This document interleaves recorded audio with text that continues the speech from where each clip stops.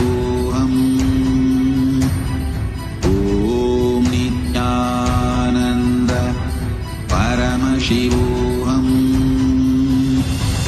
Om Nithyananda Paramashivoham. Om Nithyananda Paramashivoham.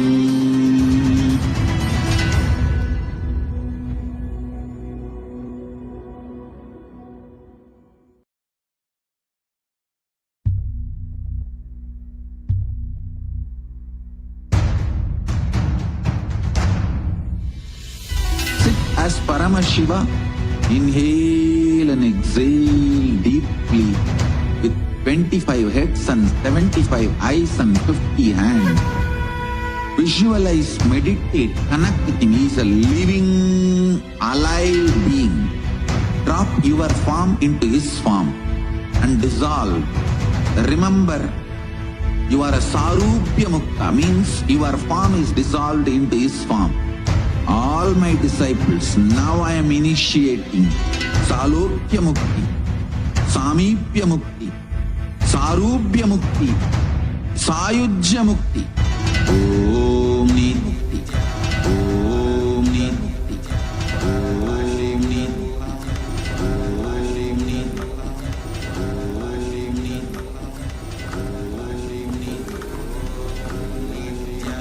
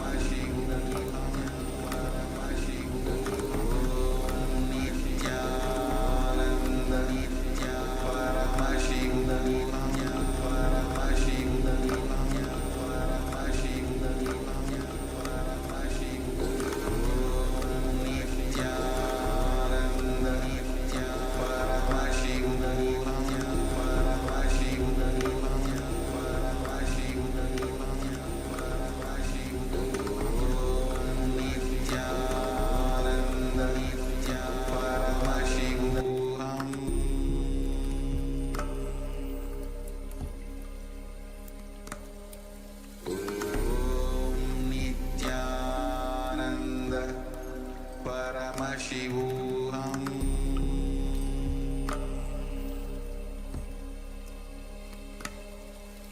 Om Nithyananda Paramashivoham.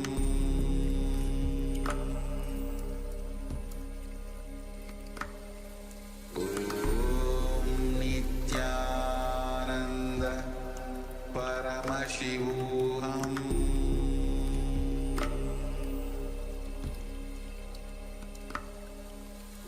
Om Nithyananda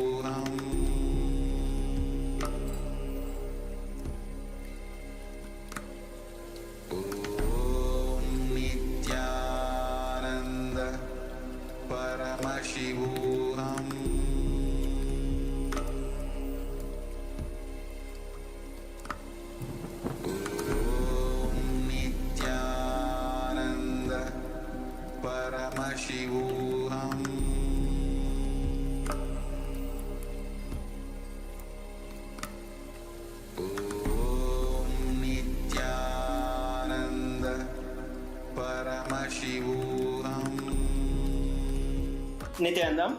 We are on a mission to revive the Enlightenment civilization. If you resonate with our message and want to be part of us, be sure to like, share, and subscribe. And don't forget to click the bell icon.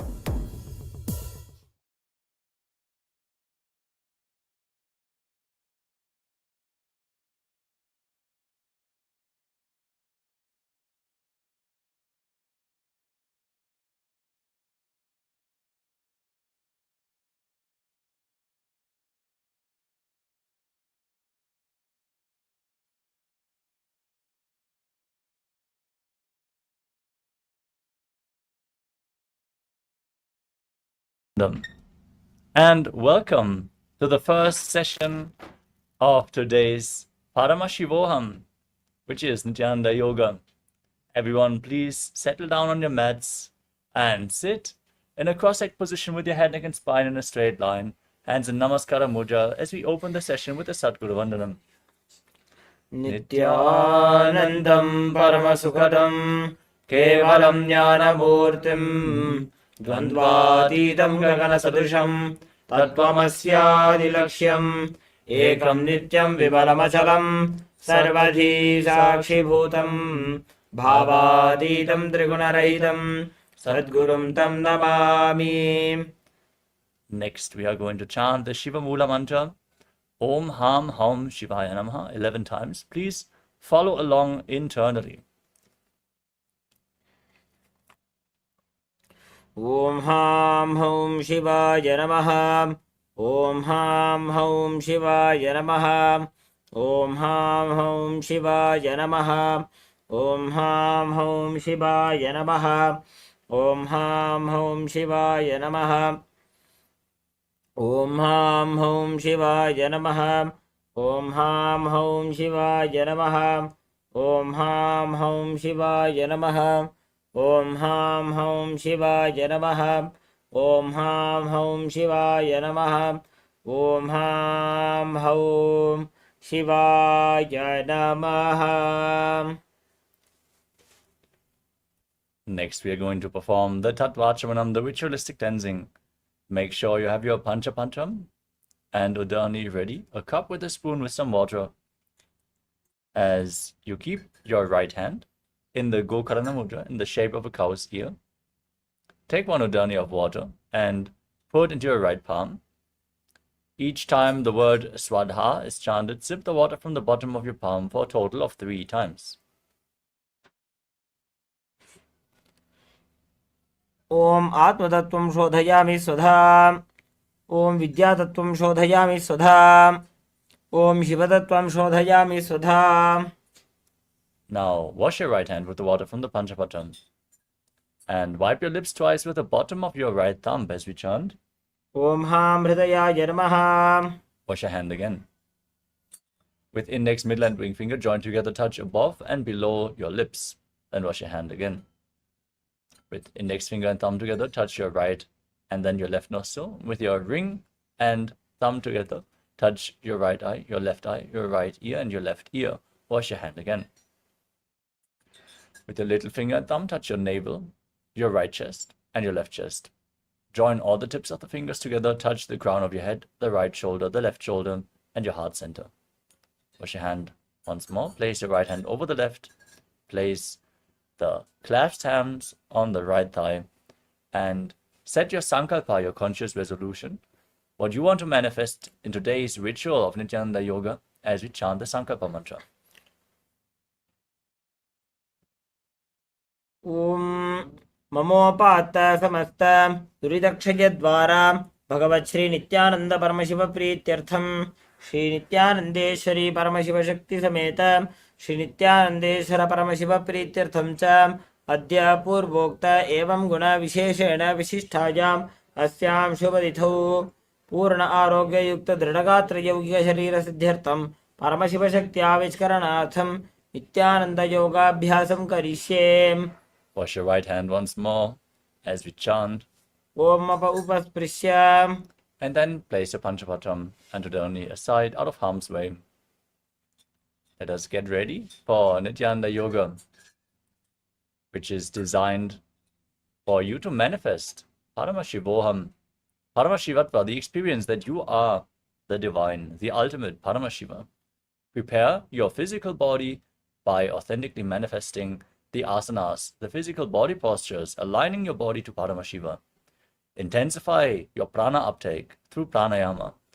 Control the inhalation, retention, and exhalation of your breath in a specific way. Infuse intense prana into your system and infuse it into your nervous system, aligning your breathing to Paramashiva. Next up is mudra. As you perform certain gestures with your hands, you create energy circuits which lead the prana through your body in a specific way, awakening the non-mechanical parts of your brain and aligning your intra-organs, your energy organs to Paramashiva, such as third eye, Vag, and Ananda Gandha. The next component is bandha. Bandhas are energy locks which you perform by contracting certain muscles and diaphragms within your body, pumping the Kundalini Shakti up along your spine, preventing it from seeping out and falling down again after it has been raised. So perform the Mula Bandha, the root lock, contract your perineal floor, push the Kundalini Shakti up.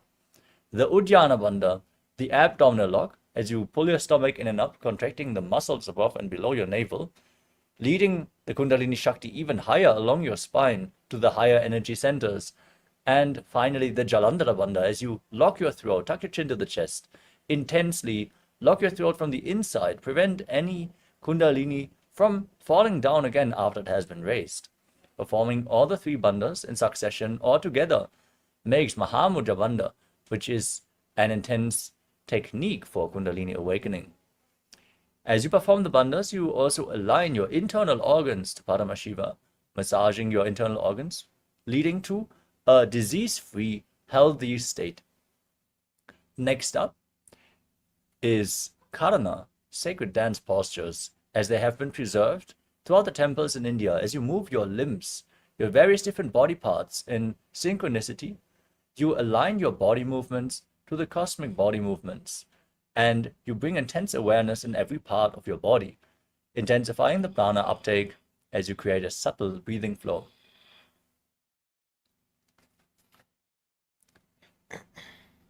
Next up is the visualization. As you visualize certain living creatures, trees, mountains, devatas, you intensely align your thinking to Paramashiva, manifesting Mano Shakti, the power of thought, where no thought goes astray, and you can just manifest your reality consciously. So hold the visualizations which are projected in the top right corner of the screen for all the various different asanas, and manifest the essence which is supposed to be manifested through this asana. The next component is japa, internal repetition of mantras. As you visualize that the japa is rotating around your throat in a circular motion, you cleanse your Vishuddhi chakra and activate Vak Shakti, the power of speech, where you always find the right words and manifest exactly what you declare as reality just by speaking it.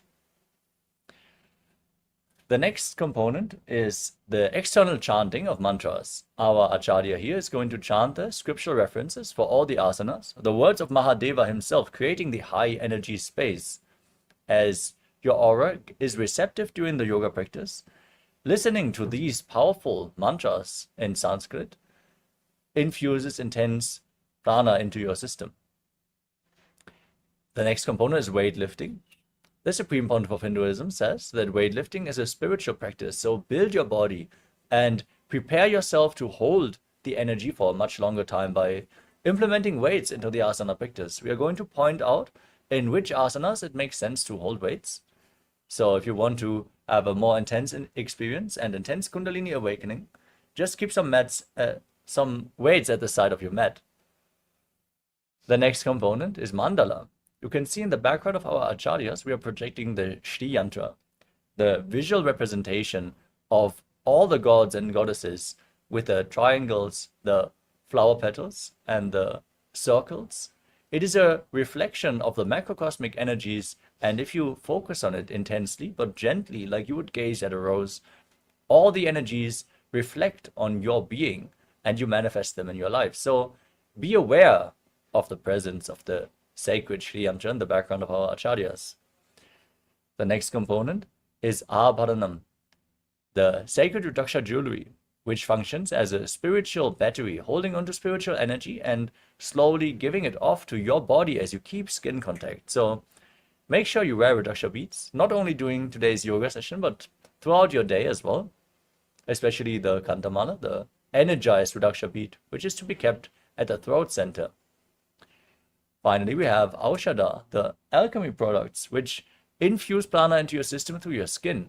Apply vibhuti and kumkum. At this point, we want to request all the male bodies to remove your upper cloth. For yoga is a ritual, and in the scriptures, it is told for all the male bodies to please remove your upper cloth and apply the vibhuti in the 16 places over your body, as you can see with our acharya here.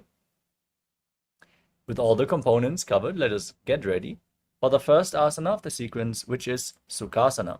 Sit in a comfortable cross-legged position with your head, neck, and spine in a straight line.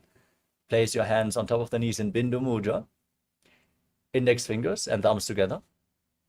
Now visualize Lord Shiva in your inner space. Breathe in Samana Kumbhaka, the first pranayama of the sequence. Inhale deeply into your stomach, hold your breath, and focus on the fire in your navel region. Perform all three bandhas, root lock, abdominal lock, and throat lock in Mahamudra bandha, and internally chant the japa Soham again and again. Visualize it rotating around your throat. तत्सुखासनमित्युक्तम् अशक्तस्तत्समाचरेत् आसनं विजितं येन जितं तेन जगत्त्रयम्. Next up is Parvatasana. Now place your feet on top of opposite thighs into Padmasana.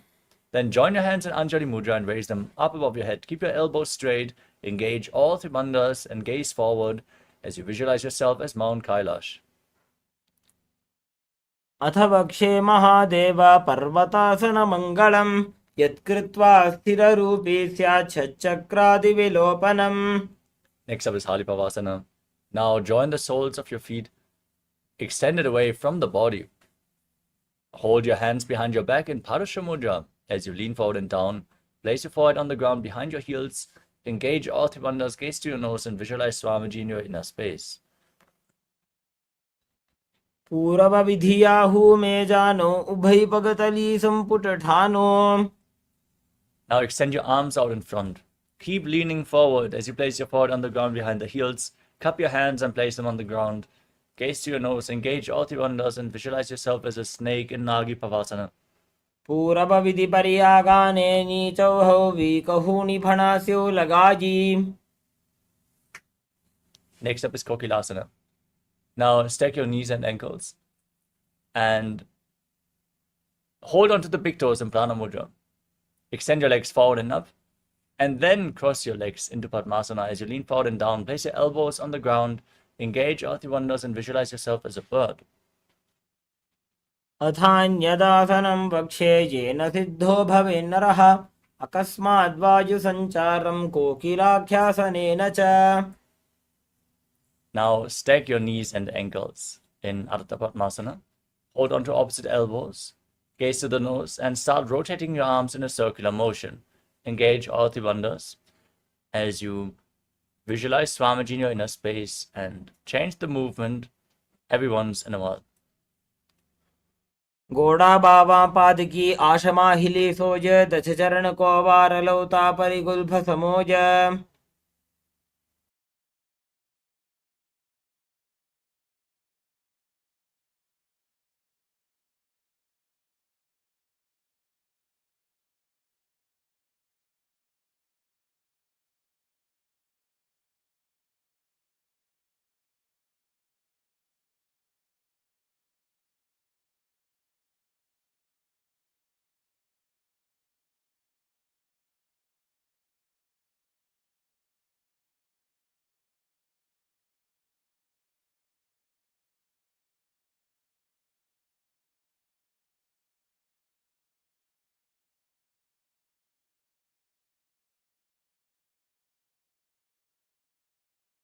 The next asana is Gajasana. Now place your hands on the ground, shoulder width apart, raise your hips up high, And scoop your head and chest forward and down again and again. Pull your stomach in and up in Uddiyana Bandha as you visualize yourself as an elephant. न्युब्जं पादाग्रे भूमौ कृत्वा लम्बी भूयामस्तकाग्रे निधाय. Next up is Vrikshasana from the same posture. Now press one heel into the ground and lift the other heel up, alternating on both sides again and again. Pull your stomach in and up and visualize yourself as a bear. एकैकं पादमाकुञ्च गजासनं कुर्यात् वृक्षासनं भवति. Now rise up, stand on the tips of the toes and bring your hands towards your chest in Hridaya Mudra, index, middle and ring fingers joined together. As you perform Uddiyana Bandha, visualize Swamiji in your inner space. केशेन पादयुगलं बद्ध्वा तिष्ठेत् अधोमुखः अथ वैश्याः वक्षे यत्कृत्वा सत्यवान् भवेत्. We come to the first karana of the sequence. Stand in Arimandi posture, heels together, toes pointing outwards and your knees bent. We're going to perform Arimandi throughout various karanas, so remember this one. Bring your hands to the chest and then lift one knee up along the center of your body. Follow along with the respective hand. Make a circular motion with both the hands and the feet as you repeat this movement again and again.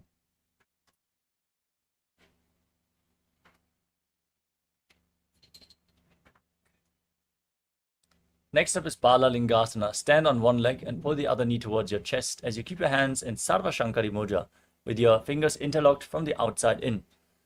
Engage all Tribandhas. Pull your knee up towards your chest and visualize yourself holding a baby. एकं जानुवरसि आलिङ्ग्य स्थातव्यं बाललिङ्गनं भवति.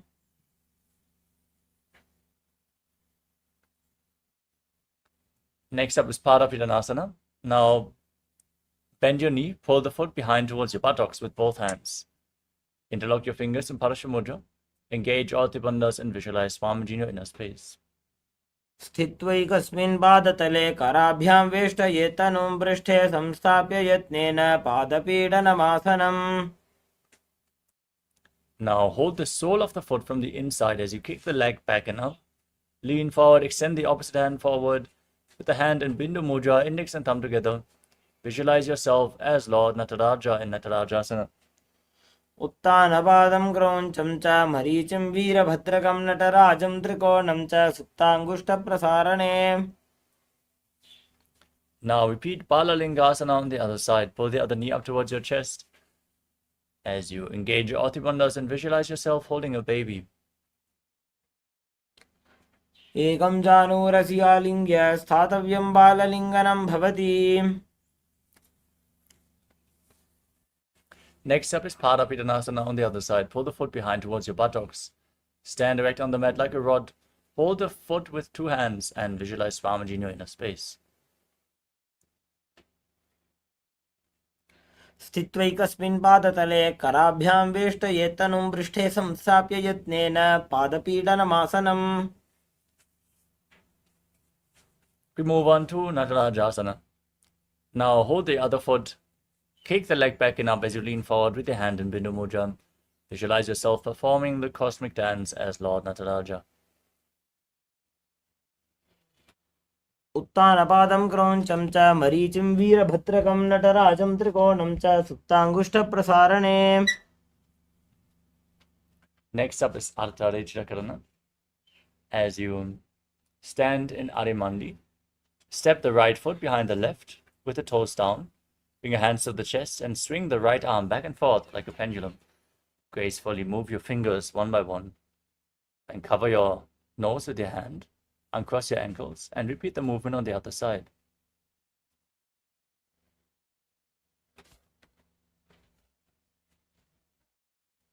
Next up is the skeleton dance. Now visualize yourself as a skeleton and shake your body intensely. You don't have muscles or tendons, just bones. So shake your body intensely.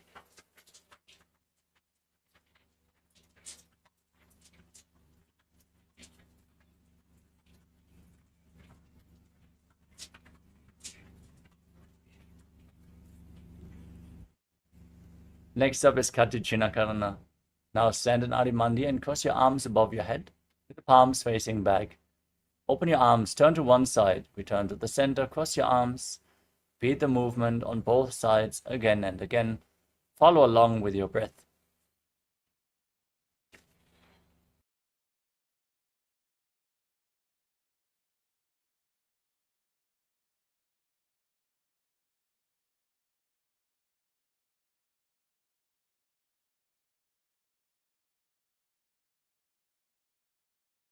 The next asana is Tadasana. Now stand on the tips of your toes and raise your arms up above your head. Keep your palms facing each other as you visualize yourself as a palm tree. Breathe in Samana Kumbhaka. Focus on the fire in your navel region. Engage all Tribandhas and internally chant the new japa Shivoham. महामुद्राबद्ध कोनो ताड़ासन विभेदकान्विनो तानं सदा कुर्यादन्तर्वत्नीपतिप्रिया.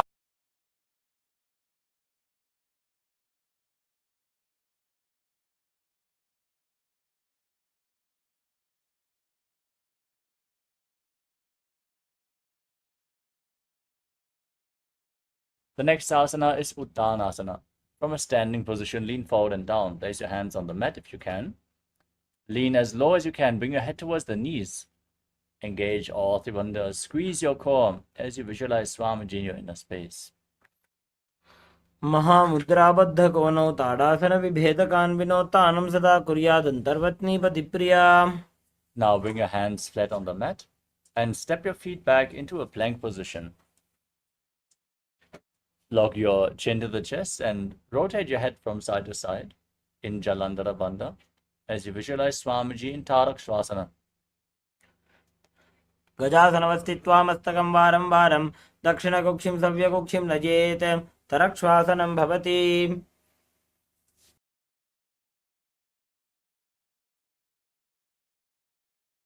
Now lower your body down onto your stomach. Place your hands next to your shoulders and lift your head up by the strength of your lower back. Open your mouth wide and inhale through the hollow of your throat in Bhujangani Mudra as you visualize yourself as a cobra in Bhujangasana. अङ्गुष्ठनाभिपर्यन्तम् अधो भूमौ विनिन्यसेत् कराभ्यां च धरां धृत्वा ऊर्ध्वशीर्षफणीवहि. Now push your body up into the plank position and alternate pulling one knee up towards your chest back and forth. Breathe calmly through your nose in Sahajra Kumbhaka. Lead the prana along your spine and hold it on and off at the various energy centers of your body as you visualize Swamiji in your inner space in Shashasana. गजासनसंस्थितौ जानुद्वयमागुञ्च वारं वारं कर्तव्यं शशासनं भवति.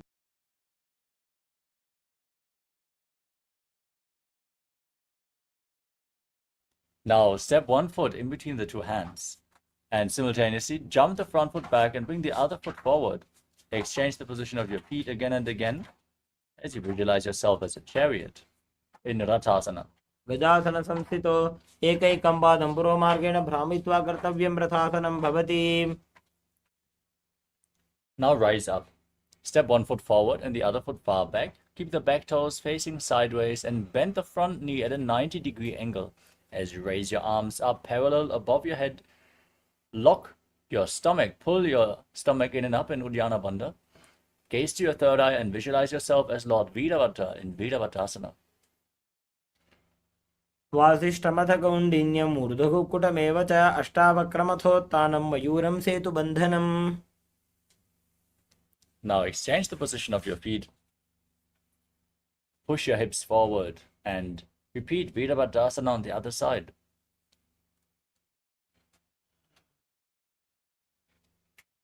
वासिष्ठमथ कौण्डिन्यम् ऊर्ध्वकुक्कुटमेव च अष्टावक्रमथोत्थानं मयूरं सेतुबन्धनम्. Now stand on one leg and lift one foot towards the inner opposite thigh. Keep the heel against the groin. Join your hands in Anjali Mudra and raise them up above your head. Keep your arms straight. Engage Uddiyana Bandha and visualize yourself as a tree in Vrikshasana. वामूरुमूलदेशे च याम्यं पादं निधायतो. Next up is Garudasana. Now lift the raised foot on top of the opposite thigh. Join your hands in Namaskara Mudra in front of your chest as you visualize yourself as Lord Garuda in Garudasana. गरुडासनमावक्षे येन ध्यानं स्थिरं भवेत् सर्वदोषाद्विनिर्मुक्तो भवतीह महाबली. Now repeat Vrikshasana, the tree posture on the other side. Lift the other foot up towards your inner opposite thigh. Join your hands and raise them up above your head. वामोर्मूलदेशे च यां यं पादं निधायतु तिष्ठेतु वृक्षवद्भूमौ वृक्षासनमिदं विदुः.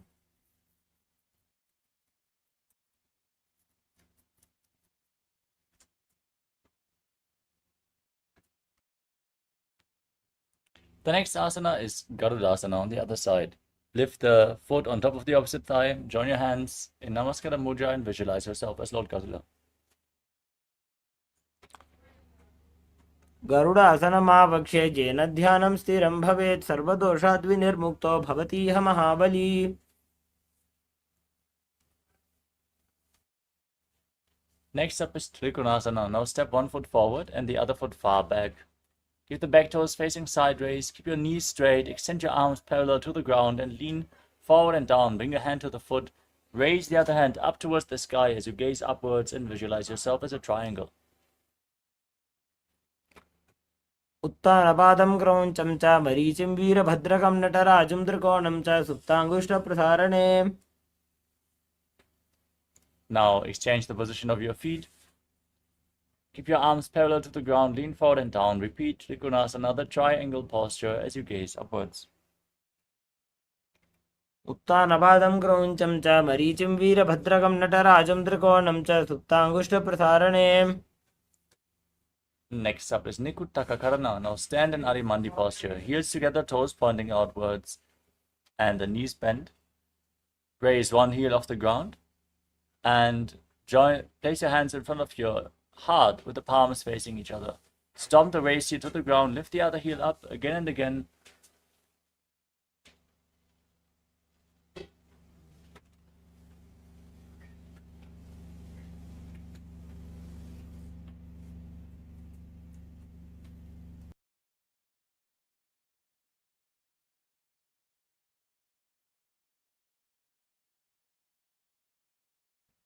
As you move on to Angushtasana, lower yourself down onto your raised heels. Tuck the toes. Keep the knees together. And join your hands in Namaskara Mudra in front of your chest. As you visualize Swamiji, start buzzing like a bee on the inhalation and exhalation in Brahmari Kumbhaka. As you internally chant the new japa Sadashivoham. कबन्धासनमित्याहुः गोरक्षासनमेव च अङ्गुष्ठमुष्टिकं येयं ब्रह्मप्रासादितं तथा. Next up is Saudasana. From the same posture, now extend one leg forward. Keep your hands at the side of your body, palms facing forward in Vara Mudra, with the fingertips just touching the ground, as you visualize Swamiji in your inner space in Saudasana. प्रसार्य एकं पादतलं संस्थाप्य त्वेकपादकम्. Now lean forward and down. Hold on to the big toe of the front foot in Prana Mudra with index and middle fingers. As you hold on to the back heel with the other hand, balance in this posture, visualizing Swamiji in your inner space. गुल्फस्थितो पादमेकं प्रसार्य तत्पादाग्रं संस्पृशेत् तत्करेण. Now extend the other leg forward. Exchange the position of your feet. Keep your hands at the side, palms facing forward as you repeat Saudasana on the other side. प्रसार्य एकं पादतलं संस्थाप्य त्वेकपादकम्. Now repeat Vidunanasana. Lean forward and down. Hold on to the front foot and the back heel. Visualize Swamiji. गुल्फस्थितो पादमेकं प्रसार्य तत्पादाग्रं संस्पृशेत् तत्करेण.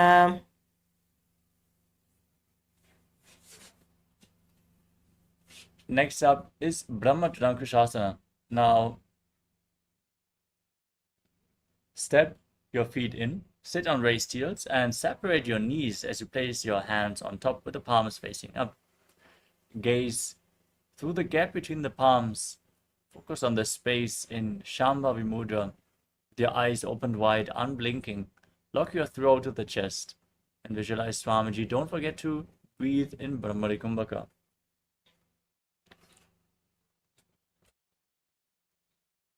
दोबू फणा पानी होए वैसे एड़ी दो गुदानी वैसे. Now drop your knees to the ground, sit on raised heels, place your hands on the thighs, gaze to your nose, lock your stomach in Uddiyana Bandha as you visualize yourself as sage Kapila Muni in Kapilasana. उभय पगथली समट हरावे तिनको माहिली core मिलावे.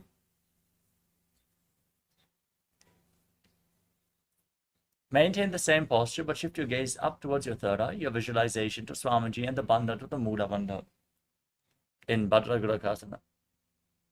दोबू पगदली संपुट करे कोरवारली भूपरि धरे कोरवारली राखे ऐसे तापरी मूल द्वार की बैसे.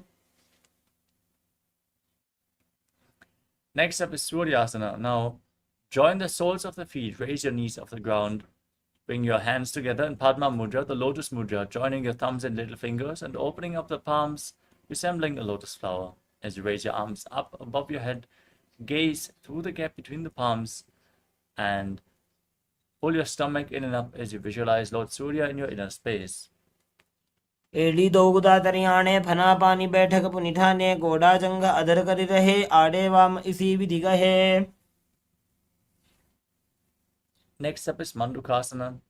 Now sit on your knees with the feet flat. Keep your hands on top of the knees. Visualize yourself as a frog as you gaze up. Press your tongue flat against the palate of your mouth in Manduki Mudra. Breathe calmly through your nose in Sahadra Kumbhaka.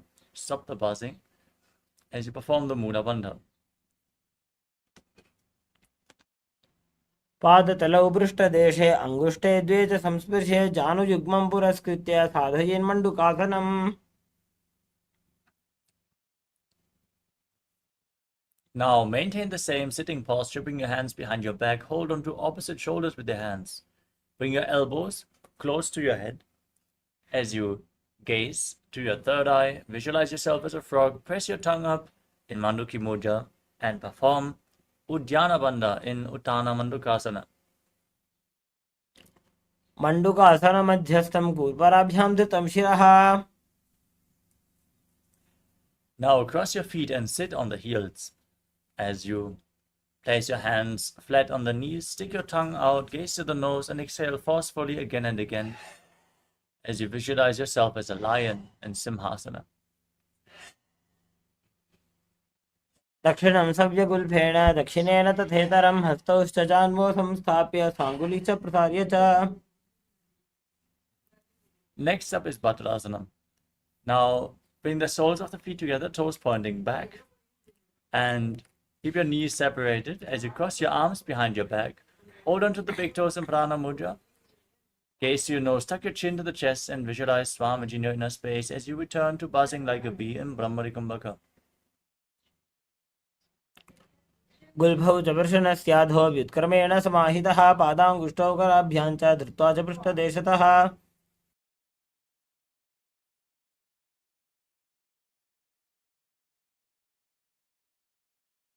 The next asana is Kakabhushandi Asana. Now place your feet flat on the ground and separate your knees. Bring your arms in and around the raised knees and bring them behind your back, interlocking the fingers in Parusha Mudra. As you gaze to the nose, visualize yourself as a crow in Kakabhushandi Asana. प्रथमे वेशक उकटठाने दोबू हाथ पगमी च आने. Next up is Kani Pavasana.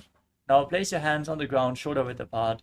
Bring your knees onto your arms towards your armpits as you lift your legs off the ground. Balance on your arms, visualize Swamiji, keep buzzing like a bee in Kani Pavasana. आसन को गुण आशीर्षता होई तो आची होई. With your hands flat on the ground, place your head on the mat as well. Form a triangle between your head and your hands. Then raise your legs up. Point them towards the sky as you gaze to your nose and visualize Swamiji in Kapali Asana. शीश शीशा धरती टेकी पगदो वो मिलिवा ऊंचा को करे. Next up is Parshva Mayurasana. Lower your legs down. Come to a Squatting position, as you place your hands flat on the mat, twist your body to one side, align one knee and the hip with your elbows as you lean forward, and lift yourself up onto your elbows, extend your legs out to the side, gaze to your third eye, visualize yourself as a peacock, exhale as deep as you can and hold your breath in Rechaka Kumbhaka, starting off in Paramashivoham. मयूरं दण्डवत् कुर्यान् मायूरं दण्डनामकम्. Now twist your body in the opposite direction. Perform Paramashivoham on the other side. मयूरं दण्डवत् कुर्यान् मायूरं दण्डनामकम्. The next asana is Bhairaganathasana. As you place your hands flat on the ground, step your feet back into Tadakshvasana, then step one foot outside the respective shoulder in between the two hands. Gaze up towards your third eye and visualize yourself as Lord Kala Bhairava in Bhairaganathasana. आसन को गुण पीति जाई. Now step the front foot back, bring the other foot around the shoulder in between the two hands. Push your hips forward, stretch your legs and your back as you gaze to your third eye and visualize yourself as Lord Kala Bhairava, which is the moti of today's darshan of the Supreme Pontiff of Hinduism. Repeat Bhairaganathasana on the other side.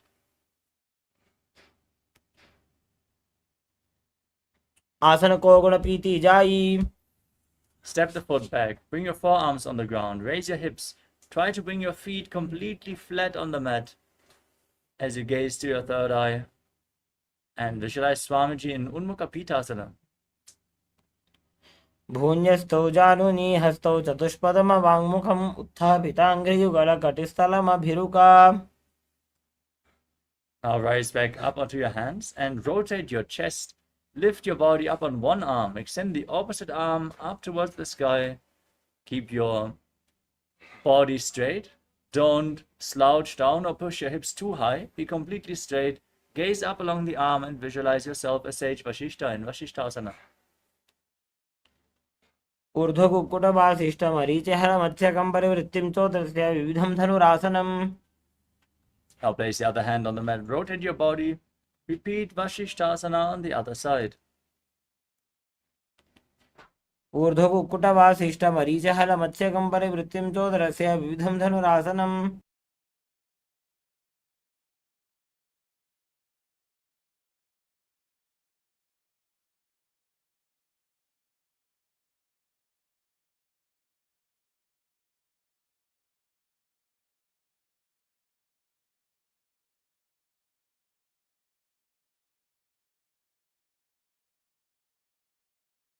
The next asana is Anjani Asana.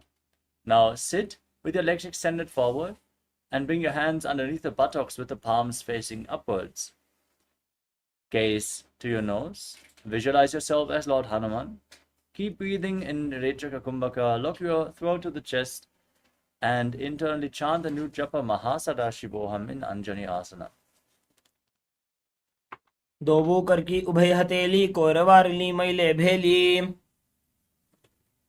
Next up is Paschimottanasana. Now lean forward and down with your legs extended. Hold on to the big toes in Prana Mudra, index and middle fingers together.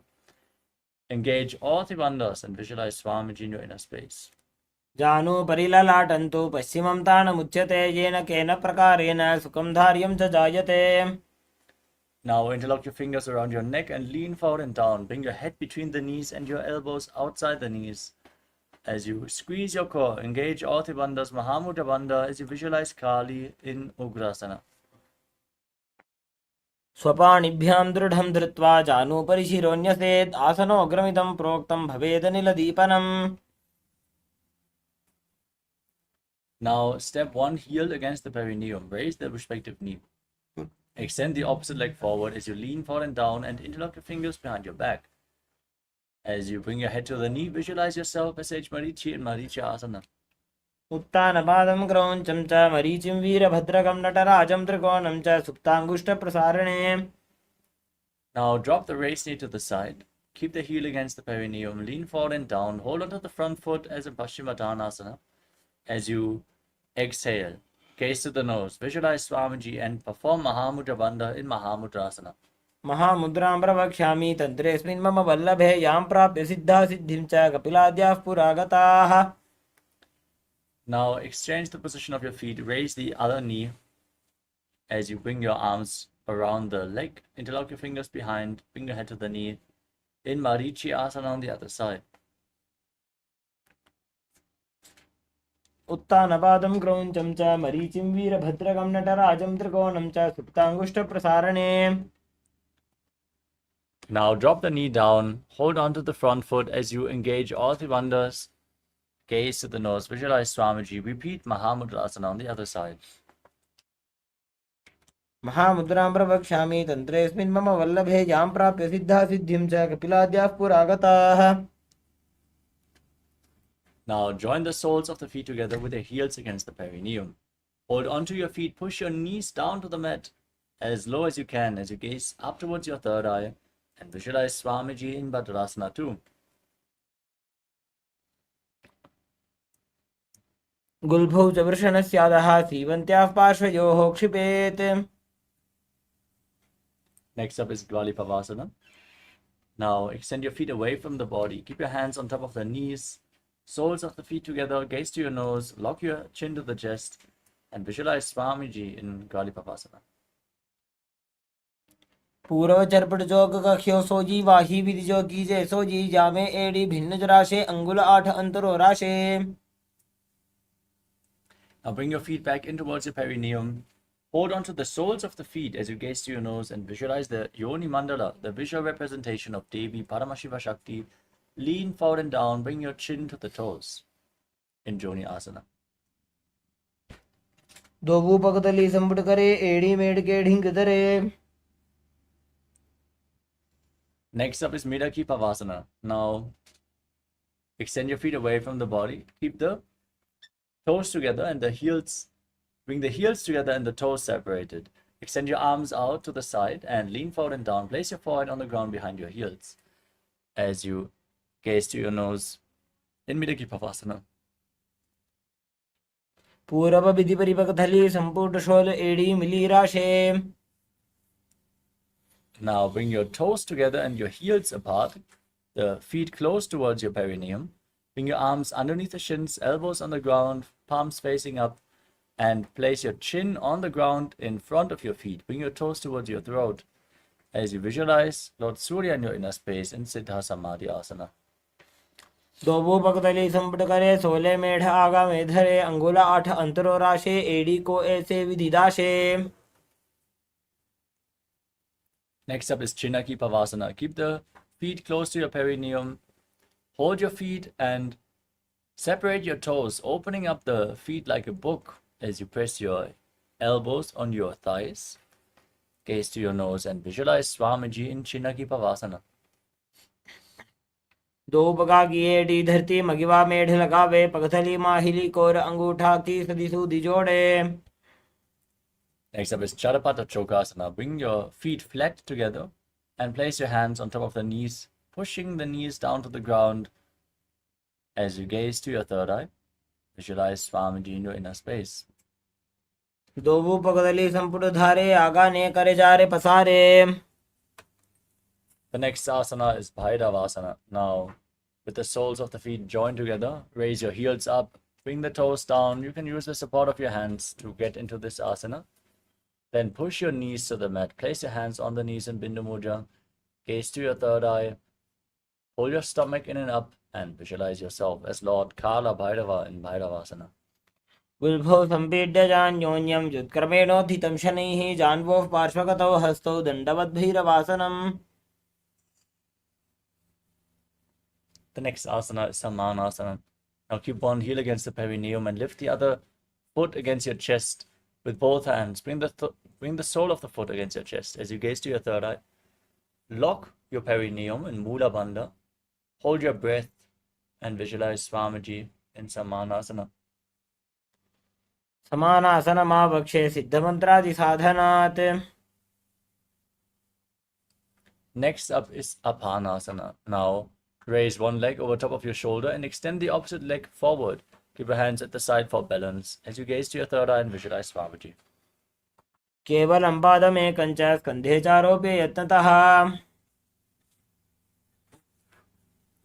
Now bring the other foot against the perineum, lift the other leg up against your chest, gaze to your third eye and visualize Swamiji in Samanasana on the other side.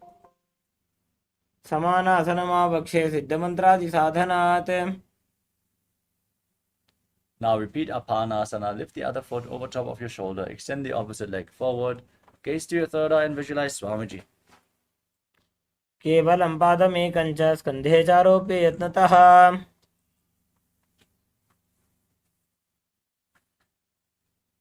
The next asana is Gomukhasana. Now place one leg flat with the heel close to the opposite hip and stack the other knee over top. Interlock your fingers and Parashamudra, place them on the top knee as you gaze to your nose and visualize the face of a cow. Breathe in Siddhkari Kumbhaka, press your tongue against the palate of the mouth and hiss through your teeth as you inhale. Exhale through your nose and internally repeatedly chant Om Nithyanandoham in Gomukhasana. सव्ये दक्षिणगुल्भं तु पृष्ठपार्श्वे नियोजये दक्षिणेऽपि तथा सव्यं गोमुखं गोमुखं यथा. Next up is Anasuyasana. Now hold on to the big toes in Prana Mudra with index and middle fingers. Gaze to your nose. Pull your stomach in and up and visualize yourself as Rishika Anasuya in Anasuyasana. दक्षिण गोड़ों नीचे उठाने बाबों ताके ऊपर आने. Next up is Anasuyasana 2. Interlock your fingers behind your back, lean forward and down, place your nose on the mat as you visualize yourself as Rishika Anasuya in Anasuyasana 2. जीमणा गोदा की संधि उपरिड़ा वा गोड़ा की संधि. Now bring one foot towards the perineum. Place the other foot flat with the knee raised against your chest. Gaze to your nose as you visualize yourself as Lord Garuda in Garudasana 2. डावोपगमोडी एडी माहिलो गुल्भमूलद्वारनी चैदे. From Garudasana 2, raise your perineum onto the heel and interlock your fingers around your neck, twisting your body, your elbows outside the raised knee. Gaze to your third eye and visualize yourself as Sage Narada in Naradasana. पिष्टिजुआम बगदरी केरी भूपरिता ही लगावे फेरी. Now place one foot on top of the opposite thigh, raise the opposite knee towards your chest and hold on to the shin and the big toe of the raised knee as you gaze to your nose and visualize Matsya, the fish avatar of Lord Vishnu. वामे न वामांगुष्ठन्तु गृहीतं मत्स्यपीठकम्.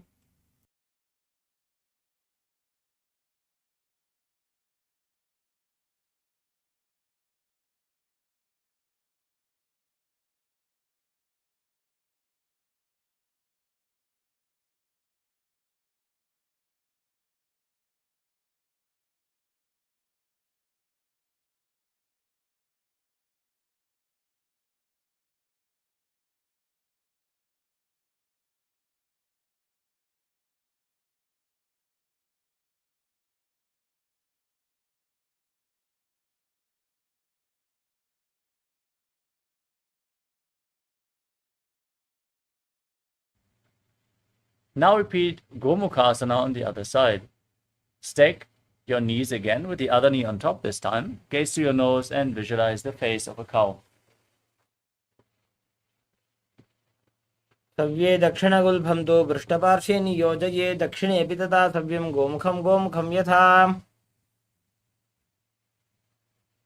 Next up is Anasuyasana on the other side. Hold on to the big toes. Gaze to your nose. Pull your stomach in and up.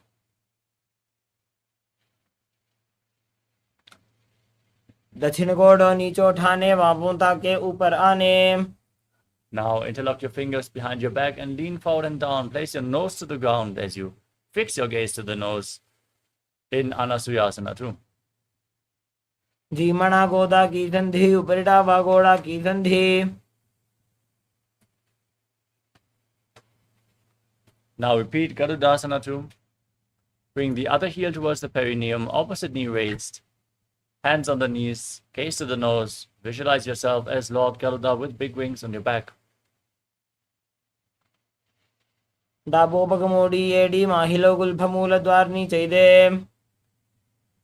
Now raise your perineum onto the heel, interlock your fingers around your neck, twist your elbows outside the raised knee, gaze up and visualize yourself as sage Narada in Naradasana on the other side. इष्टिज वाम पगदली केरी भूपरिता ही लगावे फेरी.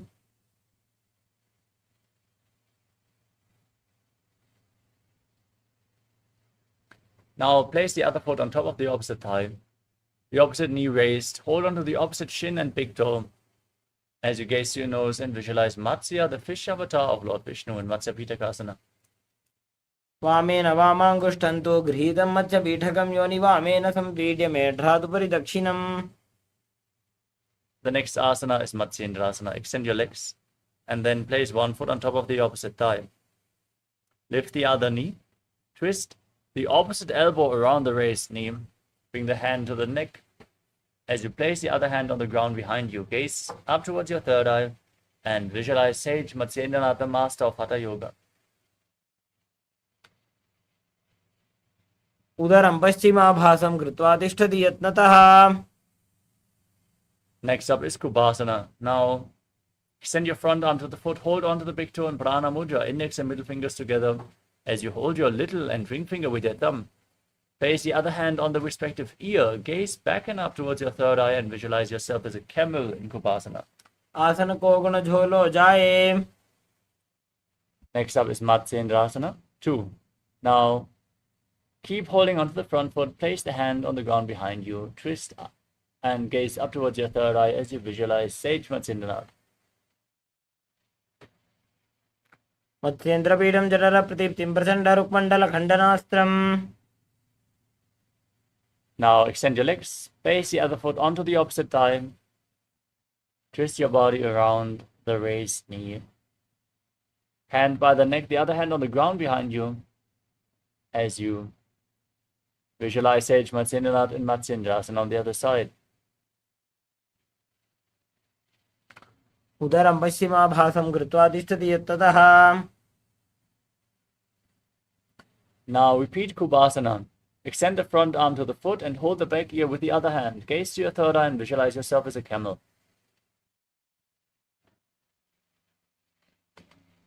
आसन को गुण झोलो जाए. Drop the hand from your ear to the ground behind you. Gaze up and visualize Sage Matsyendranath in Matsyendrasana 2. मत्स्येन्द्रपीठं जठर प्रदीप्तिं Prachanda रुक्मण्डल खण्डनास्त्रम्. Now place your feet onto opposite thighs. Sit in Padmasana. Keep your hands on top of the knees, completely flat. Gaze to the nose. Visualize yourself as Lord Shiva. Breathe in Sitali Kumbhaka. Press your tongue against the teeth and hiss through your teeth as you inhale.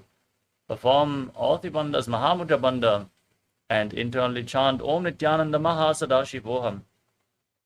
आसनं द्विधं प्रोक्तं पद्मं वज्रासनं तथा ऊर्ध्वोरुपरि चेत् धत्ते उभे पादतले यथा.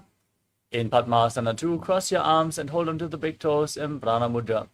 Gaze to your nose. Visualize yourself as Goddess Parvati, the consort of Lord Shiva. उत्तानौ चरणौ कृत्वा ऊरु संस्थो प्रयत्नतः. Next up is Kukkutasana. Now bring your hands in between the legs as you remain seated in Padmasana. Lift your body up, straighten your arms, raise your knees, breathe calmly through your nose in Sahadra Kumbhaka as you visualize yourself as a rooster. पद्मासनं सुसंस्थाप्य नान्वोरोरन्तरे करौ. Next up is Bandha Keki Asana. From Padmasana, raise up onto your knees, bring your arms on the ground, fingers pointing towards your body. Lean onto your elbows and lift your knees off the mat as you balance on your arms, visualizing Swamiji in your inner space. धरामोष्टभ्यकरद्वयेन तत्कुर्परिस्थापितानाभिपार्श्वः. Extend your legs into Mayurasana. From a kneeling position with your elbows towards your navel, fingers pointing back. Lean forward, find balance, lift your legs up off the ground. Keep them extended straight as you visualize yourself as a peacock in Mayurasana.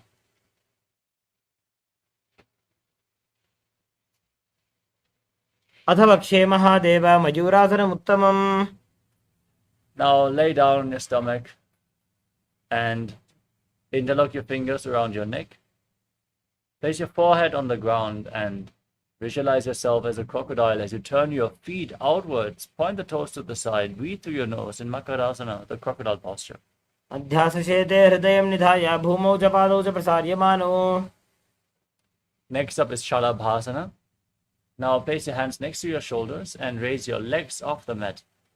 Visualize yourself as a locust. अध्यासशेते करयुग्मवक्षो भूमिमवष्टभ्य करयोस्तलाभ्याम्. Now hold on to your feet as you pull them outside of your hip down towards the ground. Try to touch your heels to the mat as you visualize yourself as a camel in Ushtrasana. अध्यासशेते पदयुग्मव्यस्तं पृष्ठे निधायापि धृतं कराभ्याम्. Next up is Dhanurasana. Now kick your legs back and up. Hold on to the feet and raise your head and chest upwards. Gaze to your third eye and visualize yourself as Pinaka, Lord Shiva's bow. प्रसार्य पादौ भुजदण्डरूपौ करौ च पृष्ठे धृतपादयुग्मम्. Now come to a kneeling posture. Sit up. Sit on your heels as you keep your feet flat. And hands on the knees. Gaze to your third eye. Breathe through your nose. And internally chant the Mahavakya Om Nithyananda Paramashivoham as you visualize Swamiji in Bakasana. उल्टा मोड़ी पावदो वैसे बहुरो जुगति करे एक ऐसे. Now place your forearms on the ground, elbows shoulder width apart. Interlock your fingers, place your head on the mat, and get ready to enter another inverted posture. If you have any neck or upper back injuries or high blood pressure, take it slow with all the inverted postures. Ask your doctor if it is safe for you to perform inverted postures. If you need support, lean against the wall or ask a partner to aid you in the performance of the inverted postures. Walk your feet forward, raise your hips high, lift your legs off the ground, and in Gohi Asana, pull your knees in towards your chest. Squeeze your body into a ball. Try to touch your chin with your knees. Gaze to your nose and visualize Swamiji in your inner space. दो हाथ की कहुनी जोई पुनिह कलाई जाने दोई. Now raise your legs up straight into Shirshasana, the headstand. Gaze to the nose and visualize Swamiji in your inner space. विपरीतं मण्डलं च द्विधैव विदितं हिनः. Gently lower your body down. Come to a seated position, extend your legs forward. And get ready to enter a sequence of rapid exhalations in Bhastrika Kumbhaka as we contract the abdomen to push the air out of the lungs again and again. Without actively inhaling, the air will naturally flow back into your lungs, don't worry. This is called as Bhastrika Kumbhaka. Breathe like the bellows of a blacksmith. As you hold onto your calves and extend your legs out and up, forward in front of you, visualize Swamiji in your inner space and hold this posture in Purasana. दो हाथ पग बाहर आने घोड़ा तले काकसी ठाने. Now bring your hands behind your back, hold on to opposite shoulders as you extend your legs forward and up in Parigasana. Gaze to your third eye and visualize yourself as a maze. Keep breathing rapidly. उत्तानशयनं कृत्वा पादौ मिलित्वा प्रसार्य. Extend your arms out in front. Raise your legs. Keep your arms parallel to the ground as you gaze to your third eye and visualize yourself as a boat in Naukasana. उत्तानशयनं कुर्पराभ्यां भूमिं वष्टभ्याम्. Now lift your feet against your chest. Scoop your hands below the feet. Hold them close as you can towards your chest. Try to touch your soles of the feet against your chest as you gaze to your nose.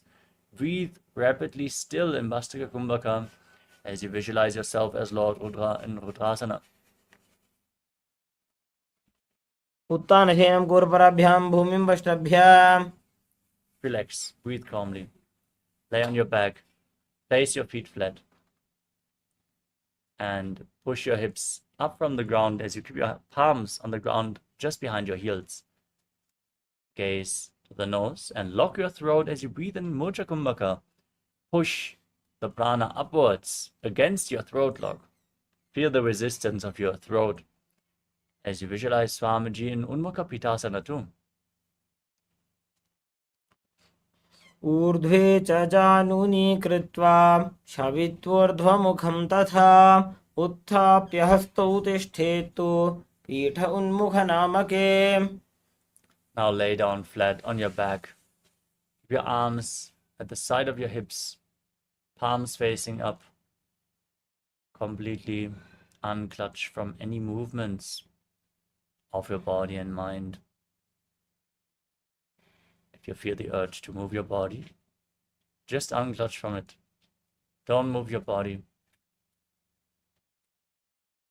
In Shavasana, visualize that your body is dead. Feel that you are leaving your body behind, leaving through the crown of your head, as Swamiji is guiding your soul and liberating you from the cycle of birth and death. Internally, chant the Mahavakya. Om Nithyananda Paramashivoham.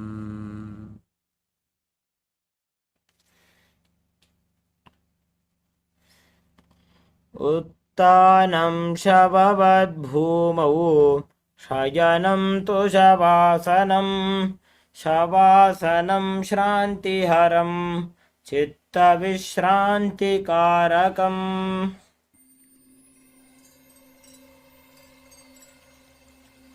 I welcome you all with my love and respect. Let you all open all your three eyes. Om Nithyananda Paramashivoham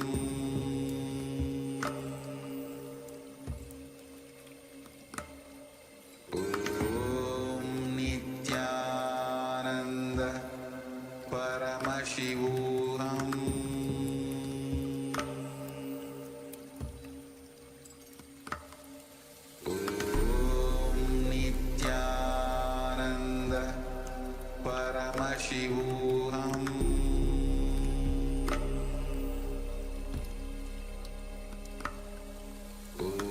Om Nithyananda Paramashivoham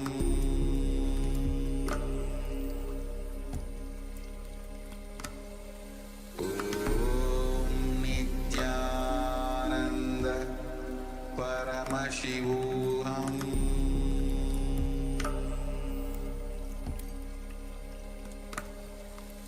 Om Nithyananda Paramashivoham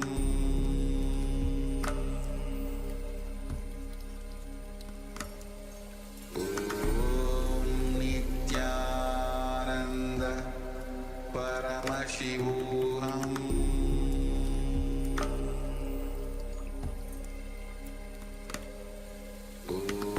Om Nithyananda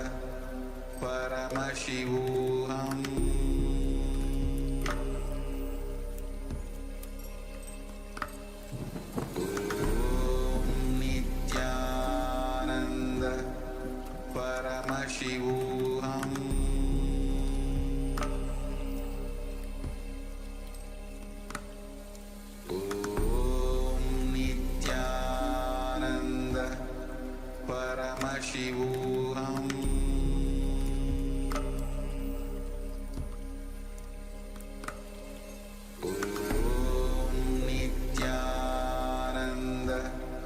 Paramashivoham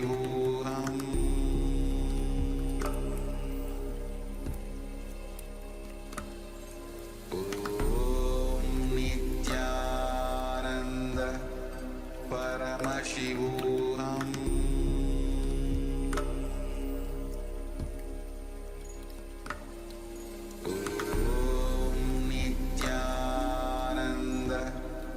Paramashivoham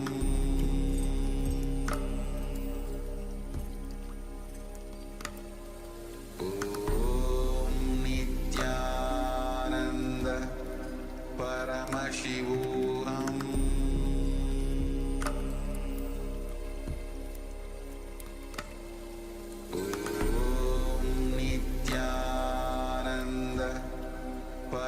Paramashivoham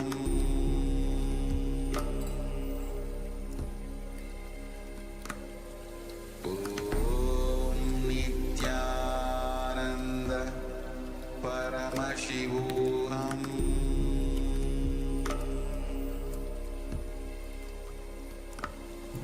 Om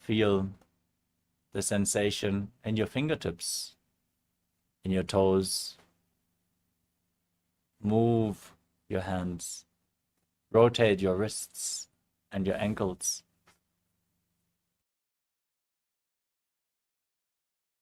Move your elbows, your knees. Pull your knees up towards your chest. Rock your body from side to side and slowly return to a comfortable seated position.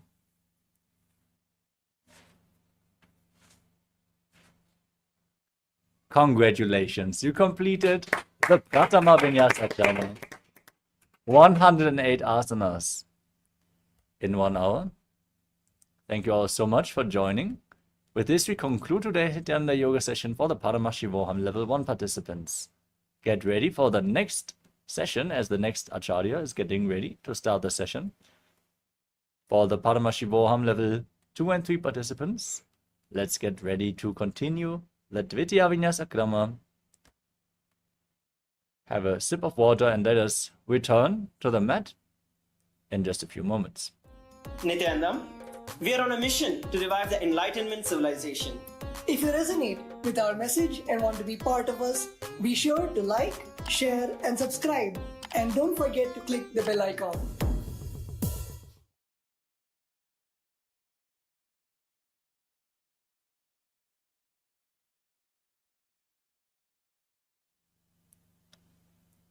Let us now move into the next asana of the sequence, which is Yathasanishthasana. Sit in a position that brings ease to your physical and mental space. Any comfortable posture is fine. As you keep your hands on top of the knees in Bindu Mudra. Visualize Swamiji in your inner space. Breathe in Samana Kumbhaka. Hold the prana in your stomach region and kindle the Jataragni in your navel as you engage the Mula Bandha, the root lock, and chant Om Nithyananda Paramashivoham in Yathasanishthasana. पर्यङ्कं तत्समाख्यातं यतसंस्थां यथा स्थितिः. Next up is Samasana in a cross-legged position with the hands on the knees in Bindu Mudra. Inhale as deep as you can, and then exhale as deep as you can, again and again. Visualize Swamiji in your inner space. इदानीं गर्भिणीनां योगाभ्यासौ यथा लगौ सुखप्रसवलाभाय प्रोच्यते पार्थनेपति. Next up is Muktasana. Now place your left heel against the perineum and stack the right foot over the left foot. Keep your hands flat on your knees, gaze to your nose, and visualize yourself as a sage liberated by the supreme pontiff of Hinduism in Muktasana. निपीड्यसि विनीं सूक्ष्मां दक्षिणेतरगुल्पतः वामं याम्येन गुल्पेन मुक्तासनमिदं भवेत्. Next up is Siddhasana. Maintain the same posture. Gaze up towards your third eye and visualize Swamiji in your inner space. स्थाणुसंयमितेन्द्रियोचलदृशा पश्यन् भ्रुवोरन्तरं चैतन्मोक्षकपातभेदजनकं सिद्धासनं प्रोच्यते. Next up is Siddhi Asana. Maintain the same posture, but shift your gaze down to the floor in front of you as you engage Mahamudra Bandha, all three bandhas. Visualize Swamiji in your inner space. वामपादकी एडी जानो शिवनिमदिता सुकोंटानो दचपादकी AD जोई मेदुमदि लगावे सोई. Next up is Rudrasana 2. Now visualize yourself as Lord Rudra as you keep your hands on top of the knees in Bindu Mudra. Gaze to your third eye. वामचरण परिदचन रागे एक जुगति आसे विदिदाके वामपगतले माहिले कोर दचके चुक बाहर लेवोर. Maintain the posture. Gaze to your nose and embody tranquility and an unshakable nature in Santadunasana. आसन की गुण मन की चंचलता meet. Next up is Siddhasana 2. Now bring your hands in front of your navel, cup one hand over the other, forming Samputa Mudra, the mudra which resembles a closed lotus flower, as you visualize Swamiji in your inner space. ऋजुकाय समासीनं सिद्धासनमुदीरितं प्रसार्य भुवि पादौ तो दोर्व्यामङ्गुष्ठमादरात्. Next up is Bandha Yoni Asana. Now maintain your legs in the same posture and set the sankalpa to manifest through the womb of creation. As you inhale as deep as you can, hold your breath and enter Shanmukhi Mudra. Close your mouth with little fingers, nostrils with ring fingers, eyes with middle and index fingers, and your ears with your thumbs. यत्र मध्ये महादेव बन्धयोन्यासने शृणौ यत्कृत्वा केचरो भूत्वा विचरेदीश्वरौ यथा कृत्वा योन्यासनं नाथ लिङ्गाग्युह्योऽभिनन्दनम्.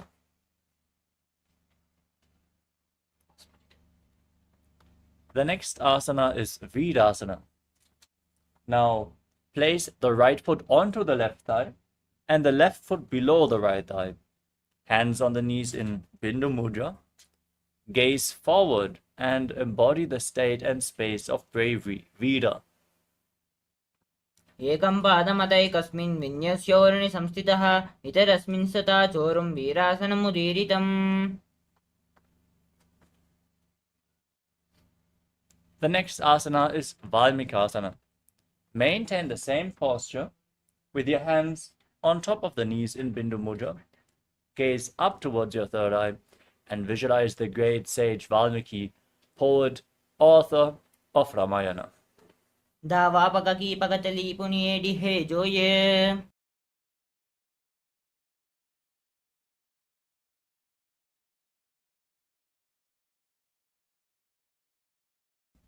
Next up is Joni Mudrasana. Now, keep your hands flat on your knees, gaze to the tip of your nose, and visualize Yoni Mandala, the visual representation of Devi Paramashiva Shakti in Joni Mudrasana. वामपादकी पकतली जाहि माहिली कोरे.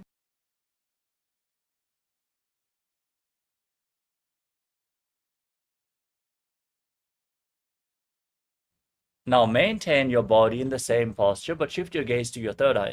Keep visualizing Yoni Mandala in Yoni Asana. योन्यासनं पर्वतेन योगं योगफले निलं तत्कालपललं तावत् केचरो यावदेव हि.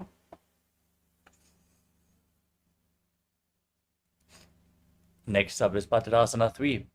Join the soles of your feet and bring your knees to the ground. Interlock your fingers around the toes and push the knees down as you gaze to the tip of the nose. Pull your stomach in and up and visualize yourself as Lord Virabhadra. गुल्पौ च वृषणस्यादः शीवन्त्यः पार्श्वयोक्षिपेत् सव्यगुल्पं तथा सव्ये दक्षगुल्पं तु दक्षिणे पार्श्वपादौ च पाणिभ्यां दृढं बद्ध्वा सुनश्चलं भद्रासनं भवेत् एतत् सर्वव्याधिविनाशनम्. Now place your left hand on the left knee, cover your mouth with the right hand, close the left nostril with your index finger, inhale through the right nostril. Once you inhaled fully, close your right nostril and hold your breath. पूर्वक हो विश्रिका जो ही वाही विधि जो कीजे सोई.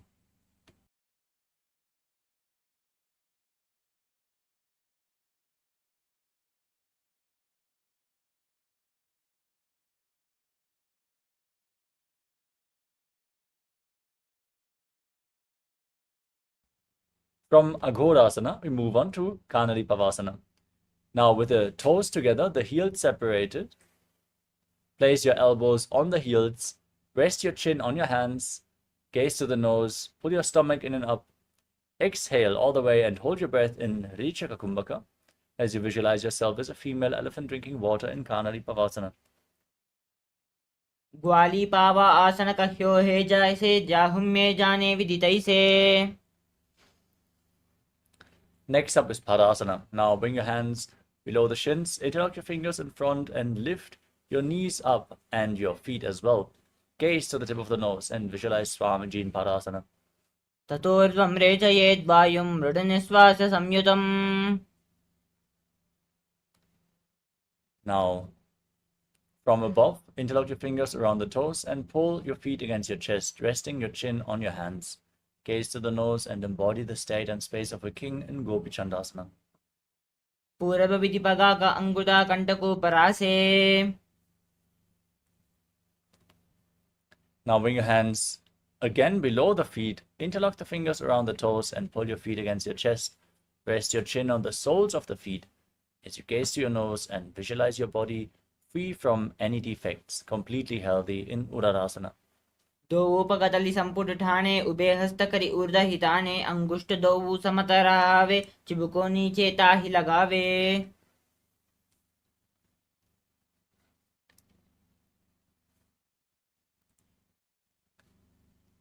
Next up is Vishishtasana. From this posture, raise your feet up in front of your face. Keep the interlocked fingers in front of your forehead as you visualize yourself excelling in everything. दोवोपगतलि जोड़ी संपुट करे हाथ दोवा पग विच आनी तले. Now bring your legs over top of your shoulders and bend your elbows upwards so you can interlock your fingers around your neck. Keep exhaling and holding your breath in Bhujasana as you visualize yourself as a cobra. शिरासनं तो विज्ञेयं कक्षासनमतः परं ग्रीवासनं च परमं भुजासनमिहोच्यते. Next up is Kalyanasana. Now bend your elbows down, keep your legs over your shoulders, and bring your hands behind your back, interlocking them. As you gaze to the nose, visualize yourself as a beautiful, auspicious goddess. दोहात पगं बीजा आने तिनको गोडानी छेठाने बहुरी पाख्यात बाहर ल्यावे पुनयुगति आसीत हरावे. Now sit on the left heel as you keep the top of the left foot flat on the mat. Stack your right knee over top of the left and keep your heel at the outside of the hip as you place your hands on opposite knees. Gaze forward without focusing on anything external. Focus only on the object within in Vaishnavi Mudra as you visualize yourself as an elegant swan and breathe in Ujjayi Pranayama. Make an ocean-like sound with your mouth on the inhalation and exhalation in Sankatasana. वामपादं चितेर्मूलं सन्न्यस्य धरणीतले पाददण्डेन याम्येन वेष्टयेद्वामपादकं जानुयुग्मं करयुग्मम् एतत्सङ्कटमासनम्.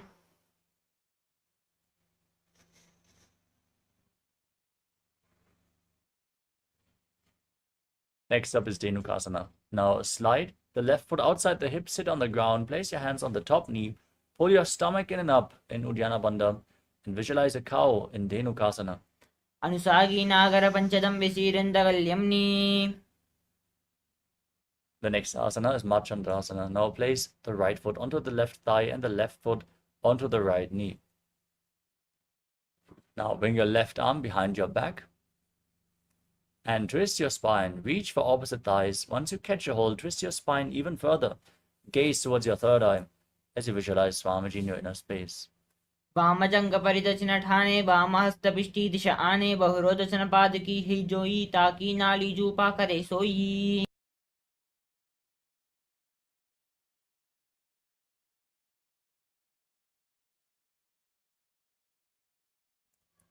Now untwist your spine. Hold on to the toes and then lean forward and down. Place your forehead on the ground and visualize Swamiji in Marchandrasana too. प्रथमजी मनोचरणो च जोई वामजंग परिराखे सोई ताकि AD कड़िसोल्यावे बहुरी जुगति यह और करावे. Rise back up. Keep your feet in the same position. Interlock your fingers and place them on the top knee. Engage Mahamudra Bandha as you visualize Swamiji, your Guru, in Guru Asana. ऊर्मूले दरवादस्य कनिष्ठिका प्रदेशकुल्पं संस्थाप्य तिष्ठेत् हस्तौ सम्मीलयेत् गुरुवासनं भवति. Now repeat the Sankatasana on the other side. Place the top of the right foot on the mat. Sit on the right heel. Stack your left knee over top and place your hands on opposite knees, visualizing yourself as an elegant swan. वामपादं चितेर्मूलं सन्न्यस्य धरणीतले पाददण्डेन याम्येन वेष्टयेद्वामपादकं जानुयुग्मं करयुग्मम् एतत्सङ्कटमासनम्. Now slide the right foot outside the hip, sit on the ground. Place your hands on the top knee, perform Uddiyana Bandha and visualize a cow in Dhenukasana. अनुसागी नागर पंचदं वृषेरिं दगल्यम्नि. Next up is Marchandrasana. On the other side, now place the left foot onto the right thigh and the right foot onto the left knee. Twist your spine, bring the right arm behind your back, hold on to opposite thighs, gaze to your third eye and visualize Swamiji. वामजंग परिदर्शन ठाने वामहस्तपिष्टि दिशा आने बहुरोदर्शन पाद की है जोई ताकि नाली जूपा करे सोई. Untwist your spine, hold onto your feet and place your forehead on the mat in front of you. Lean forward and down. Bring your navel towards your heels as you visualize Swamiji in Machandrasana too. प्रथमजी मनोचरणोज जोगी वामजंग परिराके सोई ताकी येडी कड़ सोल्यावे बहुरी जुगति यह और करावे.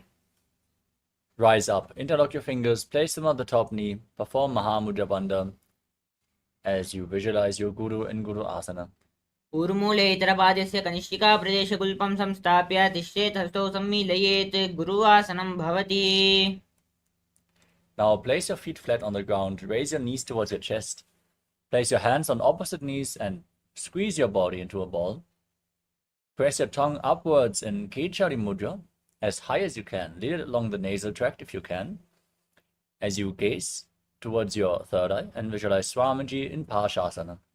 पादतले भूमौ निधाय जानने उरसे निधाय विपरीत हस्ताभ्यां मूरु सहित जंगे निबध्य तिष्ठेत् पाशासनं भवति.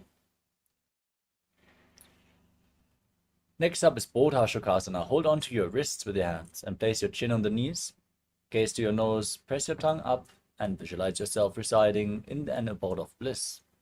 दो भूपगतली भूपरिधरे कोरुमा हिले ऐसे करे कोरुमिलाई उकड़ बेसे जंगा चाटे अग्र निवेसे.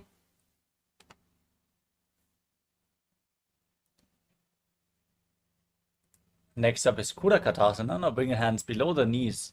Hold on to opposite elbows.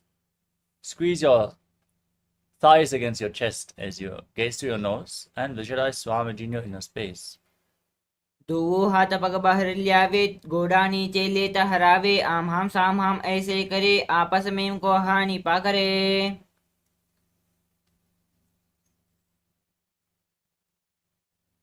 Now stack your right ankle over the left with the toes pointing up. Gaze to your nose. Keep breathing through your mouth in Ujjayi Pranayama as you visualize the great sage and Maharishi Sumati in Sumati Asana.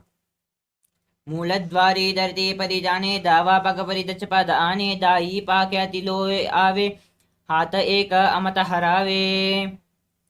Now extend your legs forward. Keep your knees straight. Raise your arms up straight above your head. Interlock your fingers with the wrists pointing outwards as you engage all three bandhas, Mahamudra Bandha. Gaze to your nose and visualize Swamiji in Dandasana. इदानीं गर्भिणीनां योगाभ्यासौ यथा लघु सुखप्रसवलाभाय प्रोच्यते प्राक्तनेपति. We move on to Adambasana. Lean forward and down. Hold on to the big toes in Pranamudra as you bring your head to the knees. Inhale through one nostril, exhale through the other in Nadi Shodhana and visualize Swamiji in your inner space. दो पग मिलिवा पसारी पगा का अंगूठा पकड़ी गिलिलाट गोड़ा लगावे. Now separate your feet and raise your knees slightly. Bring your hands underneath the shins, palms holding onto the soles of the feet from the outside as you gaze to your third eye and bring your head down as low as you can, visualizing Swamiji and breathing in Ujjayi Pranayama and Bidokasana. प्रथम बैसु दो पाव पसारी कचकुरुडो कुकुरुडो डारे. Next up is Jalandhari Pavasana. Bring the soles of the feet together. Extend the feet away from the body. Bring your hands below the shins, palms facing up, elbows on the ground, and rest your face on your feet as you gaze to the tip of your nose and visualize Swamiji in your inner space. दो AD मैल के दीजिए हाथ पसारी. The next asana is Urdhva Paschimottanasana. Now keep one leg extended and lift the other foot behind your neck. Lean forward and down and hold onto the front foot with both hands as in Paschimottanasana. Breathe in Pratyahara Pranayama.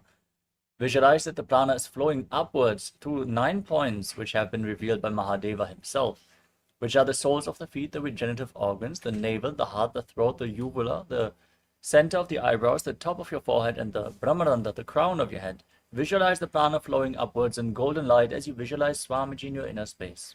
पश्चिमतान वत्सितं कृतं एकं पादं ग्रीवायां धृत्वा तिष्ठेत्.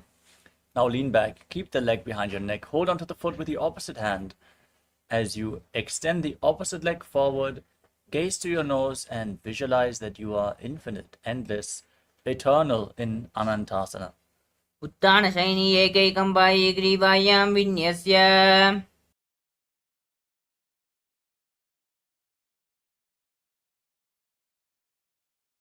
Next up is Ankushasana. Now roll onto the side of the hand which is holding onto the foot behind your neck. Gaze to the tip of your nose and feel in complete control in Ankushasana. उत्थानसहित एकैकं पादं ग्रीवायां कुर्वन्. Now lay on your back and lift your legs up against your chest. Encircle.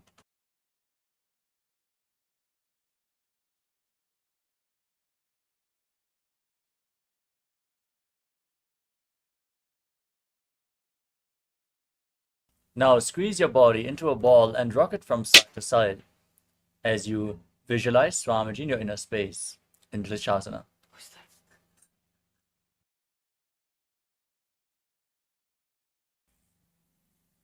उत्थानसहित एकैकं पादं ग्रीवायां कुर्वन्.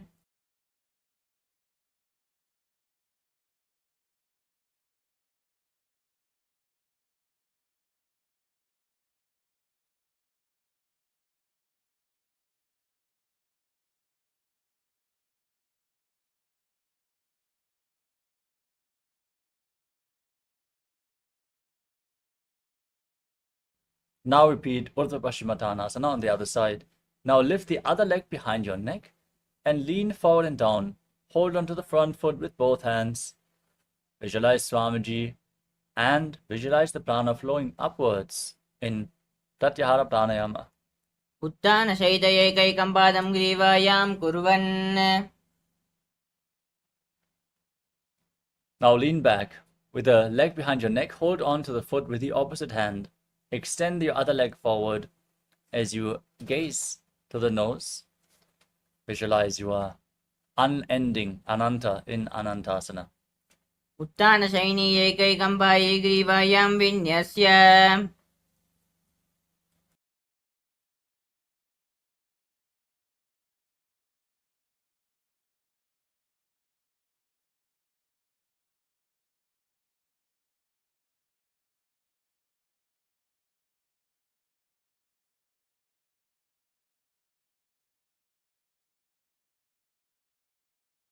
Now roll onto the side of the hand which is holding onto the foot.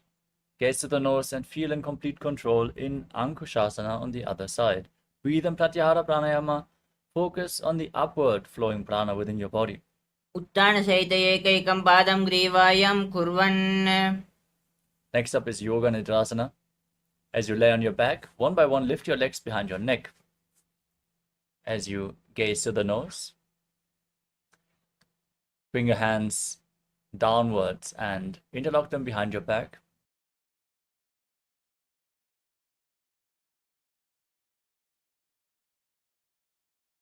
Now gaze to the tip of the nose and visualize Swamiji in your inner space. पादाभ्यां वेष्टयेत् कण्ठं हष्टाभ्यां वृषबन्धनं तन्मध्ये शयनं कुर्यात् योगनिद्रा सुखप्रदा.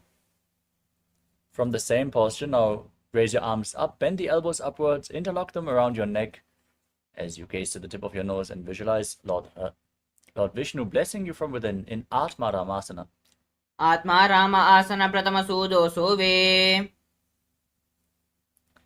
The next asana is Kochikasana. Laying on your back, pull your knees against your chest and extend your arms out to the side at shoulder level.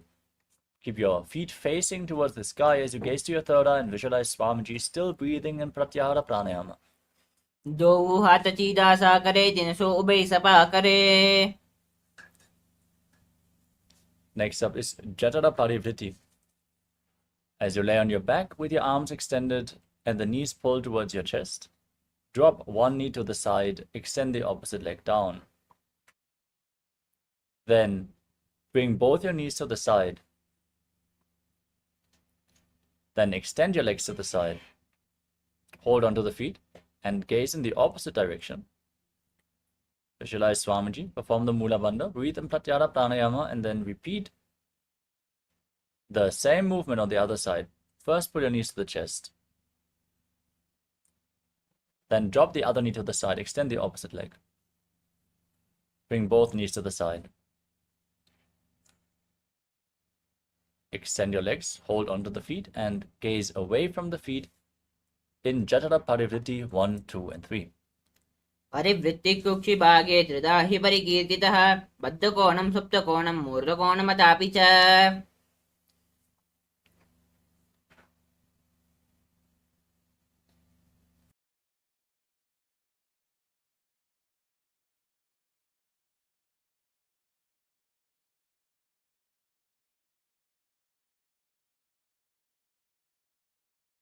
The next asana is Dvipadapitam.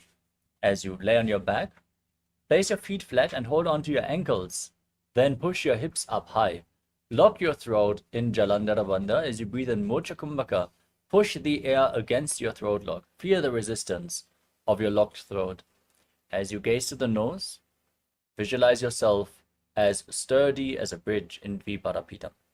प्रतिक्रियायुतं द्वन्द्वपेटः सर्वबलप्रदं गर्भिणीनां दुर्बलानाम् इति Gargi जगादनु. Next up is Paryankasana. From the same posture, with your feet flat, bring your arms over top of your shoulders, fingers pointing towards your feet.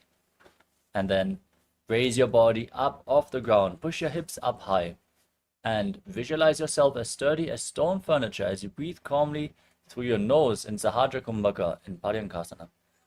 उत्थानशयनं हस्ततलाभ्यां भूमिं वष्टभ्य पादतलाभ्यां भूमिं धृत्वा. Lay down on your back. Pull your knees towards your chest and place your hands on the respective shoulders. As you visualize yourself as a dog playfully rolling around on its back, move your hips in a circular motion. शववच्चरीरं संस्थाप्य जानुनी सम्मील्य नाभो आनीय.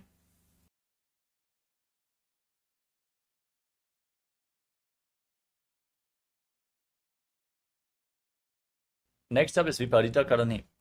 Now place your arms on the mat next to your body and raise your legs and your hips off the mat. Point your toes to the sky and move your legs in a circular motion as you visualize Swamiji in your inner space in Viparita Karani. भूतलेष्वशिरो दत्वा केनरेन् चरणद्वयं विपरीतकृतैस्तैषा सर्वतन्त्रेषु गोपिता.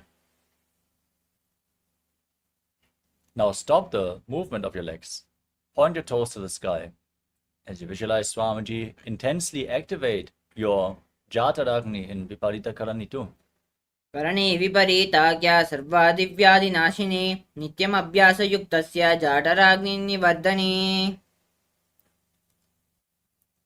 Now drop your toes down. Touch the mat over top of your head. Interlock your fingers behind your back in Parashamudra. Push your hands into the mat. As you lock your throat and breathe in Mocha Kumbhaka, visualize yourself as a plow in Langalasana. ग्रीवाखण्डेन भूमिं विष्टम्ब पादाग्रद्वयमूर्धमुन्नयेत्. Now hold on to the feet above your head. Maintain the same posture. Internally chant Om Nithyananda Paramashivoham in Shaita Paschimottanasana, as this is one of the 84 asanas revealed directly by Lord Paramashiva himself. Visualize Paramashiva in your inner space. तानं शयित्वात् कुर्वीत शैतपश्चिमतानकम्.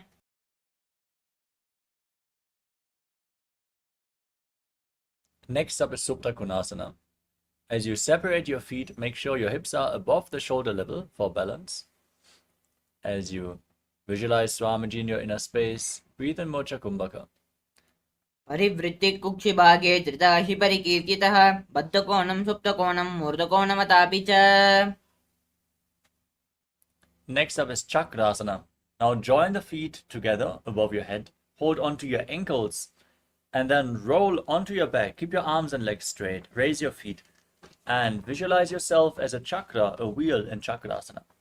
शवासनस्तद्वौ पादौ कुर्यान्मस्तकतः परौ व्युत्क्रमेण ततः शीघ्रम् एतत् सर्वस्य साधकम्.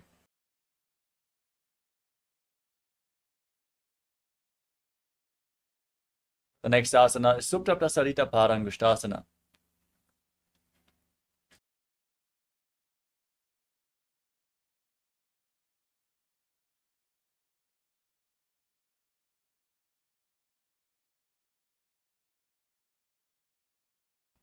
Now raise your legs up vertically and interlock your fingers around the big toes in Prana Mudra. Keep your arms and legs straight and then separate your legs to the side.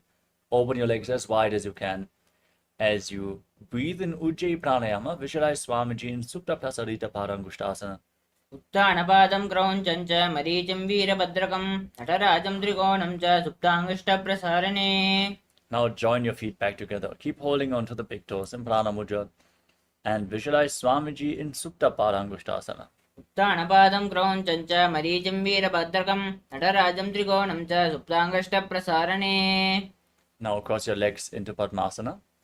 As you lay on your back, push your knees to the ground and bring your hands over top of your head. Hold on to opposite elbows as you gaze to your nose and visualize Matsya, the fish avatar of Lord Vishnu. मुक्तपद्मासनं कृत्वा उत्थानशयनं चरेत् पूर्वराभ्यां शिरो वेष्ट्या मत्स्यासनस्तु रोगः. Maintain the same posture. Keep your legs in Padmasana and your hands over top of your head. Place the backside of the right hand on top of the left, palms facing up. Gaze to your nose and visualize Lord Rama in your inner space. प्रथमकरे पद्मासन आचे सूदोसो वे भूपरिपाचे गोडा आरो जंगे एदोवु भूसो लगतैरासे सोई.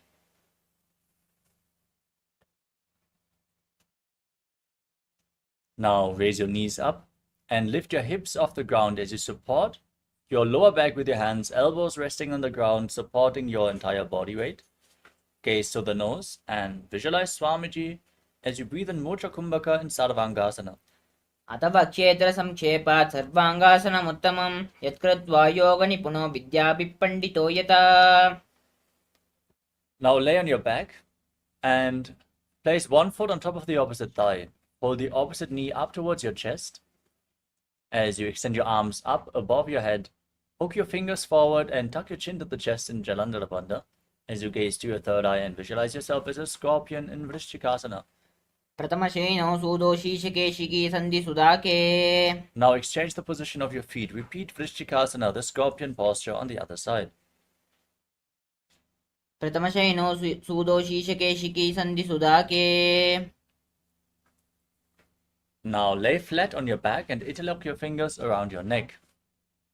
Alternate, pulling one knee in towards your chest as you keep your legs raised off the ground. Breathe calmly through your nose in Sahadra Kumbhaka and visualize Swamiji in Vrishaparakshipasana. उत्थानशयनं कृत्वा अङ्गुलिविक्कन्दरां बद्ध्वा कूर्परो मिलित्वा. Next up is Maruttanasana.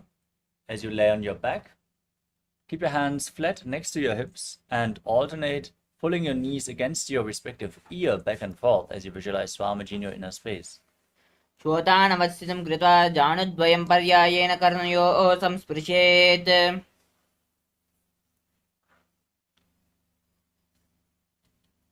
Next up is Vrikasana. As you lay on your back, place your feet flat and then raise your body up, stand up and lay back down again and again, visualizing yourself as a wolf. उत्थानं शयनं कृत्वा पादतलाभ्यां भूमिं धृत्वा उत्तिष्ठेत्. Next up is Lutasana. As you lay on your back, kick your legs up and roll over completely again and again as you visualize Swamiji in your inner space and finally lay down in a prone position on your stomach. उत्थानशयनं पादौ शिरलुङ्गे भूमौ स्थापयित्वा. As you lay on your stomach, contract your lips and make a whistling sound like a flute on your inhalation, visualizing yourself as a chariot carrying warriors into a battle for Dharma on your chariot back in Saratasana. निभ्यशयनं कृत्वा नाभिं भूमौ निधाय. We move on to Dehalyulanganasana. Now push your body up into a plank position and jump your feet in between the hands back and forth as you visualize yourself transcend body and mind. हस्तद्वयं बद्ध्वा तन्मध्यचरणद्वयम् उड्डानेव बहिरानीय. Now rise up. From a standing position, lean forward and down. Place your hands on the mat and walk around on hands and feet, visualizing yourself as a wise 60-year-old elephant in Jatyasana. अथ जाट्यासनं वक्ष्ये येन जाटिस्मरो भवेत्. हस्तान्द्रिभूमौ च गमनम् आगमनं ततः. Next up is the Lolitika Karana. Stand in Arimandi posture, heels touching, toes pointing outwards and your knees bent. Raise your arms to the shoulder level and rotate your arms around the body.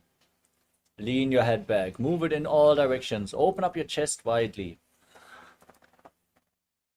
Mobilize your entire upper body in this Karana.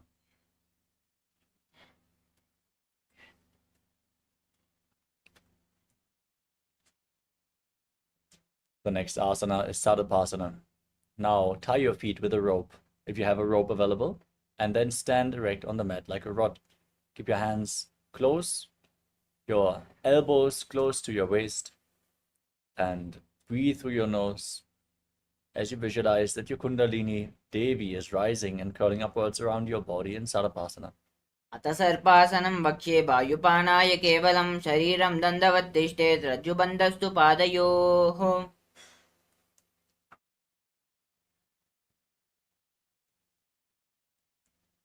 Next up is Ushta Sadhanasana. Now lean forward and down. Place your hands on the ground and step your toes onto your fingers. Clench your hands into fists. Walk around on the mat like a camel as you visualize yourself as a camel.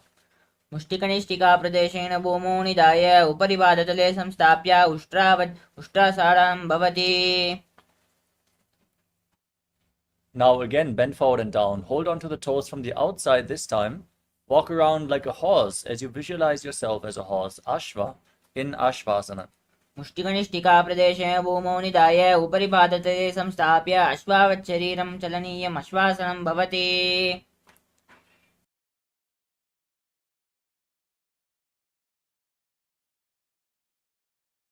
Next up is Kapota Nitakasana. Now stand with your heels touching and interlock your fingers behind your back in Parashamudra. Pull your hands down towards your calves. Open up your chest widely. Lean back, tilt your head back, and breathe deeply through your nose as you visualize yourself as a soaring bird diving headfirst with rapid speed. पादतले भूमौ निधाय पृष्ठभागेन हस्तौ जङ्घापर्यन्तं नीत्वा कपोटनिटकं भवति. Next up is the Tala Pushpaputam Karana. Stand in Arimandi. Join your hands in Namaskara Mudra. Bow down to one side, raise the respective heel, and open up your palms as you visualize that you're holding a bouquet of flowers and offering it to Paramashiva.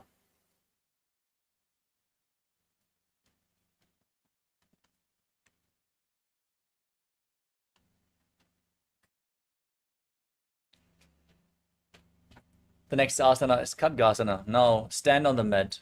Gaze to your nose and visualize yourself as a rhinoceros. Then lay down on your stomach and immediately jump your feet back up towards your hands and stand with your hands together in Namaskara Mudra, extended forward, resembling the horn of the rhinoceros.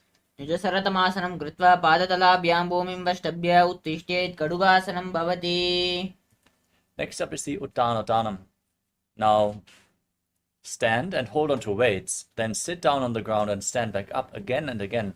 Gaze to your nose, visualize Swamiji in your inner space. Keep breathing calmly through your nose. पुनः पुनः उत्थातव्यम् असितव्यम् इति.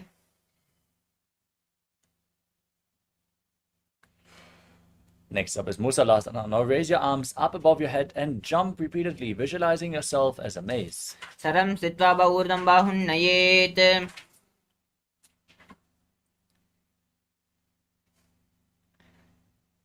Next up is Utshirshakasana. Hold one foot and pull it up towards your chest with both hands. Sit down and stand back up on the opposite leg, repeating the movement on both sides. Gaze to the nose and visualize Swamiji.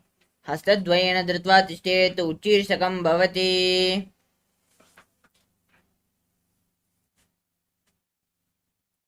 Next up is Parshvajanukarana. Now point the toes of one foot out to the side. Lift the other knee against your chest and circle the leg which is raised with the respective arm, hand in a fist.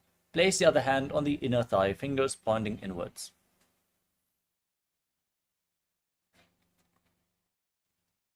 Next up is Tandavasana. Now hold on to weights and extend your arms and one leg forward. Visualize yourself fiercely dancing as Lord Shiva as you sit down and stand back up on one leg.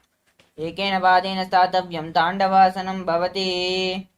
Next up is Brahmanasana. Now raise the left foot. Bring the heel against the perineum.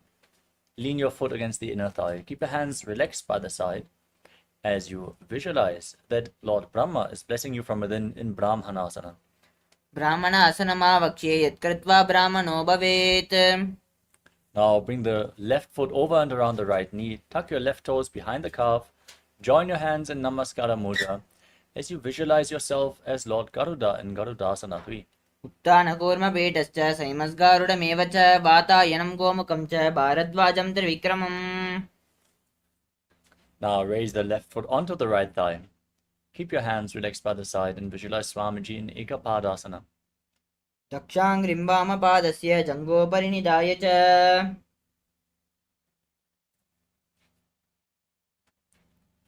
The next asana is Dhruvasana, the pole star posture. Now hold on to the left big toe in Prana Mudra and extend the left leg out to the side. As you start rotating quickly on the standing leg, visualize yourself as the North Pole Star in Dhruvasana. एकेन हस्तेन दण्डरूपस्य एकस्य पादस्याग्रं धृत्वा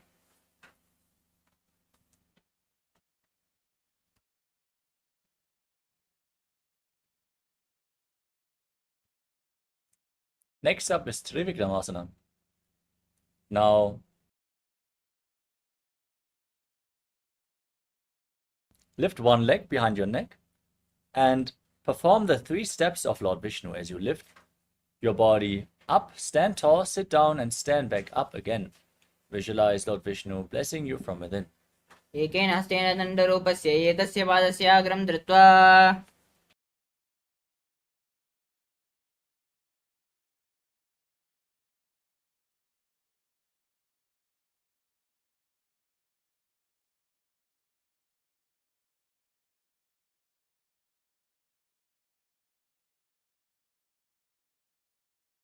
Now repeat Parshvajanukarana on the other side.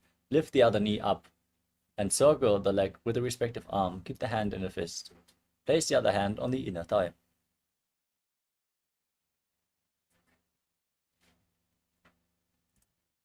Now repeat Tandavasana on the other side. Extend your arms and the opposite leg.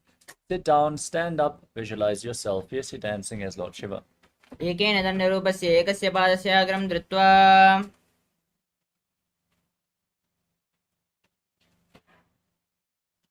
Now repeat Brahmanasana. Raise the right foot towards the inner left thigh. Keep your hands by the side. Visualize Lord Brahma blessing you from within in Brahmanasana. ब्राह्मणाशनमावक्ष्ये यत्कृत्वा ब्राह्मणो भवेत् एकपादमुरो दत्वा तिष्ठेत् दण्डाकृतिर्भुवि Now repeat Garudasana 3. Bring the right foot over and around the left leg. Tuck the toes behind. Bring the right arm below the left. Join your hands in Namaskara Mudra and visualize yourself as Lord Garuda. उत्थानकूर्मपीठश्च सैमस्गारुडमेव च वातायनं गोमुखं च भारद्वाजं त्रिविक्रमम् Now place the right foot onto the left thigh. Keep your hands relaxed by the side as you visualize Swamiji in Ekapadasana on the other side. दक्षाङ्घ्रिं वामपादस्य जङ्घोपरि निधाय च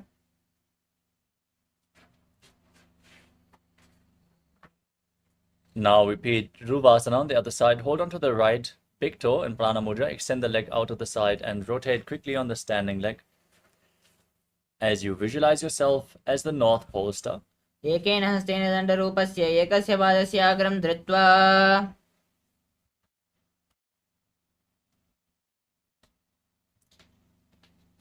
Now repeat Trivikramasana on the other side. Lift the other leg behind your neck. Stand tall. Sit down and stand back up. Visualize that Lord Vishnu is blessing you from within. ग्रीवायं पादं संस्थाप्य स्थातव्यम् उत्थातव्यं त्रिविक्रमासनं भवति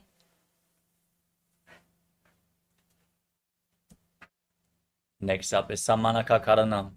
Now stand relaxed on the mat. Keep the heels together.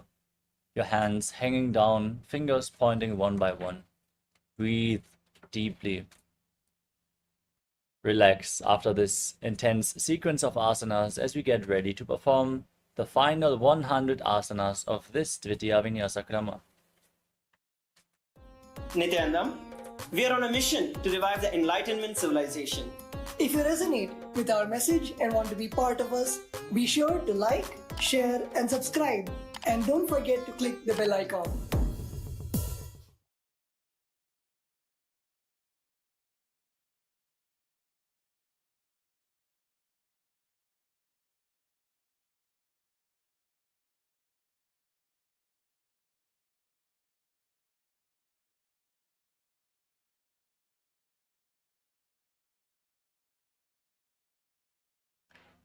Now let us enter into the final 100 asanas of this sequence, starting off with Gorak Anjali Asana.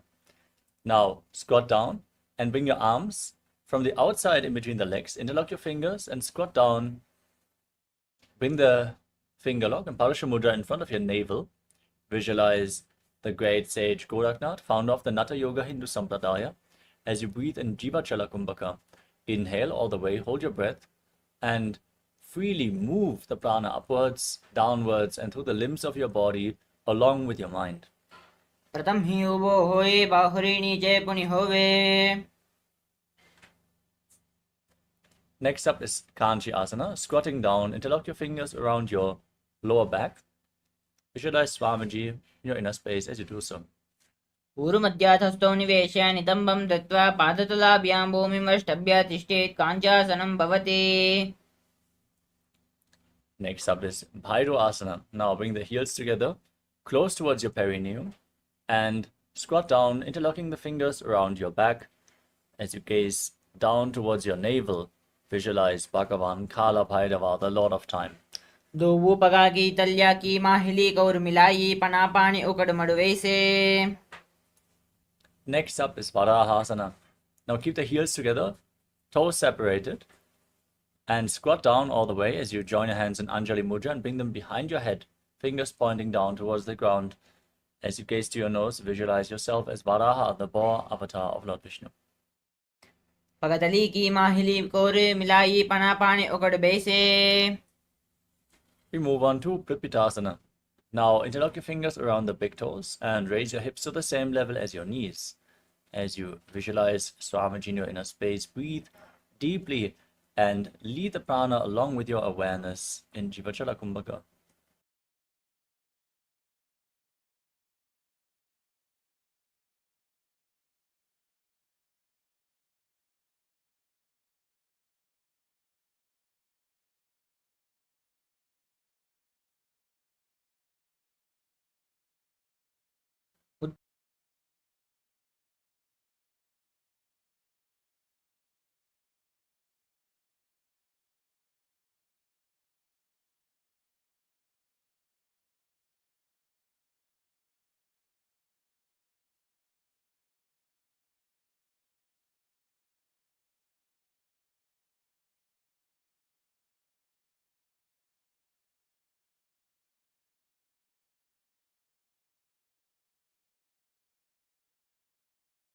Awareness in Jivachala Kumbhaka. Put the down, come to a kneeling posture. Bring your heels outside the hips, the toes touching behind your back. Place your hands on your knees, gaze to the tip of the nose, and visualize that you are sitting in the secret seat with Paramashiva and Guru in Guptasana. चाणूर्वोरन्तरे पादौ कृत्वा पादौ च गोपयेत् पादौ परिच संस्थाप्य गुडं गुप्तासनं विदुः. Next up is Vrikshasana 2. Set yourself up in front of a wall as we are now going to perform another inverted posture. Place your hands on the ground and then lift your feet up above your body into a handstand.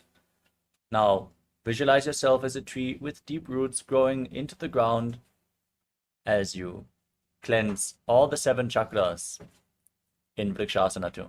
सप्तचक्रक्षालनाय वृक्षासनविशेषकान्. Next up is Shibu Asana. Maintain the handstand, gaze to your third eye and visualize that Tejas energy is flowing towards your third eye, rejuvenating your body. दो पगा की जोई माहिली गुल्प मिलाई.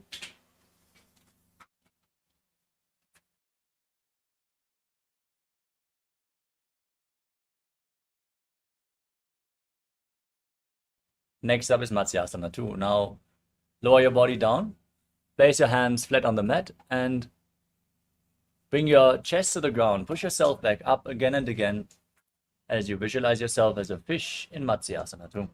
निब्धशयनं कुर्परो पार्श्वागां मूर्धकृत्य.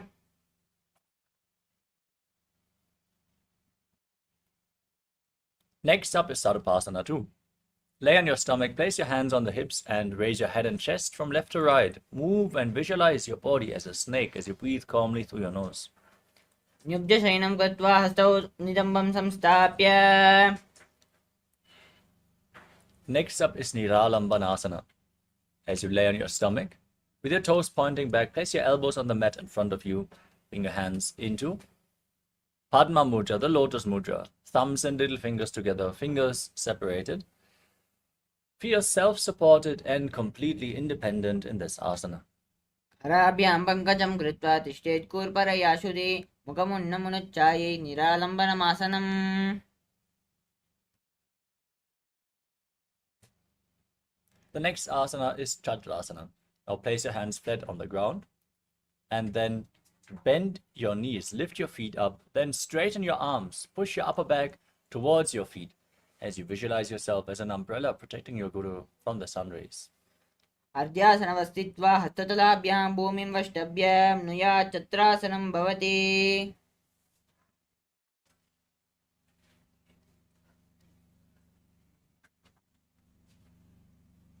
Next up is Vajrasana. Now sit in a kneeling posture with your perineum on your heels. Keep your feet flat. Extend your arms out in front. Place your forehead and your palms on the mat. And visualize yourself as Vajra, the weapon of Indra, symbolizing indestructibility.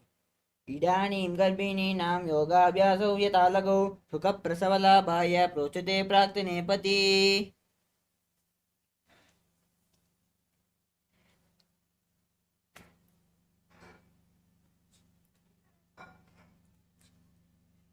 Now place your hands on the mat and raise your hips up high. Enter Gajasana position.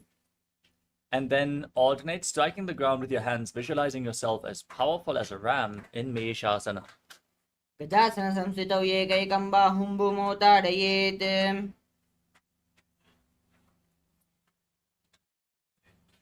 The next asana is Ajasana. From a handstand position. Now lower your face down towards the mat slowly as you visualize yourself as unborn, existing for all eternity. गजासनसंस्थितौ पादद्वयम् अन्तराले कृत्य.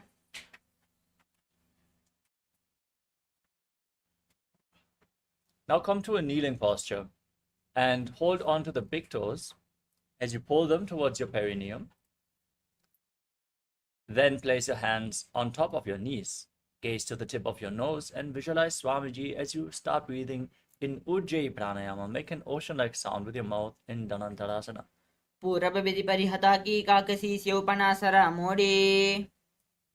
We move on to the Angamottanam. Now extend your arms out in front, interlock your fingers and move your arms up, down, left, right, in all directions. Give massage to the joints and muscles of your body. Then interlock your fingers behind and repeat the movement behind your back. As you visualize Swamiji in your inner space, keep breathing in Ujjayi Pranayama. हस्तयोरङ्गुलीर्बद्ध्वा हस्तयोर्मध्यात् सर्वमङ्गमं निष्कासयित्वा.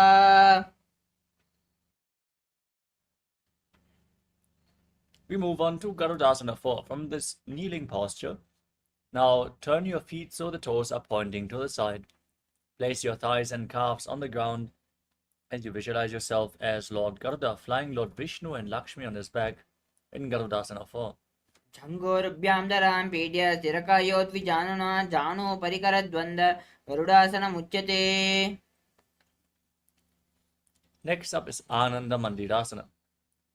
Now bring the soles of the feet together, the toes pointing back. Hold onto your ankles and place the front of your buttocks on the ground as you gaze to your third eye. Visualize yourself residing in the blissful space of a temple. अथ वक्ष्ये वीरनाथ आनन्दमन्दिरासनं यत्कृत्वा अमरो धीरो भवत्येवेह साधकः.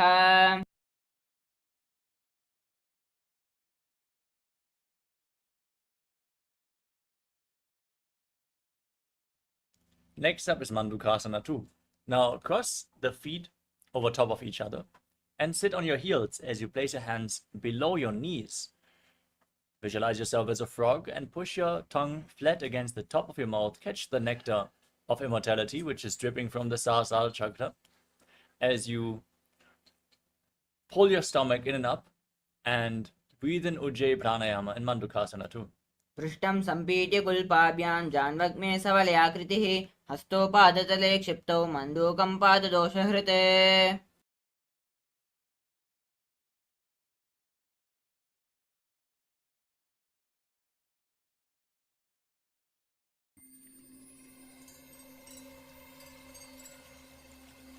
I welcome you all with my love and respect. Let you all open all your three eyes. Om Nithyananda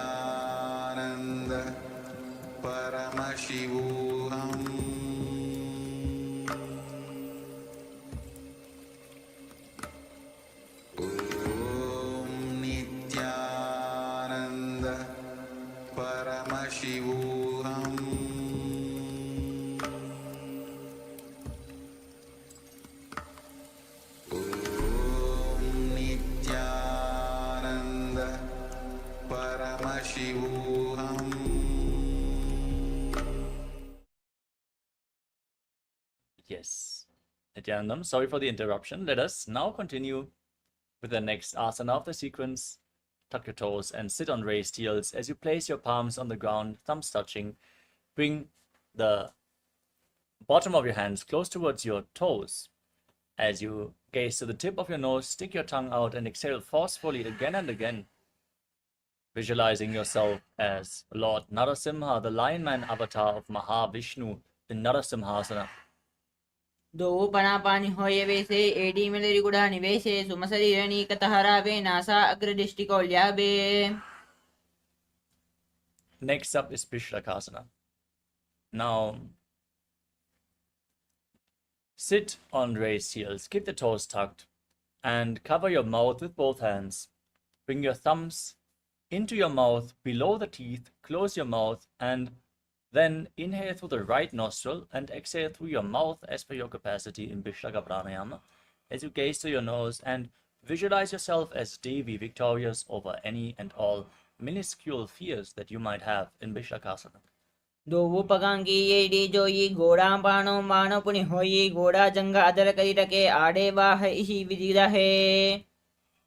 Next up is Makadasana. Now bring your feet flat, the soles of the feet together, toes pointing back, and sit on your heels.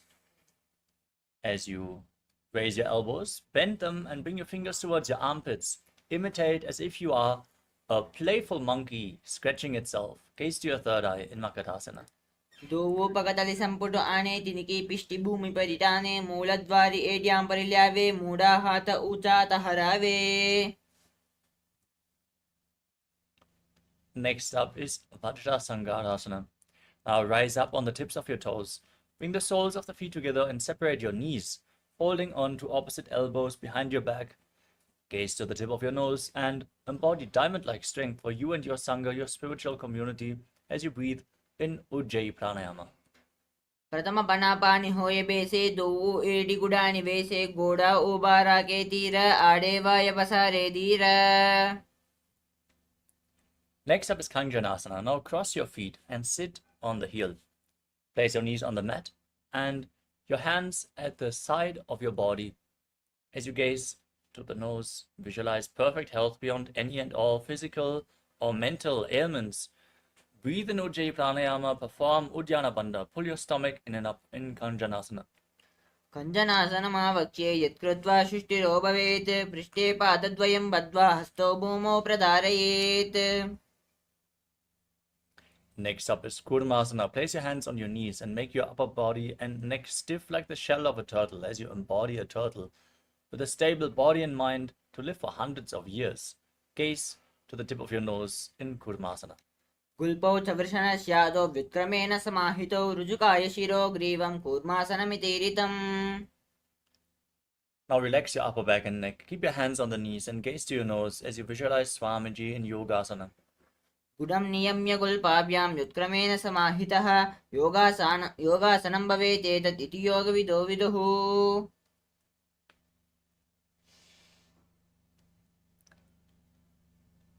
Next up is Vijogasana. Now stand on your knees and cross your feet behind.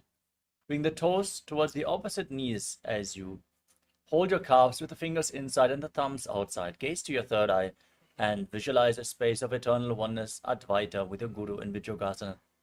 घोड़ा मानो उबो होई घोड़ा आडेरा के दोई दजपाद की पानी रहावे पनावाम घोड़ा डिगिल्यावे.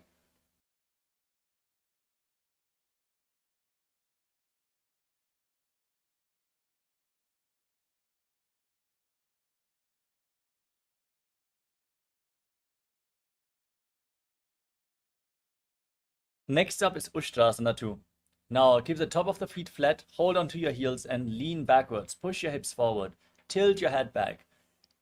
Bend your back as much as possible. Breathe deeply into your spine as you visualize yourself as a camel in Ushtrasana 2. मेरुदण्डग्रन्थिदात्या सम्पिपादयिषुः पुमान् कपोतोष्ट्रासनाभ्यासं कुर्यान्मितहितासनः. Next up is Jatyasana 2. From the same position, lean back, hold onto your feet and bring your elbows and the back of your head on the ground. Gaze to the tip of your nose and visualize yourself as a lotus blooming.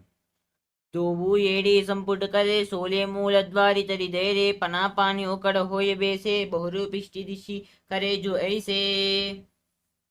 Next up is Viratasana. Now, separate your feet and lean back to place your back on the ground. Rise back up and lay back down again and again. You can hold onto your feet for support if needed, as you gaze to the tip of your nose and visualize the healing and liberation of your causal body in Viratasana. जङ्गा प्रतिभूमौ निधाय जङ्गोदरयोः ऊर्णि संस्थाप्य.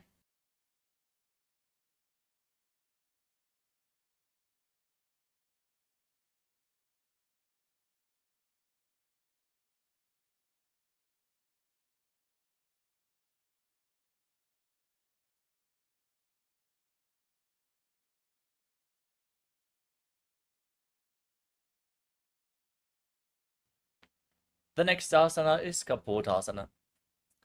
Now, lean back.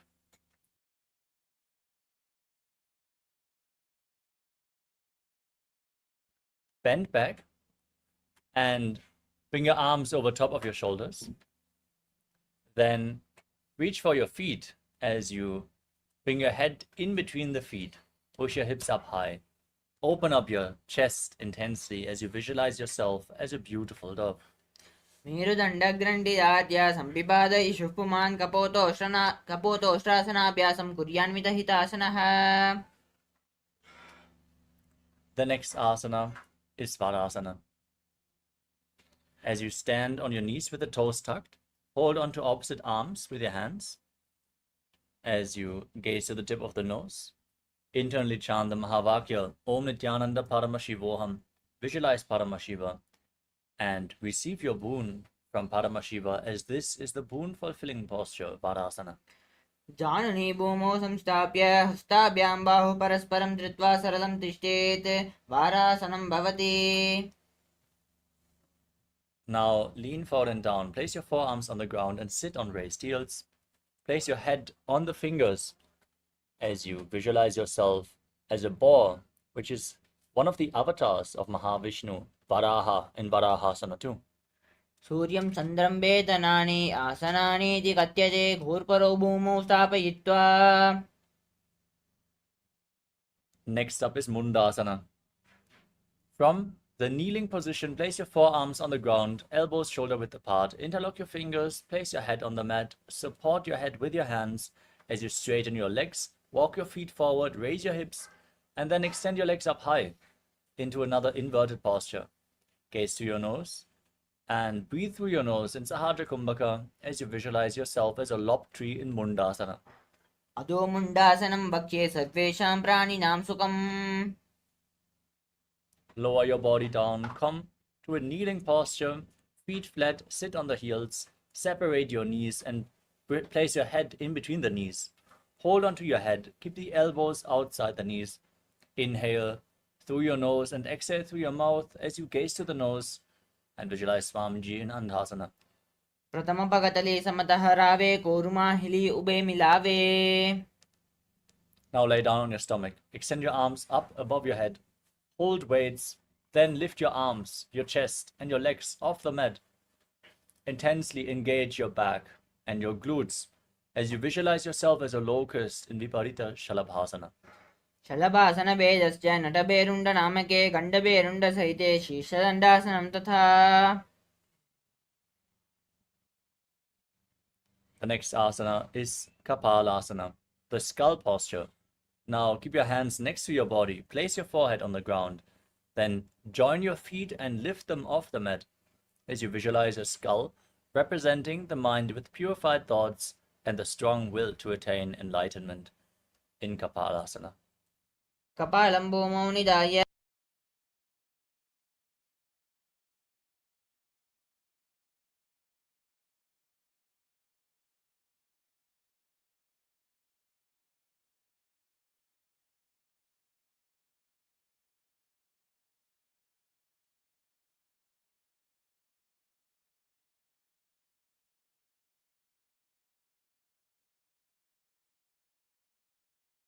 नीत्वा. Now come to a kneeling posture and then Place your forearms on the ground in front of you. Bring your navel to the knees, be sturdy, and visualize yourself as a sparrow in Chatakasana. Purparaparyantam hastam dharamavastabhya januni nabo sankuncha.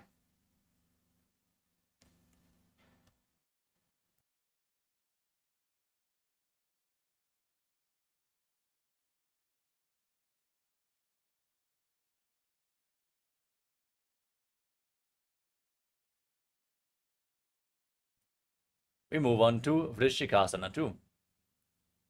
From the kneeling posture, place your forearms on the ground and then raise your hips up high, straighten your legs and lift your legs up over top of your body. Bend your knees and try to bring your feet to the back of your head as you visualize yourself as a scorpion in Vrishikasana 2. Vischeva pushcha pratimangi parsi dritva shvishire chubukam vidaryakau. Lower your body down. And now sit down on the right heel, bring the left foot outside the hip, with the toes pointing to the side. In Vrishasana, the bull posture, place your hands on the ground in front of your knees, and gaze forward without focusing anything externally in Vaishnavi Mudra. Visualize yourself as a bull, and breathe in Antaranga Kumbhaka. Inhale forcefully through your nose, hold your breath for a short while, and then again, slowly exhale through the nose. Yamya gulpe padamule vamabhage padetaram viparitam sprishet bhumim vrishāsanamidam bhavet. Next up is Lolasana. Now, with your hands on the ground, lift your entire body off the mat. Cross the toes of the left foot over top of the right as you visualize Swamiji in your inner space. Lolasanam sada kuryat vayulola pagatanat. Now, immediately place your perineum on the left heel and keep the right foot outside the hip as you repeat Vrishasana, the bull posture, on the other side. Yamya gulpe padamule vamabhage padetaram viparitam sprishet bhumim vrishāsanamidam bhavet. The next asana is Palagunasana. Now place the right foot flat, tuck the left toes and sit on the left heel. Keep your right knee against your chest as you place your hands on respective knees and visualize Palagunahai, one of the 84 siddhas in your inner space. Asana kau guna jala bikara jai.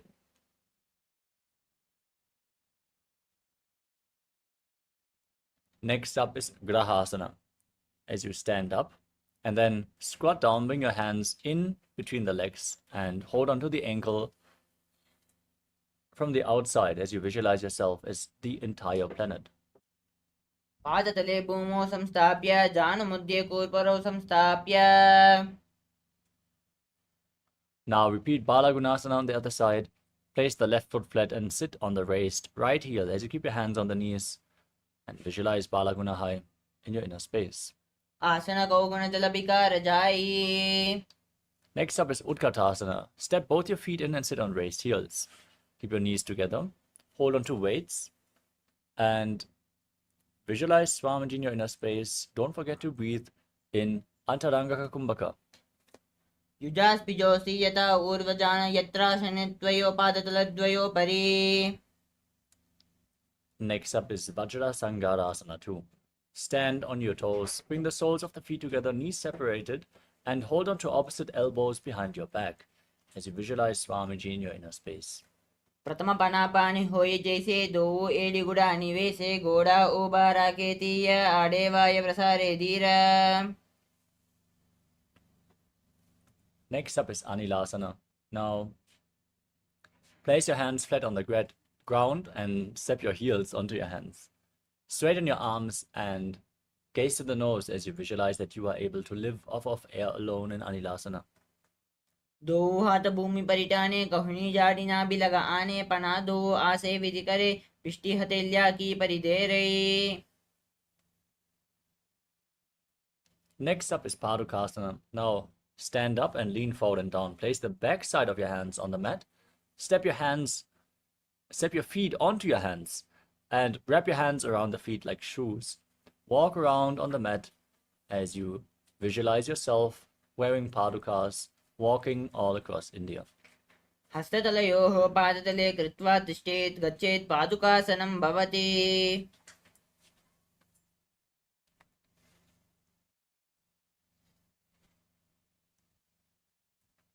Next up is Kukuto Dhanasana. As you place your hands on the mat, kick your legs up, and let them fall back down as you visualize yourself as a rooster, breathing in Antarangaka Kumbhaka and visualizing yourself as a rooster. हस्ततलयोः पादतले कृत्वा तिष्ठेत् गच्छेत्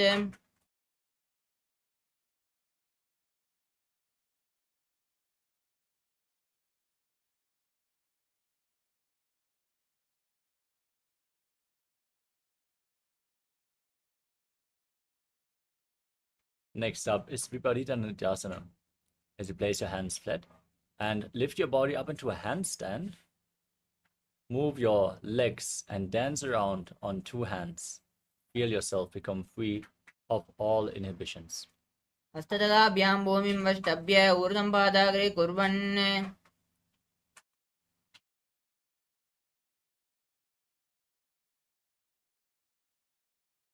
Next up is Kunjarasana. Now separate your feet and place one hand on the ground, arm straight, the other hand on the respective ear. Now breathe calmly through your nose in Sahaja Kumbhaka as you visualize Swamiji in Kunjarasana. अथ वक्षे महादेव कुञ्जरासनमुत्तमं करेणैकेन पादाभ्यां भूमौ तिष्ठेत् चिरकरः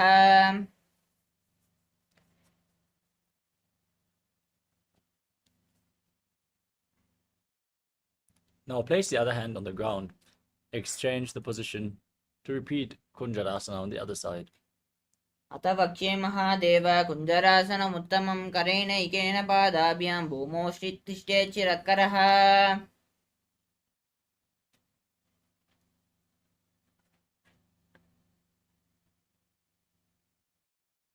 Next up is Kadambasana. Now squat down and keep your heels close to the hip. As you hold onto your ankles, lift your feet off the mat, stand on your heels. As you visualize yourself as a Kadamba tree, a pious tree that promotes a long life. पार्श्वेभ्यां भूमिमवष्टभ्य हस्तद्वयेन गुल्पौ धृत्वा तिष्ठेत् Next up is Pavana Muktasana. Now place your feet flat, knees raised. Hold on to opposite knees and pull them against your chest as you visualize that any excess vata is being released from your body or balanced within your system. द्वयोस्तु पादयोः पाणिं लात्वा स्वस्थनितम्बके जानुनि वक्षसि साधुर्बभ्रतीकरबन्धनैः The next asana is Chakurasana.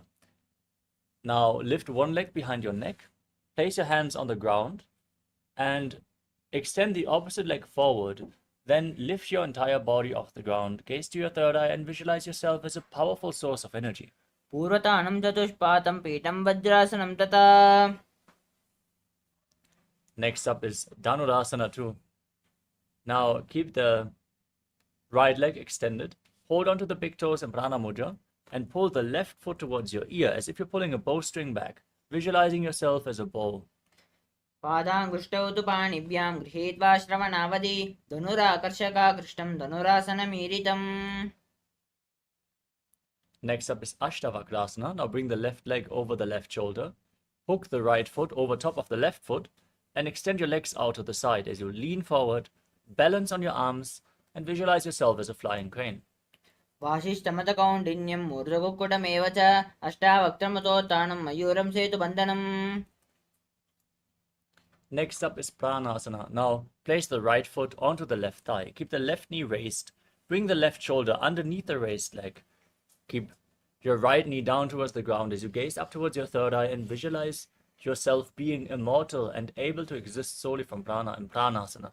एतत् प्रपेदं वक्ष्यामि करोति yes चामरः एकपादमुरो बद्ध्वा स्कन्धेऽन्यत्पादरक्षणम्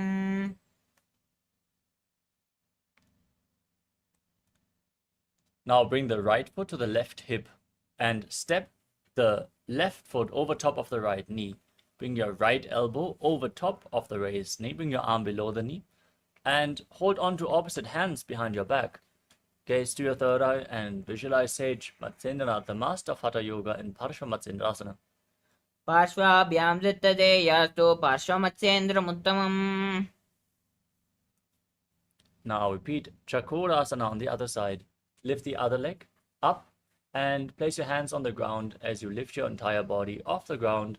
Gaze to your third eye and visualize yourself as a powerful source of energy. पूर्वतानं चतुष्पादं पीठं वज्रासनं तथा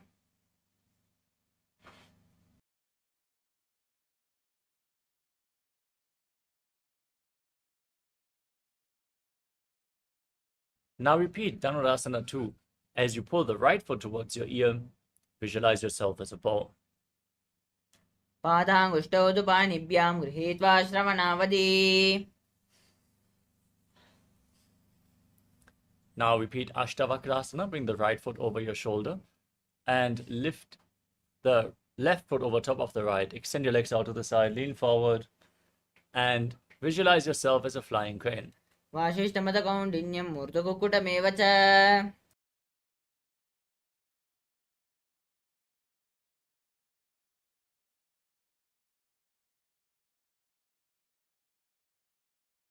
Next up is Pranasana on the other side. Now bring the left foot onto the right thigh. Place the right foot on the mat. Bring the right shoulder underneath. And gaze to your third eye as you visualize that you are immortal and able to exist solely from prana. एतत् प्रभेदं वक्ष्यामि करोति yes चामरः एकपादमुरो बद्ध्वा स्कन्धेऽन्यत्पादरक्षणम्.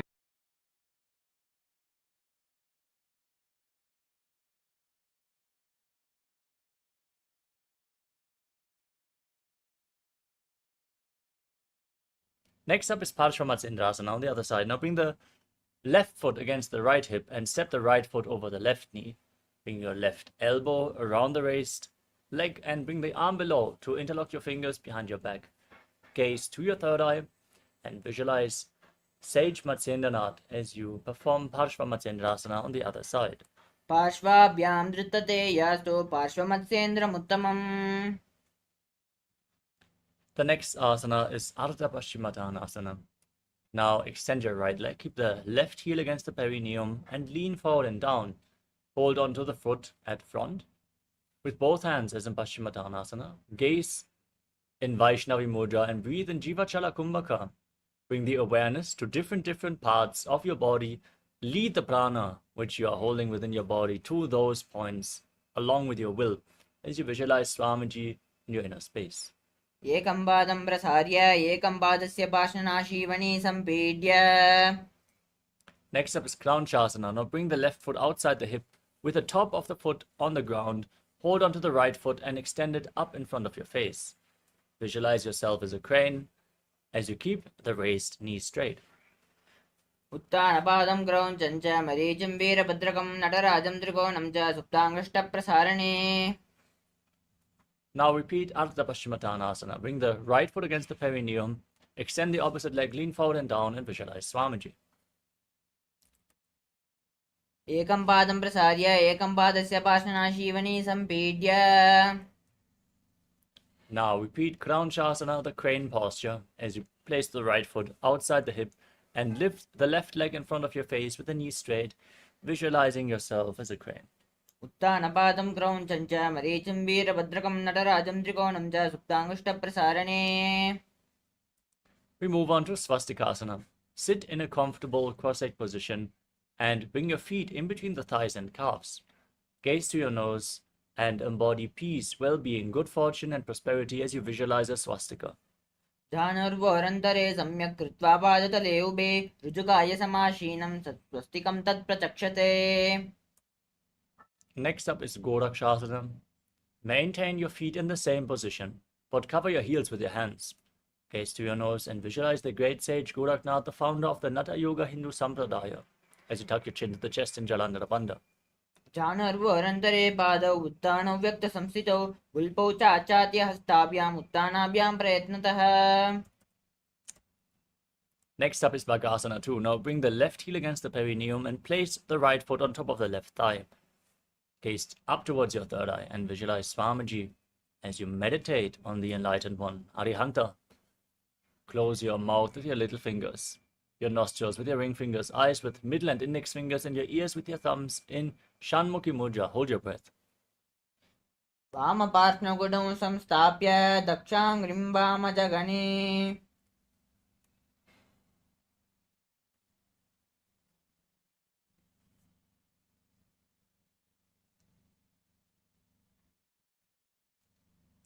Next up is Yogasana 2. Now place your feet on top of opposite knees and keep your hands at the side of your body with the palms facing up. Gaze to your nose, visualize Swamiji, and start breathing in Kakachandra Kumbhaka. Keep your mouth in the shape of the beak of a crow as you inhale through your mouth and exhale through your nose in Yogasana 2. उत्तान उचरणौ कृत्वा संस्थाप्योपरि जानुनो आसनोपरि संस्थाप्य चोतानं करयुग्मकम्. Next up is Urdhva Kukutasana. Now place your hands on the ground next to your body, palms facing down, and lift your entire body off the ground. Balance on your arms as you visualize yourself as a rooster. वासिष्ठमतकौण्डिन्यं मूर्धकुक्कुटमेव च अष्टावक्त्रमतोत्थानं मयूरं सेतुबन्धनम्. Next up is Siddha Haratali Asana. Maintain Padmasana. Bring your hands in between the thighs and calves. Place your palms flat, but don't lift your body up. Stay seated on the ground. As you gaze to the tip of your nose, visualize Swamiji in your inner space. प्रथम पद्मासन को करे हाथ हस्तदो वा गोड़ा संधिमा हि करिदेरे. Now, with your palms flat, lift your body off the ground. Remain seated in Padmasana. Lift your knees up towards your shoulders.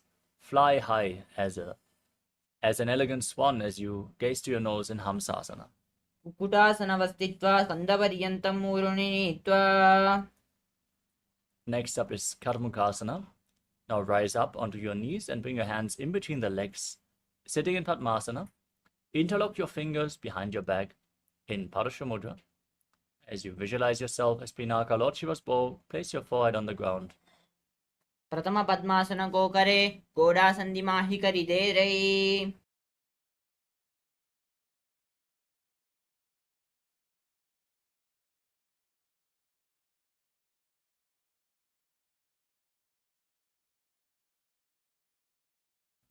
Now raise your knees and bring your hands in between the legs.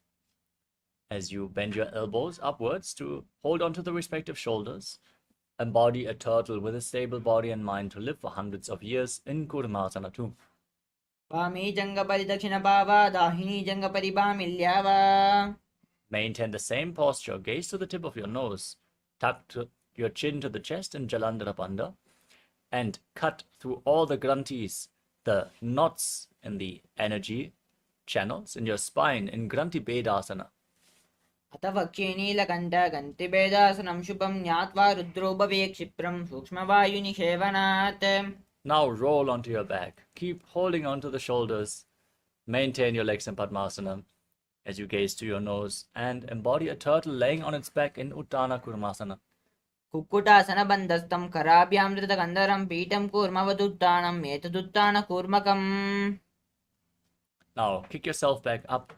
Sit in Padmasana and place your hands in between the legs, placing one palm on the ground and hold its wrist.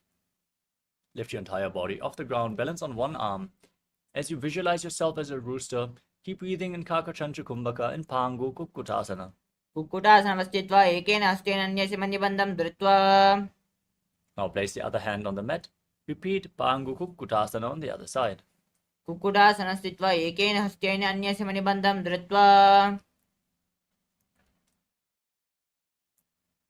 As you sit in Padmasana, place your elbows on the toes. Interlock your fingers, rest your chin on your fingers, and press the thumbs against your throat as you visualize you have gone beyond all greed and covetous in Griddasana. जानर्वोरन्तरे पादौ उत्थानौ व्यक्तसंस्थितौ. Now, place one hand over top of the other with both the palms facing upwards. Place them in your lap as you engage all three bandhas and gaze to the nose, visualizing Swamiji in Padmasana 3. उत्थानौ चरणौ विधाय विधिवक्षस्थितौ योगिरात्. Next up is Padmasana 4. Now keep your hands flat on the knees. Lock the perineum as you gaze to the nose. Internally chant Om Nithyananda Paramashivoham as you visualize Paramashiva in Padmasana 4. एतत् पद्मासनं कुर्यात् प्राणवायुप्रसिद्धये.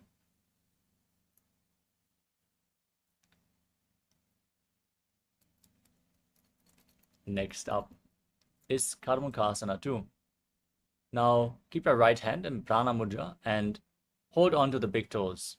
Pull your elbow back as if you're pulling a bowstring. Rotate the right big toe round and round as you visualize yourself as Pinaka Lord Shiva's bow. Then repeat the movement on the other side. Pull the other big toe as well, and Karmakasana too. अतान्यासनमावक्ष्ये योगपूरकरक्षणात्.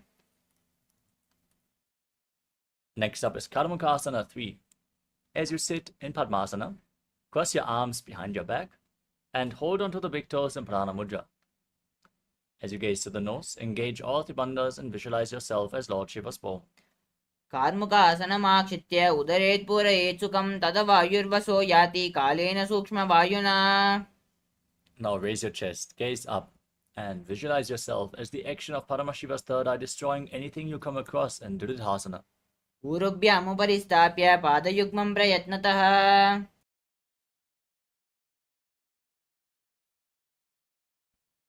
Now roll onto your back. Keep your arms crossed, holding onto the big toes, your legs in Padmasana, as you gaze to your nose and breathe calmly through your nose, visualizing yourself as a snake in Nagarasana. प्रथम पद्मासन कौंताने दो हाथ पाचाने आने. Now free your arms and legs. Pull your knees up against your chest and circle your knees with your hands interlocked in Parasha Mudra. Bring your chin to the knees as you squeeze your body into a ball in Kandukasana. वेत्रासने स्थित्वा हस्तपादान् निष्कुष्य. Now place your feet on the flat on the mat. Keep your knees raised. Interlock your fingers around your neck as you gaze to the nose and breathe calmly in Sahadra Kumbhaka. Visualize Swamiji in Urdhva Bhavanasana. प्रथमे से उदो सही न करावे घोड़ा ओबारा से मिलावे. Now place your hands underneath the heels with the palms facing up. Push your hips off the ground. Engage Jalandhara Bandha and Mula Bandha as you breathe in Mocha Kumbhaka. Visualize yourself as a powerful alpha ape in Marakata Pitasana. उत्तान शयनं पादतले उत्तान हस्तयोः स्थापयेत्. Now support your lower back with your hands. Raise your hips up high and stretch your legs out. Point the toes. Rest your entire body weight on your elbows as you gaze to your nose and visualize Swamiji in Uttana Shikipitakasana. जङ्गोरुबलहीनश्चेत् उत्तानशिखिपीठकम् अप्रमत्तप्रकुर्वीत भुक्ते प्राग्विजितेन्द्रियः. Now raise your legs up. Keep your palms on the ground, your entire arms straight for support in Narakasana as you visualize yourself blissfully traversing through Naraka Loka unscathed. ग्रीवागण्डेन भूमिं विष्टम्ब पादाग्रद्वयमूर्धमुन्नयेत्. Now support your lower back with your hands. Rest your elbows on the mat and lower your legs down. Engage your abs. Keep your core engaged as you visualize yourself as a boat crossing the ocean of samsara in Tiryan Naukasana. नौकावत् स्थित्वा ऊर्ध्वं पादाग्रद्वयं नयेत्. Now bring your arms back flat on the ground. Straighten your legs up. Be sturdy and stable like a flagpole as you visualize yourself as the KAILASA flag, respected across all nations in Dvajasana. तुर्या नौकावत् ग्रीवा पृष्ठकूर्परया शुदेः.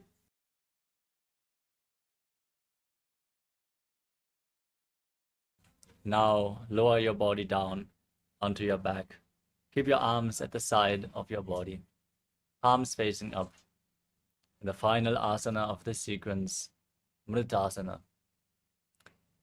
Perform the Shakti Chalan Mudra. Squeeze the perineal floor. Push the Kundalini Shakti up along all the 7 chakras, along your spine, all the way from Muladhara to Sahasrara, piercing the Brahmarandha, the crown of your head. Unclutch from your body. Don't move internally or externally as you visualize your body is dead and Swamiji, the Supreme Pontiff of Hinduism, is liberating you. Internally chant the Mahavakya, Om Nithyananda Paramashivoham Amritasana. उत्तानं शववद् भूमौ शयनं तु शवासनं शवासनं श्रमहरं चित्तविश्रान्तिकारणम्.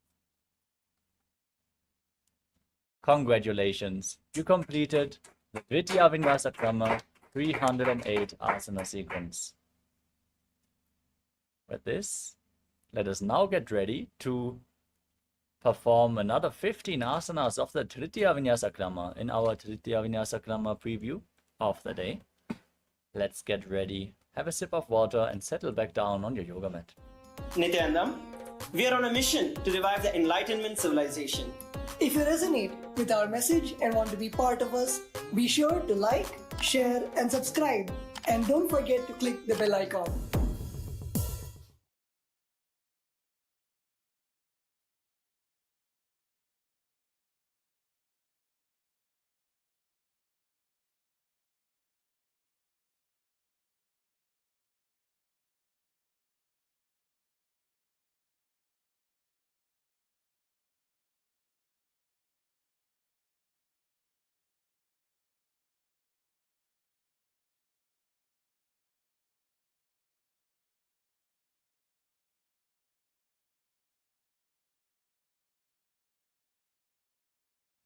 Yes, now let us enter into the first asana of today's preview. We're starting off with Dhanurasana 3. Now bring the right leg over your right shoulder and keep the left knee straight. Hook the left fingers around the big toe. Pull it back as if you're pulling a bowstring, and visualize yourself as the arrow to Shiva's bow. As you're breathing in Pratyahara Kumbhaka, visualize the upward flowing prana through your body in Dhanurasana 3. पादाङ्गुष्ठौ तु पाणिभ्यां गृहीत्वा श्रवणावधि धनुराकर्षकाकृष्टं धनुरासनमीरितम्. Next up is Virasana 3. Now place the right foot on the left thigh and let the palms rest on one another in your lap. Gaze to your nose and embody Vira, the state and space of bravery in Virasana 3. द्विगुणं पतितं पादं वामं दक्षिणतोत्थितम्. The next asana is Ekapadasana 2. Now lift the right leg behind your neck and keep the left leg extended forward. Then join your hands in Anjali Mudra in front of your chest. Gaze to your third eye and visualize Swamiji. एकं पादमथो कण्ठे उत्थापयिकं च दण्डवत्. Now bring the left heel against the perineum. Keep the hands in Anjali Mudra and visualize Swamiji in Dakshina Padashirasana.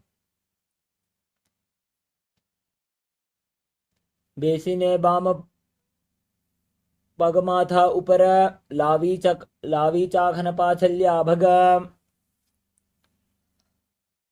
Next up is Ekapada Mayurasana. With your leg behind your neck, lean forward and down. Place your hands on the mat and extend the other leg back. As you lift your body off the ground on your arms, visualize yourself as a peacock. कण्ठे पादं प्रसार्य एकं पादं मयूरके. Next up is Supta Trivikramasana.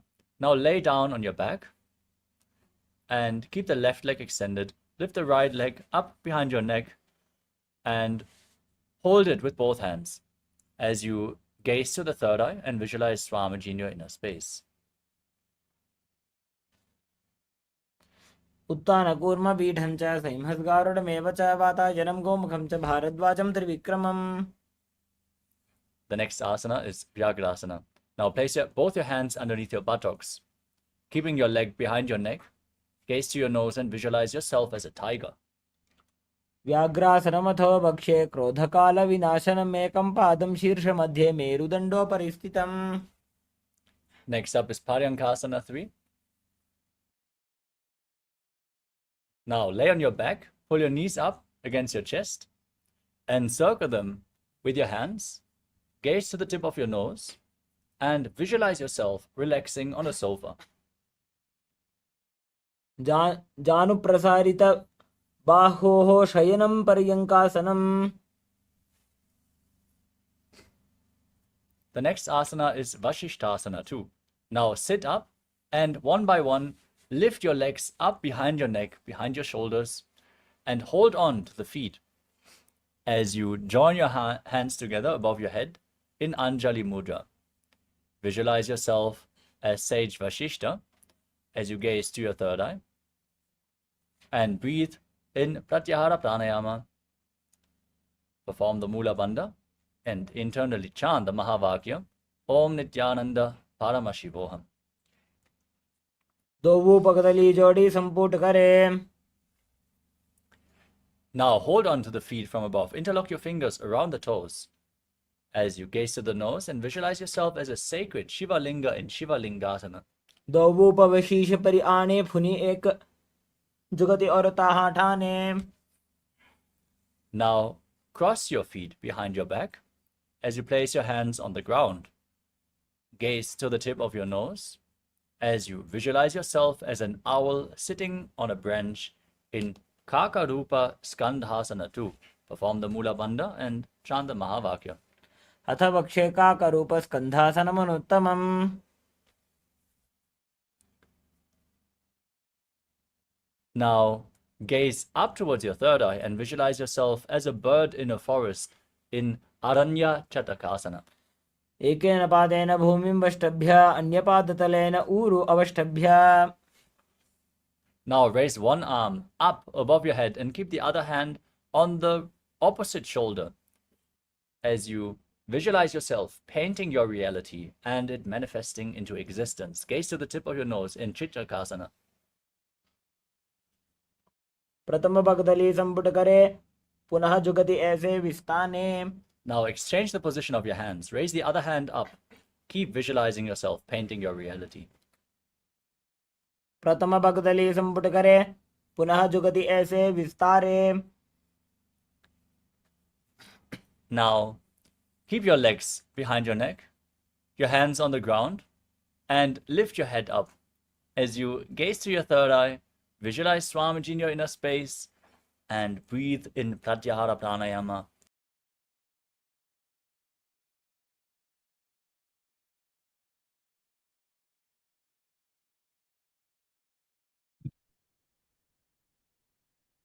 Nithyananda, everyone.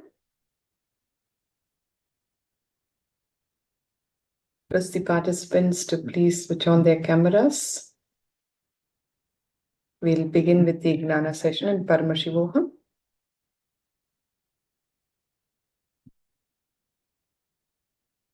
Link also is Nithyananda. Let's begin. Day 9 of Paramashivoham Level 1. Please put your hands together. For the Sadguru Vandanam, sit straight with your head, neck and spine in a straight line. Om Nithyanandam Paramasukhadam Kevalam Gnanamurtim Dvandvatitam Gagana Sadrusham Tattvamasya Laksham Ekam Nityam Vimalamachalam Sarvadhi Sakshi Bhutam Bhavatitam Trigunarahitam Sadgurum Tam Namami.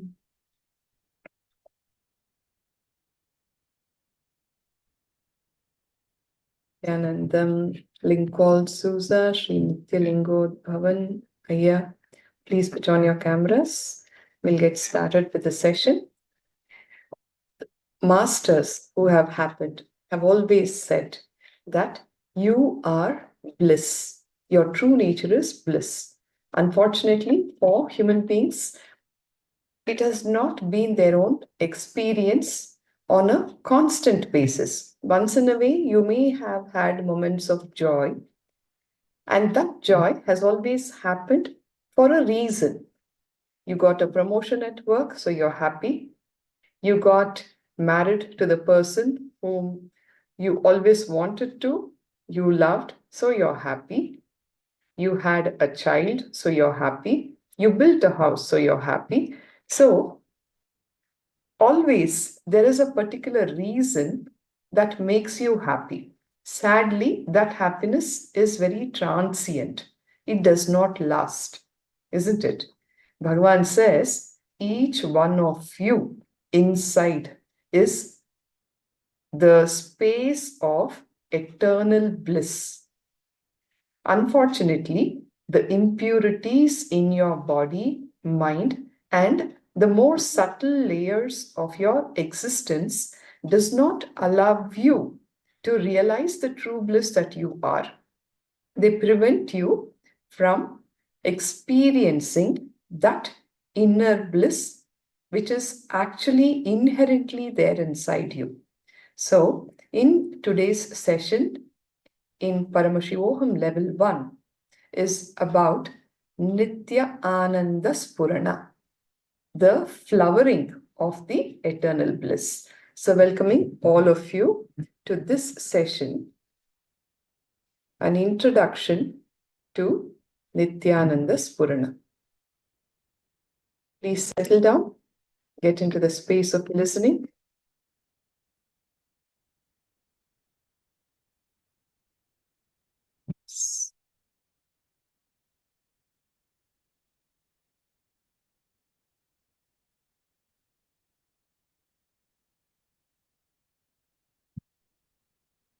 What is Ananda?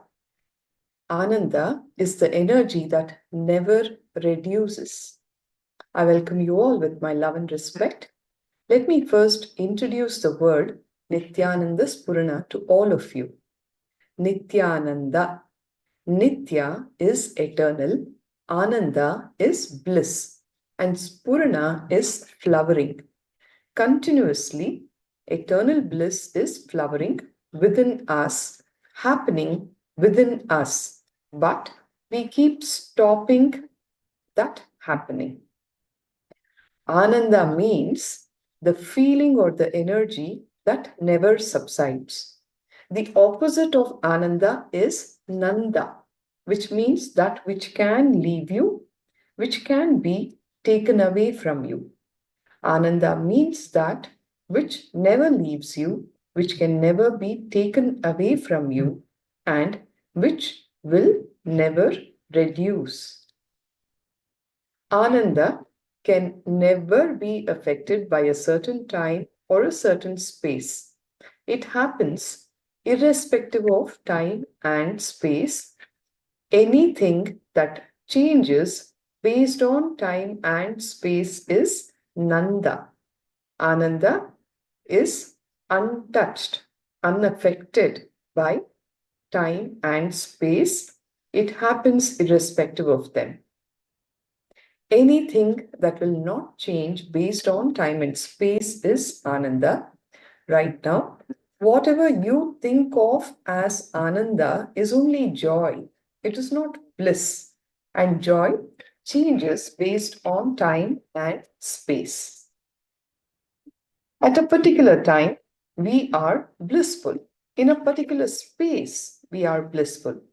If we try to reproduce that same time or space, we find that we are not as blissful as before. Like you took a vacation to a certain place and you really thoroughly enjoyed it. Your first experience of that place was really good. And you started believing that the place was responsible for that joy that you experienced. Go back to the same place again and see if it is going to happen in the same manner. Is the intensity going to be the same? For all you know, the next time when you visit that place, you would be bored. So understand, the same place or space may not give you that same blissful experience as before. That is what I mean when I say that the joy that we know is subject to time and space and also inconsistent at that. The truth is that in each and every one of us, there is an energy that is continuously flowing, which never changes. There is an energy that can never be taken away from us. Of course, time and again, all the masters who appeared on the planet Earth say that in every being, Ananda is flowing. Apart from the masters saying, even if we start searching inside, we will understand that if there is no Ananda sustaining us at the bottom line, we won't be able to move even an inch in our lives. The truth is that even your breathing, the inhaling and the exhaling that is happening, is because of the underlying bliss, the underlying Ananda. What is Ananda? Our life continues because either we experience this bliss or we hope to experience this bliss someday. The hope of the bliss is what keeps us alive, even if we are not aware of it.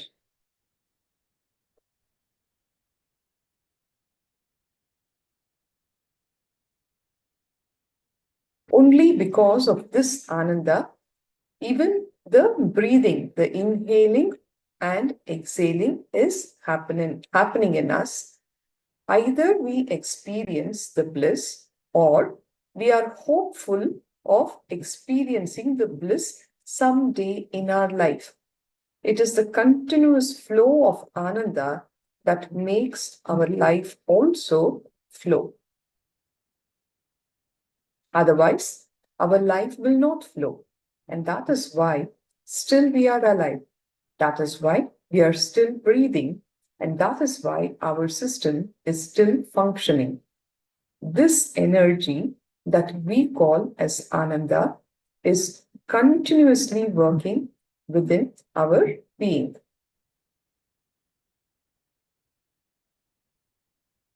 So, can I take a moment to ask our delegates, participants, are you all with us? Do we understand bliss, Ananda? You can respond on the chat box or give me a thumbs up.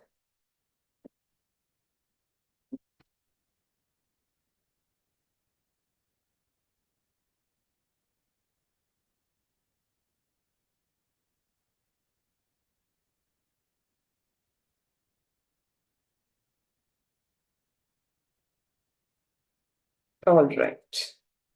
Thank you, Lincoln, Susan, and Kimberly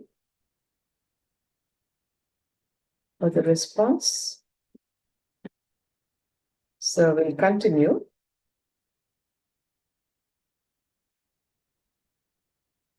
All masters agree on one point. There may be differences in ideologies on various other aspects, but all the masters who have happened agree on this one point, that we are bliss. If we ask about food, some of them will say to have only vegetarian food. Some will say that it doesn't matter, you can even have non-vegetarian food. Some will even say that we should fast until enlightenment. Some will say there are no food restrictions. Each one will have their own opinion about it. If we ask about marriage, some will say don't marry, be a celibate. Some will say you can marry, being a householder is okay. Some will say you can marry even 4 or 5 times. Marrying 4 or 5 times is a sure short way for enlightenment, says Bhagavan. If we marry 4 or 5 times, we can't manage our life without getting enlightened. It becomes a basic necessity then. If we marry once, enlightenment is an option. If we marry more than once, enlightenment is a basic need without which we cannot live. Anyway, jokes apart, each of these masters have got their own idea, their own opinion on every subject.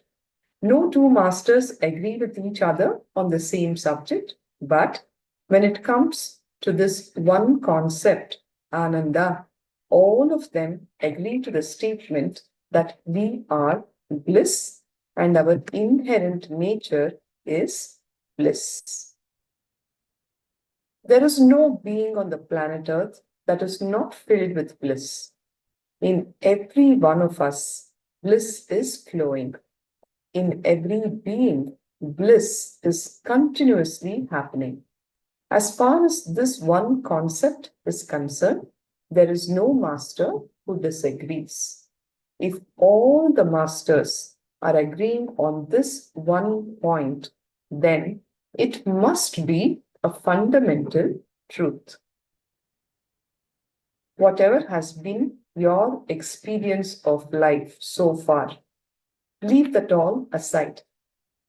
When so many masters are telling you that you are bliss, then it has to be the truth. Let us have the faith in that truth. Internalize this, and we will work out techniques of experiencing that truth. In the United States of America, 115 years ago, a young lady asked the great sage Swami Vivekananda, "What is life?" Vivekananda says, "Come with me to India, I shall teach you." She asked him, "What will you teach me?" He said, "I shall teach you how to die." The fact is that in the mystery of death lies the answer to life. The question is about life, but the answer is about death. It seems very strange, but what Swami Vivekananda is saying is, if you know the secret of death, the quality of your life will be different. Your very understanding and attitude towards everything will change.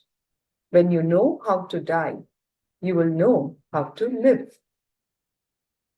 Your whole approach towards living will change when you understand the secret of death.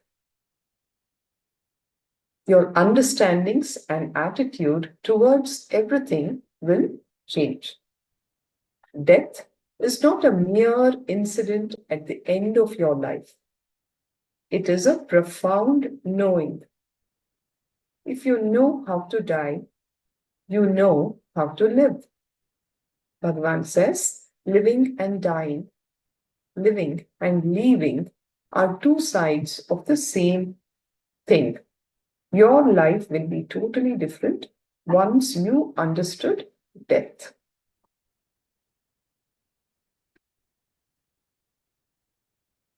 The Nithyananda Spurana program journeys you through your own life, simultaneously revealing the secrets of death.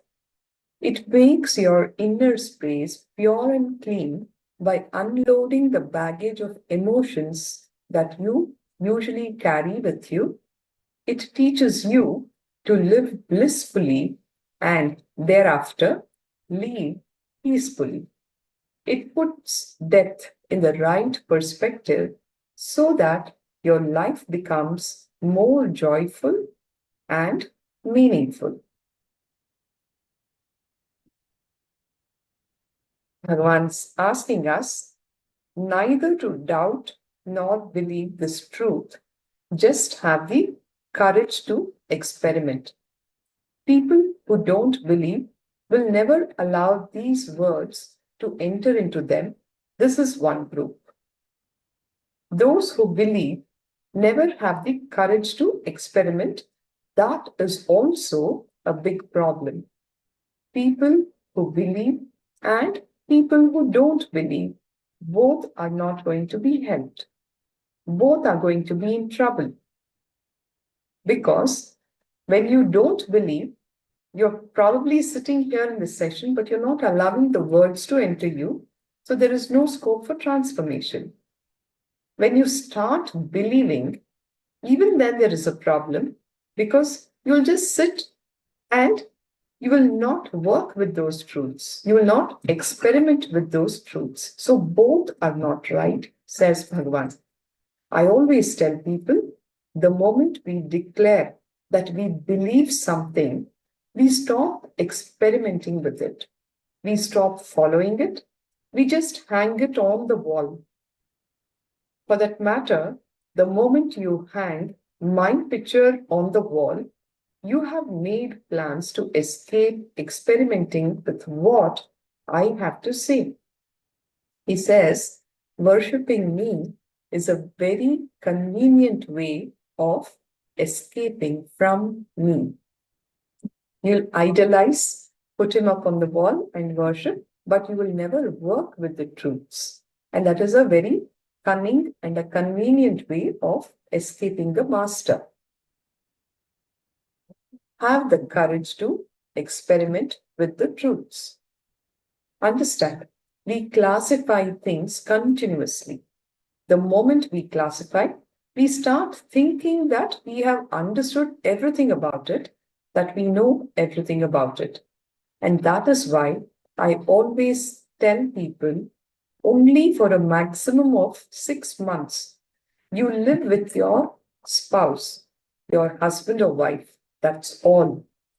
After that, you create an image about him or her, and your spouse in turn creates an image about you. After this is done, you live only with the images and you don't live with the real being. It takes real intelligence to live with the person instead of living with the image. You will only say, I know this guy, I know her. You have a certain idea, an image about that person, and you start living with that person, which is a very foolish way to live life. Only the intelligent people will live with the person in the moment, every moment, instead of living with images. The problem is because we continuously, constantly, we classify things. The moment we classify, we stop relating with the real person. The best way to get the most out of this program is to come with an open mind. Very deep spiritual truths will be revealed, and you will have the maximum benefit when you are here with an open mind. When you come in with an empty mind, with no prejudice, you can completely absorb what I am saying in its totality. If you come in with your knowledge, you will be constantly comparing every word of mine with what you already think that you know, with what you have heard about from someone else earlier, and you will simply miss what I am trying to tell you. You can absorb me only if there is some space in you to take me in. If you are already full, you cannot take me in. Bhagavan says the best way to come into this program is to come with an open mind which is ready to receive. If you want to experience me, if you really want to gain something for having taken time out for these few days, be like an empty cup here. I will then fill you up beautifully. Be totally open and receptive. Be like a child, innocent and curious, like a sponge that is ready to absorb, and that is enough. Why are we not able to relate directly? Why are we not able to listen with an open mind? For this, we need to understand the science behind the working of the mind. So when Bhagavan is telling us to be here, available, open, receptive, like a sponge that is ready to absorb, it means that more often than not, we are not in that space, isn't it? And why is it so? Why are we not able to be so receptive? And why are we not able to receive, listen with an open mind? For this, we need to understand the science behind the working of the mind. Look at this picture, which shows how the mind works. The diagram shows how the information that enters the eye is processed. Actually, not just the information through the eye, but the information that comes in through all the 5 senses, that is, through the nose, the ears, the tongue, the touch, and the eye. Just for an understanding, we are taking the example of the eye. Note this picture. We will be coming back to this as we continue with this understanding. All the information that enters the eye goes to the chakshu. Chakshu, which is a digital signal processor inside of you. The digital signal processor will be converting the image into some kind of a digital signal, which from there jumps into the chitta. The chitta is your memory.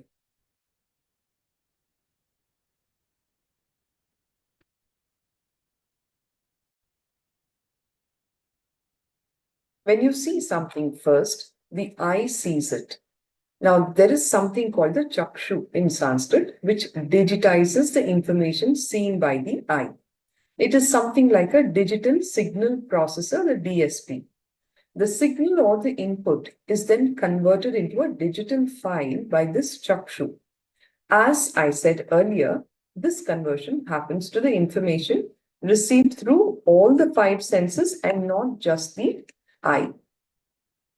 Then the file goes to the chitta, that is the memory. In the memory, a little more work is done on the file. It analyzes the file that's been received through the process of elimination as a first step to identify what has been received. For example, you are seeing me now. The file is processed through the chakshu and taken to the chitta, the memory. The memory will start analyzing it. It will start eliminating, as in, this is not an animal.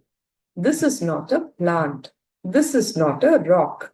This is the process of elimination that happens in the memory. Then the file goes to the manas, or the mind.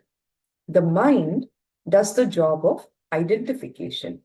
It will conclude, this is a human being who is teaching a class. The mind concludes, this is it. The memory concludes, this is not. The mind concludes, this is it.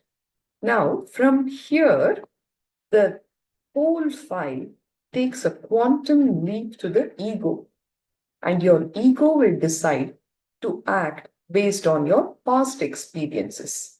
If you have stored past experiences with similar classes, like say some yoga or meditation classes that you have attended earlier, and they have been good for you, they've been okay, you had a good feeling about it, all right for you, then you will decide to sit here, or else you will think that it is better to move on.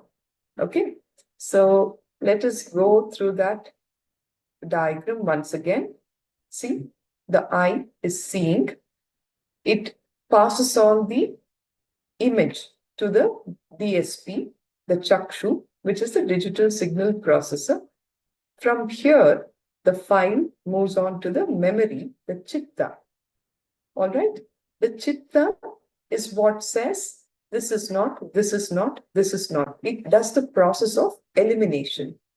From here, the file moves to the manas, which is the mind, which does the process of identification. This is it. Okay, a human being taking class. From here, from the eye seeing to the mind concluding, all of this happens as a conscious action. The moment the mind concludes, from there, the file takes a jump into your ego. And this process is unconscious. This function happens based on your past memories of similar experiences. Like I said earlier, if you had a decent experience, with a good experience out of such classes, the mind will decide, hang on, stay there. You may get something good out of this. But for instance, you've not had a very great experience in a previous class that you might have attended earlier somewhere. Immediately, the mind overpowers your being and decides, hey, move out. This is not for you. Even without your active involvement. As an unconscious process, the decision is taken by your ego. The first step is you seeing me, the eye passing the information to the chakshu, the chakshu converting it into a digital signal, the memory doing the elimination work, this is not, then the mind doing the identification of the file, this is it, and then the whole file takes a quantum jump to the ego. In this zone of stored memories, you decide whether to sit here or leave. I always give this example to understand the process of elimination versus that of identification. Now, let us say you want to find the word home in the dictionary. You start from the letter A and you eliminate. Not A, not B, not C, right? Until you come to the letter H. Now, until you come to the letter H, it is only an elimination process. Once you come to H, then it becomes an identification process, isn't it? You start identifying HO, then HOM, then you come to HOME. So this is basically to give you an understanding of the elimination and the identification process. Now, even in the identification process, actually there is elimination, but that cannot be considered elimination because your whole attitude is different during this time. Until you come to H, you do not even look at anything. You only go on eliminating. But once you come to H becomes your standpoint. Then you start looking for HO, HOM, etc. Now, there is a difference in your attitude in the identification process compared to your attitude during the elimination process. It is like this. You have thousands of files stored in your mind. Now, let us say you're seeing me. You will first start eliminating. This is not a stone, this is not a tree, this is not an animal. And then you come to man and say, this is a man. Now, once you come to man, you start identifying me. 6 feet tall, saffron colored, talking about meditation, my master, Nithyananda. So, you are eliminating until you find the right classification.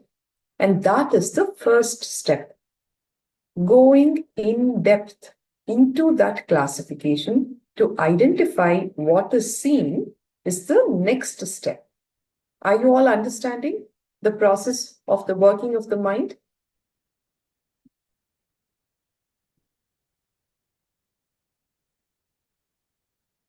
The process of elimination and then the identification. Once you have a standpoint with reference to your identification, you go in depth to classify it further. Now, elimination happens in the breadth. Identification is depth. The elimination process is like handling many files. The identification process is like going deeply into a specific file. Now, let us call the time for the process between the I and the mind as TP.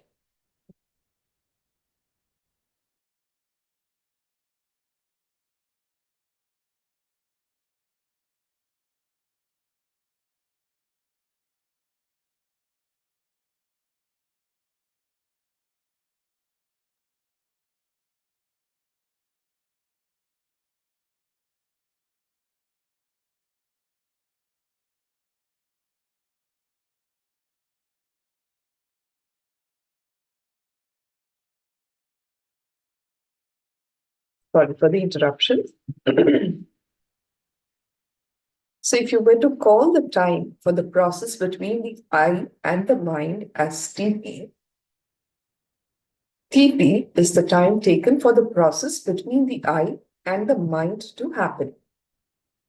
Now, this process, TP, is a logical and a conscious process. You are completely aware of this process. It happens with your awareness, and you will be ready to take complete responsibility for this process. Thereafter, the quantum leap from the mind to the ego is mostly unconscious.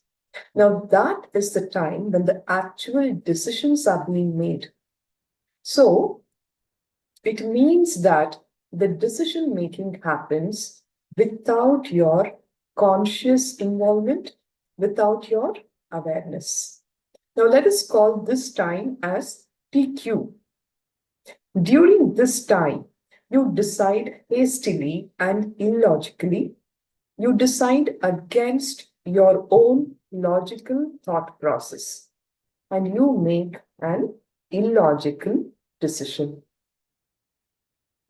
Look at the danger involved in this whole process.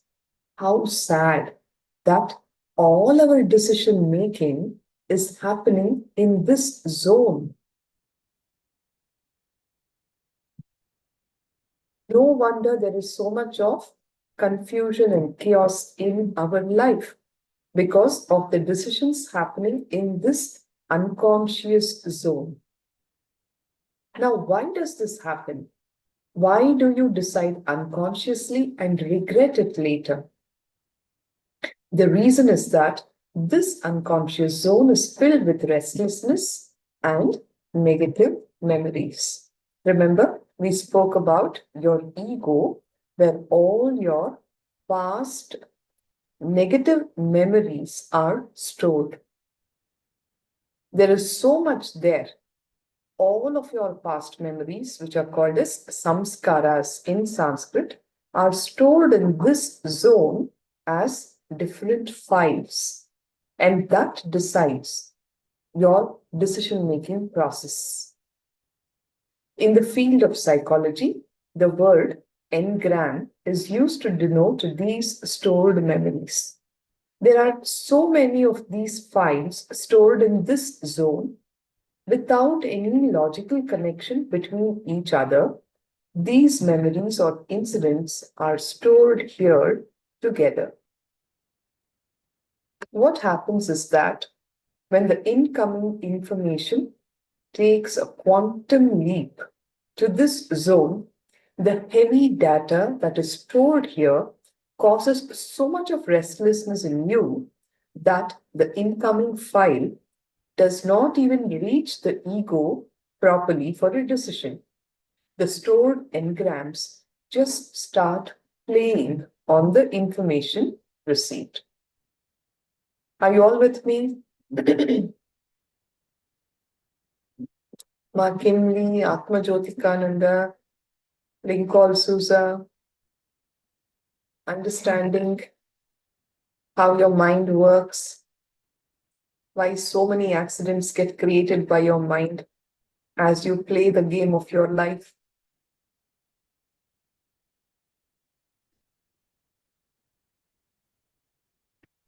Thank you, Aya.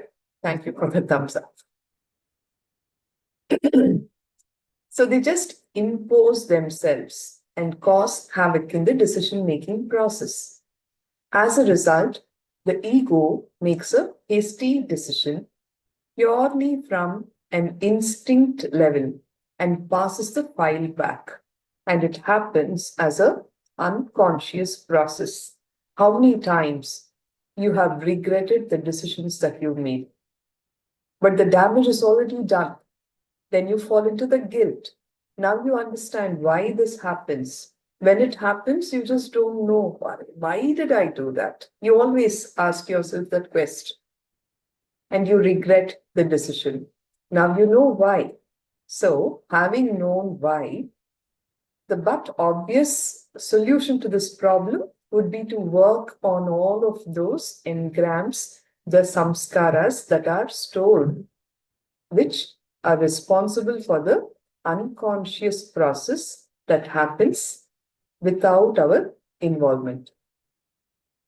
Now, for example, according to the data that you have collected, you know that smoking is injurious to your health. It is not good for your body and mind, isn't it?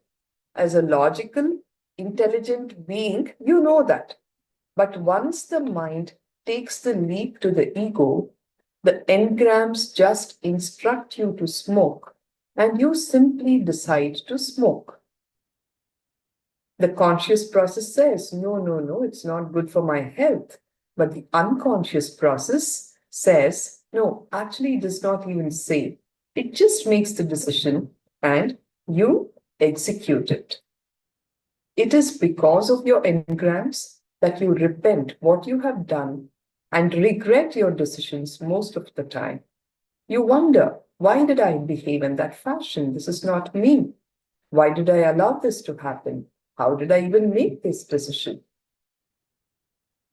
Now, this happens because the unconscious mind that is filled with all your samskaras has emotional attachments to your memories. If you only remember the past in a detached way, you learn from it, and the resulting intelligence is used to make better decisions in the future. Understand this, it's a very important truth that we need to know. If you remember your past just as some words, as a word document, you will develop the intelligence to make better decisions in the future. But unfortunately, most of your past memories have tagged with them certain emotional attachments, more often than not negative. Now, these are the samskaras, and they continue to run and ruin your life. But if there are positive or negative emotional attachments attached to your memory, what happens is that you are not able to see anything objectively. You look at the present through tinted glasses of the past, tinted by the memories of those emotions that you went through when so-called similar incidents happened in the past. You're not able to look at this incident of your life as a fresh and a new moment. The Nithyananda Spurana program is all about going deeply in and cleaning your deep-rooted samskaras that are controlling and playing havoc in your life. We will understand in depth about the various energy layers, the energy bodies that we have, and which samskara or emotion each of them is ruled by. This intellectual understanding, along with the actual cleansing of the samskaras, is the essence of the Nithyananda Spurana program. All right. So are we all ready to dive deep in to cleanse ourselves of these samskaras so that we tap into our true nature, which is the eternal bliss inside us? This program has a complete healing effect at the physical, mental, and spiritual levels. People come and ask me how I heal through meditation. Please understand, I do not heal through my physical body. It is my presence that heals, says Bhagavan. When the sun rises, the lotus blooms by itself. The sun does not go and open the petals of the lotus. Similarly, in the presence of the Master, healing happens. Be very clear that healing is not done, healing happens. Bhagavan continues to say, I can heal your body since it is in my presence. In the same way, if you open your mind too, it can be healed. In this program, that's what we do, opening of minds. You are asked to write down about yourself, about your pains, desires, guilts, and pleasures. You will not be showing these to anyone else. It is for you to know clearly what your deep-rooted, your deeply embedded samskaras are. Trust me, this is a very, very powerful process. Unfortunately, for most of us, we never give time to ourselves, to dive deep into ourselves, to understand our life, even though we have lived it. This is the only time where you will actually be diving deep in to understand and look into your pains, your desires, guilts, and pleasures. And remember, this whole program is happening in the presence of the Master. It is only if you open up your mind to yourself in His presence that He can heal you. The benefit of this program is paramount.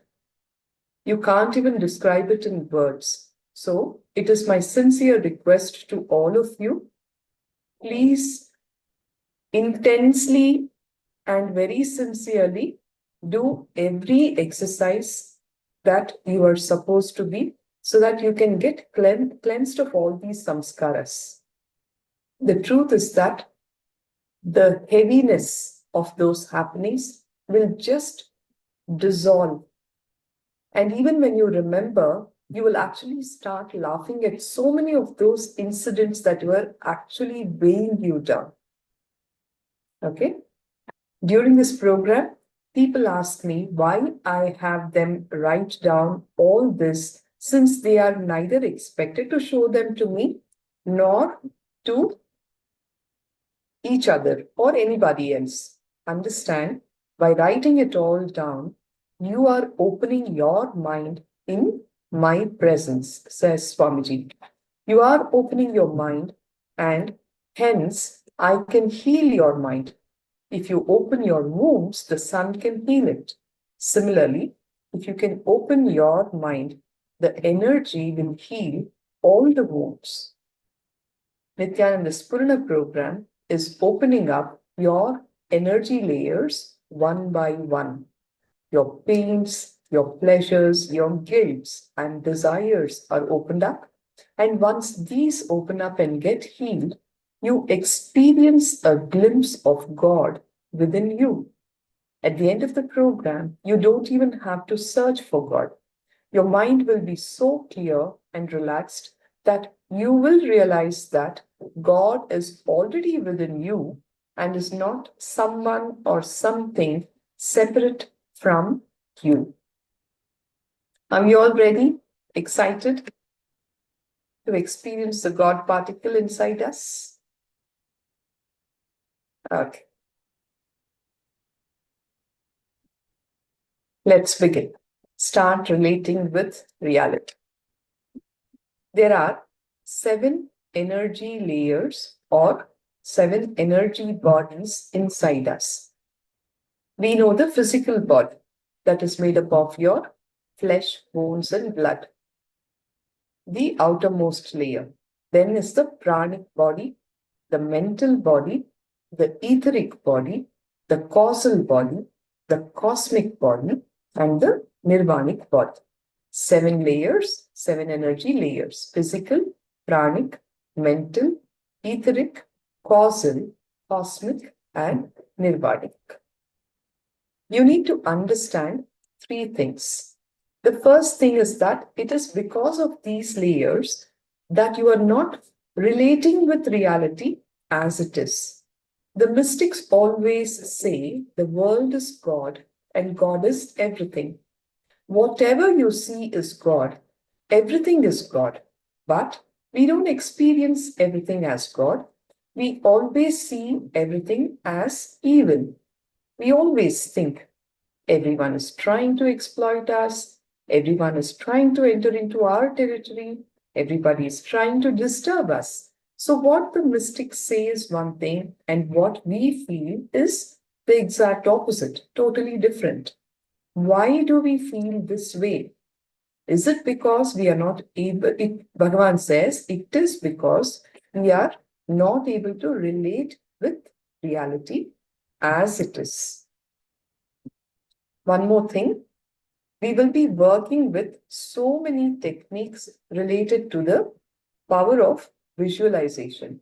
You will be asked to visualize so many things. Generally, human beings have a very deep disrespect for visualization. We always think, with my imagination, what can I achieve? Bhagavan says, understand your whole life is nothing but your visualization. Your whole life is nothing but your imagination. So it's like you're using one thorn to remove another thorn. If one thorn enters your foot, you take another thorn, sharp object, to remove it with the other. Is it not? In the same way, so much of imagination has entered without your knowledge, without your consciousness, and it has become your life. So now let us use our intelligence to remove those unconscious imaginations by using conscious imagination. When you do that, the process will be done powerfully. So whenever meditation instructions are given, just put your total energy into making them happen and do not bother about your opinion about them. After all, the incarnation has devised all of these foolproof, time-tested, effective technologies, right? Which has worked for millions. So it's working for so many, it is definitely going to work for you as well. The person who creates the formula to recreate his experience of the outer world is a scientist. For example, Newton created the law of gravity. He had a certain experience when he saw the apple falling from a tree. So he created a formula to reproduce the same understanding about gravity for humanity when he came up with the gravity theory. Now, a person who creates a formula for others to understand the experiences of the outer world or the outer happenings of the outer world is a scientist. Similarly, a person who creates a formula to reproduce the experiences of the inner world is the master. Understand? A person who creates a formula to reproduce the things of the outer world is a scientist, and a person who creates a formula to reproduce the inner world experiences is a master. We are talking about how Bhagavan got inspired to create this formula, the inspiration for the Nithyananda Spurana. This whole program is a formula created by me to reproduce certain experiences that happened in me a few years back. So we will see what those experiences were and how this formula appeared. First, we will see how this experience happened in me, and second, how this formula will reproduce the same thing in you. Unless we understand these two things clearly, we will not be able to work with the formula. The whole motivation for the Nithyananda Spurana came out of two incidents in my life. The first one happened before enlightenment. This is the sacred land of Varanasi, Kashi, and you can see the Manikarnika Ghat, where all the dead bodies are burnt by the side of the river Ganga. So Bhagavan is telling us about that first experience before enlightenment, which was probably in the year 1999, There was an elderly sannyasi, a very old sannyasi who was suffering from cancer. He was in the hospital in the intensive care unit. And I had the responsibility to take care of him. He was a great sannyasi, but not an enlightened person. He was a great tapasvi, a spiritual seeker undertaking severe austerities. Every day, I used to bring him food and take care of his needs and stay in the hospital. One day, the person in the third bed from him was slowly passing away. He was dying. I was just sitting on the bed and watching the whole thing. The doctors were standing around him and they were trying their best to help, but they were not able to do anything. Even though I was not enlightened at that time, I had had my conscious experience of death by that time, which is one of the most wonderful spiritual experiences I had ever had. Because of that, I was able to see what exactly was happening to him. The man who was dying, basically, Swamiji is talking about the death of that person in his presence before Bhagavan's enlightenment. Slowly, he started suffering and struggling. First, he started suffering tremendous pain in the physical body. His face started showing the pain. Next, he became breathless. He started inhaling and exhaling erratically. I was able to see very clearly the pain and agony. The pain was what it would be like if 1,000 scorpions were stinging him at the same time. His whole consciousness was being torn. Just imagine how painful it is for us if we have a small cut on the body. Even if a centimeter or an inch there is a cut. This person, literally the body was being cut into pieces. That kind of a pain. Literally 1,000 scorpions biting, stinging at him at the same time. Bhagavan says, I was able to see very clearly the pain and the agony. The pain was what it would be if there were 1,000 scorpions stinging him at the same time. His whole consciousness was being torn. If we cut our little finger with a blade, how much pain we experience. Now imagine his 6-foot body was as if it was literally being cut into pieces along its length. Imagine the suffering. I was able to experience the pain, the agony, the feeling which he was undergoing. Of course, slowly, very slowly, he started moving away from the physical body. Even though it is a little difficult to receive the whole thing logically, even if it is a little difficult to understand this intellectually, this is what really happened. Understanding this whole thing is like working with the formula, like say, x into 2 is equal to 4. We've done all this in school, right? When 2x is equal to 4, then x is equal to 4 by 2, which is 2. So, to understand the formula, how to solve it, first we assume some value for x. First we assume that x is equal to 2, and then we replace 2 in the place of x. Then we understand 2 into 2 is 4. Once the answer is right, we know that x is equal to 2. Now, until the calculation is done, we need to have a little patience. But when I say, let us assume that x is equal to 2, immediately if you start raising the question, no, why not 3, why not 1, why not 4, we will not be able to proceed at all. Even if we understand it as a hypothesis, it is enough. At the end of the calculation, we will be able to understand how this whole thing happens. It is the same as what I'm sharing with you. It may be difficult to understand logically, but just relax and take it as a hypothesis for now. I was able to see and experience the tremendous pain and agony of that being. It was an excruciating pain and deep suffering. The being started moving from the physical body to the pranic layer, which is the second layer body. Pranic layer is our breathing energy. All these 7 bodies are 7 energy layers of our being. When the being started moving towards the pranic layer, again there was deep suffering.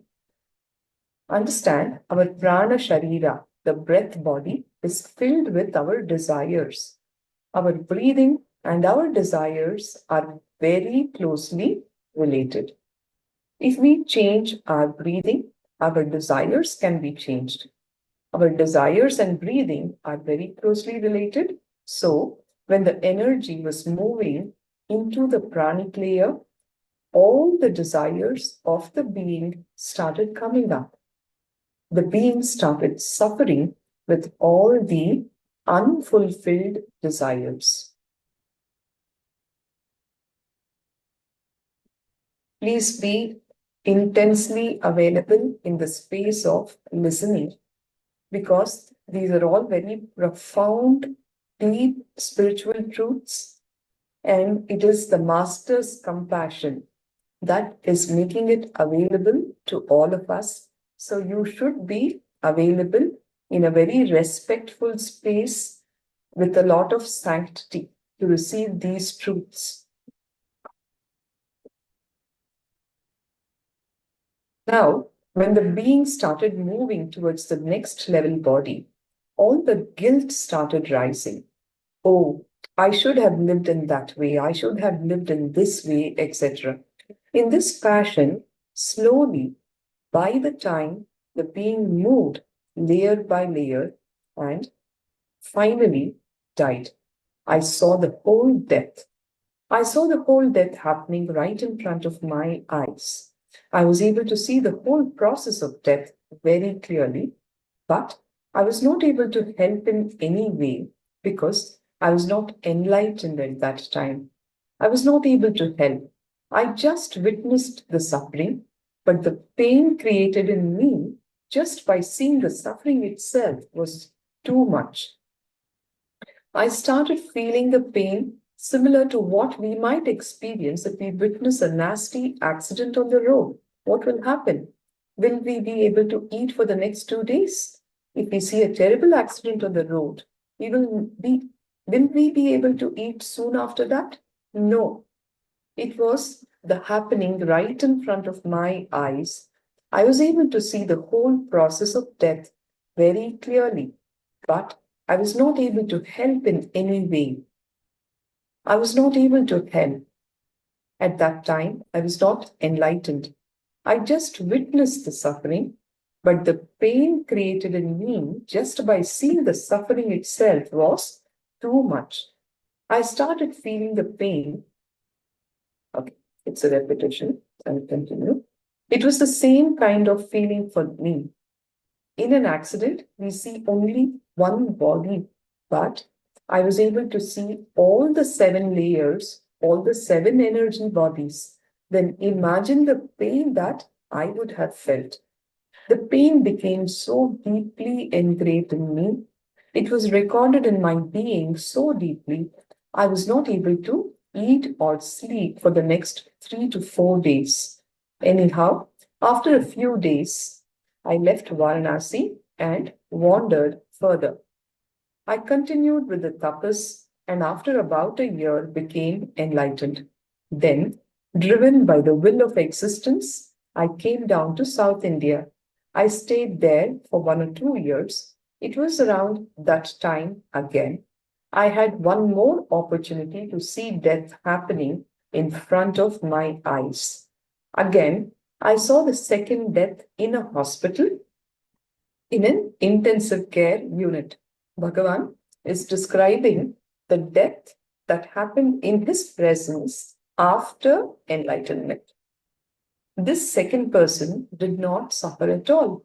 He simply passed away, moving through one layer after another seamlessly. I was surprised. I asked his relatives if he was a highly spiritual person. They said that he was very far away from it. He probably never even went to a temple all his life, nor did he do anything related remotely to spirituality. I started analyzing, why did the first person suffer and why did the second person not suffer? The death that I saw in Varanasi was so painful, there are no words to describe it fully. But the death that I saw in the second person was so different. I saw that the person neither experienced pain nor did he have any suffering. He was moving beautifully from the first layer to the second layer to the third to the fourth, and so on. Like how a ball rolls in snow, just like that, his being was moving. I was surprised. As I was watching, his being simply moved away and just disappeared. He became enlightened. He was liberated. So this is the second death that Bhagavan is describing. The earlier was before his enlightenment, and the second death after enlightenment. The second death, when he inquired, the person was nothing anywhere remotely connected to spirituality. He lived a very normal life, but nevertheless, he had a very seamless, painless death. When I was pondering over these two incidents, suddenly the truth jumped up. The second man left his body in the presence of an enlightened being. And that was the reason why he left the body painlessly.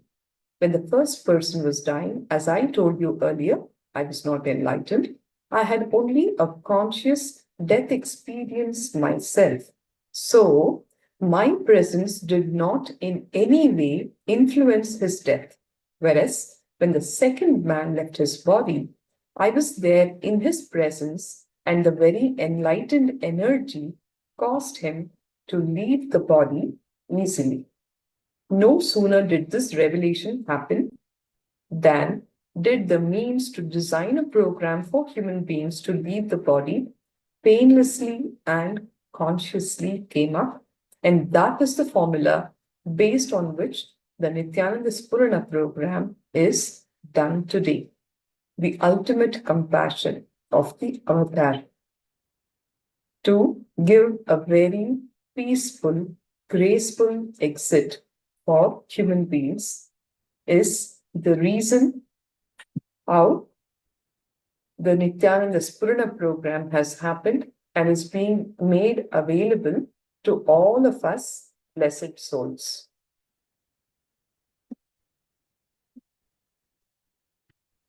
One goes on to talk about his own death experience. Let me narrate to you my own conscious death experience in Varanasi. Let me describe exactly what happened within me when I had my experience with this technique. I always used to think that I should have an experience of death, that I should face death directly, but somehow that thought never became a priority. Any thought has to become the topmost priority, and only then the corresponding experience can happen. It should not just be in one corner of your mind. If you have it in your laundry list, then it's not going to become a reality. Similarly, usually on our to-do lists, we also have washing, cleaning, paying the rent, phone bill, and finally, if time permits, enlightenment also. If time permits, meditation also. No, enlightenment will not happen if it is this way, says Bhagavan. Only when it becomes a top priority, only when the urge becomes urgent, everything around you will start aligning itself for the experience to happen in you. And this is the case not just with enlightenment, with anything in life, it is true. Understand, if at all you are complaining that what you wish to happen is not happening, It is only because it has not become the topmost on your priority list and nothing else. Nothing else and no one else can be blamed or should be blamed for it. You will see that the moment it becomes the topmost priority, there will be an energy play that comes into being and it will simply happen. Until then, it will wait for you, that's all. A small story. One man goes to the doctor and says, Doctor, I tried to commit suicide by taking 1,000 aspirins. The doctor asks, But what happened? The master says, No, after taking 2, I felt better and I stopped. It's like this. Understand, only when the desire is in the absolute top position in the priority list, the experience can be achieved. The death experience was not my top priority, and so somehow it was getting postponed. In my wandering days, I had been to Varanasi, the holy city for Hindus. It has the largest floating population in the world. Per day, nearly 300,000 people enter the city and leave. Further, per day, 300 dead bodies are burnt in the place called Manikarnika Ghat on the banks of the sacred river Ganga. It is traditionally believed that if somebody dies or somebody's body is burnt in that area, they will be liberated. They will have direct enlightenment. It is not just a traditional belief. Even Bhagavan Ramakrishna Paramahamsa confirms it with his own experience.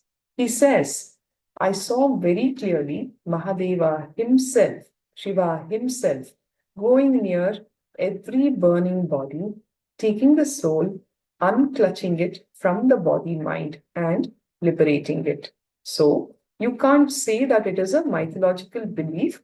It is the solid experience, what we know as a Apta Pramana from Bhagavan Ramakrishna's life, Paramahamsa's life. I had the fortune of going to Manikarnika Ghat, says Swamiji. Traditionally, it is not only believed, but it is true that for the last 2,000 years, the fire that is used to light the pyres has never been put off. You can see Manikarnika Ghat picture here by the sacred river Ganga in Kashi. Whether it rains or shines or floods, people never bring fire when they come with the dead body to Manikarnika Ghat. The fire that is here is only used to burn the bodies that follow. And this fire has been burning for the past 2,000 years uninterrupted. The fire will already be burning and they will just take it from there and light the dead body. The fire has never gone off. It just continuously burns the bodies as they arrive. Sometimes I would see that 2 to 3 bodies are burnt at the same time. So many bodies keep coming. Especially in the evenings, the bodies will be more in number. From near the place where the person dies, they will start walking, carrying the dead body, chanting mantras like Ram Nam Satya Hai, Ram Nam Satya Hai. It means Rama's name is the ultimate and the eternal truth. By evening, they will reach Manikarnika Ghat. The scene there, the very experience of just being there, I cannot describe to you verbally. Only you have to be there to experience it. To tell you honestly, the fear of death just disappeared from my system. You see so many bodies continuously being burned every day. You feel, I am also going to go like this one day. All right, that's all. You feel there are so many people giving you company. It's like one more trip that you make, that's all. You don't feel lonely about death at all. In your life, if you see maybe 1 or 2 bodies being burnt, then you will still have the fear of death. But in that place, there will be no ritual done.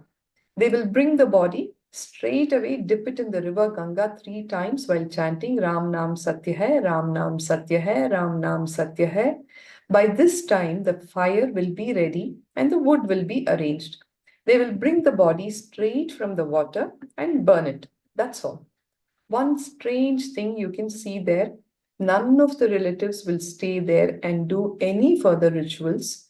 The moment they dip the body in the Ganga, they will place the body for burning there and go away. That's all. The people who maintain things there will take care of the rest. They will not know how long it will take for the body that you brought to be burnt completely. There will be a queue and the bodies will be burning continuously. I thought to myself, let me try to sit here and see what goes on. I sat. In just an hour's time, I felt that death is no more a strange incident which happens once in a while only for some relative or friend. Really, for all of us, once in a way, somebody dies in your circle is all your experience of death itself. You go to Manikarnika Ghat, take off for a day or two, sit there, and when you witness so many dead bodies being brought and burnt, you'll actually lose fear of death. You will not have that strange respect or whatever you may want to call it. It may not be the word, but yes, you will lose it. It is not a strange incident that happens once in a while. I was watching bodies arriving one after another. It was like, okay, next, that's all. Different sizes, different genders, ages, communities of people arrived to be consumed by the same burning flame. When you continuously see dead bodies being burnt, you actually lose respect for death. Now, you have too much of respect, too many ideas about death, and that is the problem. It is actually nothing but this. The breath that goes inside the body doesn't come out. That's all is death. Nothing much can be done about it. Neither can you rewind it nor fast forward it. As I was watching this scene continuously, initially the little fear that I had for death also disappeared, and slowly it became interesting to watch. I went near the people who maintain the fire and started helping them. As I was helping them, I was thinking to myself, after all, this body of mine is also going to become like this one day. When you remember that death is going to happen to you, the respect that you carry for your ego will come down, because whenever you think that something should not leave you, it is just the ego and nothing else. When you know for sure that everything is going to leave you, then the respect for your ego just drops drastically. The respect that I had for my ego dropped at that moment. Then I decided, after all, I'm going to die. Either I should have a conscious death experience now itself and live the rest of my life without the death fear, or really die. That's all. But I decided that I have to see the death happening to me one way or the other, either die or have the death experience. There was a small Shiva temple near around the corner and a small tower above the temple. I went and sat in that tower so that nobody would disturb me. I sat in that tower, and from there I started seeing the dead bodies being burnt. I still remember the strong click that triggered the whole experience that was to follow: an elderly lady's body being burnt. She had a big belly. The cloth was consumed by the fire, and the fat that was in the belly started melting and flowing. Sorry for describing this so vividly. I could see clearly that because of the fat flowing, the fire was burning with full momentum. That gave a very strong click to me, and I said, God, yes, the same thing is going to happen to this body also. Let it happen. That click opened up a deep fear of death inside me. The fear spread all over the body, but I faced it consciously. I could see very clearly the fear spreading all over the body, and when the fear met my awareness, when it hit my awareness, that became the death experience. I went through a conscious experience of my own death and came out of it. Whenever your fear is suppressed, it stays inside you as a suppressed fear. Whenever it comes out and you are not consciously facing it, it becomes a fear stroke and shakes your whole nervous system and breaks down your nervous system. If it is faced consciously, it becomes a death experience, that's all. Most of the time, we don't face our fears. When it is suppressed, it will remain inside you as a suppressed fear. When it comes out, you face it consciously, it becomes a death experience. If the fear comes and you're not facing it consciously, it becomes a fear stroke. If you just escape from the death fear, when the fear happens, it becomes death. When you face it consciously, it becomes death experience. Death fear, not expressed, plus unconsciousness is suppression. Death fear expressed plus unconsciousness is a nervous breakdown. Death fear expressed plus conscious awareness is the death experience. I have given a very clear equation now. Understand again. Death fear plus unconsciousness is suppression or perversion. Death fear plus unconsciousness means you don't suppress, but you don't face it either. You just get shaken, frightened, have a fear stroke or a nervous breakdown. Death fear plus conscious awareness is a death experience. I was able to see very clearly the fear that arose. When I faced it consciously with awareness, it became my death experience. The body was dead. It was not moving. For 2.5 days, I had no food, no water, no thought, no question, no doubt. The body was there. Only after the experience had passed, I realized that I had been like that for 2.5 days. I could see with closed eyes that the body was dead and there was no movement. Suddenly, after 2.5 days, the click happened again. God, the body is dead, but I still exist. I am there. That clarity, when it clicked, became such an intense ecstasy in me.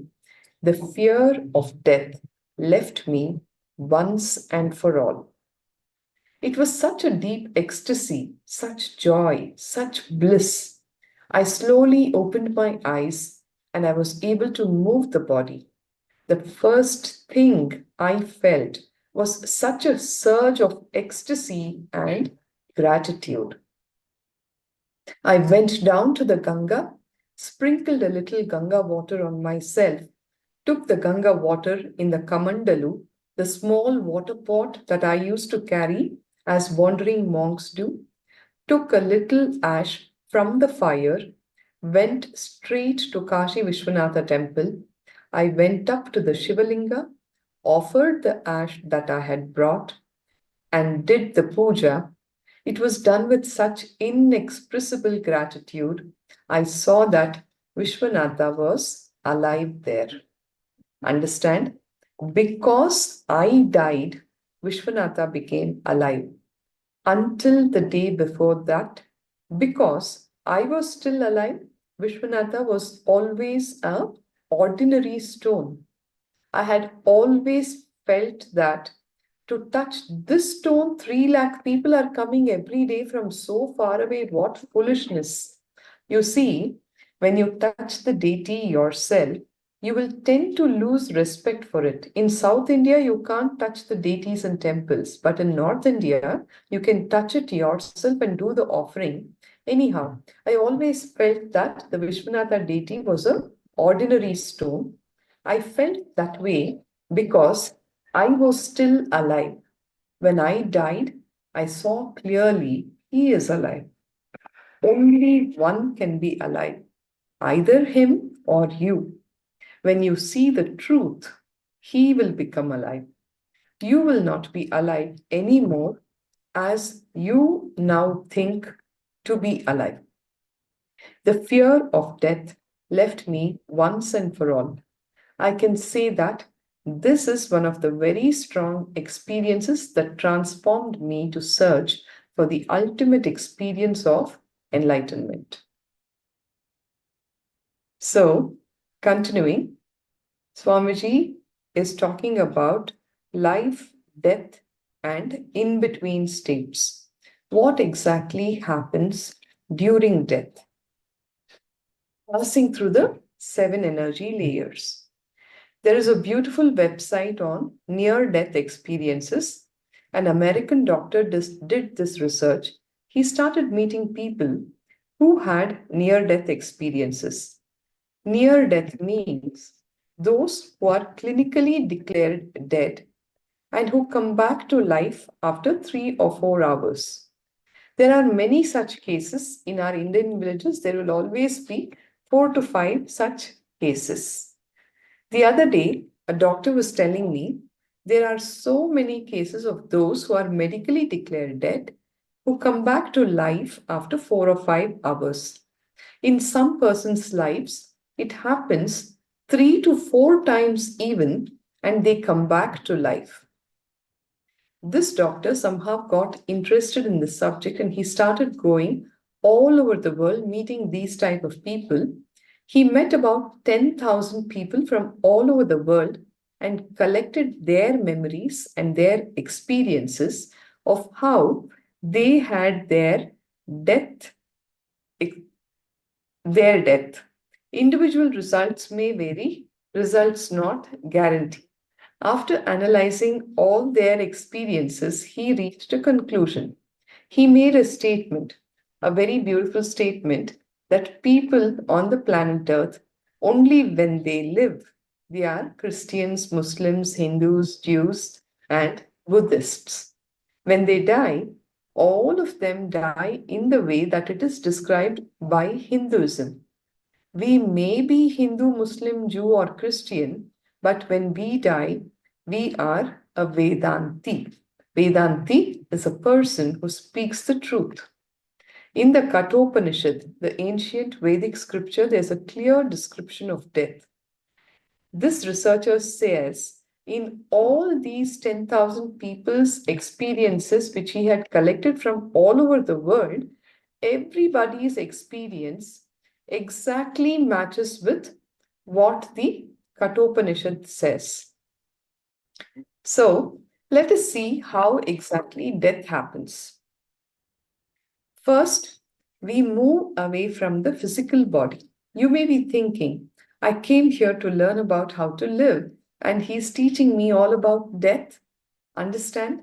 Unless we understand the mysteries of death, we will not have a clear idea about life. Our concept about death totally changes our concept about life. Our philosophy about death changes when our correct myself. Our philosophy about life changes when our philosophy about death changes. See, in the East, nobody cares for time. Things will happen at their own pace, taking their own sweet time. Why? Because all the Eastern religions believe that humans have many births. They have eternity in their hands. If not today, tomorrow. That's all. If it is not coming today, tomorrow, otherwise next birth. So relax. All Western religions talk only about one birth. They say that after death, we don't have any rebirth. And that is why Western people are so time conscious.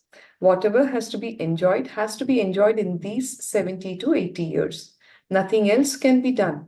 We have to finish it. And that is why their lifestyle, everything is organized around time consciousness. The idea of death changes the whole idea of life. So never think that learning about death is a waste of time. It is the basic lesson that everyone has to learn.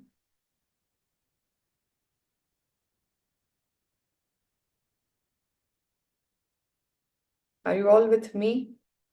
As we enter into the deeper understandings on how death happens, can I have an acknowledgement? Yes. Thank you, Sri Nithya. Amrita Panananda. Is that the name? Because I don't see it fully.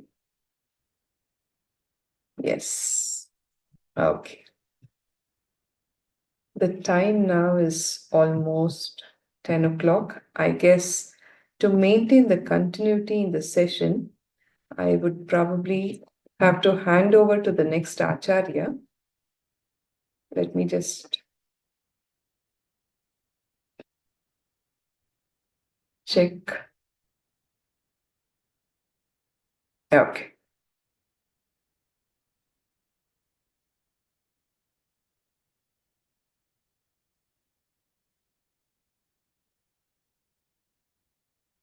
So are you all excited to go through the breath process? Please continue to be, thank you for the response. Please continue to be logged in. Our Acharya will be guiding you. From here on, I will have to now conclude, requesting all the participants to please sit straight with your head, neck and spine in a straight line. Put your hands together for the Purna mantra in deep gratitude to Bhagavan for giving us this ultimate gift of Nithyananda Spurana, leading us all through the conscious death experience process, a promise that he has made to all human beings who have attended the Nithyananda Spurana, that he is going to be there at the time when we leave the body to liberate us. Let's chant the Purna mantra. Om Purnamada Purnamidam Purnat Purnamudachyate Purnasya Purnamadaya Purnameva Vashishyate. Om Shanti Shanti Shanti Harihi Om Tat Sat Sarvam Bhagavat Shri Nithyananda Paramashiva Padukarpanamastu. Om Nithyanandam. Thank you.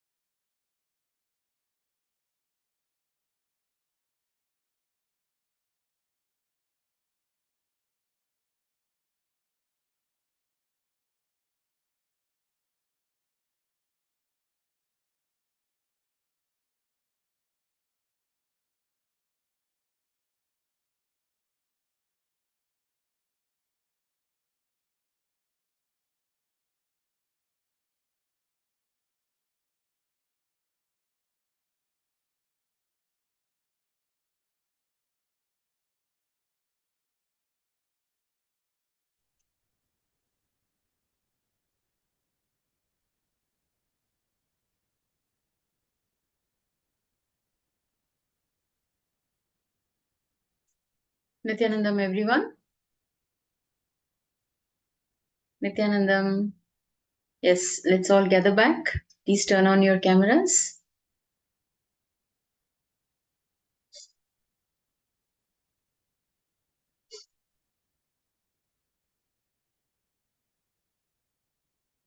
Okay, let us begin with the Sadguru Vandanam.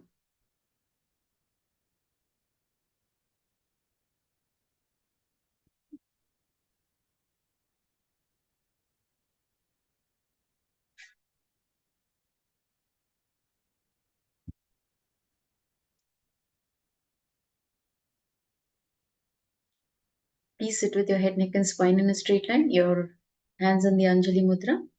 We will chant the Sadguru Vandanam. ॐ नित्यानन्दं परमसुखदं केवलं ज्ञानमूर्तिं द्वन्द्वातीतं गगनसदृशं तत्त्वमस्याधिलक्ष्यम् एकं नित्यं विमलमचलं सर्वधी साक्षिभूतं भावातीतं त्रिगुणरहितं सद्गुरुं तं Namami. I welcome you all with my love and respects. So in this session, we're going to learn about this program is known as Nithyananda Spurana program, a 4-day program that used to be conducted by Bhagwan when he was physically available. And today we will be learning all about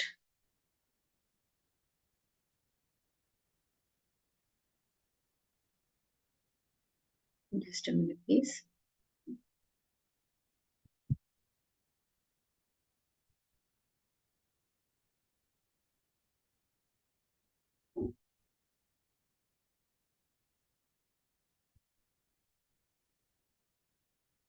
So today we will be introducing this program to you, the Nithyananda Spurana program, and let us find out what Bhagavan has to share with the humanity, with all of you, with all the Paramashivoham participants today.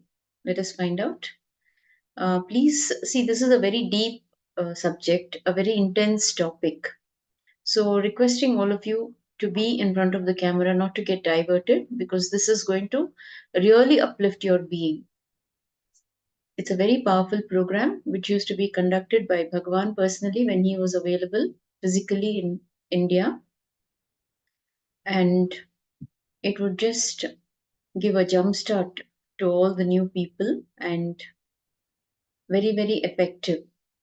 Requesting all the participants to be available in front of the camera to receive the powerful truths imparted by Bhagavan Nithyananda Paramashivam.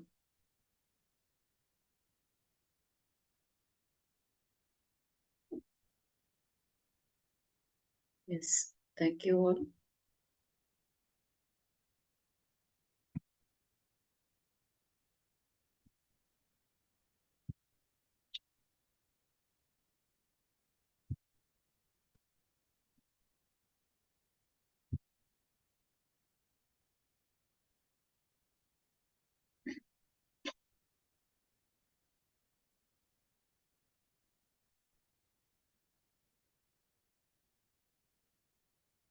Yes.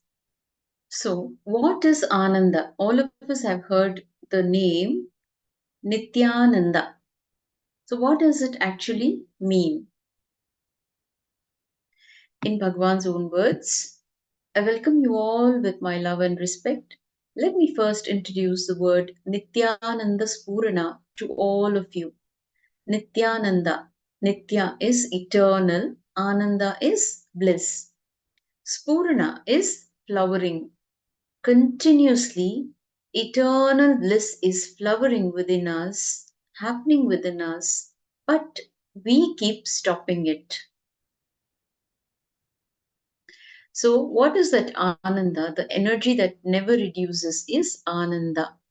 It can never be affected by a certain time or a certain space.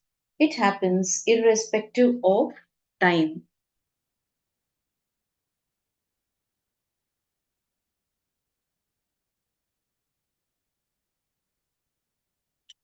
It happens irrespective of time and space.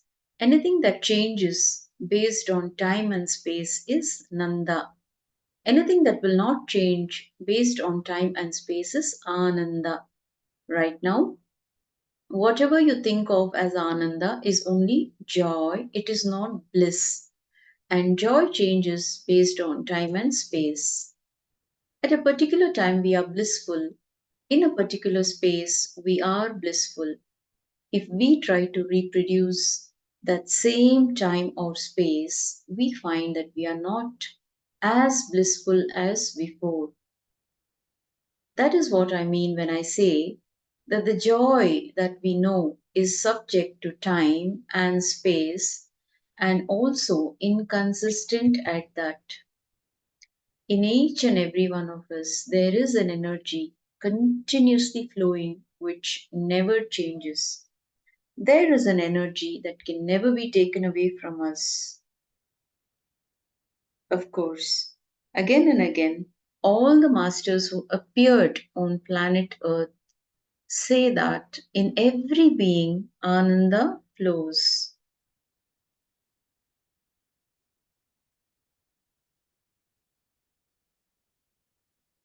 Apart from the master saying, even if we start searching inside, we will understand that if there is no Ananda sustaining us at the bottom line, we won't be able to move even an inch in our lives.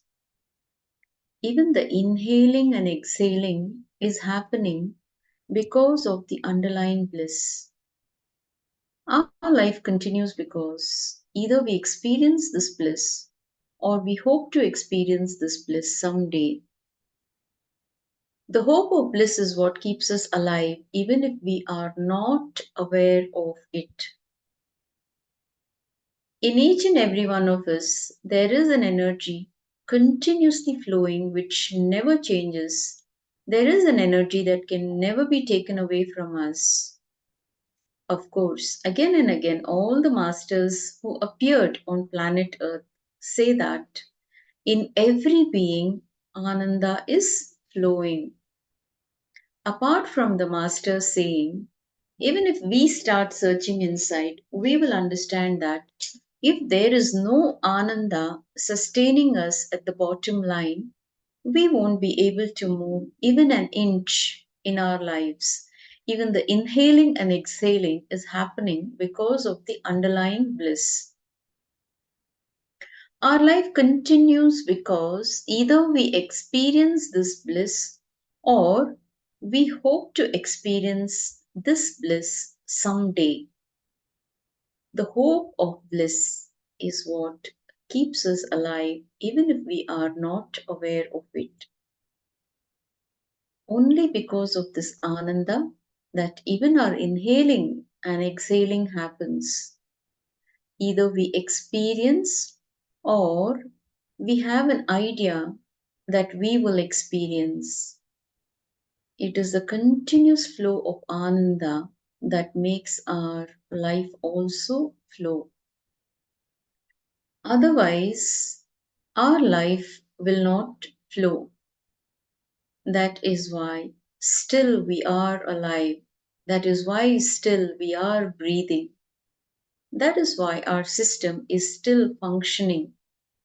This energy that we call Ananda is continuously working within our being.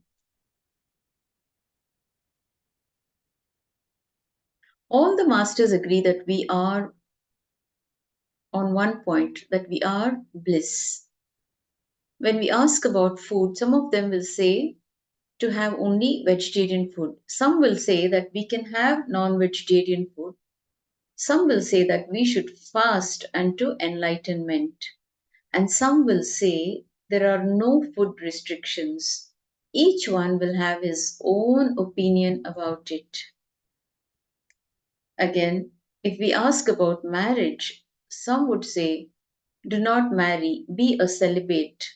Some will say, you can marry, being a householder is okay. Some will say, you can marry even 5 or 4 times. Marrying 4 or 5 times is the straight way to enlightenment. If we marry 4 or 5 times, we cannot manage our life without enlightenment. And then it becomes a basic need. If we marry once, enlightenment is an option. If we marry more than once, enlightenment is a basic need without which we can't live. Anyhow, jokes apart, each of these masters have got their own idea and their own opinion about every subject. No two masters agree with each other on the same subject. But when it comes to this one concept, Ananda, all of them agree to the statement, we are bliss. Our inherent nature is bliss. There is no being on planet Earth that is not filled with bliss. In every one of us, bliss is flowing. In every being, bliss is continuously happening. As far as this one concept is concerned, there is no master who disagrees. If all the masters are agreeing on this point, it must be a fundamental truth.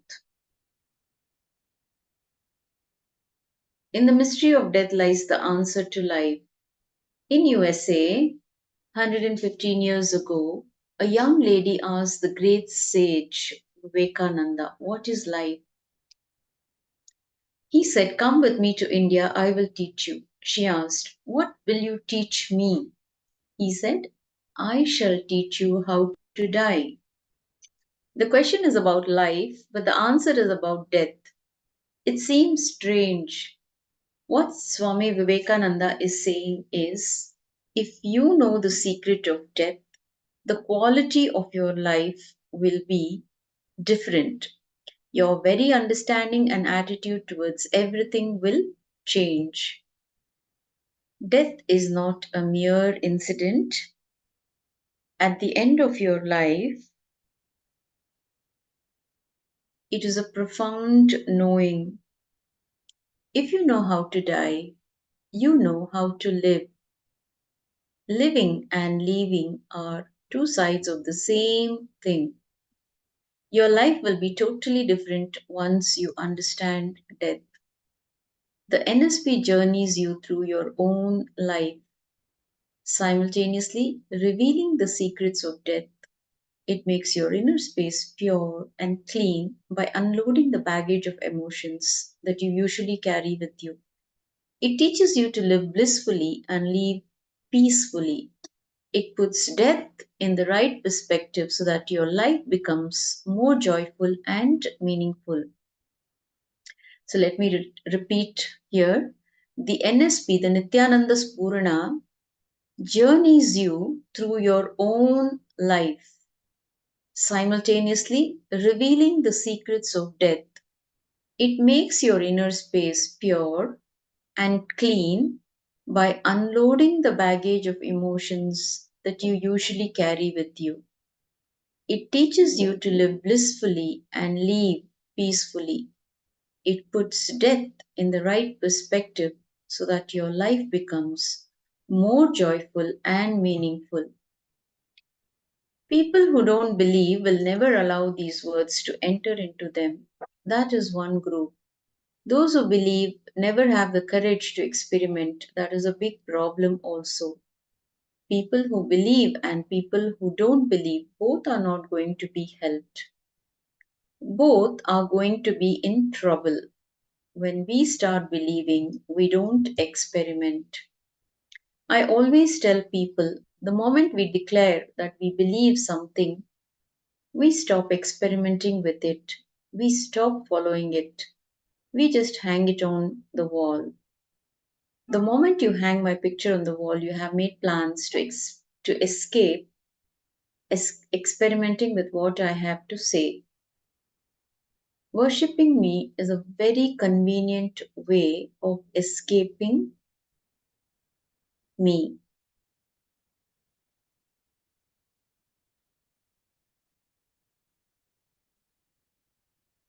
So we classify things continuously. The moment we classify, we start thinking that we have understood everything about it and that we know everything about it. That is why I always tell people only for a maximum of 6 months you live with your husband or wife. That's all.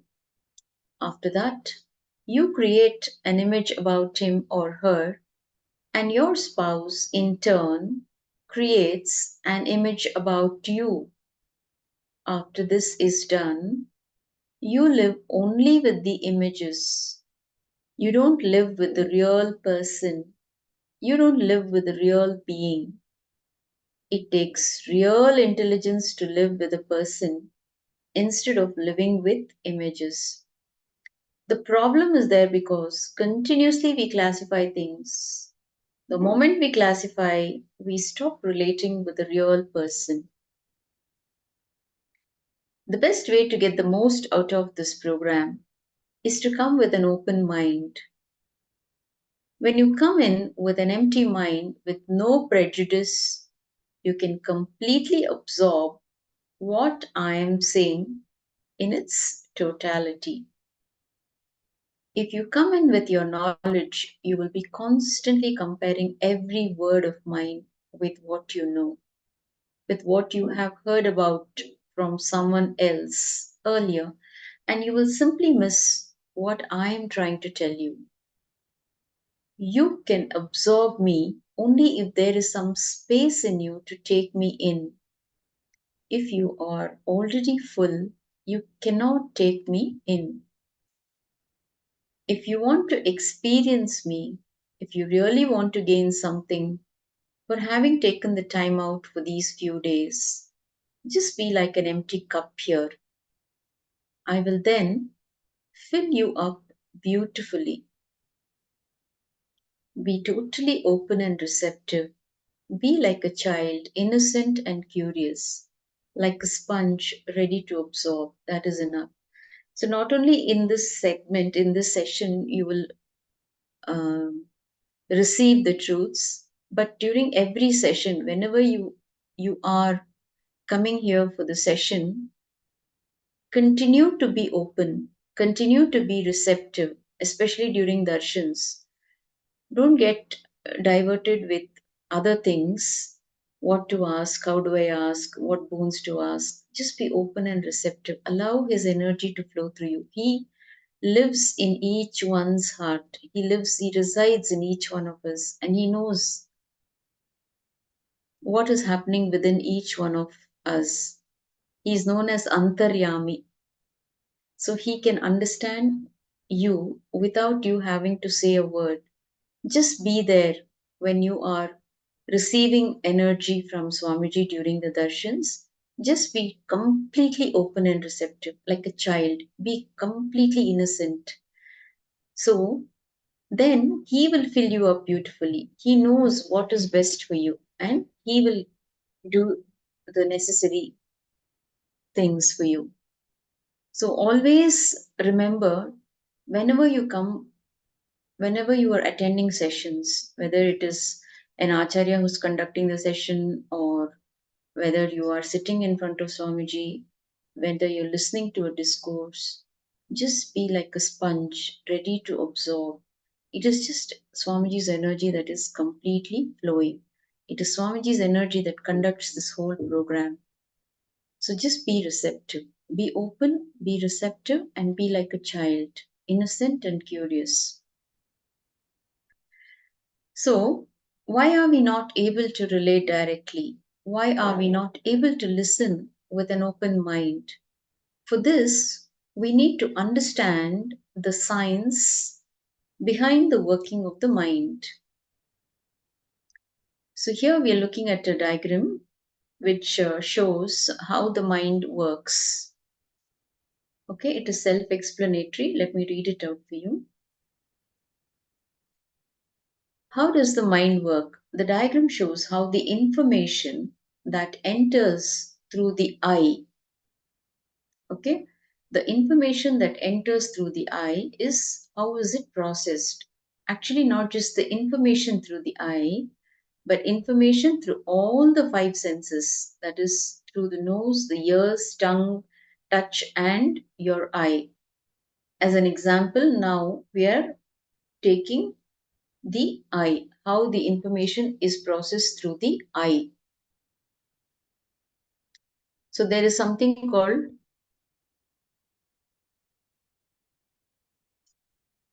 DSP. When you see something first, the eyes see it. There is something called chakshu in Sanskrit, which digitizes the information seen by the eye. It is something like a digital signal processor. Okay.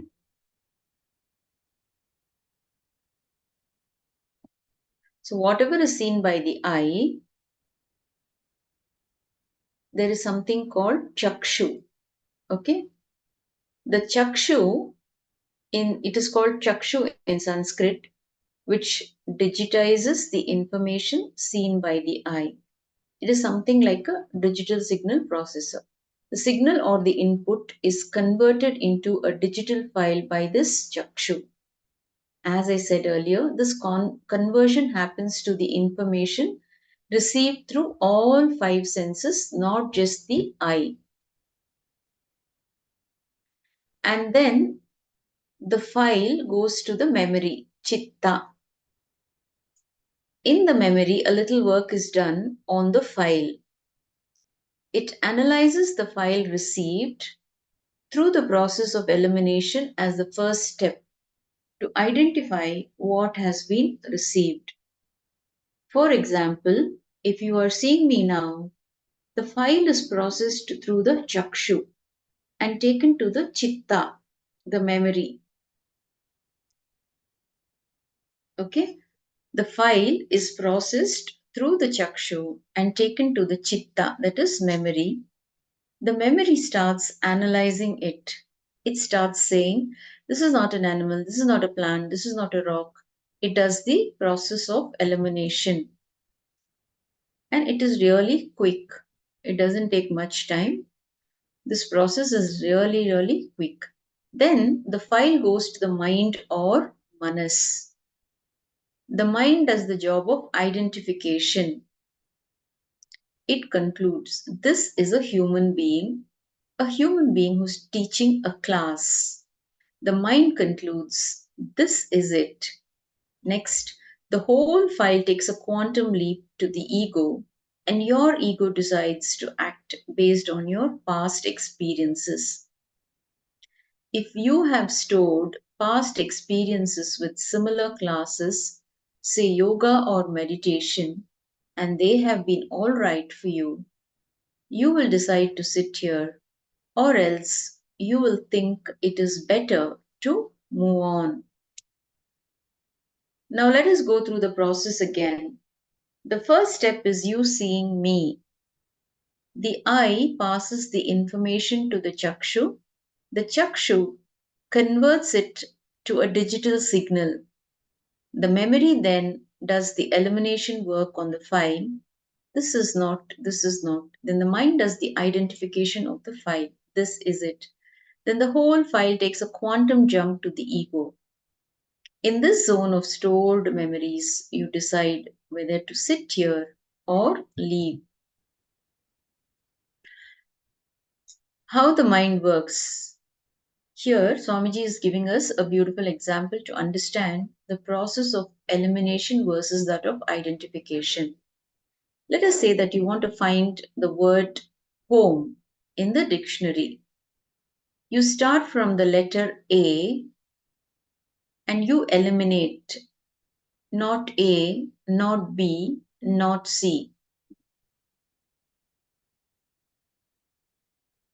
until you come to the letter H. Until you come to the letter H, it is only an elimination process. Once you come to H, it is an identification process. You start identifying ho, then hom, and then you come to home.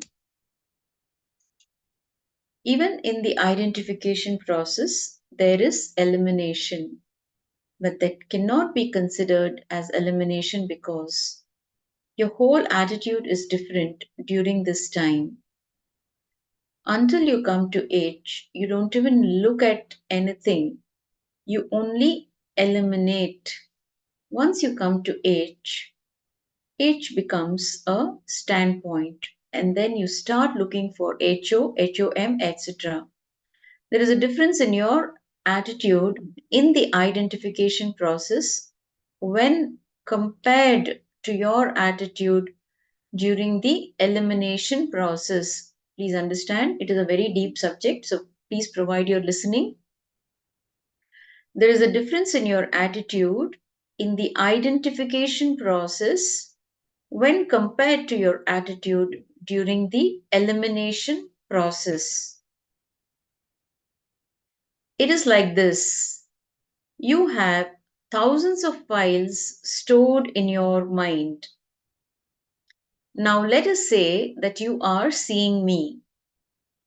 You will first start eliminating: this is not a stone, this is not a tree, this is not an animal. And then you come to man and say, this is a man. Once you arrive at man, you start identifying me 6 feet tall, saffron clothed, talking about meditation, my master, Nithyananda. So, you are eliminating until you find the right classification. That is the first step. Going in depth into that classification to identify what is seen is the next step. Elimination is breadth, identification is depth. The elimination process is like handling many files.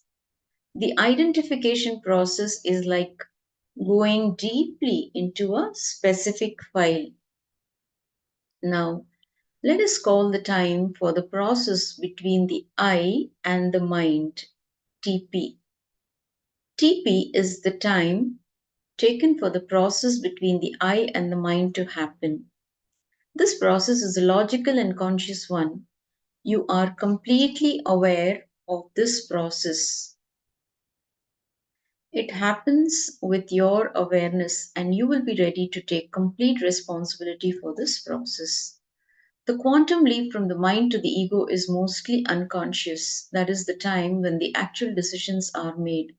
So it means that the decision making happens without your awareness. Let us call this time TQ. During this time, you decide hastily and illogically.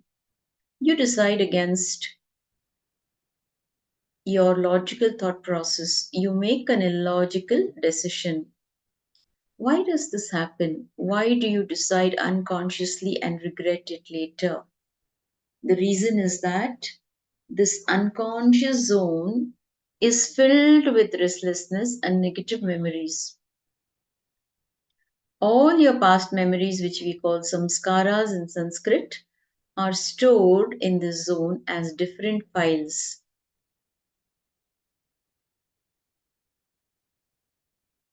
In the field of psychology, the word engrams is used to denote these stored memories. There are so many of these files stored in the zone. Without any logical connection between each other, these memories or incidents are stored together.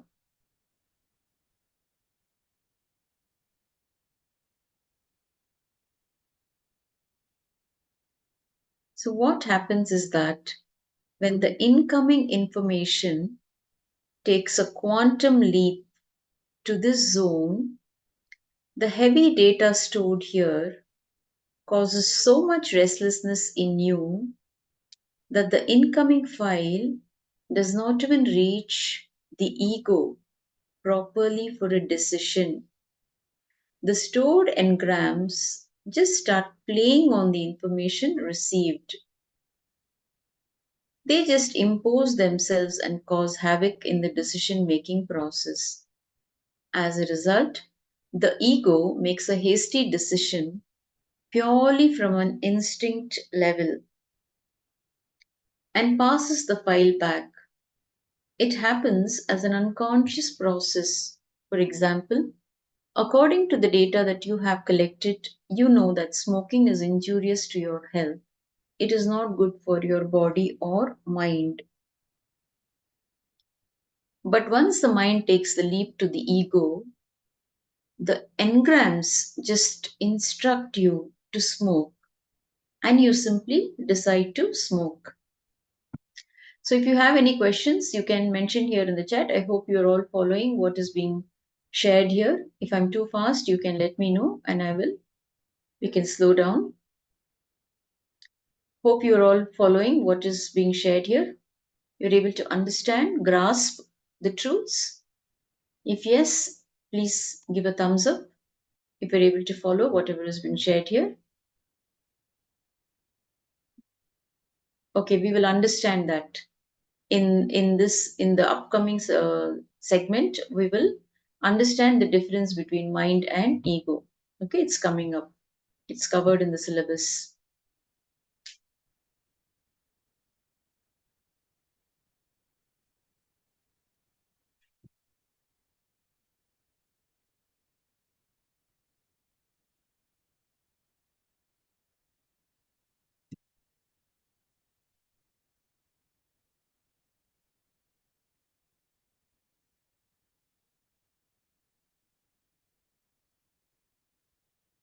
The conscious process says, no, it is not good for my health. But the unconscious process says, actually, it doesn't even say, it just makes the decision and you execute it. It is because of your engrams that you repent what you have done and regret your decisions most of the time. You wonder, why did I behave in that fashion? This is not me. How did I allow this to happen? How did I make that decision? This happens because the unconscious mind that is filled with all your samskaras has emotional attachments to your memories. If you only remember the past in a detached way, you learn from it and the resulting intelligence is used to make better decisions in the future. But if there are positive or negative emotional attachments associated with your memory, what happens? You are not able to see anything objectively. You look at the present through tinted glasses of the past, tinted by the memories of the emotions that you went through when so called similar incidents happened in the past. You are not able to look at this incident as a fresh and new moment of your life. The Nithyananda Spurana is all about going deeply in and cleansing your deep rooted samskaras that are controlling and playing havoc in your life. We will understand in depth about the various layers of energy bodies that we have and which emotion or samskara each of them is ruled by. This intellectual understanding, along with the actual cleansing of the samskaras, is the whole essence of NSP. The Nithyananda Spurana program is all about understanding about the deep rooted samskaras and the actual cleansing. And also, we will understand in depth about the various layers of energy bodies in this segment. This program has a complete healing effect at the physical, mental, and spiritual levels. People come and ask me how I heal through meditation. Please understand, I do not heal through my physical body. It is my presence that heals. When the sun rises, the lotus blooms by itself. The sun does not go and open the petals of the lotus. Similarly, in the presence of the master, healing happens. Be very clear that healing is not done, it happens. I can heal your body since it is in my presence. In the same way, if you open your mind too, it can be healed. In this program, that's what we do. Opening of minds. You are asked to write down about yourself, about your pains, desires, guilt, and pleasures. You will not be showing these to anyone else. It is for you to know clearly what your deeply embedded samskaras are.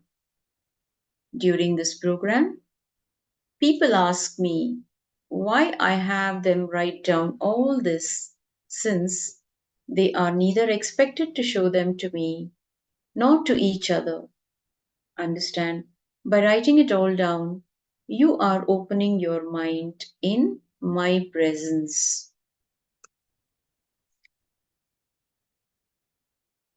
Just a minute.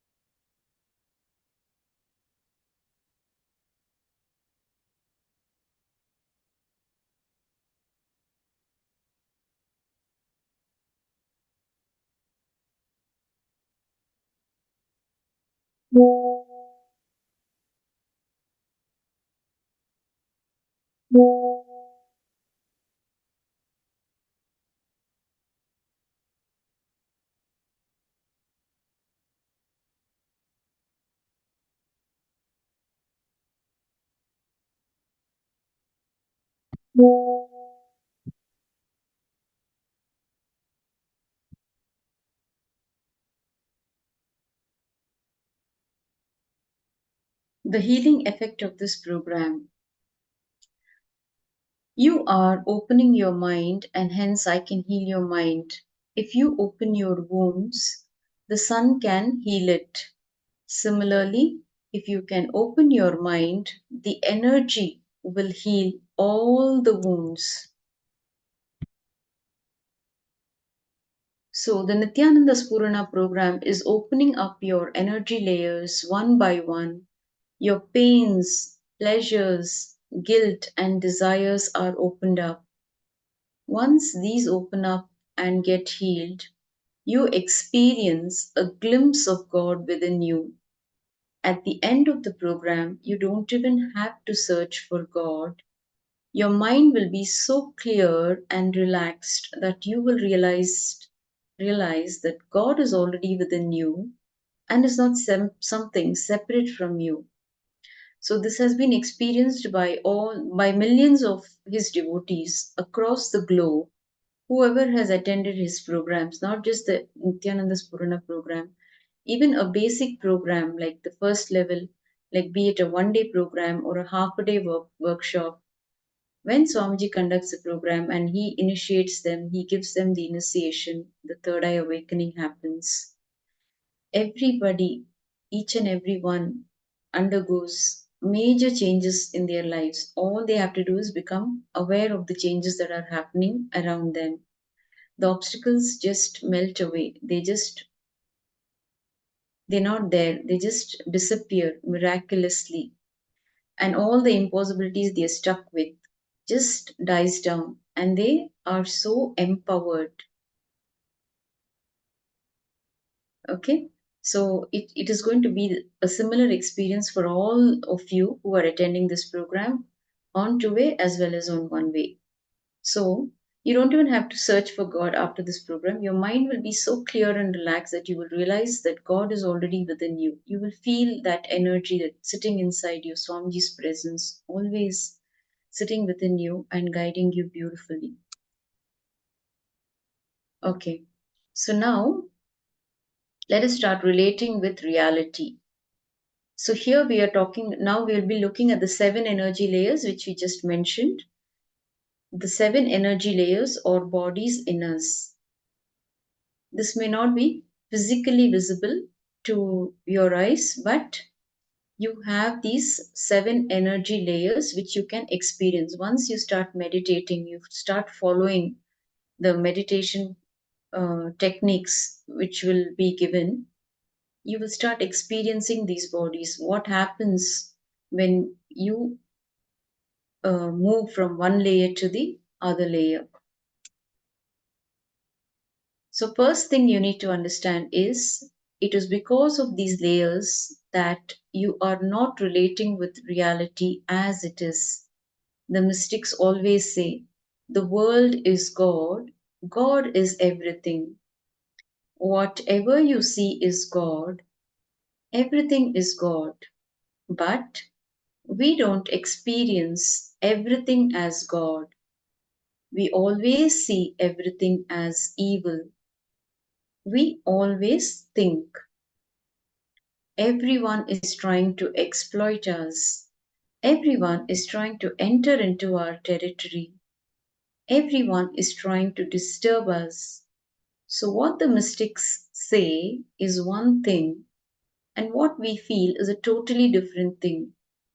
Why do we feel this way? It is because we are not able to relate with reality as it is. One more thing, we will be working with so many techniques related to visualization. You will be asked to visualize so many things. Generally, we have a very deep disrespect for visualization. We always think, oh, with my imagination, what can I achieve?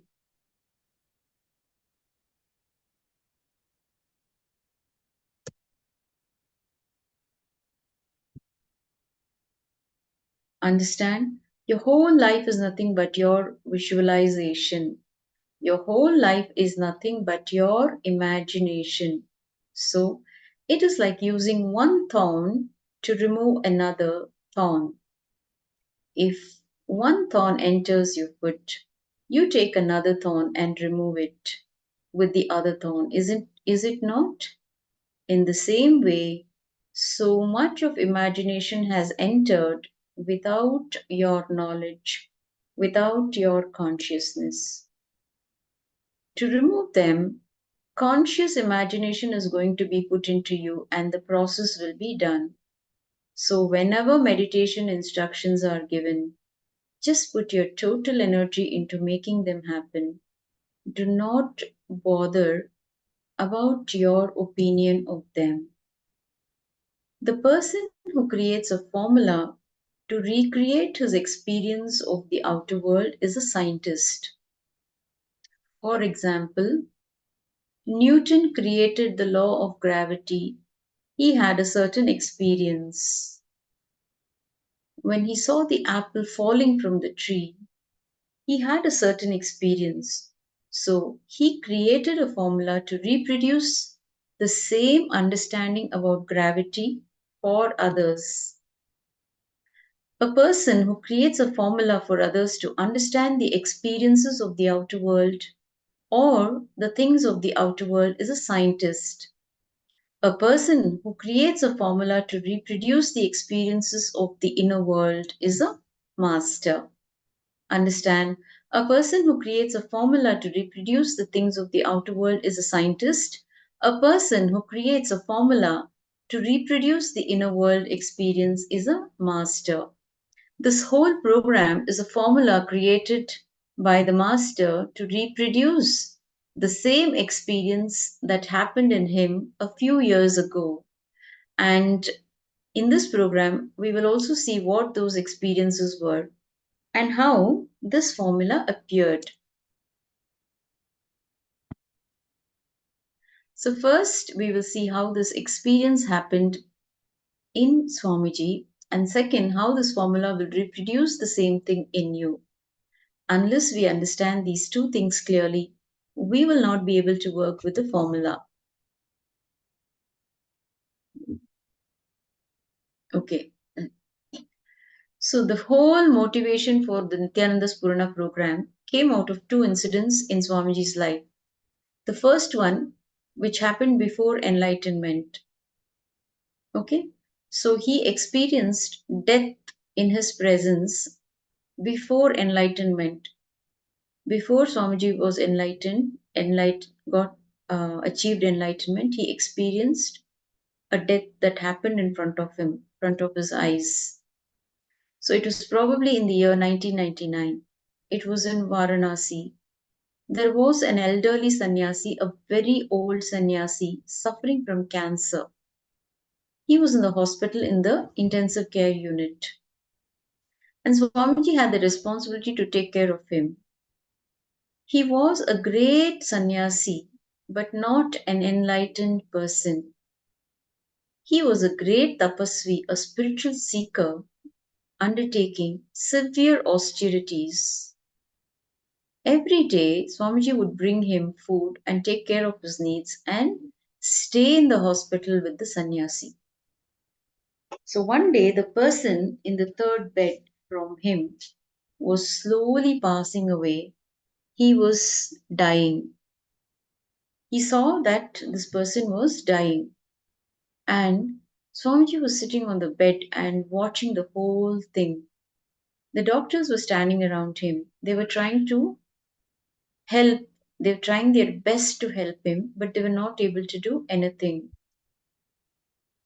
Now, even though Swamiji was not enlightened at that time, he had his conscious experience of death by that time. One of the most wonderful spiritual experiences that he had ever had. And because of that, he was able to see what exactly was happening to him. Slowly, he started suffering and struggling.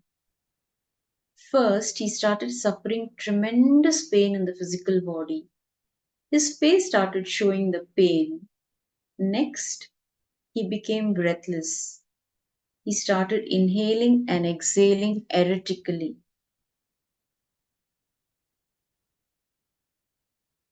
And Swamiji was able to see very clearly the pain and the agony. The pain was what it would be like if 1,000 scorpions were stinging him at the same time. His whole consciousness was being torn. Just imagine. If we cut our little finger with a blade, how much pain would we experience? Now imagine his 6-foot body was as if it was literally being cut into pieces along its length. You can imagine the suffering. So Swamiji here is explaining in his own words, I was able to experience the pain, the agony, the feeling which he was undergoing. Of course, slowly, very slowly, he started moving away from the physical body. Even though it is a little difficult to receive this whole thing logically, even if it is a little difficult to understand this intellectually, this is what really happened. Understanding this whole thing is like working with a formula like x into 2 equals 4. To understand the formula, to understand how to solve it, first we assume some value for x. We assume that x equals 2, then we replace 2 in the place of x. Then we understand 2 into 2 is 4. Once the answer is right, we know x is 2. Until the calculation is done, we have to have a little patience. But when I say let us assume x is equal to 2, immediately if we start raising the question, no, why not 3? Why not 1? Why not 4? Will we be able to proceed at all? Even if we understand it as a hypothesis, it is enough. At the end of the calculation, we will be able to understand how this whole thing happens. It is the same as what I am sharing with you. It may be difficult to understand logically, but just relax and take it as a hypothesis for now. I will able to see and experience the tremendous pain and agony of that being. It was an excruciating pain and deep suffering. The being started moving from the physical body to the pranic layer, which is the second layer body. The pranic layer is our breathing energy. All these 7 bodies are 7 energies, energy layers of our being. When the being started moving towards the pranic layer, again there was a deep suffering. Our prana sharira, breath body, is filled with all our desires. Our breathing and our desires are very closely related. If we change our breathing, our desires can be changed. Our desires and breathing are very closely related. So when the energy was moving into the pranic layer, all the desires of the being started coming up. The being started suffering with all the unfulfilled desires.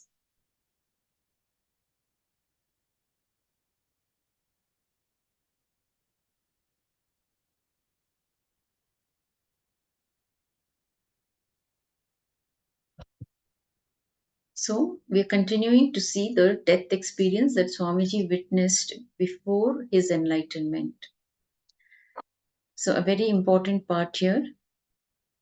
When the being started moving towards the next level body, all the guilt started rising.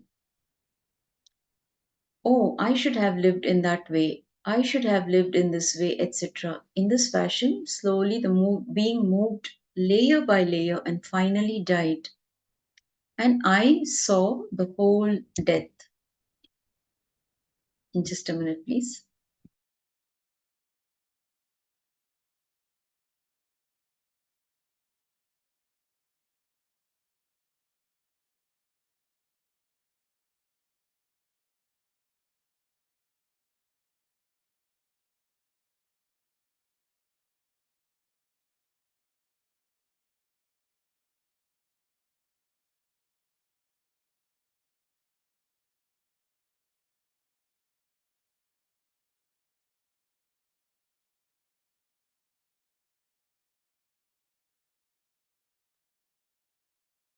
Okay.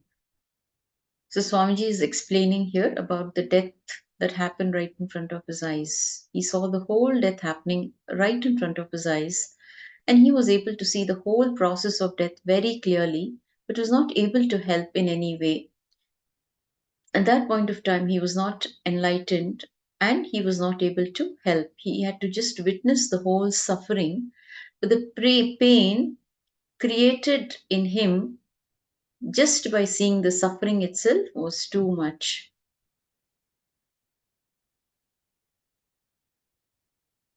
So he started feeling the pain similar to what we might experience if we witness a nasty accident on the road.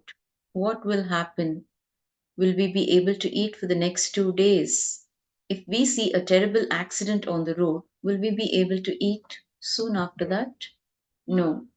It was the happening right in front of my eyes. I was able to see the whole process of death very clearly, but I was not able to help in any way. I was not enlightened at that time. I was not able to help. I just witnessed the suffering, but the pain created in me just by seeing the suffering itself was too much. I started feeling the pain similar to what we might experience if we witness a nasty accident on the road. Now, the pain became so deeply engraved in me, it was recorded in my being so deeply, I was not able to eat or sleep for the next few days. After a few days, I left to Varanasi and wandered further. I continued with the tapas and after about a year became enlightened. Then, driven by the will of existence, I came down to South India. I stayed there for 1 or 2 years. It was around that time again I had another opportunity to see death happening in front of my eyes. Again, I saw the second death in a hospital and in an intensive care unit. The second person did not suffer at all. He simply passed away, moving through one layer after another seamlessly.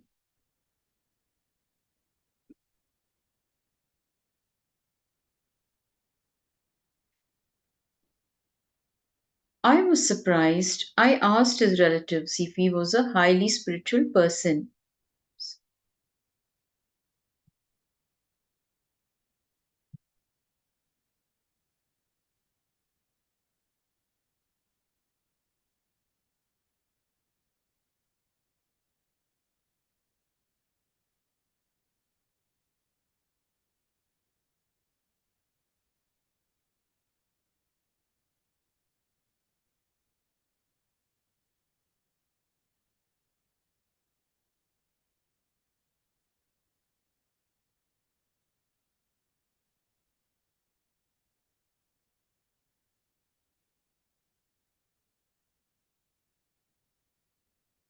Okay, please hold on.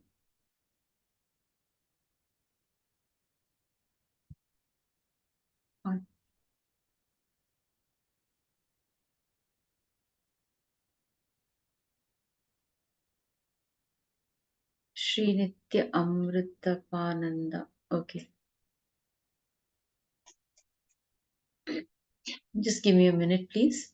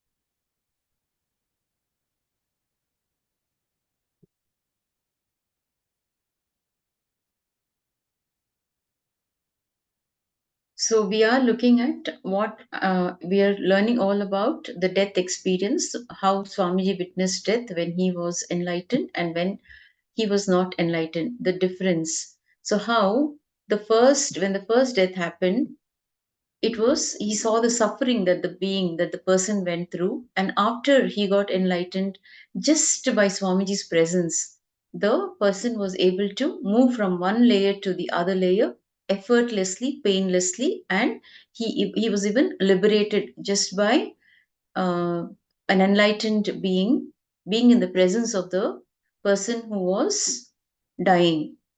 Now, here his experience, Swamiji further explains how the death happens. So, first, the life and death and in between states. Okay, what exactly happens during death? We will be learning now.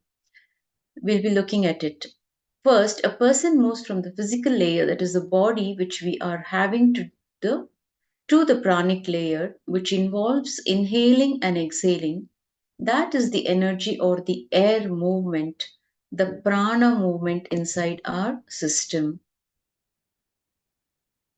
Prana refers to the life force that is brought in by the air into our system when we breathe. It is the life sustaining energy needed for us. Air is just a medium to bring prana in. Prana is what is needed to sustain life.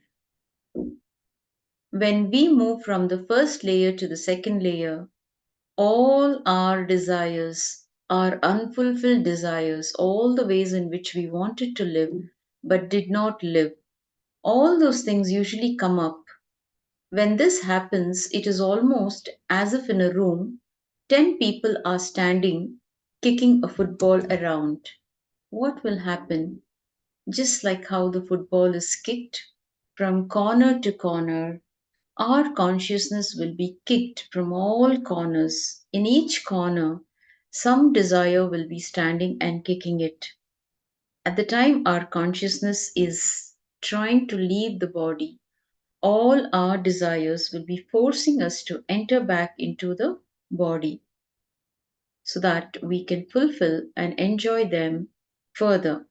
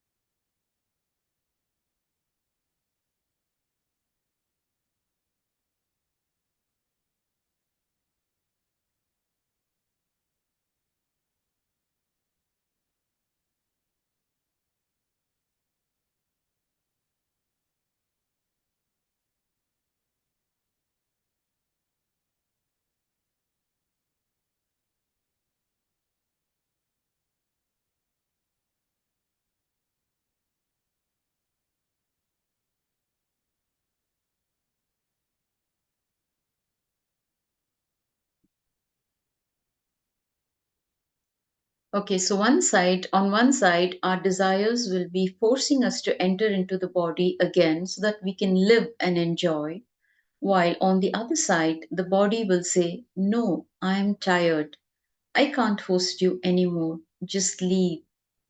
On one side, the body will say, "I'm tired. I can't host you." And on the other side, the pranic layer that houses our desires forces us to live inside the body. This is what is no is called this is what causes the pulling and pushing at the time of death. Pulling and pushing is nothing but the fight between our desires and the body. Somehow, if we manage to move away from the pranic layer, we enter into the mental body. When we enter into our mental body, all our guilt rises. All the guilt that we had about the way we felt we should have lived our lives but never lived, all the mistakes that we committed, of our regrets, etc. Now, understand, desire is about the future and guilt is about the past. But actually, both are one and the same.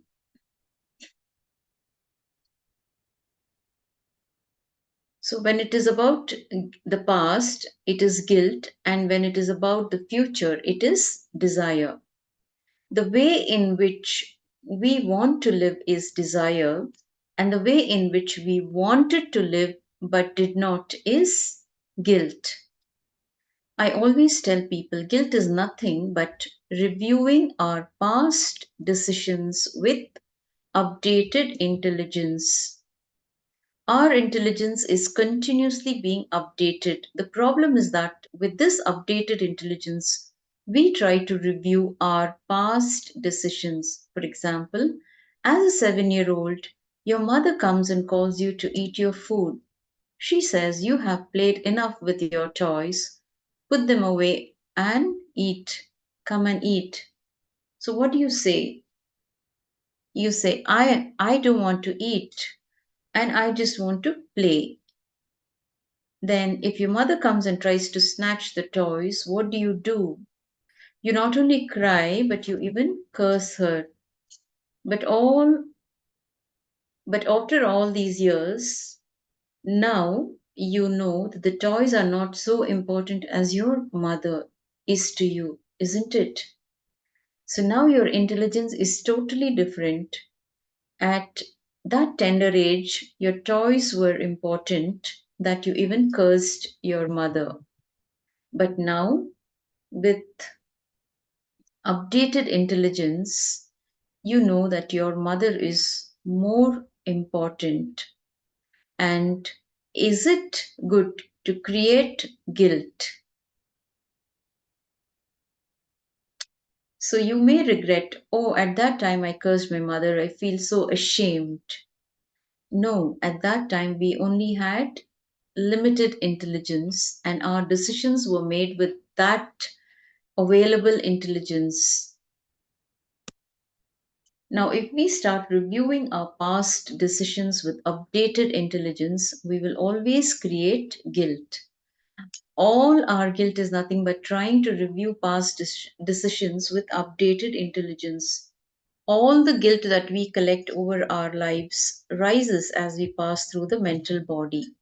Then, if we move away a little deeper, we come to the etheric layer that is related to all our suffering. All the suffering that we went through during our life is stored here. Like this, each and every layer has got its own samskara or stored memories. Traveling through these layers is what we can think of as hell. There is no other separate place called hell. Hell and heaven are not geographical locations, they are psychological spaces. Understand, hell and heaven are not, they don't exist geographically, they only exist in your mind. It is only a psychological space. So, one more thing, when we enter into the dream layer and start dreaming, we have seen the whole world in which you live in now becomes black and white because we are in the dream world. We forget this whole world and the dream world becomes multicolor. If we come out of the dream, this whole world is again seen in 4 dimensions like 4D. Now, when we are in this physical layer, the whole world is seen as 4D. We experience this world as 4D in multicolor. When we are in the dream world, we experience that world as 4D. So, when we are here, the dream world becomes black and white, and and this world becomes 4D. And when we are there, the dream becomes 4D and the world becomes black and white. Similarly, when we move away from the physical layer to the pranic layer at the time of death, the whole world will become black and white. All your achievements, your pride, your efforts, your sorrow, your happiness, everything will appear in black and white. You will wonder, why did I do all this work? Why did I think of all this as a base for my life? So let me explain why this happens. When we are alive, we invest in our personality. We build up our personality based upon a few pillars. There are a few pillars or foundations on which we build our personality. Those pillars are money, name and fame, relationships, pride that we have, a big community, support circle, etc. If somebody asks you, who are you? What will you say? I am an engineer. I am a doctor.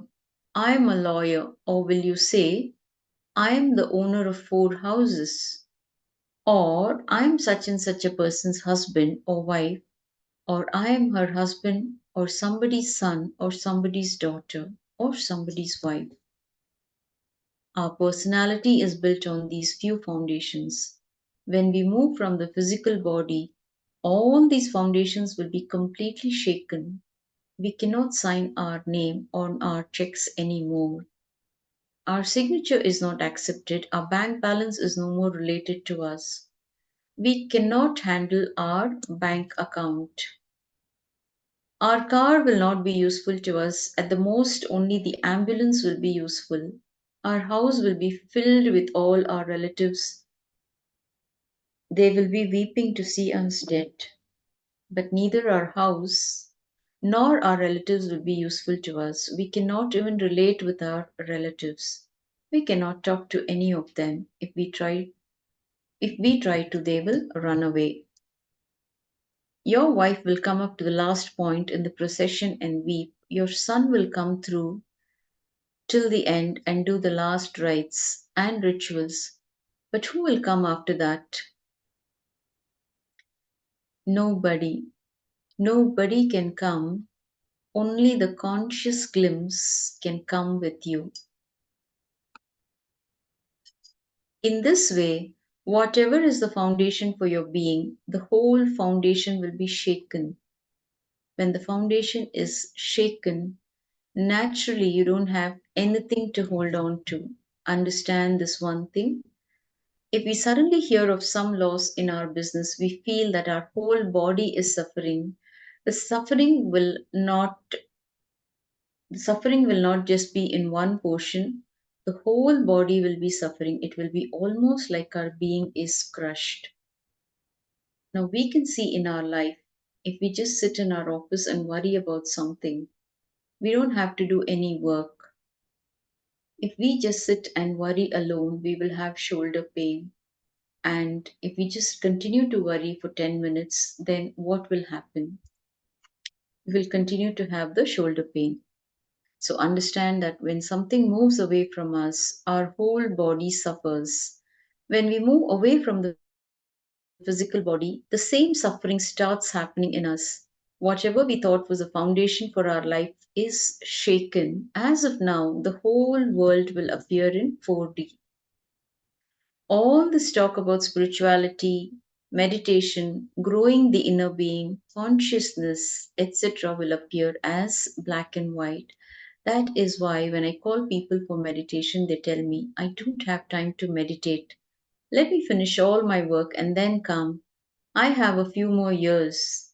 Never say, I don't have time to meditate. Be very clear to yourself and say, I don't feel that it is that important in my life right now. If we are ready to say, I don't think meditation is so important in my life, then we are honest. But if we say, I don't have time, then we are just fooling ourselves. So all of us have the same 24 hours on hand. It is not that the few who are meditating are jobless. So all of us have got the same 24 hours on hand to do what we feel we should be doing. But it is not just a few who are meditating are jobless. It is just a question of priority of what we want in our life. If spirituality and meditation appear as black and white to us now, we will not divert our energy in that area.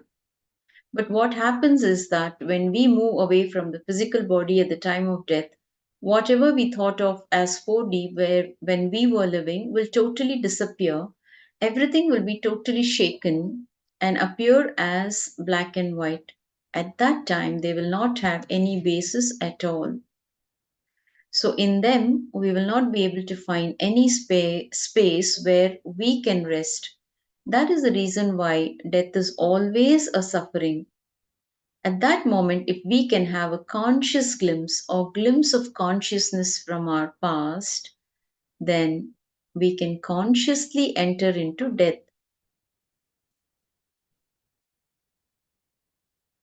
Now, if we understand this concept completely, we will not develop attachment to whatever we think of as 4D.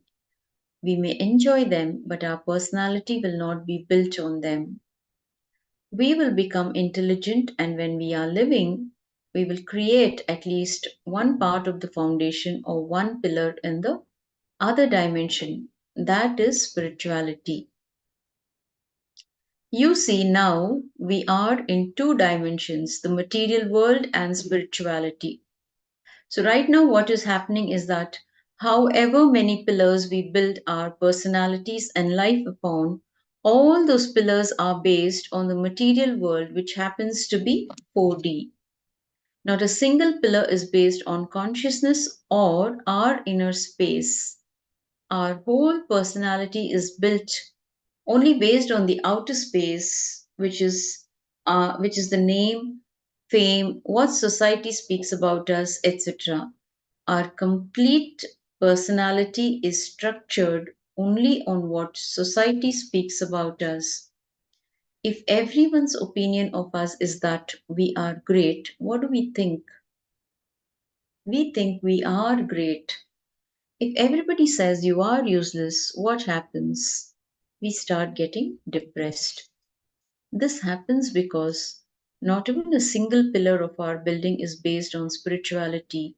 Our inner core, our being, the entire thing is based on the outer space.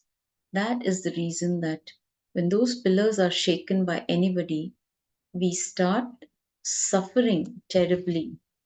If we have even one pillar from consciousness, we can depend on that to stand straight without suffering. One more thing, these outer world pillars are not in our control at all. Anyone passing by can easily shake them. Even if a small child comes up to us and says that we are a fool, we will get a little shaken, isn't it? The child might have even said it only to try a few new words that he is learning, but it shakes you. So understand that these outer world pillars are that weak. The Bhagavad Gita says, what comes and stands in our mind at the time of leaving the body will alone decide about our next birth or enlightenment. If we have at least one pillar on consciousness, naturally we will not have suffering when we leave the body. All the other pillars will become black and white, but even if the other pillars become black and white, this one pillar will be there in multicolor, 4D. This one pillar will be there to take us through the process. As of now, we have no pillar to take us through. That is the problem. Our whole personality is based on the outer space as of now. All our pillars are made up of what we think is 4D now. There is no inner space for us either. That is why, like a football, people can kick us from corner to corner in the outer space. Anybody can just throw one word towards us to make us depressed. If somebody says we are mad, we should shout at them and prove that we are mad. A single word is enough to make us mad. Nothing much is necessary. We are almost like the street dogs. If we just throw one stone at it, it gets mad. Similarly, if anybody throws one word at us, it is enough to make us mad or depressed. This happens only because we don't have strength in the inner space. Please understand that if we build at least one pillar based on our inner space, this pillar will shine in 4D at the time of death and help us to leave the body beautifully. Vivekananda beautifully says, even if we have one single thoughtless awareness experience in our life, that is a single conscious experience in our life, that is enough. At the time of leaving the body, it will come up and we will leave our body peacefully. We will have just awareness without thoughts. So please understand, all of you attending this program, you will have that experience in this program, and only the master can give you that experience. It cannot happen on your own. You will not be able to make it, because Swamiji always says man has to be given. So you will have this experience. That's the good news. And with this single conscious experience in your life, you will have a beautiful, a smooth. See, whenever you're leaving the body, this conscious glimpse you will have, and you will be able to leave the body effortlessly, painlessly, and very blissfully.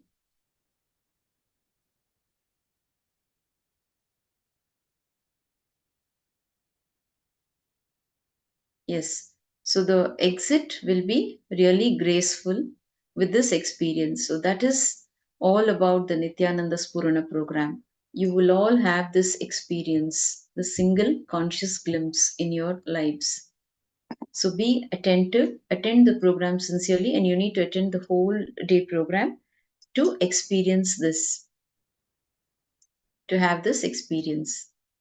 The idea I exists in all of us when we are awake. Now we are looking at the 4 states of consciousness. Okay, so what are the 4 states of consciousness we will be learning in this segment? The idea I exists in all of us when we are awake in deep sleep. Is it there? No. In the same way, almost every one of us has thoughts when we are awake. In deep sleep, do we have thoughts? No, there are 2 states of mind and 2 states of being. These 2 crisscross each other and create 4 states of being in which we exist and live our lives. Okay, so the 4 states of consciousness. There are 2 states of mind and 2 states of being. When these 2 crisscross each other, it creates 4 states of being in which all of us exist and live our lives. The first state is to be with I and with thoughts. This is what we experience as our waking state. In Sanskrit, we call it the Jagrat state. Jagrat Avastha, the waking state. So here is a diagram with the various states of consciousness, which is self-explanatory. So with thoughts and without thoughts. So with I consciousness, we experience this Jagrat or wakeful state or thinking. Without thoughts, it is the Turiya, the blissful state, which is a state which is full of awareness, which is full awareness. Then the next is without the I consciousness. The next state is without I consciousness, which is the dream state, the swapna. And this is with thoughts, okay? With thoughts, without I consciousness, it is swapna. But without thoughts and without I consciousness, it is the sushupti or unconscious state, which is the deep sleep state.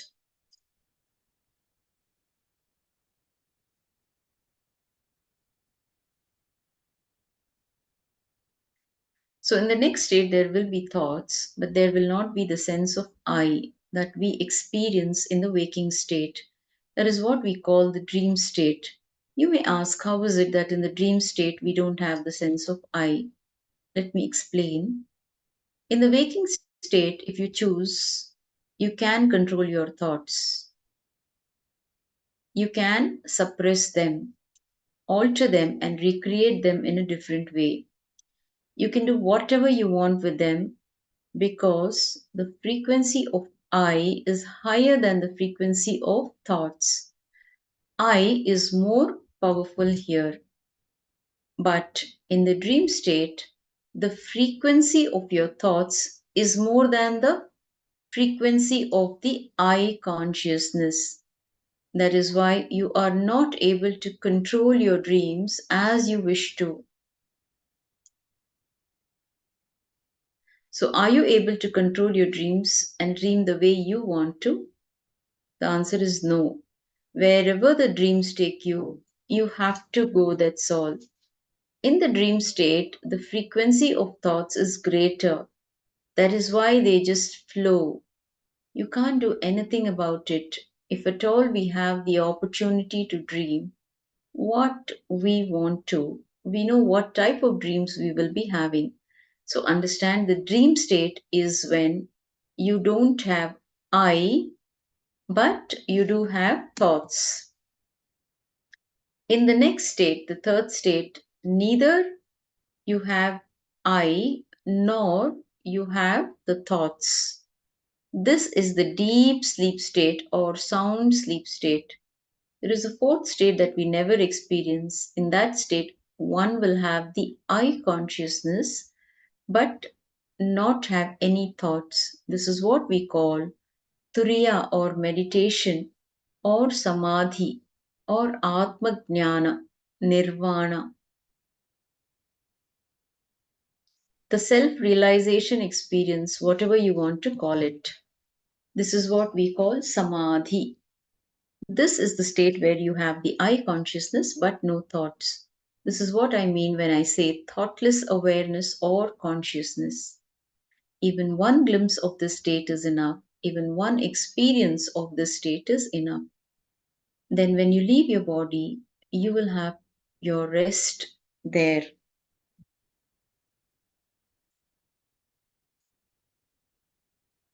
So, as of now, this Turiya state or Samadhi state or consciousness, all these things will look like black and white to us.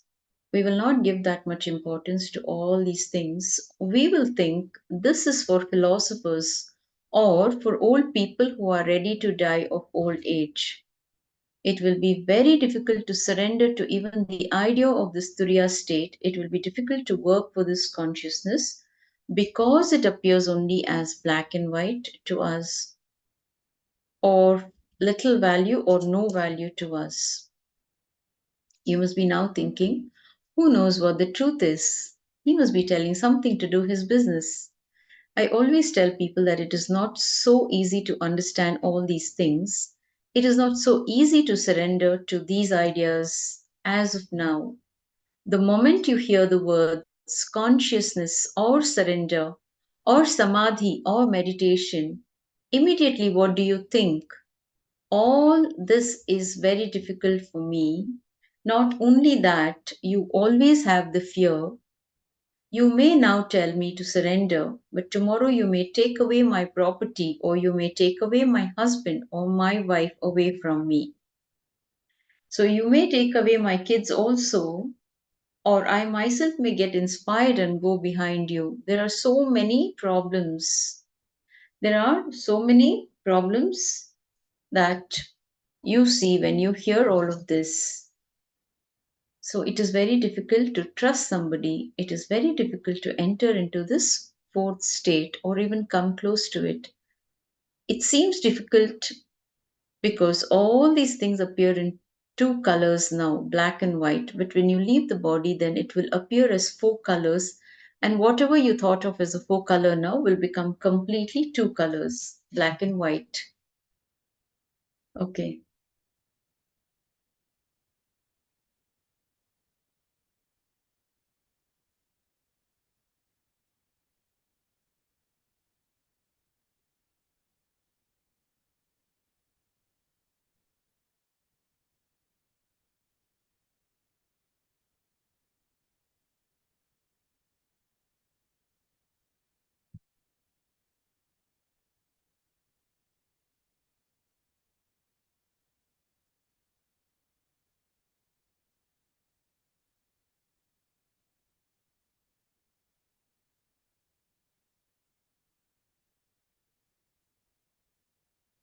So now we will look at how the second death happened so peacefully. Again, the statement which I'm going to make now is a little difficult to understand, but there is no other way. The truth has to be explained as it is. It has to be expressed the way it is. Only then you will be able to enter into the formula. This is the way the formula happened to the person who died peacefully in the second death that Swamiji witnessed in the ICU. So everything in this world becomes insignificant during death. When the second death was happening, the moment the person left the first layer, because an enlightened being was there, because of Swamiji's presence, somehow he was able to catch a glimpse of that consciousness. He was able to catch my presence. During the first death that I witnessed, I was not enlightened. I was only doing my tapas. I was wandering all over India and doing tapas, but during the second death, I was enlightened. And somehow, because of that, he was able to catch a glimpse of the consciousness. The moment he left the first layer, he was able to feel me or experience me. The moment he started experiencing me, his whole consciousness simply became centered on me. See, it is so important to attend this program because once you do this NSP program, Swamiji says, whenever you leave the body, he will appear and he will liberate you. So you can enrich and bring in your friends, your relatives, your near and dear ones, and help them achieve that state. Okay? So you can help so many people, so many lives to be liberated by Swamiji just by making them becoming a part of this program. By attending this program, so many lives can get liberated. Okay, let's continue. Usually, what are the things that stop you from surrendering to the master? The list is the same for everyone. Your bank balance, your house, your car, your relationships, your wife, your insecurity about your life, etc. You may think, if I surrender to him, what will happen to my life? I may start becoming a servant to him. There are so many other things that I still have to do. All these thoughts are stopping you from surrendering or entering into the consciousness. Surrendering and entering into the consciousness both are one and the same, but for that person who was at the stage where death had started happening, all these things became valueless. They had no significance for him anymore. As I told you earlier, when you leave the first level, the body itself, all these things become valueless to you. So, whatever strings were pulling him down were already cut or disconnected. None of the usual attachments or fears was binding him. As long as you think that the outer world is worthy, that it has got value, and you fear that somebody may take it away, you are caught. You fear that somebody may snatch it from you, and you can't surrender to the experience of consciousness.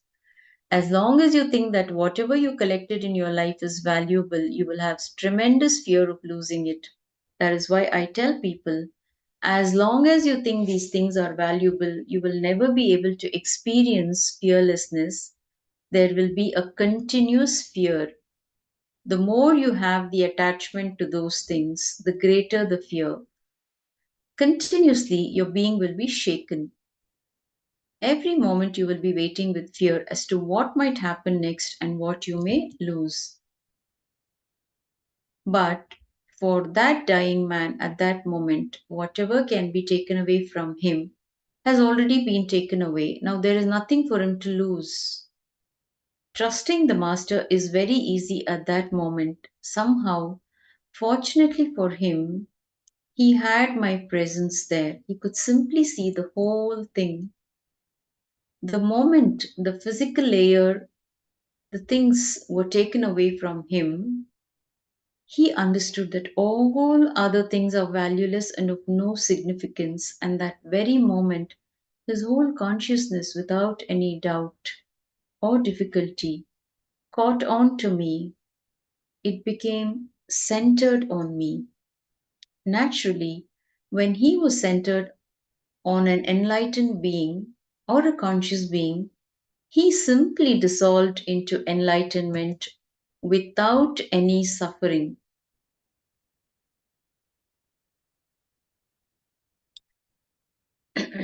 So here we can see Swamiji offering his respects to his deceased father when his father passed away, and when the body was being burnt in the crematorium, Swamiji is offering his respects to his father after doing all the last rites. It's a beautiful picture. Now, whatever is stopping you now will not stop you at that time. Understand, at that time, you don't have to practice renunciation consciously. Everything will simply be taken away from you by force. That is the nature of death. Only as long as you have a choice, you have to practice commitment, renunciation, charity, righteousness, and whatnot. At the time of death, you don't have to practice anything. Everything will simply be taken away from you without your permission or control. Then what is there to practice? What is there to renounce? You will not have anything even to renounce. In those moments, there is nothing that can stop you from entering into the enlightenment experience. There is nothing that can stop you from entering into the conscious experience, but there is only one thing you need when you leave the body. You need a conscious being around you. Without that, it is not possible. So, what am I supposed to do? I can't go and stand in all the ICUs in the world and ask people when they are planning to die how I can help so many people at the time of death without physically being there with them. So I thought about it seriously, and the formula to achieve this revealed itself. From my own experience, I tell you that leaving the body peacefully is the greatest gift anybody can have. If you have that gift, you have achieved whatever needs to be achieved. You have lived your life. Nothing else is needed to achieve. There is nothing else that needs to be achieved. So if you have not achieved that, nothing else is worth achieving. Now, after witnessing the second death, I started seriously contemplating on how this could be reproduced, how I can help people leave their body consciously. As I was telling you, I cannot go and stand in all the ICUs, which is impossible. And suddenly, like a lump, like a conscious ball, something landed in me. A formula happened in my consciousness. The formula revealed itself to me. This formula is what I call the Nithyananda Spurana program. So, the first thing you must know is that energy is not bound by space or time. Energy is beyond time and space. All we need is a tuning system. That's it. So, if you have a cable box in your house, you can just tune your television to any channel. If you tune to BBC, you can watch BBC. If you tune it to CNN, you can watch CNN channel. Whatever channel you tune into, you can see the program on that channel. Similarly, at the time of leaving the body, if you can tune yourself to consciousness, if you can tune yourself to thoughtless awareness, conscious experience, you will simply see that your life itself was a conscious experience. You will be able to beautifully and peacefully cross this ocean of samsara, the worldly life of engraved memories that you lived in all along, or ocean of all these 7 layers. In this program, we are going to work with this formula. Please understand. If you work seriously with the theory of gravity, you can always understand fully what Newton experienced. In the same way, work with this formula. When you work with this formula, you can simply experience what that person experienced. What has happened in my consciousness can happen in your consciousness also. All you need to do is work with this formula intensely. Just go with this formula as intensely as possible, and nothing else needs to be done. Another important question arises here. Forget about dying. What about living? Please be clear that as of now, all the 7 layers are not so clear as you think they are. It is like 7 coats that you are having. If you are wearing the 7 coats properly, you can remove them whenever you wish to and hang them on the wall. But as of now, you are not wearing these 7 coats properly. The first coat button is locked with the 7th coat. The third coat button is locked with the first coat. The second coat button is locked with the fourth coat, and so on. You see, if you can remove a coat whenever you want, it can be called a coat. If you cannot remove it, then it is not a coat, it is a bondage.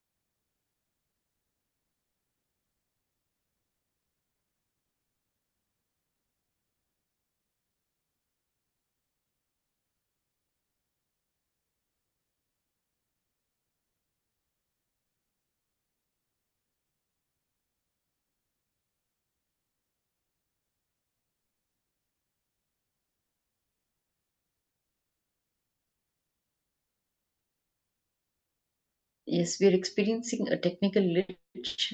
Please cooperate with us. I just need a few seconds to fix it.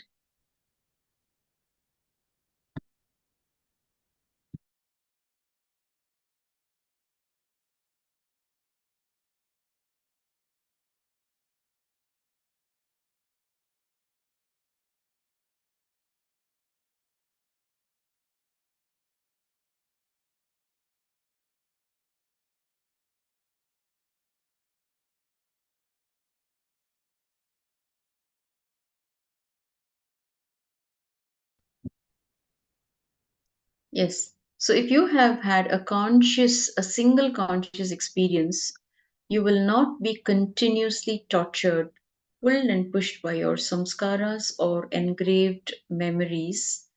If you look back at your whole life, you will be able to understand what I'm saying. If you look back at your whole life with a little intelligence, you will be able to understand that you never really lived. Only your engrams, engraved memories lived through you. For example,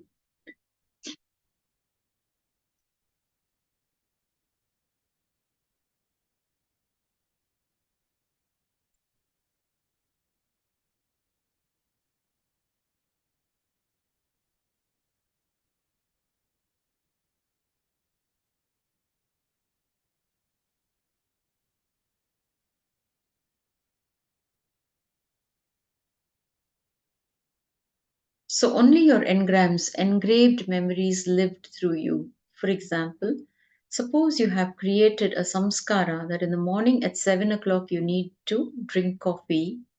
So exactly at 7 a.m., you don't even have to look at the clock. The alarm will sound from within you. It will ask for your coffee.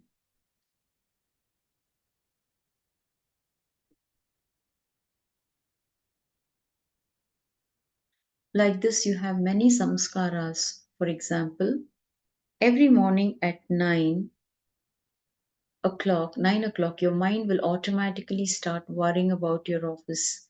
In the evening at 5 p.m., you will start worrying about your house. At night at 8 p.m., you will start worrying about your kids' education. If this becomes a routine, even on Sunday, you will start worrying about your office at 9 a.m. Even if you don't have to go to office, you will start worrying about it. And suddenly you will remind yourself, no, today is Sunday, so don't bother about it. We don't have to go to office. Even then, you will continue to have that same low mood during that time. Even your worry, your mind is nothing but recorded samskaras. Never think you are really living your samskaras. Your samskaras are living through you, that's all. These samskaras are recorded in all the 7 layers. Only when you cleanse your samskaras, your mental habits, do you start really living. When you can't sit with yourself, you miss a major dimension of your life. When I say you can't sit with yourself, I mean when you can't sit enjoying your own reality, your own self. And why can't you enjoy your own self? It is because your samskaras are enjoying you. Your samskaras are living through you. You are not living. That is the reason why you can't sit with yourself. You are driven continuously to do something. During these few days, all we are going to do is only one thing: work intensely and cleanse the samskaras and have the conscious experience, at least one glimpse of thoughtless awareness. Just one glimpse of thoughtless awareness is enough. I request all of you to put your complete effort into this. Okay? So, with that, we come to the conclusion. The next Acharya will be continuing she will be continuing and taking it up further. So, we will now conclude here with the Purna Mantra.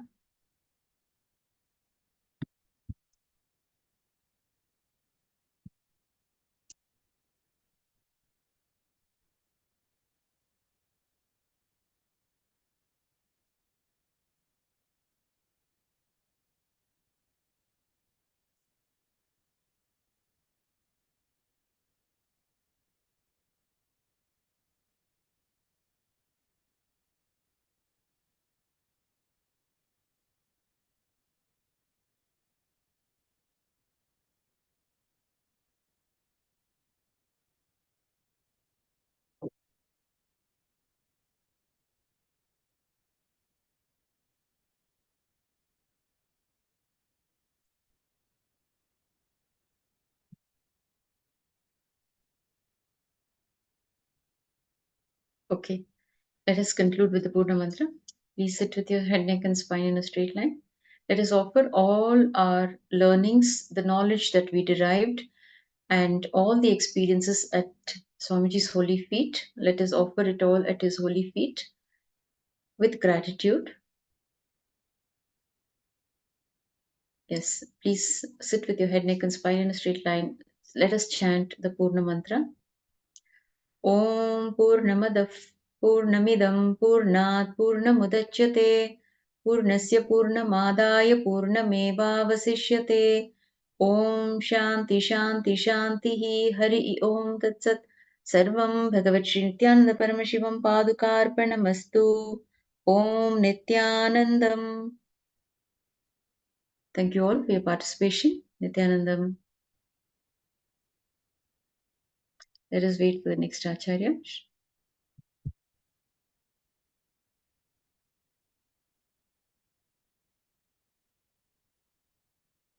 Thank you.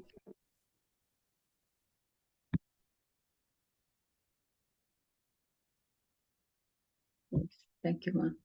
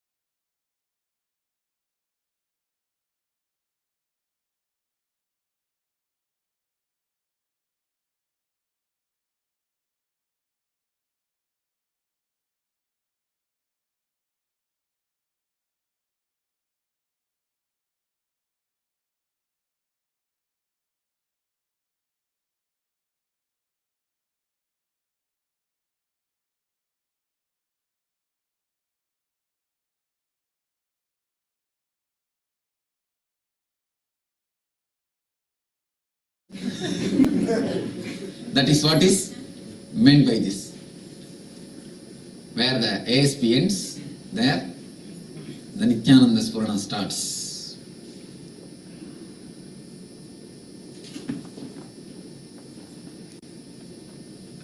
A small story.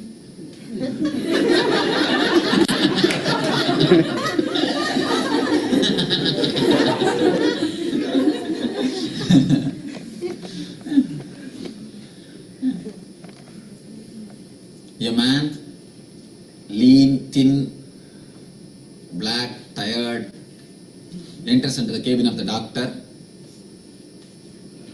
Doctor thoroughly diagnoses him and says, your health is pretty bad. You must stop smoking immediately. Then he asked, do you have the habit of drinking? Yes, doctor, every day I start my day only with some drinks. And doctor said, no, from today, not even from today, from this moment you should drop all your habits. It's a mandatory. You cannot have any more these habits. Finally doctor said, well, now it is $30 fees for my advice. You can go.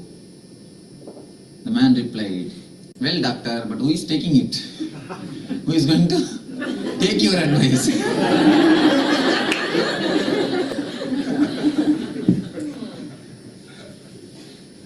Whenever the rules and regulations are given, we have a natural tendency to resist. Whenever the spirituality is taught with the rules and regulation, it never enters inside. But to start with, no other way, with few rules and regulations only, we start. That is why we gave few rules and regulations in the ASP. ASP is more like a set of rules with which you learn. But here, I am going to break all the rules. It is more like a guidance. Understand, if you live with the head, if you live with the intellect, if you live with a sense of entering always into others' boundary, you need rules, you need regulations. Now come down from that level, have more space, give more space for others. Instead of always entering into others' boundary, now allow others to enter into your boundary. In ASP we gave rules, regulations. The first session will be about the rules and regulations. Because we have a tendency in the society always entering into others' territory. If you have 200-acre land also, when you put the fencing, at least 3 feet. Just 3 feet. Just 3 feet. You always feel. If you purchase 10,000 acres, again, just 3-4 feet. We have the tendency of entering into others' territory. That is the reason you needed rules and regulations, the first session. But here, now, you have become naturally more mature, you have grown up. So you don't need rules and regulations. That is why the first session starts with dancing or ecstasy. You don't need any rules or regulation. You know the basic things or the guidelines. That's the reason I don't want to give any rule or regulation. I'll just give you a few guidances to have maximum out of this 2 days.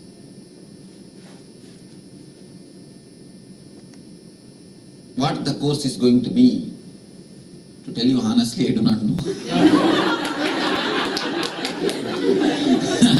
I tell you honestly, I do not know. Somebody asked me, even yesterday night, Swamiji, what is this going to be? I said, I know only one thing, it is going to be grand. It is going to be ecstatic. When I came in the car, Machi was asking me, Swamiji, now at least you know that what you are going to speak. I said, I know only one thing. What is going to happen, I know. I do not know what I am going to speak. It is more and more going to be exploring your inner layers. See, in the ASP you studied about the 7 chakras. It is going to be the work on the 7 layers of your body. It's like you have 7 sweaters, one on, because you have so many layers. You are not able to directly relate with the reality, that's one thing. Because you have not used those layers totally, the life is not tasted, enjoyed as it is totally.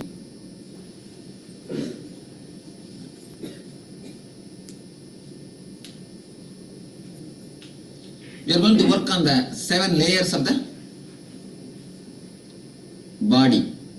There are going to be the techniques, methods to work on the 7 layers of the body.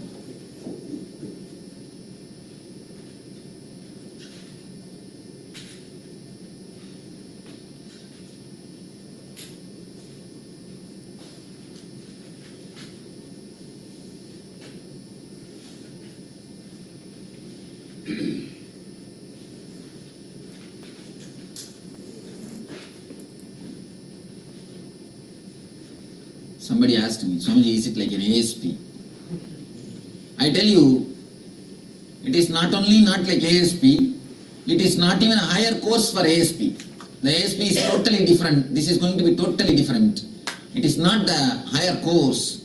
It is going to be totally different. So don't have any prejudice, any idea how this is to be, how this is going to be. Because whenever you come to know something earlier, you make the totally a mental plan. What you are going to do, what you are going to do, what you are going to do. And then you exactly go out, go in and go, come out. But here, I am not going to give you any mental plan. Just continuously be alive and active, respond to the situation. Spontaneously respond to every moment. Continuously be alive and respond to the moments.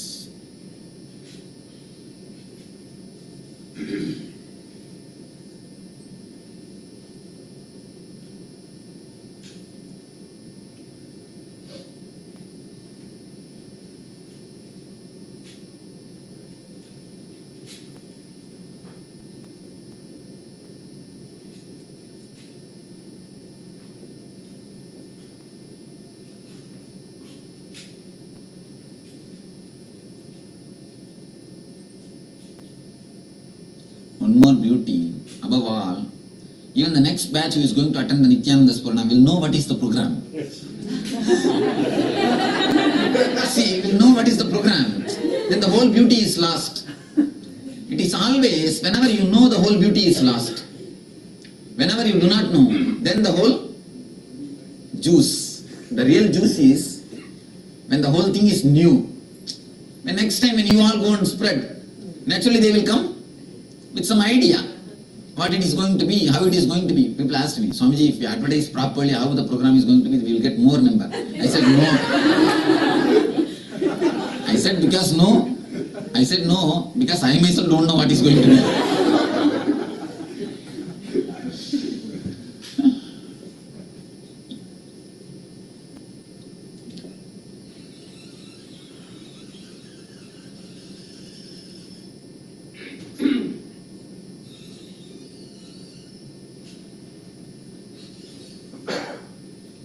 Of bodies.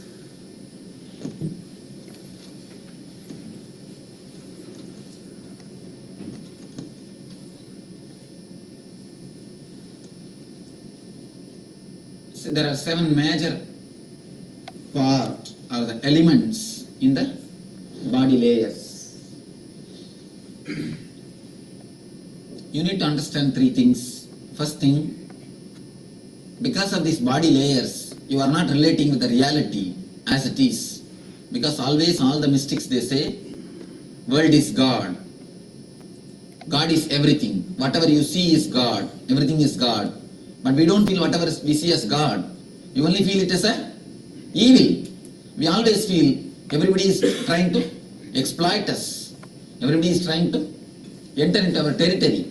Everybody is trying to disturb us. So, what the mystic says is one thing. What you feel is totally different thing. Why we feel in this way? Because we are not able to relate with the reality as it is. First thing you need to understand.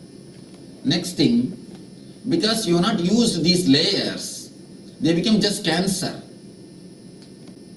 Whenever something is not used in your system, if something is separate,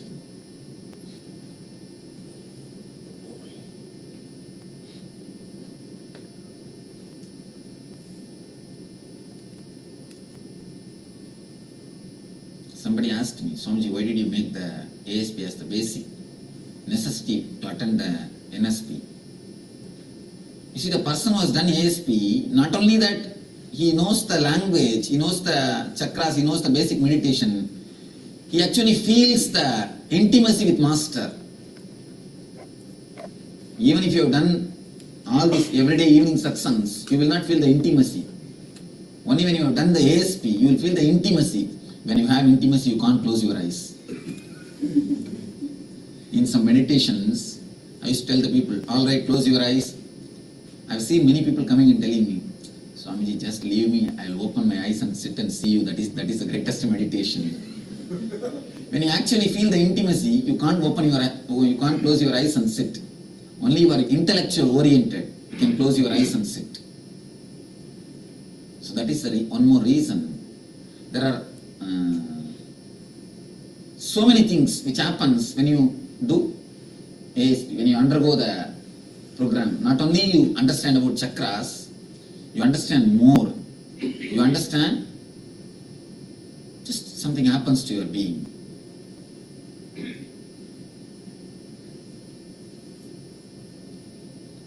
When you don't use the energy layers, it becomes just a cancer. Whenever something is not becoming part of your being, part of your body, it becomes a separate growth. So these layers, if it has not become your part, it naturally becomes a cancer. That's the second thing. Third thing, unless otherwise you express, you start living these layers, you will never have the satisfaction that you lived. Because major portion of your life, if it is unlived, how will you have the satisfaction that you have lived? Not only for the spiritual growth, even for the ordinary outer world things, ordinary outwardly things. So that is the reason we are going to explore, work on this 7 chakras. We will penetrate and express the energies of the 7 chakras.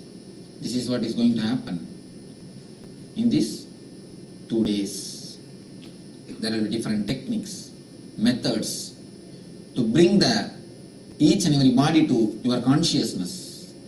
Then when it is brought to the consciousness, it will be explored, it will be expressed. One more thing, we will be working with so many techniques related to imagination. You will be asked to visualize some things. We have a very deep disrespect for visualization. We always think, oh, by imagination what can I achieve? By visualization what can I achieve? Understand, your whole life is nothing but visualization. Your whole life is nothing but imagination. You are sitting here itself is nothing but imagination. Don't think you are really sitting here.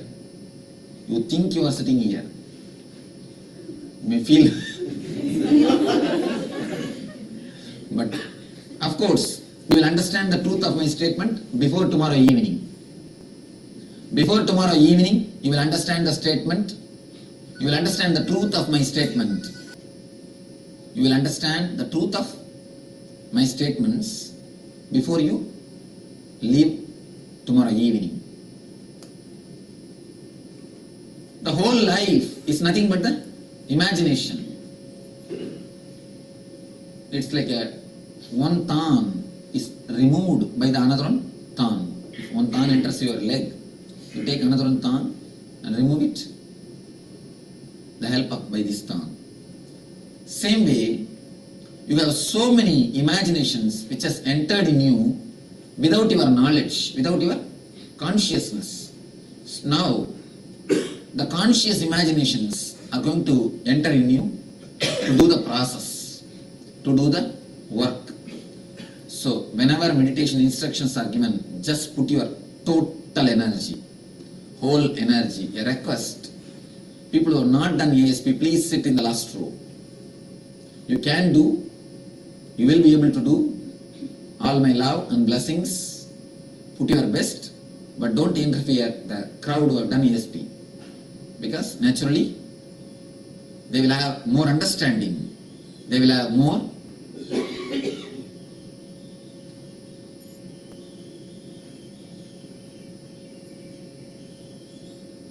grasping power. You can say that is the right word. They will be grasping more.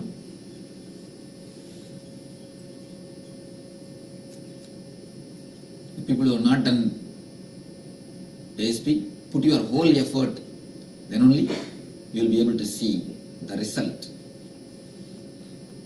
Next thing, the main thing, it's almost like not only an understanding, it's a cooperation which is needed from everybody. ASP is more like a program for common people. Anybody can enter there. Anybody can enter.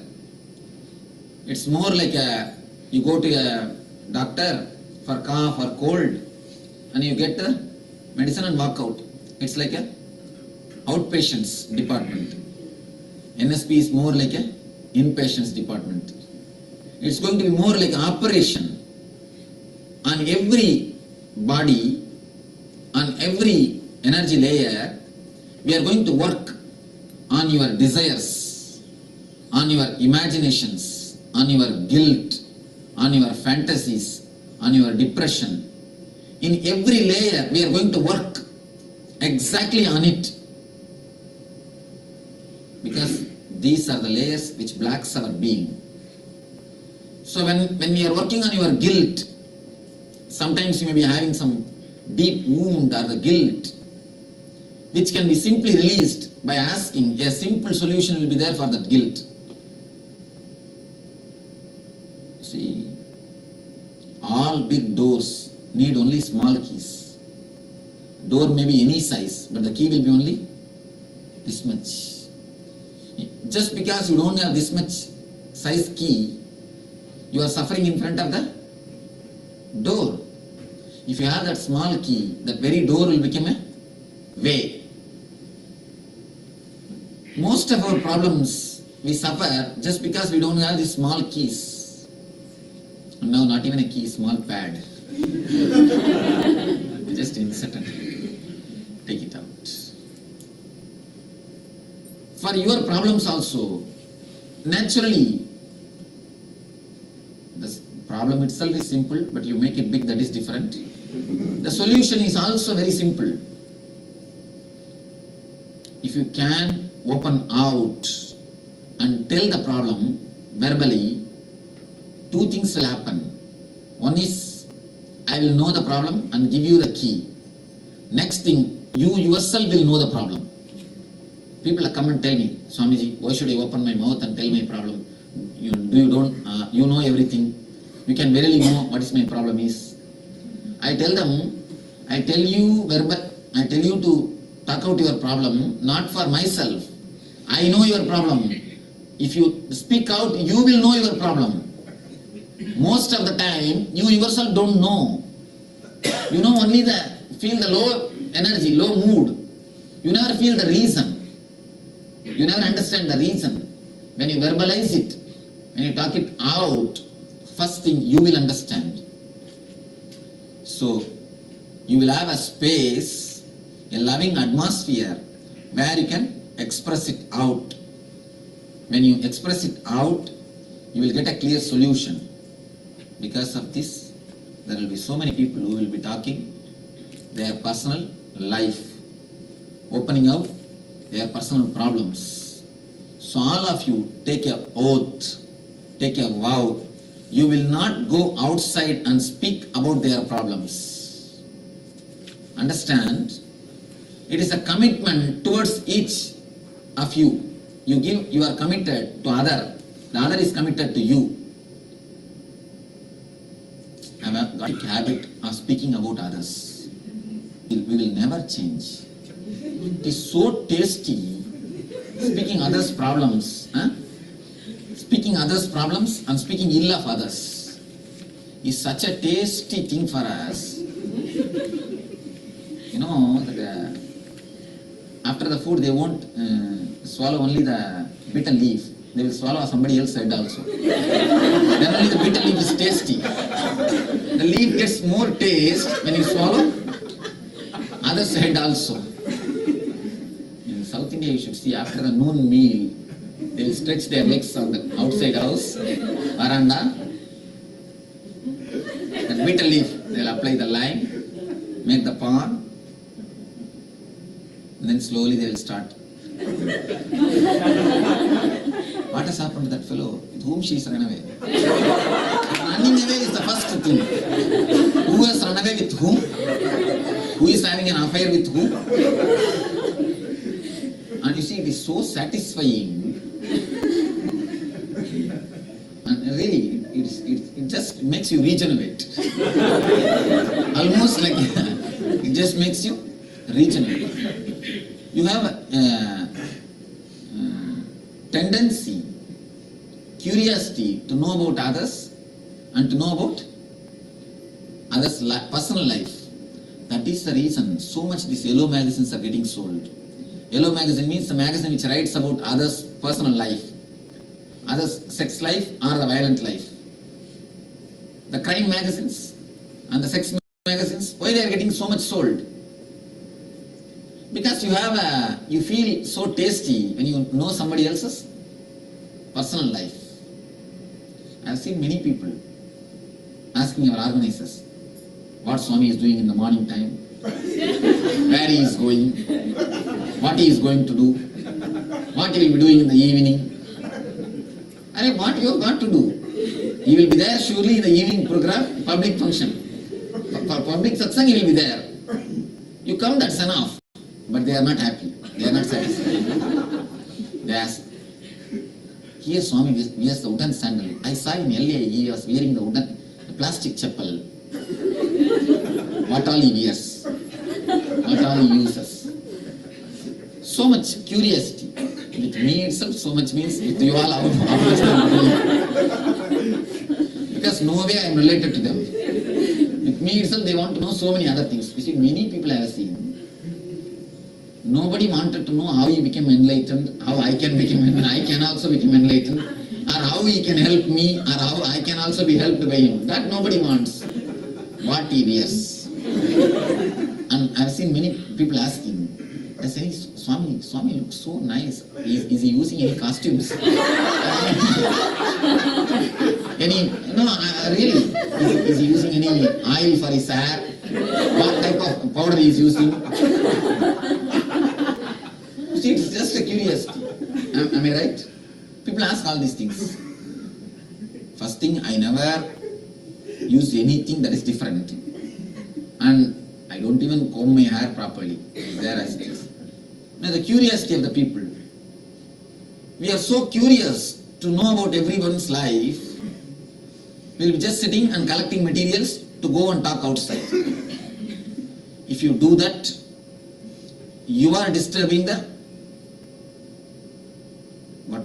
benefit of others. Please be very clear. Now, just for these 2 days, take an oath. I will not go and talk outside what I heard from others. What I heard from others.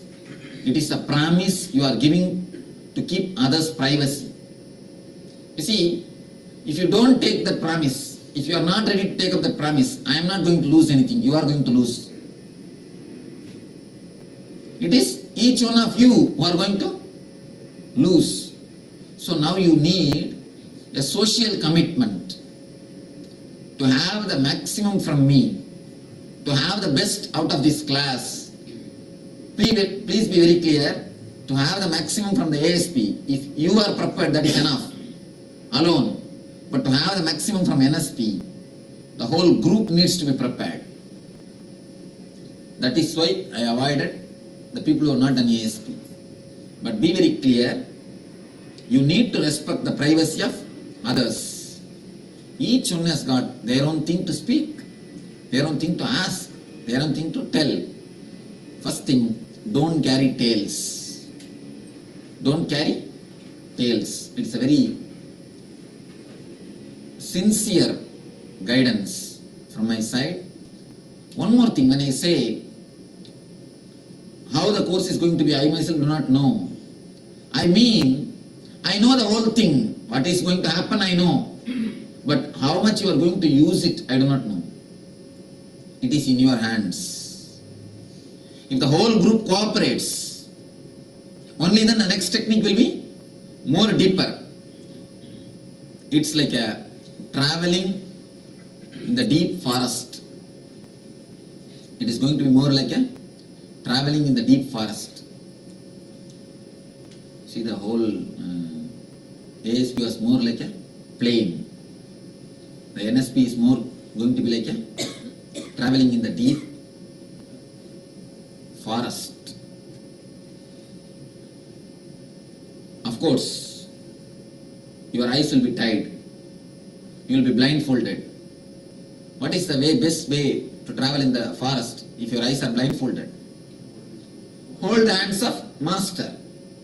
Then you will see, you will be able to use totally, you will be able to have the maximum benefit.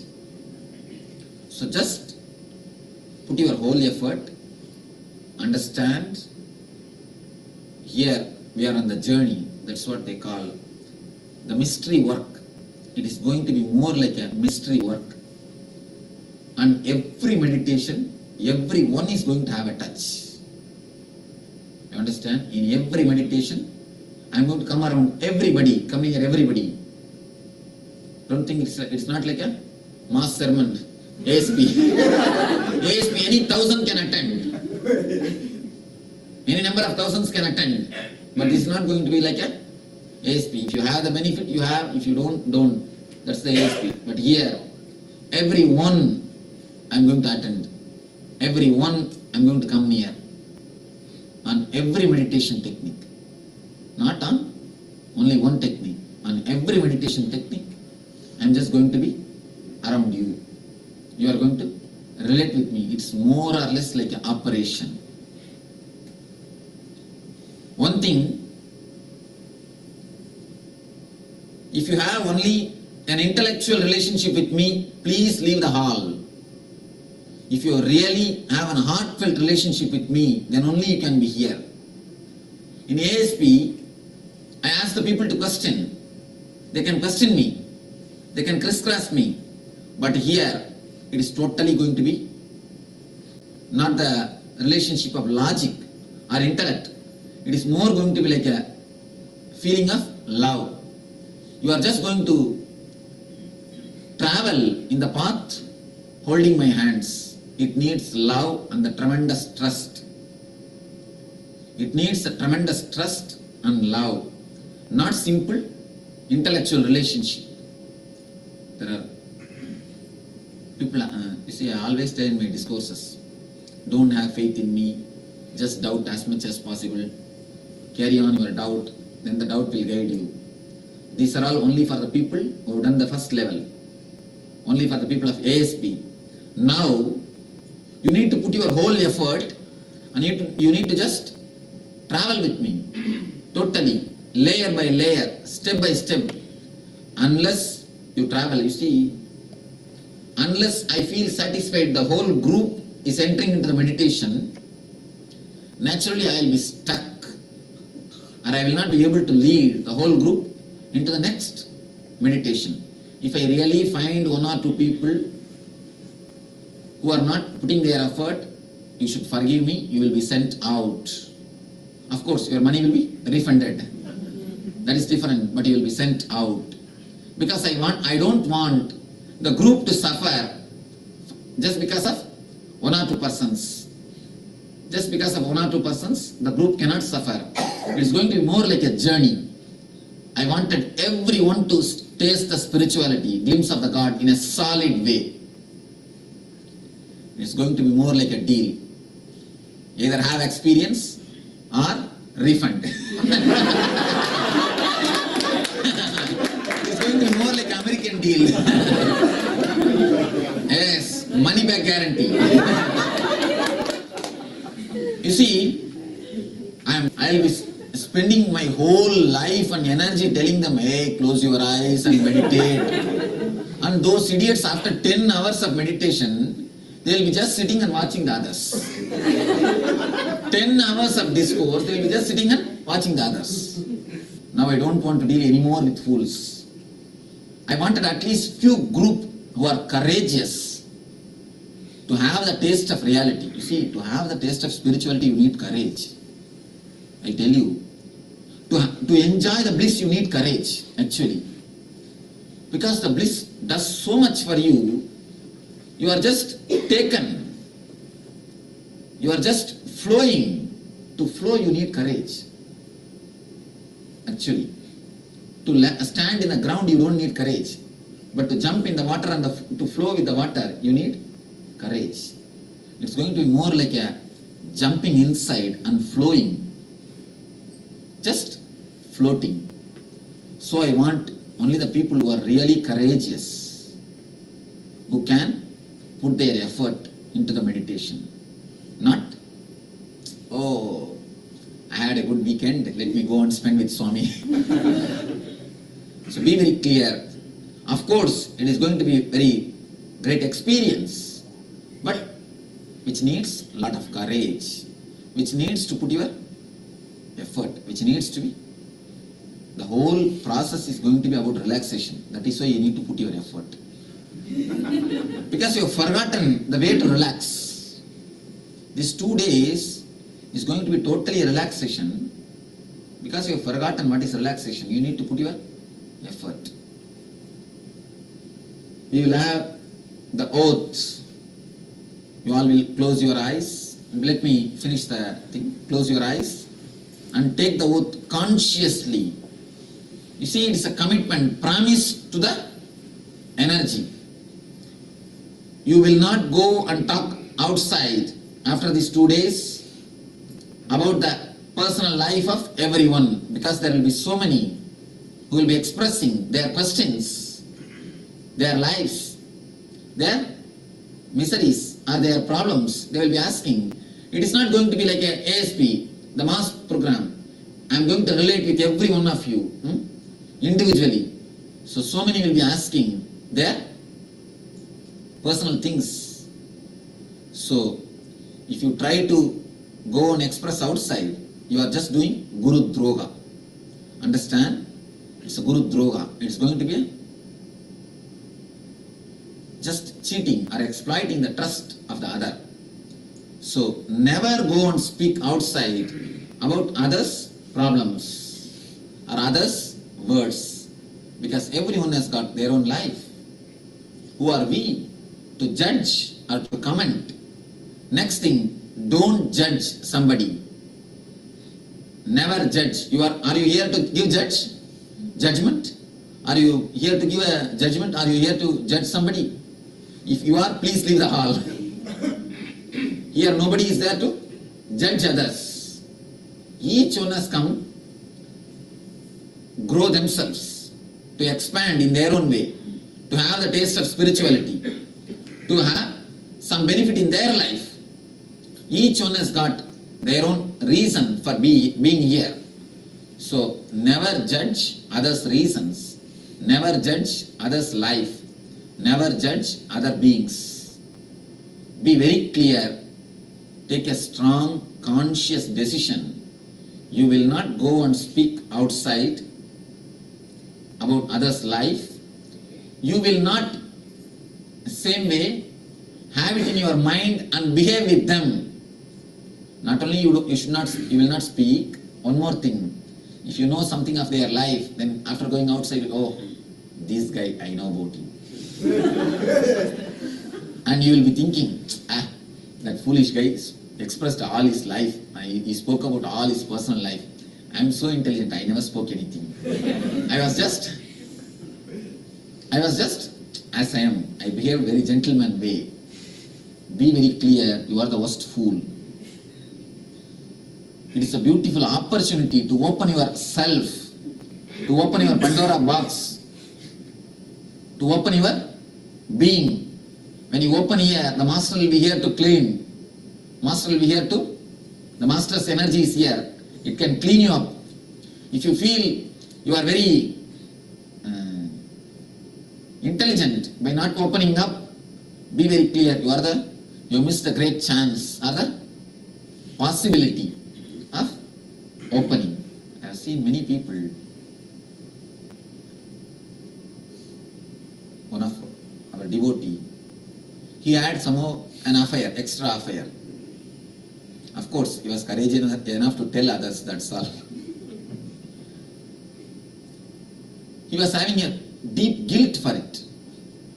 Deep guilt because of that. Finally, a time came, because of that guilt, not only he dropped the affair, he was not able to mentally drop. He has dropped the affair physically, but mentally he was not able to drop. It was just like a heavy thing on his mind. He says, in morning till night, day in and day out, my being is just being suppressed. I'm feeling suffocated. I'm feeling heaviness.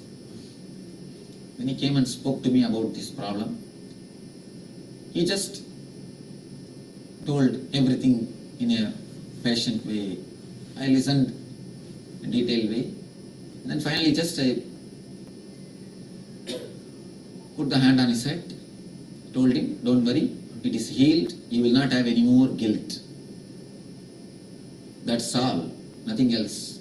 Of course, after a month when I saw him, I saw what has happened. Your face has changed totally.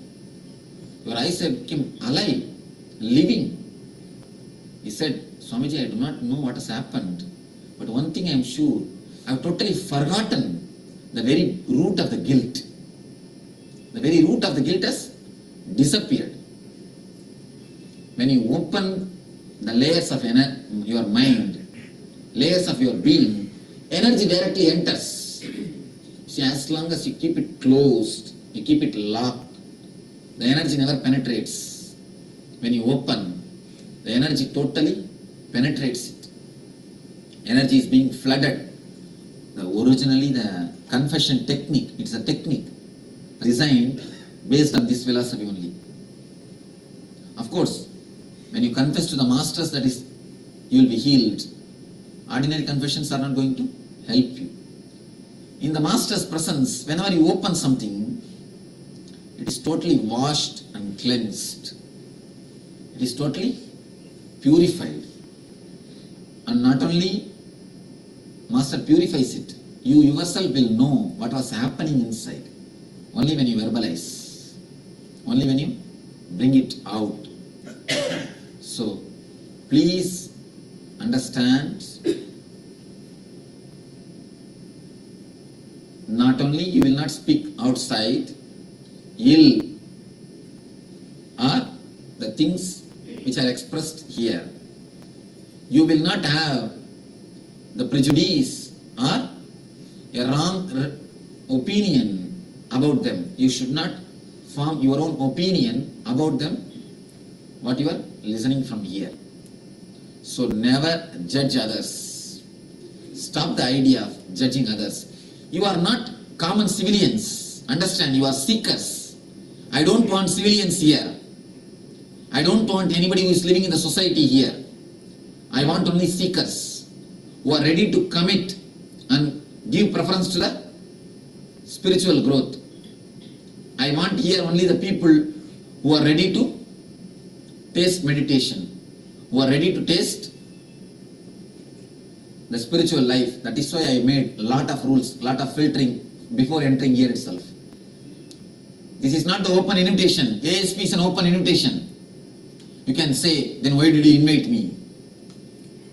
Here it is not open invitation. It's only for the chosen few. So now I tell you, you are going to travel a journey which is really going to be beautiful, which is going to be full of flowers. I don't want any thorns. If you are a thorn, you will be disturbing others. So just become a flower or escape from here. So I tell you, put your whole effort. Don't have anything, any trace or hangover of the society. In outside world, you may be a person with a sharp tongue, talking about others. That may be your hobby. But here, at least these 2 days, never do that. And one more thing, outside, whatever way you may have been relating with each other, you may be friends, or you may be enemies, you may be husband, wife, you may be son and father, you might have had any relationship. Now, in this hall, please keep all your relationship outside. Here, just be individuals. All your relationships, just drop outside. In the path of spirituality, you cannot travel together. It is a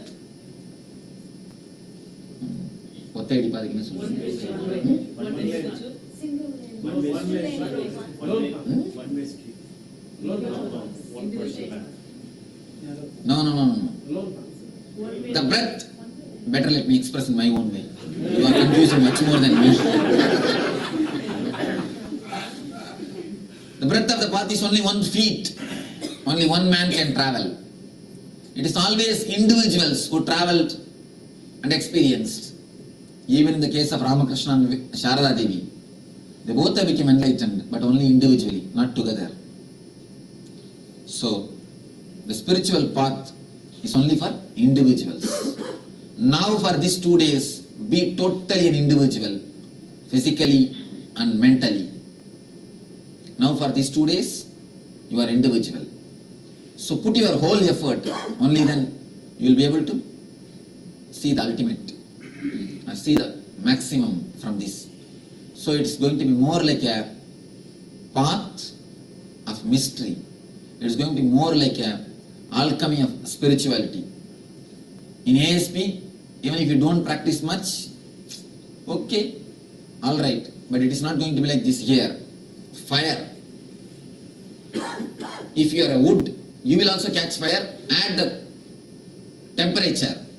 If you are a banana tree, not only you will not burn, you will reduce the temperature.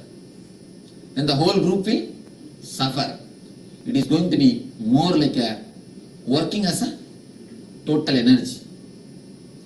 I'm just going to guide the whole group, the whole energy level to the higher level. It is going to give you the glimpse of eternal bliss. You see, you had the glimpse in ASP, but after a few days, slowly started coming down. But I wanted to give you some glimpse which can never become dull. Ramakrishna says, if it is a brass vessel, how much you wash it, only one day it will be bright, next day it's out. If it is a gold vessel, every day it will be, always it will be just continuously shining. So I wanted to give you the touch of philosopher's stone. Philosopher's stone means, you understand, if that stone touches, then everything will become gold. So it is going to be more like a intense meditation or the intense energy sessions. So put your whole effort, no reservations. If any of you are here out of curiosity, oh, what this Swami teaches, let me go and see. please leave the hall. This is not the place. For curiosity, you can attend ASP, no problem. But this is not for curious crowd. This is only for the crowd who really wants to have the experience, taste. In ASP, I am not able to give experience to so many persons. Experience means the higher levels of spiritual experience, because the techniques are very soft. More than that, people won't be able to do. You understand? More than that, people won't be able to do. But this is not going to be like that. That is the reason I selected, I filtered enough. So I trust you. That is why I give you the higher and higher levels of meditations and higher levels of experiences. So every one of you take a deep oath. I will put my whole effort. I will not collect tales or carry tales. I will not go and speak outside ill of others or even think ill of others.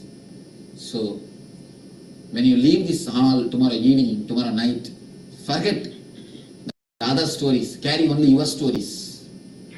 When you remember your story, you will make history. When you remember other stories, you will only just be an ordinary person. So these are the few things I want you to understand, because I will be guiding you in various steps through your desires, guilt, depression. So many lines will be traveling. So wherever you feel you have some issues, you are stuck, you can always express. So just be open, fresh, just like a child. A small story. A Zen master was living in Japan. The governor of Japan has gone to see him. His name is Kitakaki. The man sent his visiting card. I think you must have heard this story. The man sent his visiting card to the master through his disciple. The card reads, Kitakaki, governor of Japan. When the card reached the master, he said, this idiot can't learn Zen. Send him out. When the card has come back to the king with the same words, master said, like you idiots can't learn Zen. See, the enlightened people, they don't speak a polished language. They are very truthful, straight. Sometimes even it looks like a harsh, but no other way. Truth always hurts. He said, the disciple said, my master said, idiots like you can't learn Zen. Please leave the hall. But the king understood the whole thing. He took a pencil and erased the word, removed the word, governor of Japan, and told the disciple, please now you carry this card and give it to him. The disciple carried the card and it has been handed over to the guru. The master said, oh, the Kitakaki has come, please bring him in. The story means, just leave your head outside. Not only your power, prestige, name and fame, idea of your age, idea you are elder, you are younger, you are male, you are female, forget everything just for 2 days, then you will be able to travel with me more quickly. You are just a being. You are just a being. Don't think I am elder. He should have respected me. She should have respected me. And these and that. Drop all these small issues. Don't have any of these small things. Just become matured. Just become matured. When I say the word matured, I tell you, don't bother about anything else. Whether the food has come in the right time, or whether the room key has come in the proper time, or in my room the hot water is not coming, or I have left my cell phone, it has disappeared. Don't bother about all these things. Don't bother about the small things just for this next 2 days. Nothing is going to come with you. So I wanted a right place, right persons on whom I can unload myself. I can share myself. So this is totally a different angle. I can say it's totally a different dimension. From totally different dimension you are going to work. It's more like a, that's what I said now, money back guarantee. I wanted every one of you to taste the glimpse, to taste the bliss, which is beyond body, beyond mind, before tomorrow evening. It's not that only you wanted to have experience, even I wanted to unload, even I wanted to share. Whenever every master happens to this earth, it's like a weight on them. The energy is just like a weight on them. It just searches for the right persons who will share it, who will have it, who will enjoy that bliss. You do not know. When a man becomes enlightened, you all will be thinking, oh, he is free from all the bondages. He has become free man, free being. Don't think. The responsibility with enlightenment is not a small thing. The responsibility which comes to you with enlightenment is not a small thing. It is the greatest responsibility. Of course, you have a greatest freedom, that is different. But the greatest responsibility. So now, let you all be very clear. You are ready for the process. Ready for the next steps. Drop all these small silly things. These 2 days just enjoy a different atmosphere. None of them, nobody has come here to exploit you. The same way, don't have a big self-defensive mechanism around you. There is no need to defend yourself. Nobody has come here to exploit others. Everybody has come here to taste the joy, taste the bliss. Drop your defensive mechanism and don't enter into others' territory. Understand this both. Drop your defensive mechanism, don't enter into others' territory. When you drop the idea of entering into others' territory, only then he can drop his defensive mechanism. So both are just interrelated. When you drop both, only then you will be able to really experience the taste or the joy of meditation. So it is going to be more like a commitment, a total commitment. The commitment in the group level. Individual commitment is perfectly alright. But when you go in a deeper and deeper level, it's going to be more like a commitment in the group level. So you will have a few minutes to introduce yourself and get to know about each other. I think many of you are from different places. So I have a few minutes to know about each other.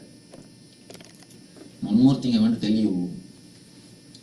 At the time of the leaving the body, nobody else, nothing else is going to be with you except the master. Except the master's presence. What happens at the time of leaving body, I'll tell you. Of course, these all don't have a logical proof. I can't give you certificate or videograph proof. I can give only my experience. Whether you believe or don't believe. It is your headache. Because I am fed up with quoting these foolish scientists.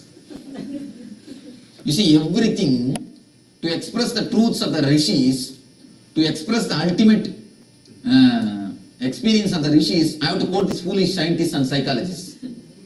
You see, it is supposed to be otherwise. Vyasa, Vasishta, Vishwamitra will be authorities, and these fellows should take them as a quotation. But your mind has become such, when these people, the psychologists and the doctors, when they want to prove their ideology, they have to quote Vishwamitra or Vasishta or Vyasa. Because our mind is so westernized, so much filled with this logic, we have to quote these people to prove Vyasa and Shankara. So I'm not going to give you any proofs for these 2 days. Whether you believe, it is up to you, or you don't. If you don't, that is also up to you.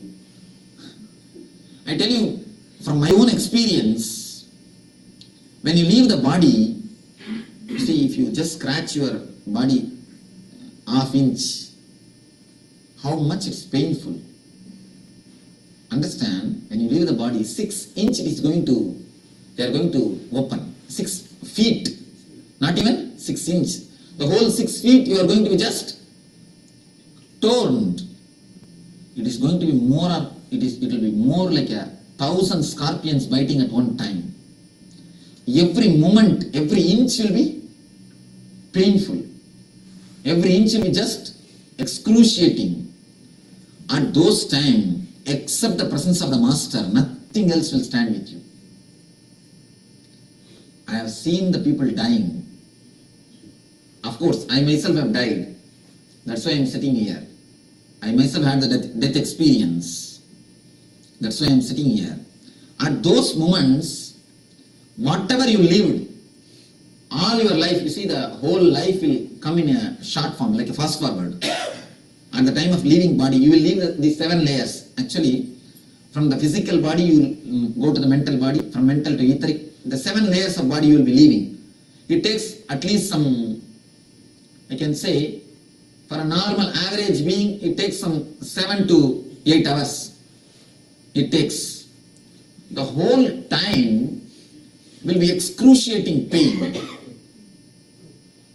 When you leave the one body to other body, the whole life you lived, you will see in fast forward.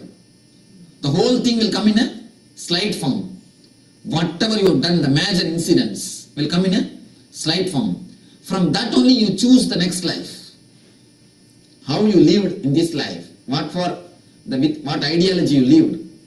You see the whole thing in a what to say, in a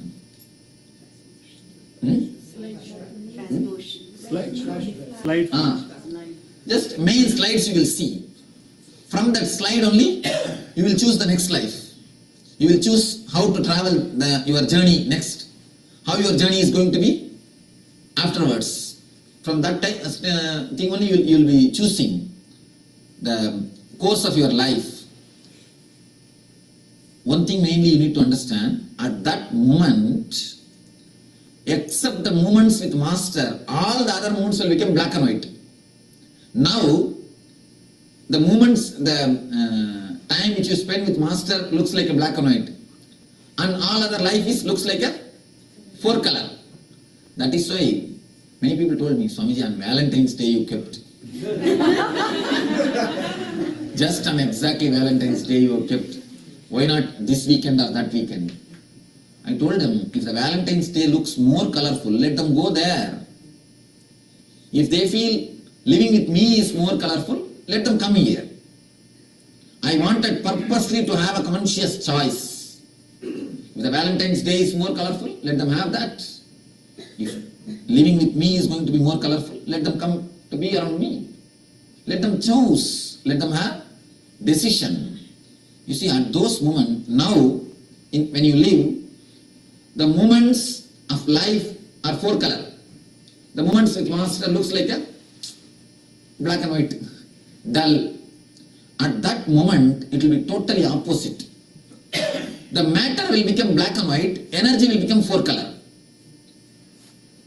Energy will become 4 color, matter will become black and white. Because once you leave the physical body, all your whatever attachments, wealth you have, everything becomes useless. It's just useless. You can't sign your will anymore. You can't sign in your check anymore. You can't even know what is your bank balance. You can't even just have a glimpse of your car, which you had for so many years. So everything will be everything will become black and white. And the moments in which you spend with your Master, with the energy, the conscious moments, the experience of bliss, those moments will become color. So when this happens, 2 things happen. One is, you get the tremendous healing. Healing means the excruciating pain will disappear. You will feel, yes, you have lived some moments. You have some colorful moments. You have, if you never lived with the master or if you never had any spiritual experience, your whole life will be just black and white. The pain will be just excruciating. There will be nothing. When you look back, you will see, oh, there is nothing lived. So you will enter into a deep depression, and from the depression coma, you will take the next Janma. That is what regularly happens. You enter into deep depression coma and take the next Janma. That is what is the regular happening. That is why the truth, or if you find, of course, if you are a meditator, then you can understand. If a person dies, if you be around him, you can see an excruciating pain in his being, pain in his face. He enters into the coma, understanding that he has never achieved anything. And then he takes the next birth. When he takes the next birth, again he forgets what for he has taken the birth and goes round the same chakra and again taking birth. That becomes the vicious circle. If you really had some glimpse of with a master, experience with master, at that moment that will become color slide. Because once you go inner with the body, inner and inner layers, you never live with the inner layers. You leave only the physical layer. So when you leave the physical layer and go inside, whole thing will be just black and white, just dark. Nothing will be there inside. But if you really had the glimpse of the master, or the energy, or the meditation, there will be light inside. You will see the whole thing in a color. So the master's energy, or the moments with the master, that will be a color, that will be four color. At the time when you see him, when you see those moments, you will have the tremendous healing effect on your pain. You will not have that excruciating pain. Because you know that you have lived something. There is something worthy in your life. Next thing, the tremendous surrender to the master happens. And naturally, when you surrender to the master at those moments, your whole energy enters into the consciousness. Master is nothing but consciousness. Your whole energy enters into the consciousness. When you enter into the consciousness, again you will be given a choice whether to take birth as you want or to become enlightened. That is the importance of the master. See, the importance of the master is only at the moment of leaving the body. It is only at the moment of leaving body you will understand what the difference is. At those moments only you can exactly understand what great help is happening to you. What great help has happened to you. Because now you measure even the energy only with the material prosperity.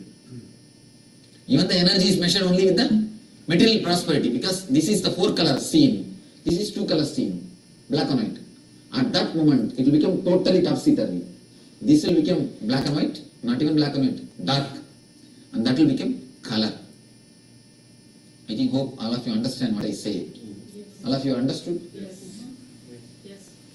Any question? Sorry, you are saying something. Clearing 6 feet. What is it? I didn't know. From your whole body, the consciousness will be taken away. See, it is like clearing the 6 inch.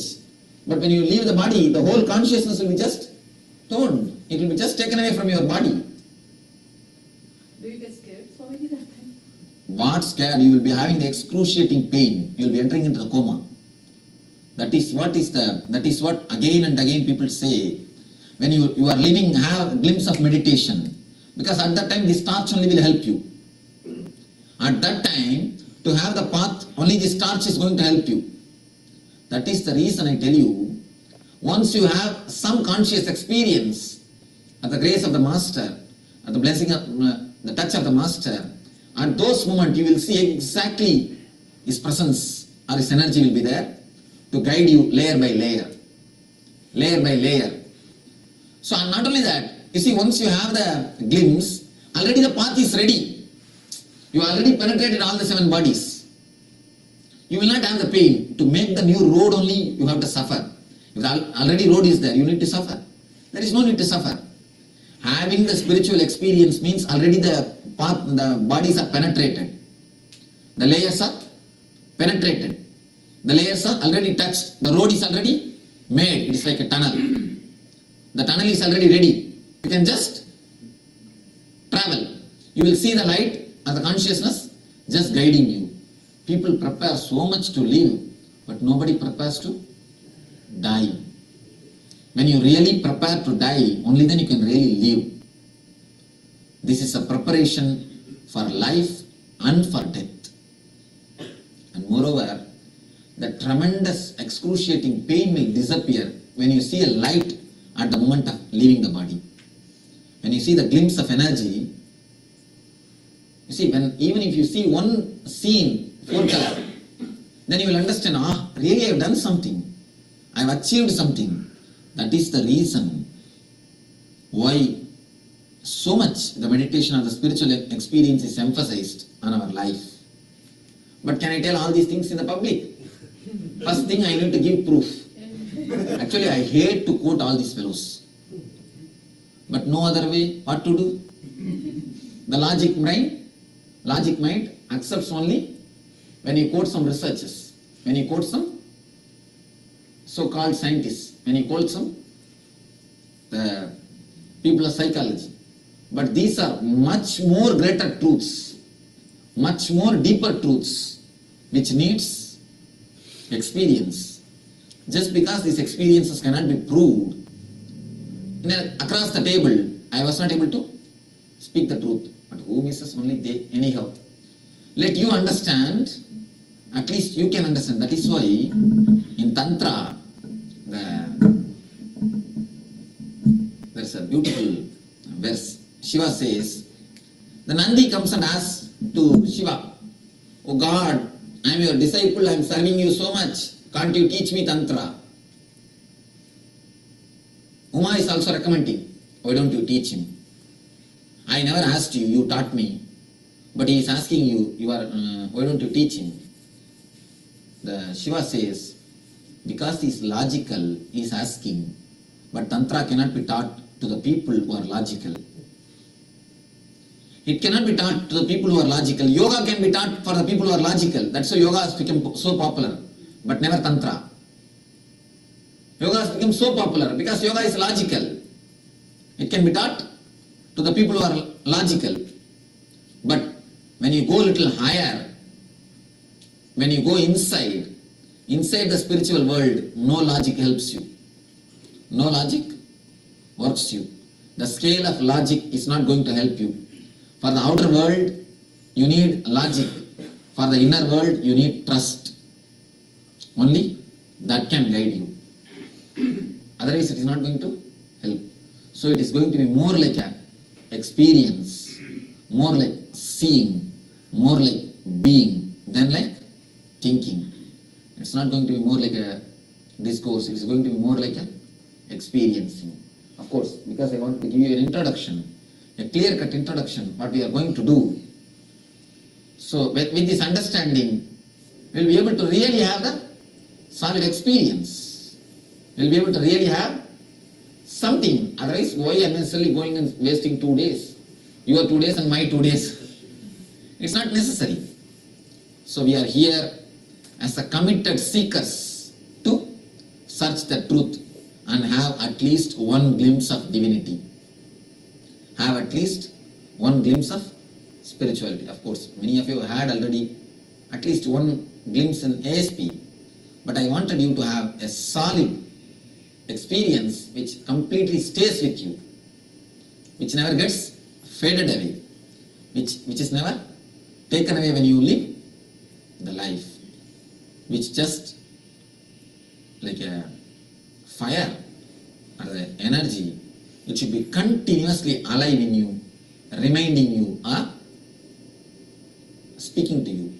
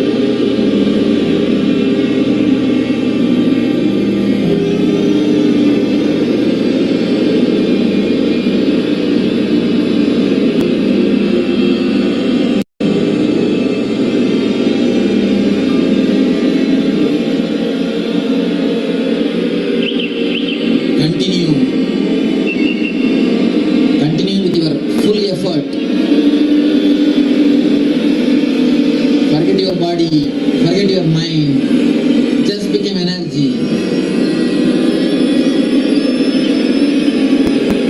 Disappear into the humming. Disappear as an individual self. Let you disappear in the energy. Let you just become the humming. Forget the body and mind in the humming. Just become the energy.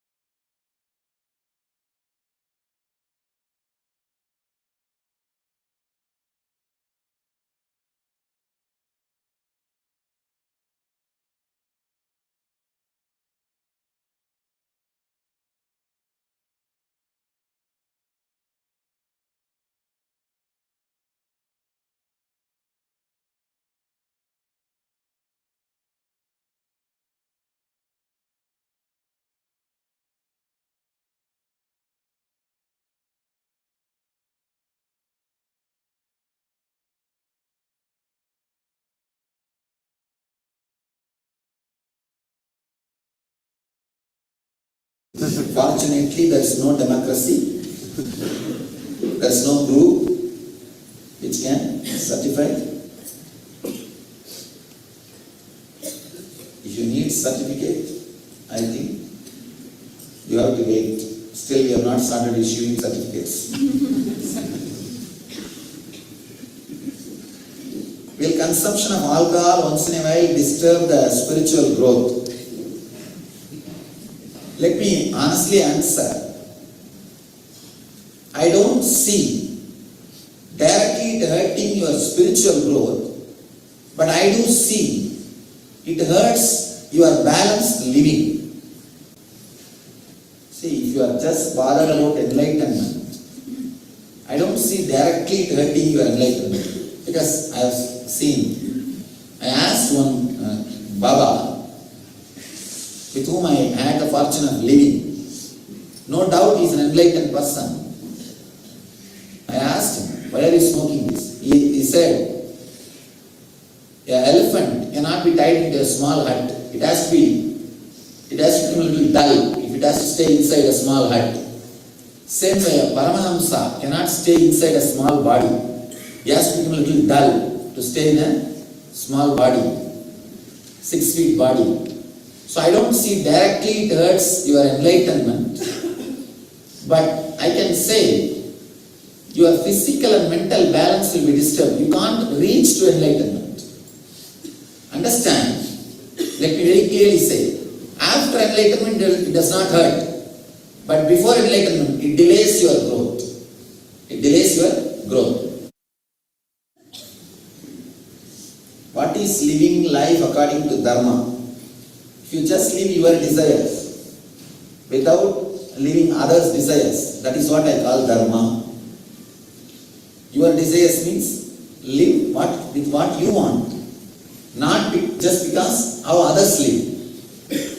The big problem. Now this session, we are going to analyze only what is your desire and what is others' desires which you are carrying.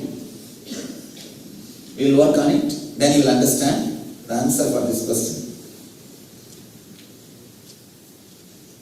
If you heal somebody, do you take away his bad karma and does that affect you? No. You see, it's like when sun rises, automatically the darkness disappears. You think that sun is taking the darkness? No. Just by the presence of the sun, darkness disappears. So just by the presence of an enlightened being, karma disappears. Karma is nothing but the darkness. Darkness has no positive existence. It has no positive existence. Lightlessness is karma. Lightlessness is darkness. Energylessness is karma. The energy happens, suddenly the karma disappears. Let me give you one example. If you use a camera and take a photograph, the picture, the scene which was in front of the camera settles on the film for 1 second. After that, if you take that film out and show it in front of the sun, what will happen to the form which got printed? It will be exposed. It will disappear. Your karma is also same way. It's a print of your life. If you just expose that your film in a space to the master, it will be completely erased, exposed, and whatever was there printed on the film will disappear. Your inner space is a film, the planet Earth is the scene. You catch that for one moment. Whatever is printed, you leave that. Open the inner space and expose it to Master's presence.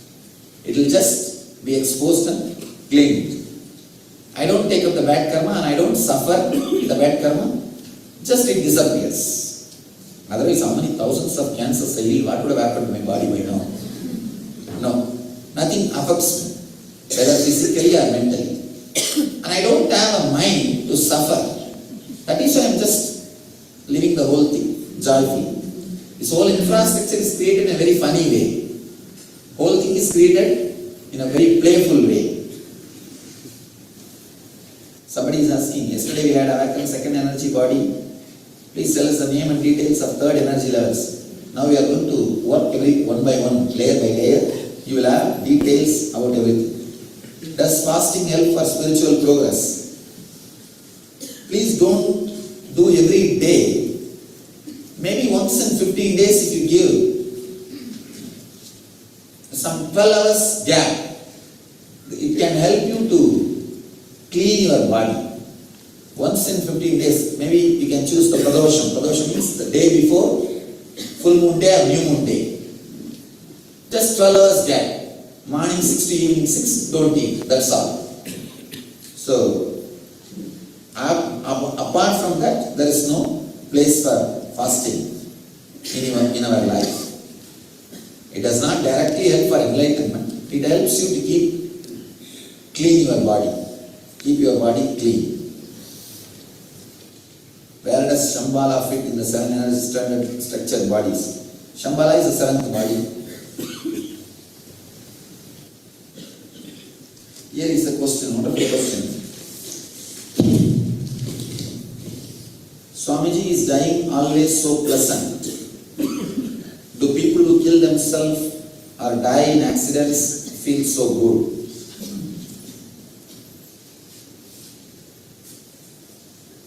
Now I wanted to explain exactly how this NSP, this whole program happened in my inner space, or how I developed this program, why I designed. See, 9 years I spent in wandering, length and breadth of India. Now I want to take a oath, whatever I am going to say is truth, nothing but truth. You may think why? Because usually, whenever people listen something beyond their logic, either they resist or they just keep quiet. They don't allow that words to enter their being. If they are little arrogant, they shout back. They say, get lost, these are all lies, don't talk. If they are not that courageous, they just keep quiet. They tell, all right, let him talk, whatever he wants to talk, what is there. Anyhow, I have come, I have decided to be here for 4 days, I have to listen whatever he talks. Whether it is making sense or nonsense. They just sit. They do not allow those words to work.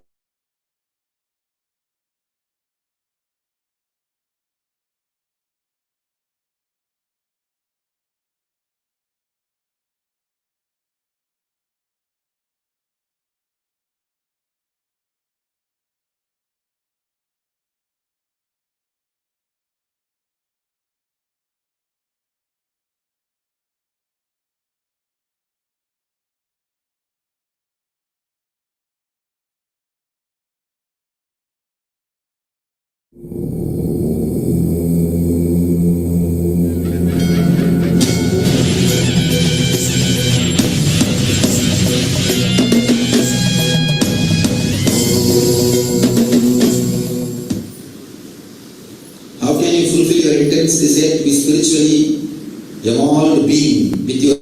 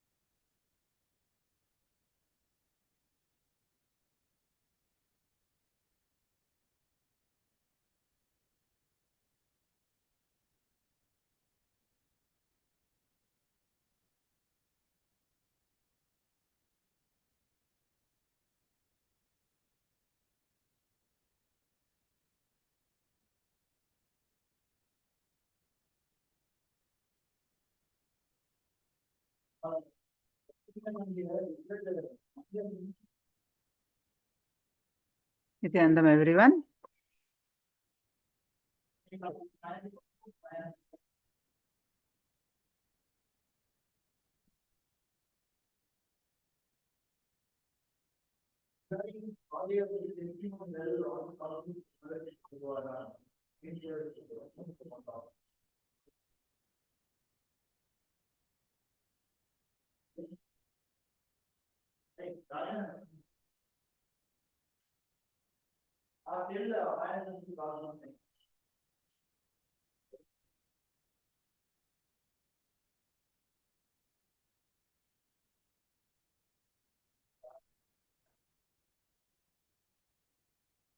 Nithyananda, everyone.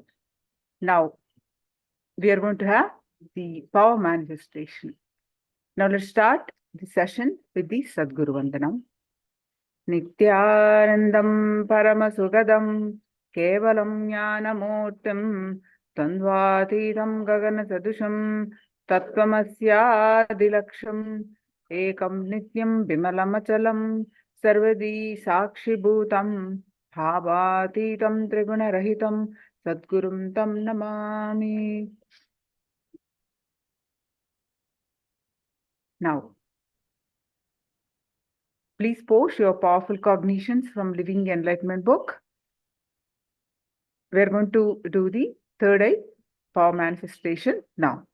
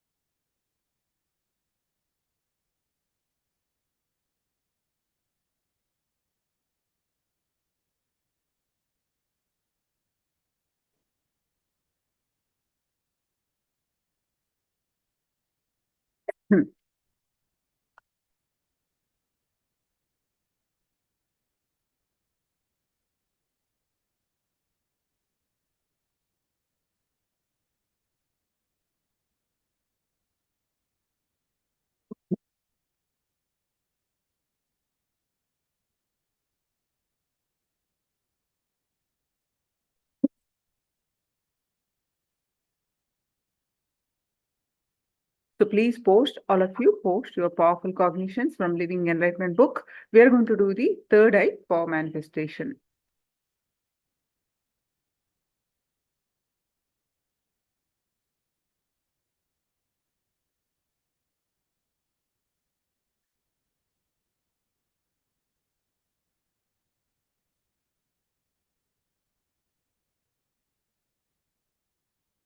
If you just relax, the automatic intelligence of existence will run your life beautifully for you. Your actions will be automatically propelled by the energy of existence. Wonderful. Others also, please post your cognitions.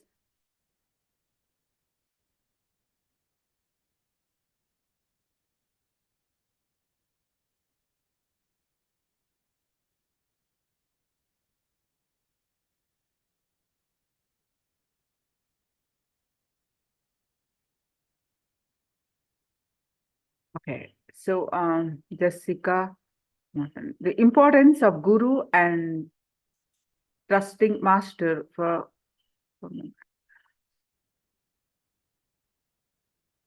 the importance of Guru and trusting Master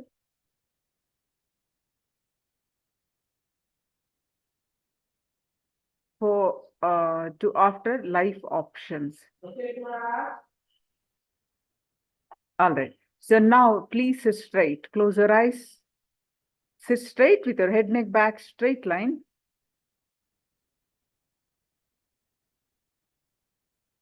Please sit straight with your head, neck, back, straight line. Close your eyes and tie your eyes with eye band. If you do not have the eye band, just get a piece of cloth and close your eyes.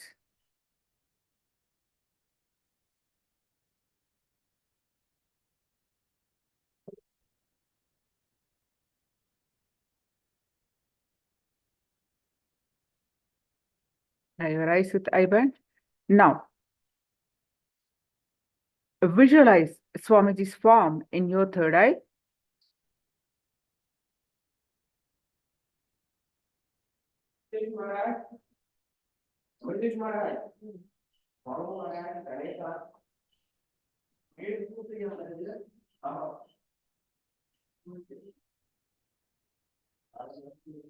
Visualize Swamiji's form in your third eye. Any thought that are coming now, unclutch. Let it come, let it go. You be in the space of unclutching. Bring your attention back to your third eye again and again.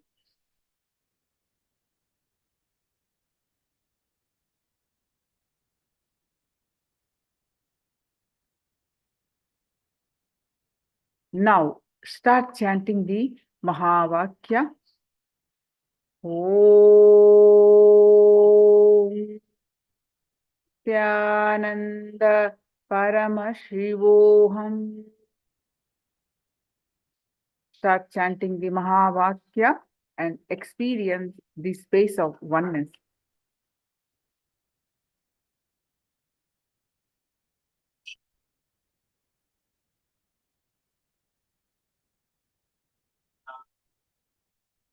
I'm projecting the picture.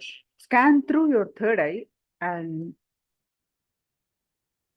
manifest the power of third eye.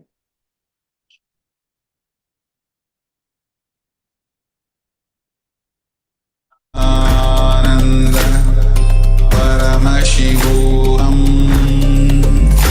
Om Nithyananda Paramashivoham Om Nithyananda Paramashivoham Om Nithyananda Paramashivoham Om Nithyananda Paramashivoham Om Nithyananda Paramashivoham Om Nithyananda Paramashivoham Om Nithyananda Paramashivoham Om Nithyananda Paramashivoham Om Nithyananda Paramashivoham Om Nithyananda Paramashivoham Om Nithyananda Paramashivoham Om Nithyananda Paramashivoham Om Nithyananda Paramashivoham Om Nithyananda Paramashivoham Om Nithyananda Paramashivoham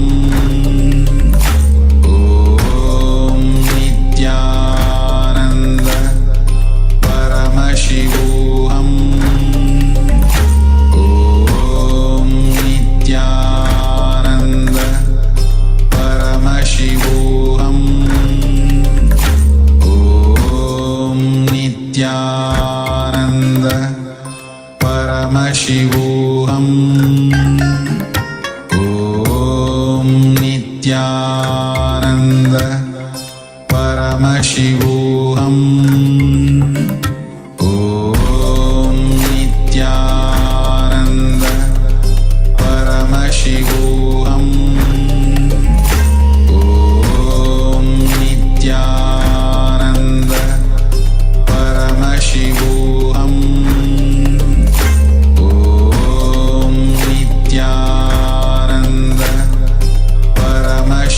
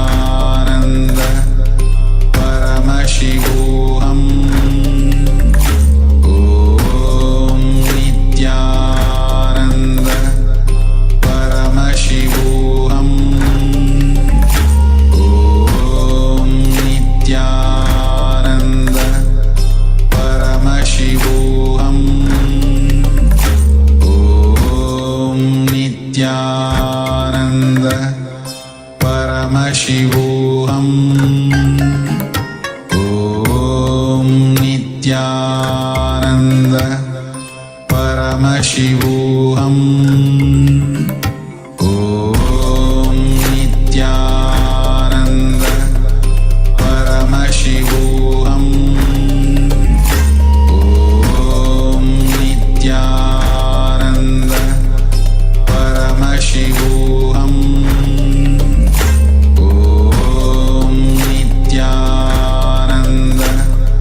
Paramashivoham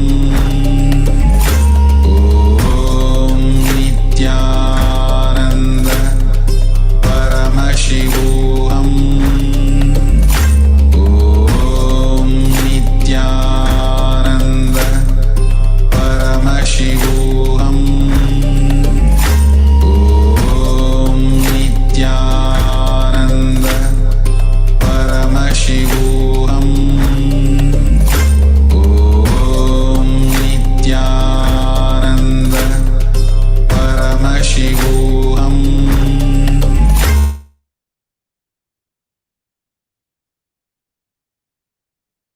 Now, all of you go ahead and post whatever your third day revealed in the chat.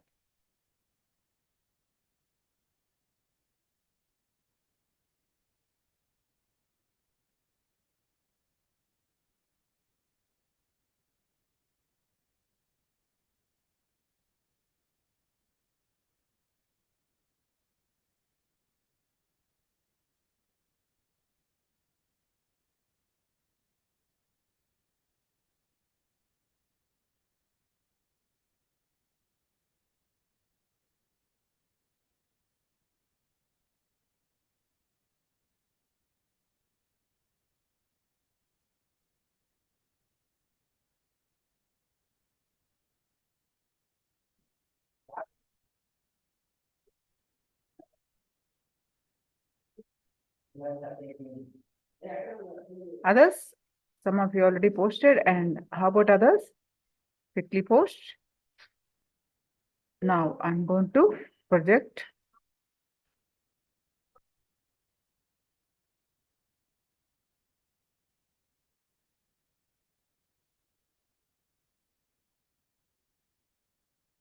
this what I projected.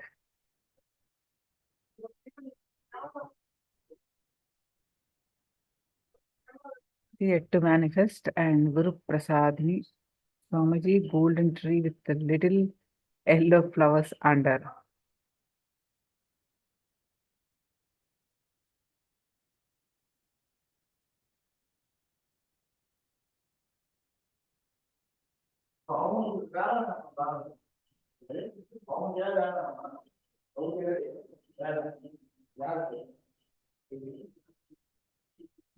Yes. Today we are learning about the Nithyananda Spurana. The Nithyananda Spurana is all about going beyond death. What happens during the process of death? We have learned in the introduction how Swamiji came up with this program as he witnessed the experience, the death experience of the two people. How one went through excruciating pain and the other seamlessly went through and liberated. And we also learned the 7 energies layers of our existence.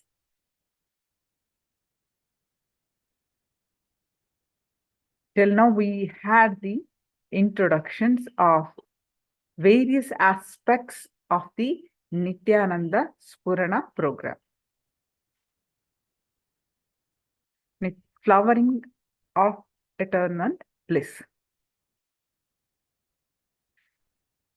Of these 7 layers, how when we are leaving the body, leaving from one layer to other layer to other layer to other layer. What happens? What emotions we go through? We learn all that. So we are going to learn briefly. We are going to learn each layer and what emotion we go through and the meditation related to that layer we'll be doing for the rest of the day.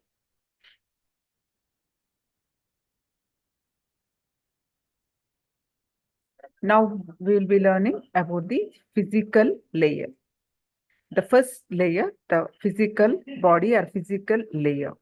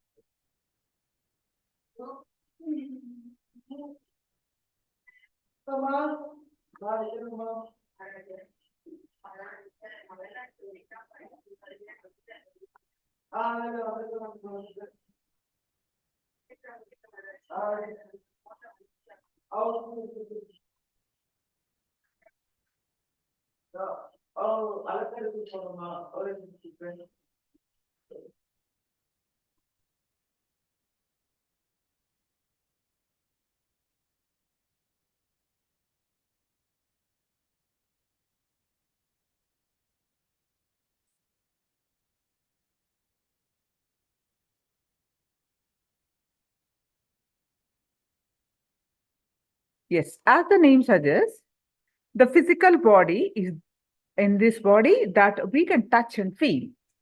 The physical body is what makes us feel physical pain and suffering on the physical plane.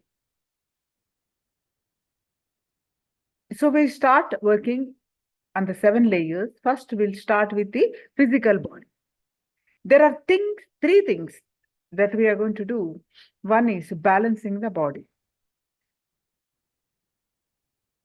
Second is erasing the body consciousness to outer line of your body from your mind. And the third is just merging the physical body back to energy. The physical body is more like a matter right now. We see it as a grass form, more of a matter. It will be merged and it will be put inside energy. Why are we supposed to balance the body?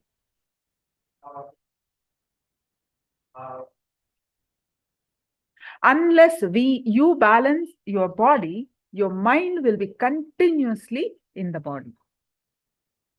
There is a beautiful saying by Patanjali. Stiram Sukham Asanam. Meaning, Patanjali is a great enlightened master from India known for his yoga science. The meaning of these words can be interpreted to mean when the shoe fits, the feet are forgotten.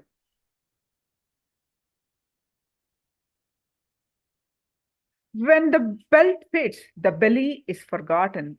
Or when the chain fits, the neck is forgotten. Or when the ring fits, the finger is forgotten. If the ring doesn't fit, will you be continuously remembering the finger? Will you not? So, if the chain doesn't fit, you will continuously be remembering the neck. If the shoe doesn't fit, it is either too tight or too loose. You will be continuously remembering the feet, isn't it? What is the scale to see whether it fits or not? If you have forgotten the feet, you can be sure the shoe fit. If you have forgotten the belly, you can be sure the belt fits. If you have forgotten the neck, you can be sure the chain fits. If you've forgotten the finger, you can be sure the ring fits. So when you can forget the body, only then can you be sure the body is comfortable. So whenever your body is not comfortable, you can never forget about it. Are you getting the click? Whenever your body is not comfortable, you can never forget about it. If you are not remembering your body in any way, it means that you are comfortable in it.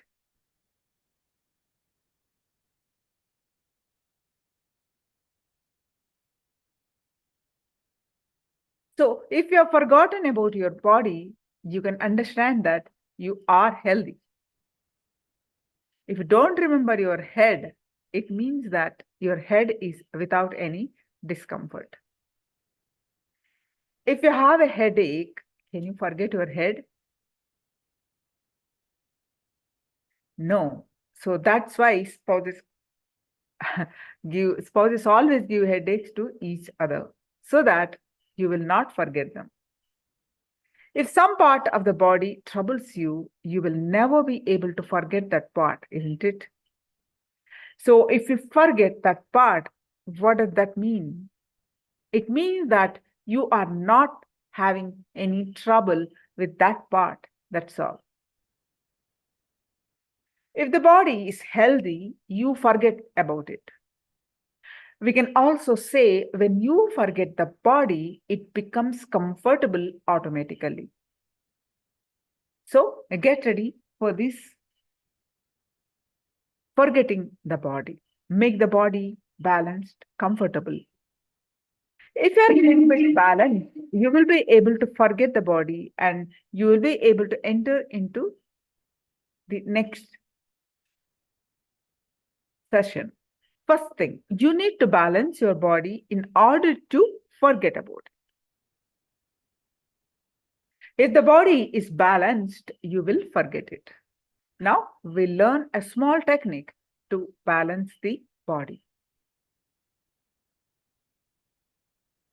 Just think of your mala. A red sandalwood chain, the Rudraksha mala that you are wearing, at the center of gravity line of your body.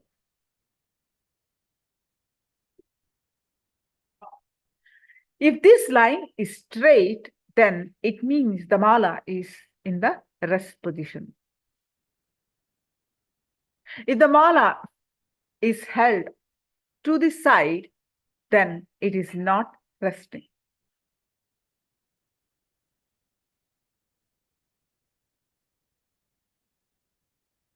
If I leave it, it will come back to the restful position. So this down position, this mala is totally resting and comfortable. In the same way, your center of gravity line should fall in a straight line. If it falls, so you will be totally comfortable in your body. So you'll be able to forget the body.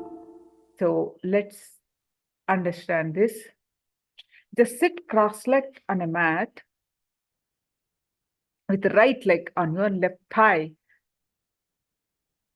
If you can't sit on the ground, then sit on the chair. Leg on your right leg on your left thigh. Your leg should be seen.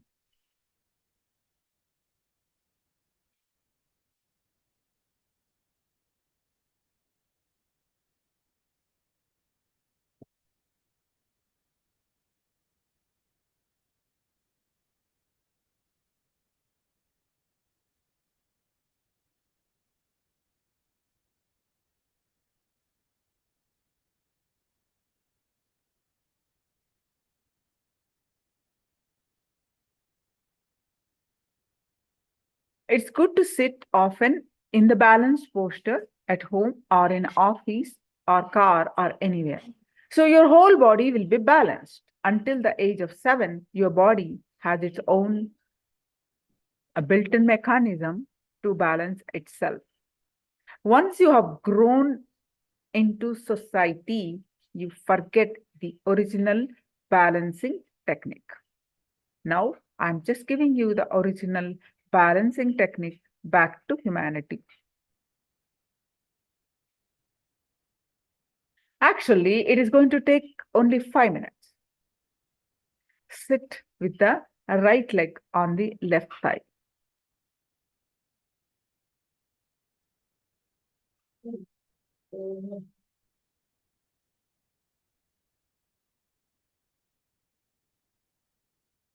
Now, with your right leg on the left thigh. Now, first thing, for one moment, lean forward slightly and put your whole body weight in front of you. Lean forward slightly and put your whole body's weight in front of you and feel the weight of the body. You completely lean forward.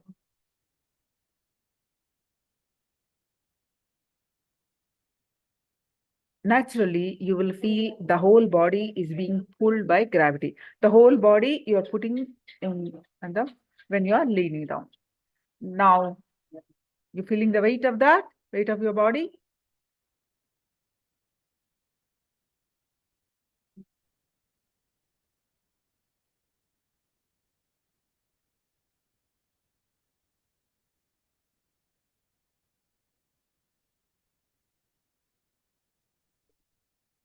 Now, slowly, inch by inch by inch, you raise yourself and make your body straight.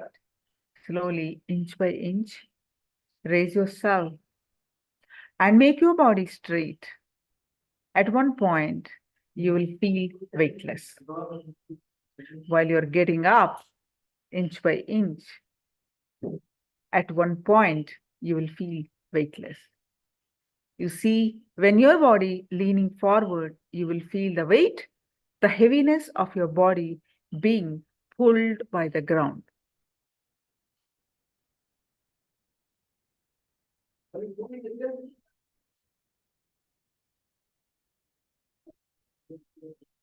Step by step, very slowly, in leaning backward to midpoint, you will see the gravity becoming less. At one point, you will feel totally weightless. That's the line in which your center of gravity falls in a straight line. Now, very slowly, lean backward and feel your weight again. Then slowly bring yourself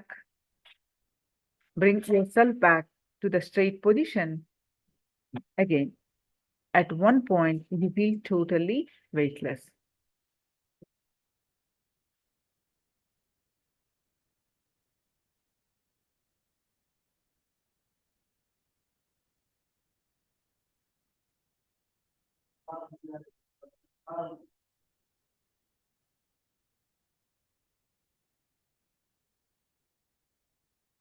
Now let's start this meditation. I gave you the instructions. You just lean forward completely in the front from your base of the spine and feel the weight of the body.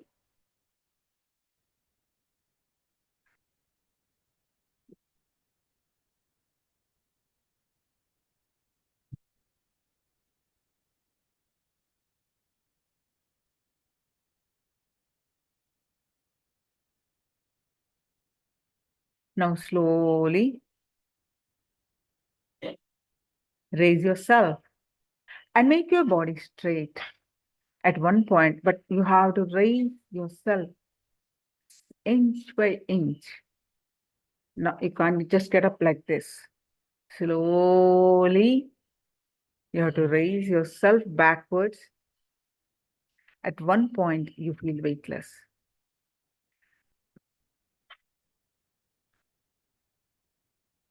When your body is totally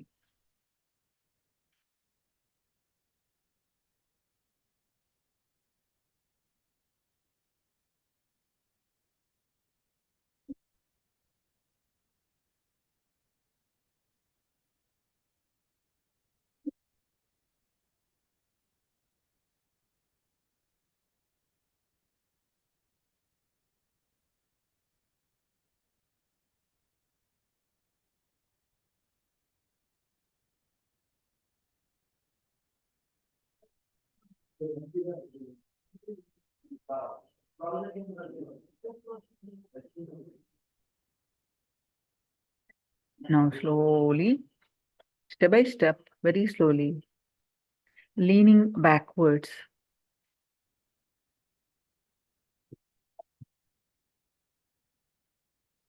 To midpoint, you will see the gravity becomes less. At one point, you feel weightless.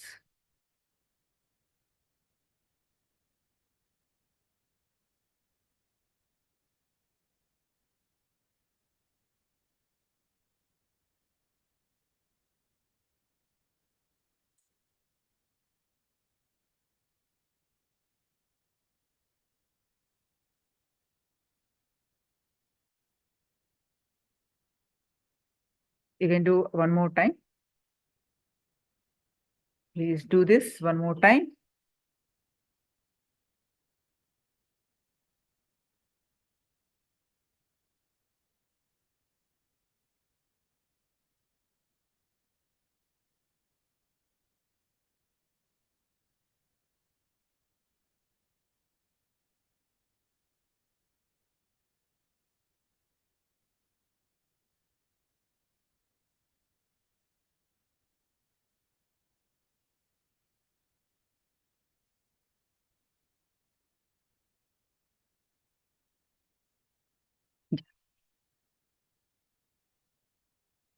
Now,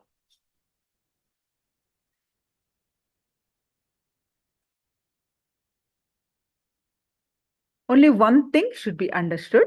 The center of gravity should be in the straight line, and you should feel weightless at that point.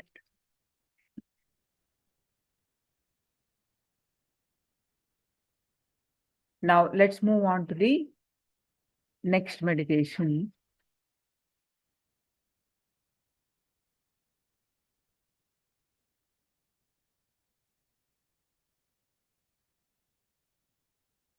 Stand, I just listen to the instructions, then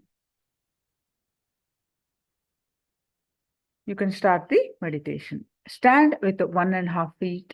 Just stand a little bit space between the your legs and your eyes, and tie in your eye band. But now you first listen to the instructions before you do this. Okay? Inhale and exhale slowly. Okay, so tie your eye band and stand in front of the computer.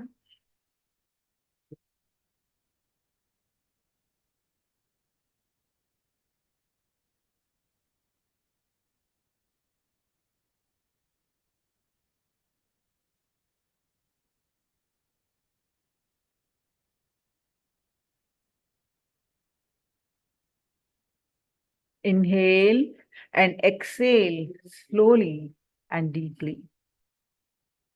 Inhale and exhale as slowly as possible and as deeply as possible.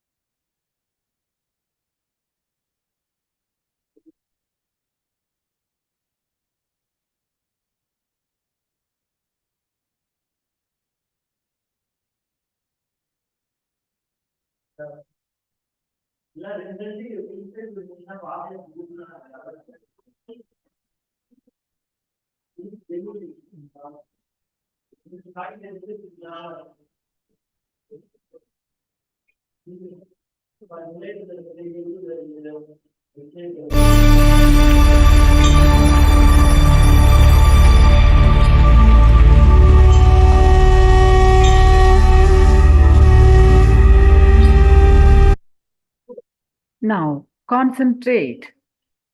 So in whole body, we're going from bottom to top, squeezing. Concentrate on your feet. Forget all the other parts. Tense your feet. Tense your feet. Visualize your body as a bean bag. Your feet is just a bean bag.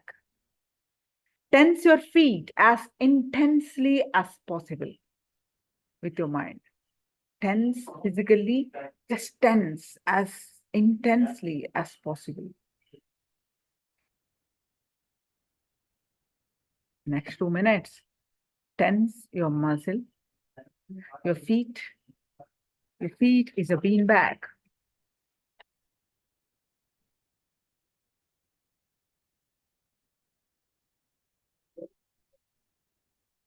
Squeeze it.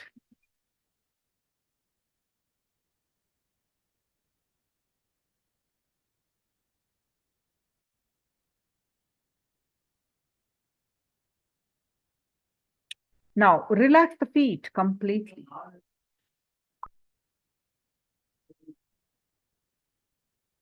Next, tense your calf muscles as intensely as possible. Relax after 2 minutes. Like that, you tense your knees, tense your thighs, tense your hips, tense your stomach, tense your back, tense your chest, tense your neck, tense your feet, tense your hands, tense your face.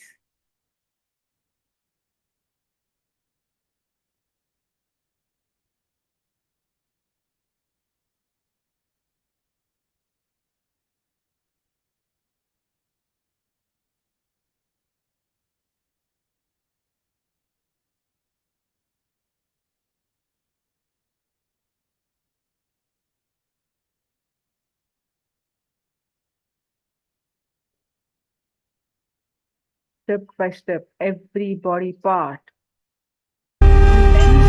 Visualize that body part is the bean bag. When you're working on the specific body part, remember only that part, rest of the body parts you forget. And that body part, visualize it as a bean bag and squeeze it, tense it. After some time, release it. Like this, from bottom, feet to top of your head, body part by body part, you squeeze your body part and relax it.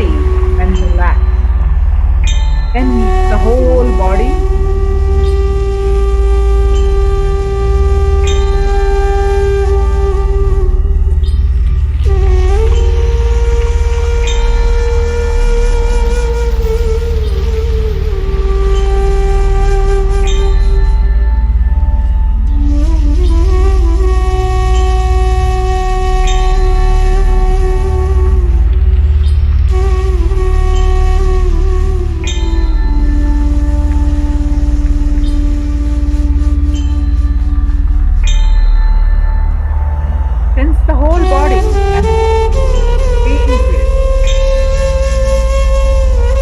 The whole body is a bean bag.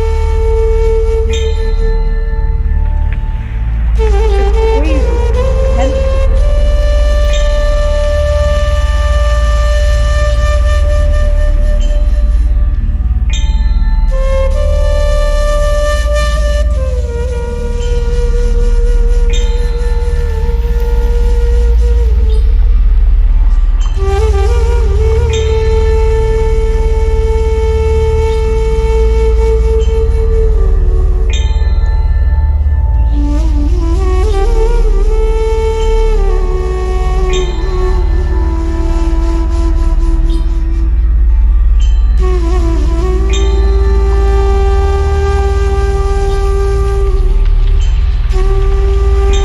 Now relax, sit wherever you are.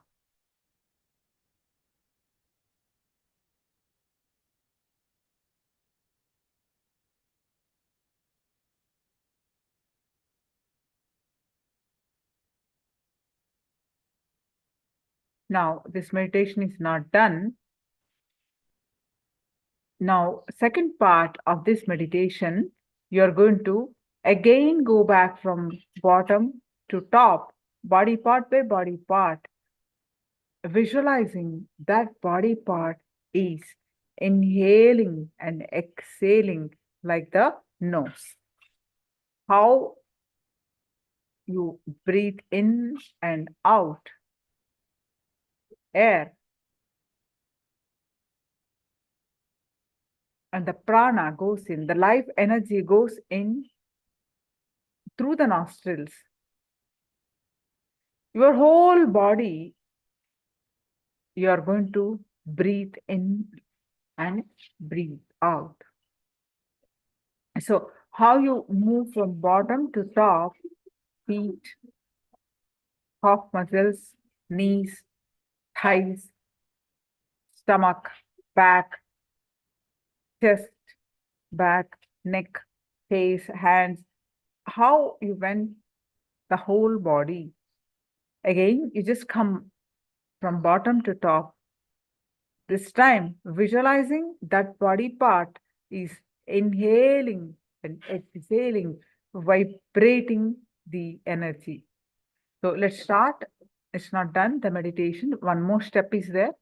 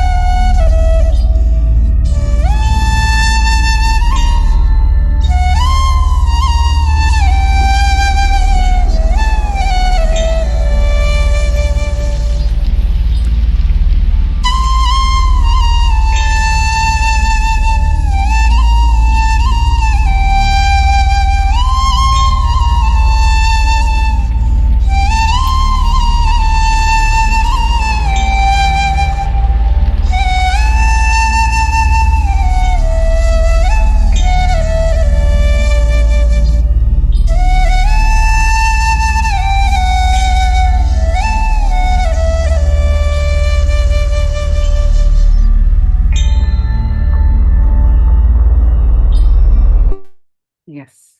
Relax.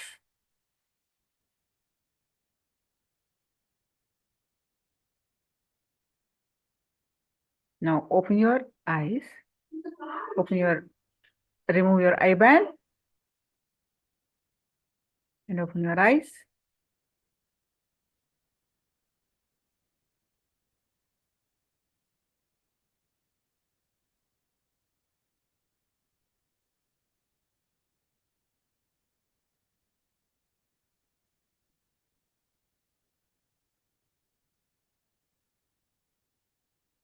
You can share your experience of this meditation quickly in the chat before we're moving on to the power manifestation.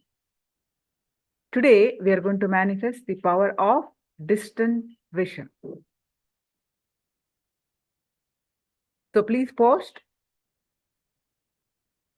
your power manifestation, your meditation experience in the chat.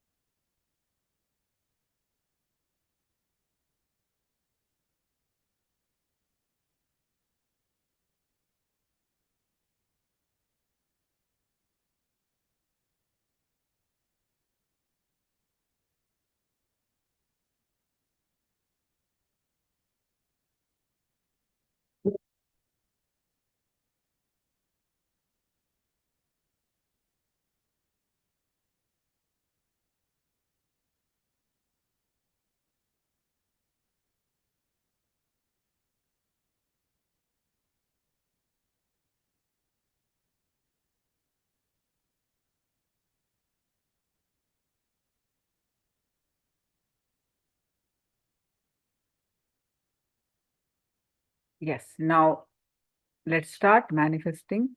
Okay, so some of the comments. Felt relaxed after releasing stress and tension. Wonderful. You can do this every day, Ma. There is no specific time. If you do this before you sleep, that's called yoga nidra. You'll fall asleep so deeply. It's a powerful way to release your tension in the body. So you can do this meditation every day. It only actually we are learning today. We did it a little time, but you can do this meditation just in few minutes.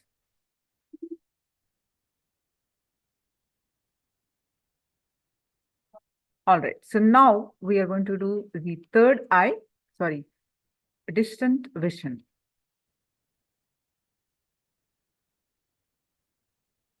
Power manifestation of distant vision.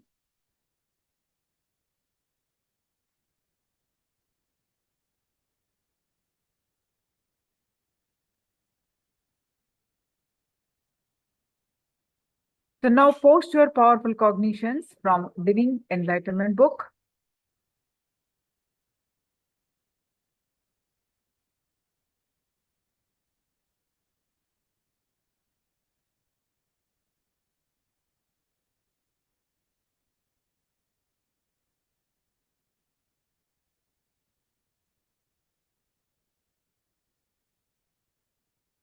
Post your powerful cognitions from Living Enlightenment book.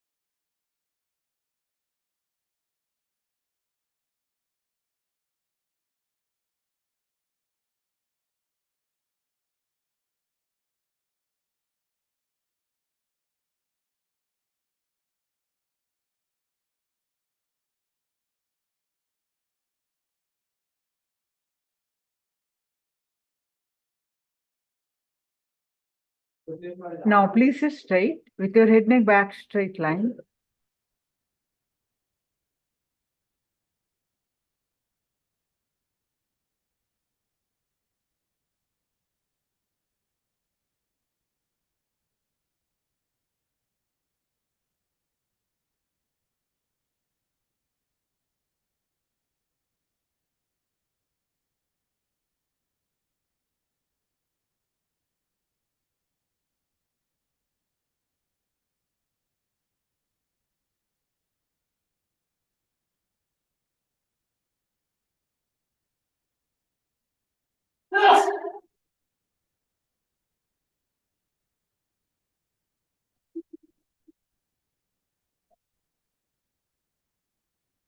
Visualize Swamiji's form in your third eye. Any thoughts that are coming, just unclutch. Bring your attention back to your third eye again and again.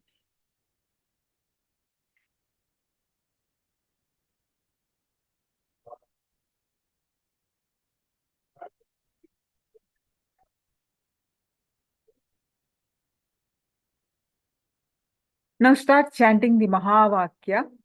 Om Nithyananda Paramashivoham. Om Nithyananda Paramashivoham.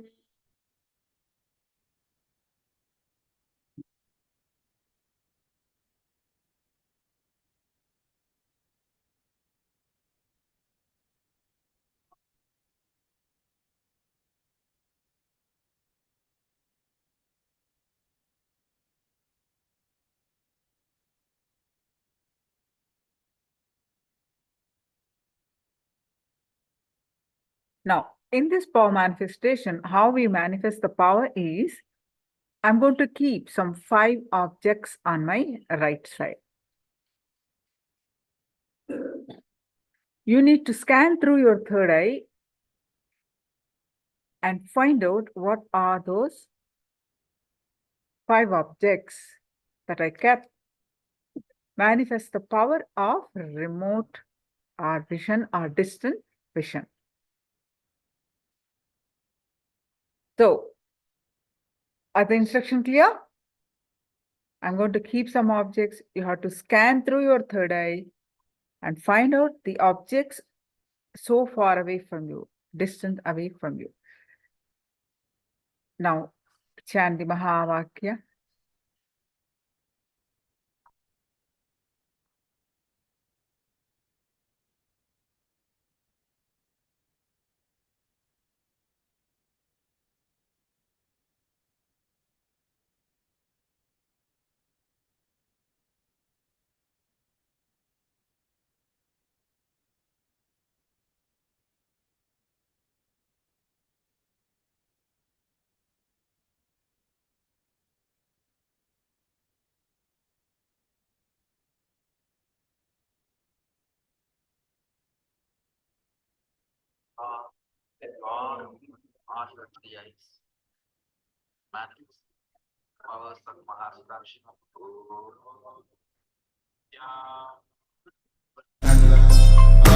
Paramashivoham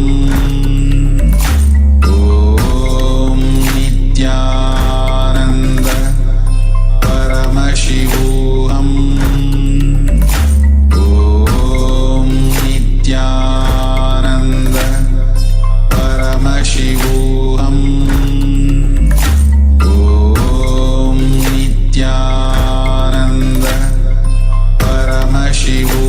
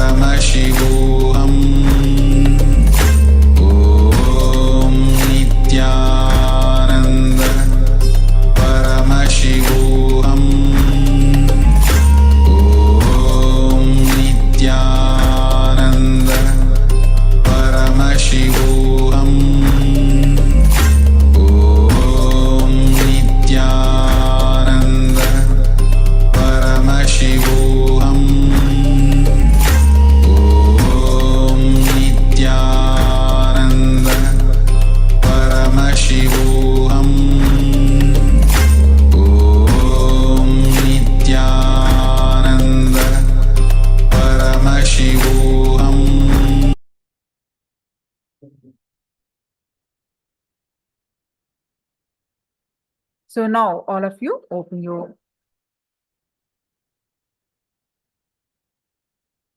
IBAN and post what are the objects' names? What are the 5 objects' names that are on my right side? Whatever your third eye revealed in the post it in the chat.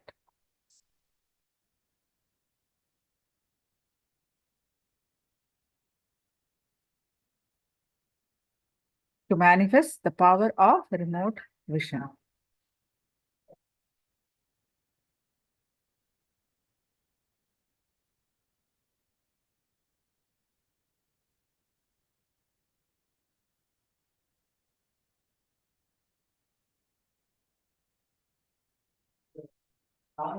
Guru Prasadni, you can open your eyes.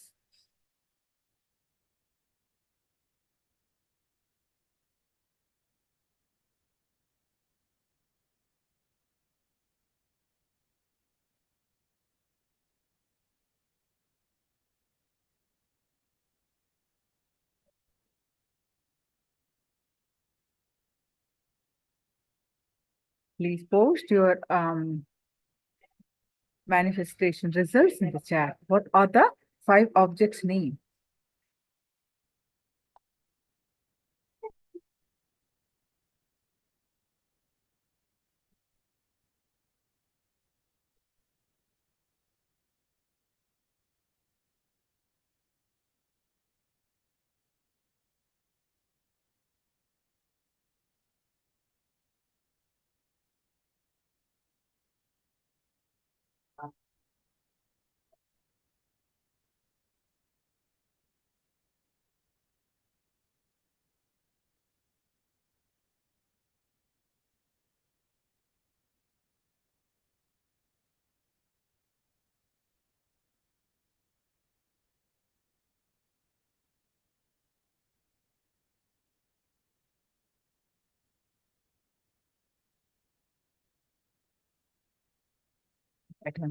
So Ma Jayanti, yes, it is a blue object also there. Yes, green and blue object. There is definitely green mat is there. So there's a blue mirror, you see. It's a blue mirror there, and there's a green mat is there. So you try to go intensely and manifest all the 5 objects, Ma. So next round you can do that. Now we're going to enter into the next layer of our existence, that is pranic layer, the breath layer.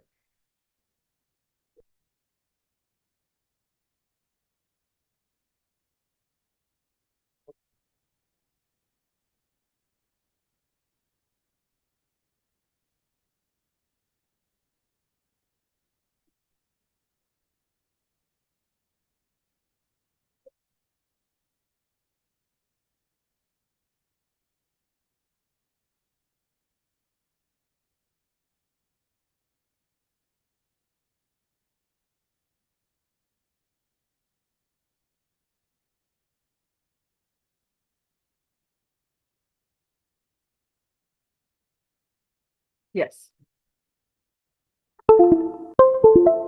The second layer of our existence is the breath layer, the pranic body in Sanskrit. The pranic layer is filled with all our desires, all our desires.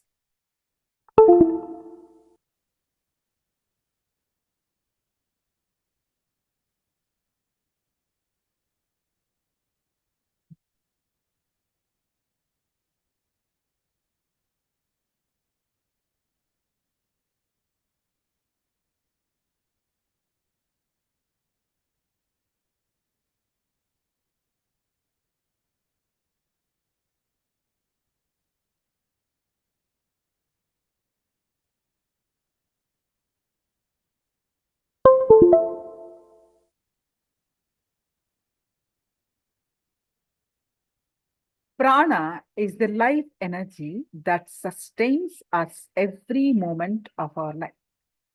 Understand? It is not the same as the air you breathe in and out.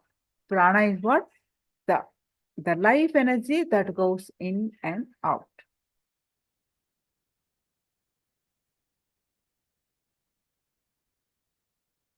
For example, if you have to carry a truck of mud from one place to another, the truck is just the carrier.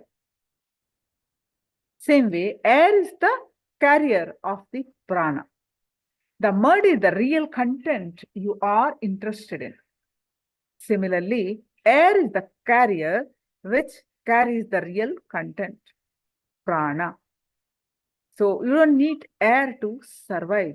Prana is what is needed.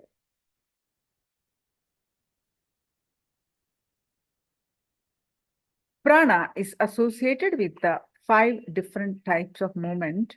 The basically inhaling, staying inside the body. So you don't need this much detail actually to understand how desires are associated.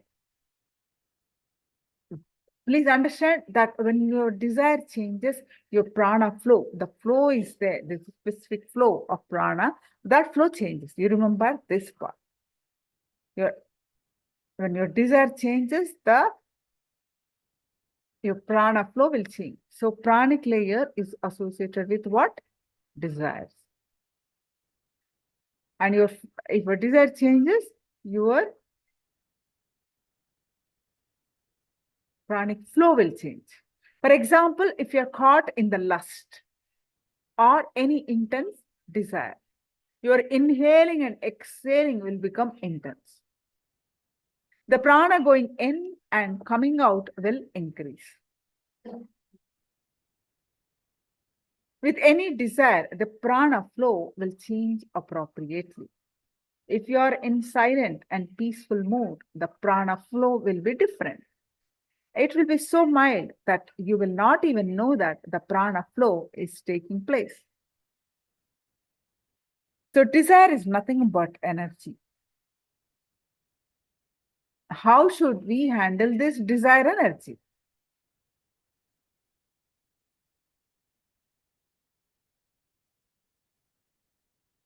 Mahavira, a great spiritual master, says that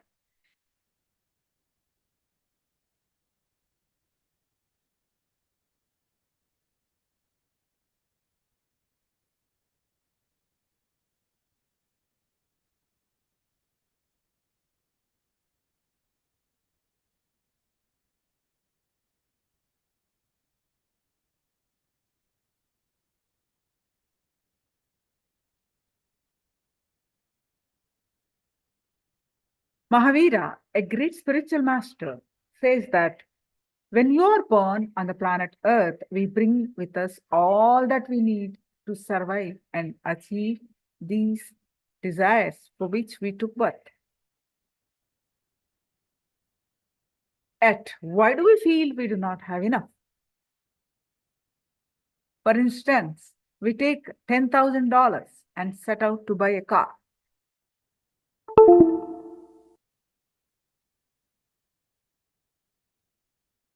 We meet someone on the way who talks of the latest television set we should buy if we can afford.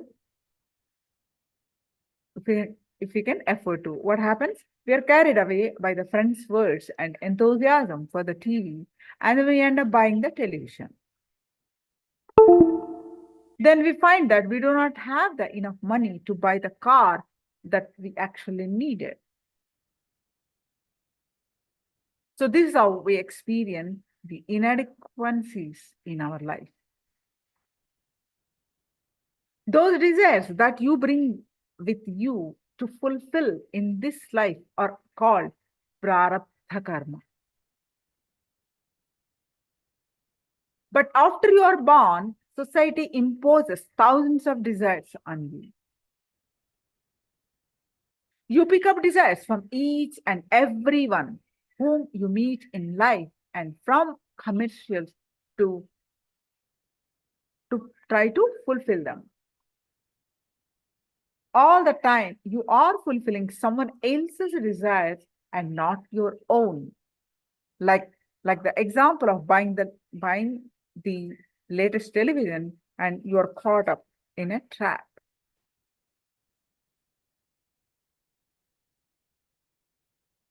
You do not have the energy, money, or time to fulfill all these desires.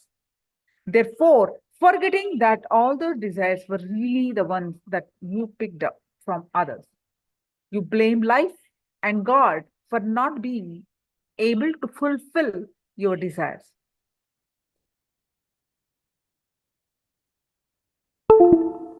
You do not feel sense of abundance and the plus showing of existence in your life. Instead, you feel depleted and cheated. When you infuse energy into the pranic layer, only your real desires will stay.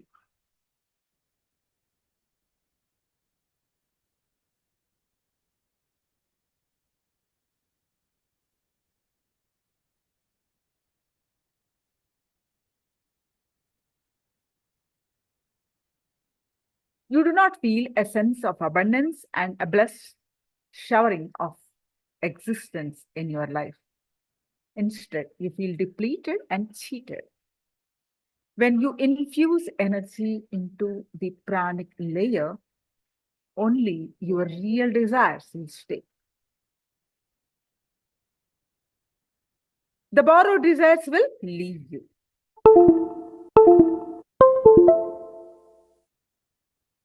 As with the tree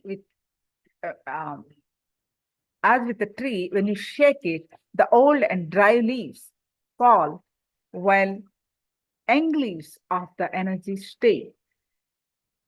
Of that young leaves of the tree stay. So when you do this meditation, other people's desires will all fall away, and only your dreams, your desires will stay.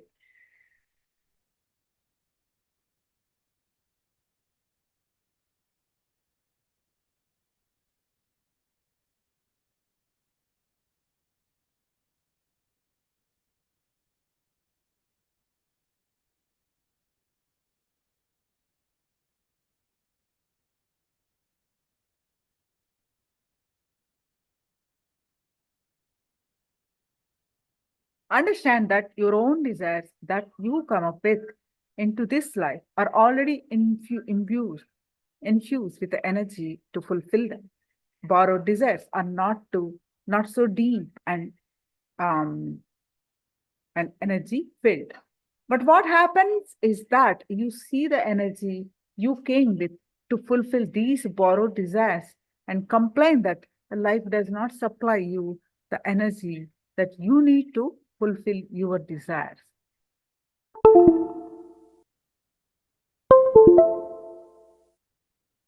When you work on energizing the pranic layer, all the desires imposed on you by others will drop.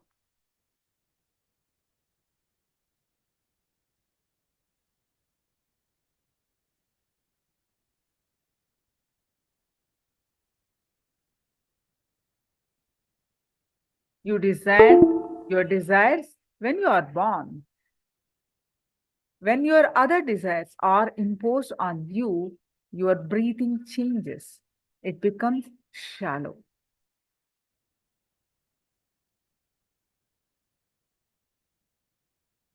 If you have observed kids when they are asleep, how you can see that they breathe their whole body.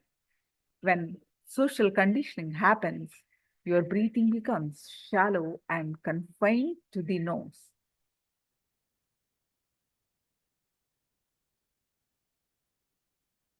Prarabdha karma is your own samskaras that you brought with you. Borrowed samskaras can change the way your prana happens.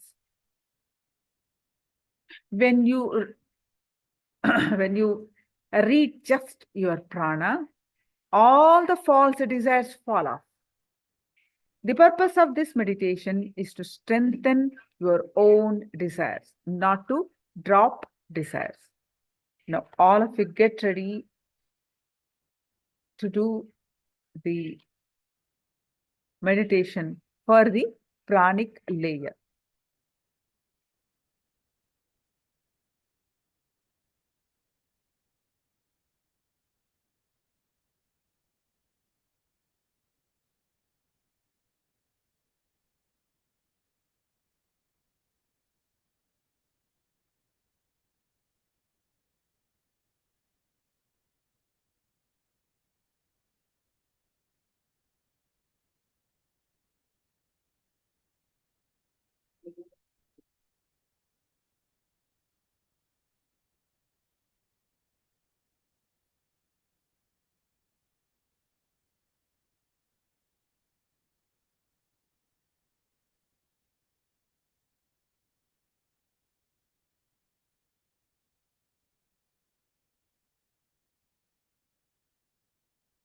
So all of you please get ready to do this meditation.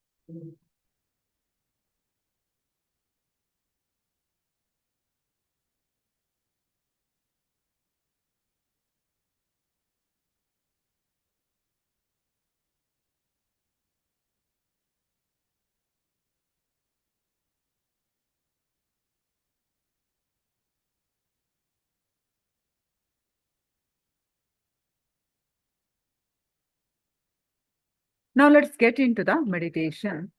Sit down and tie your eyes with eye bands. There are 4 steps to repeat here. It's a very powerful meditation. This also you can do it every day.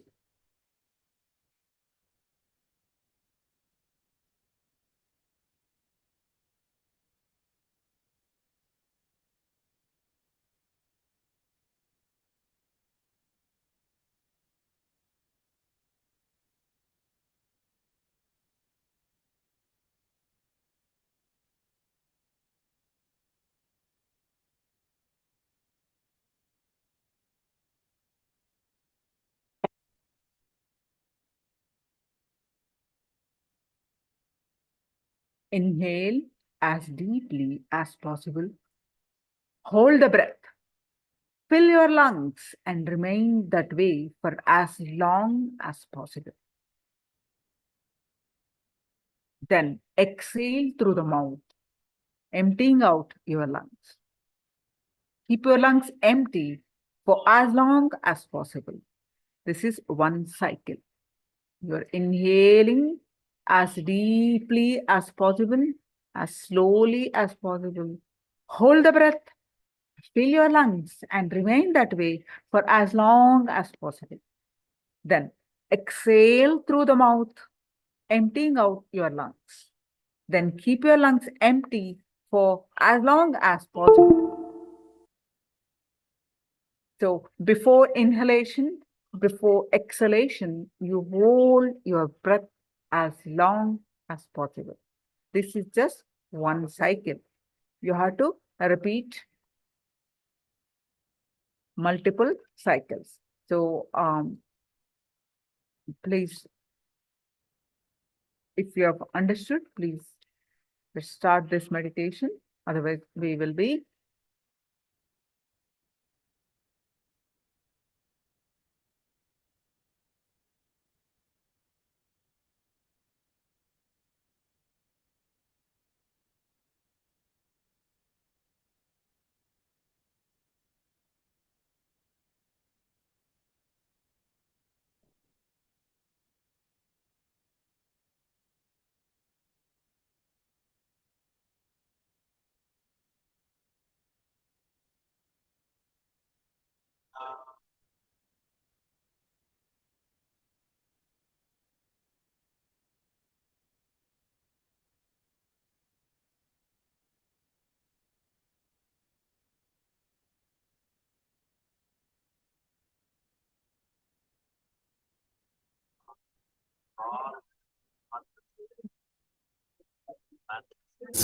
The powers of Mahasadashiva. Om Nithyananda Paramashivoham.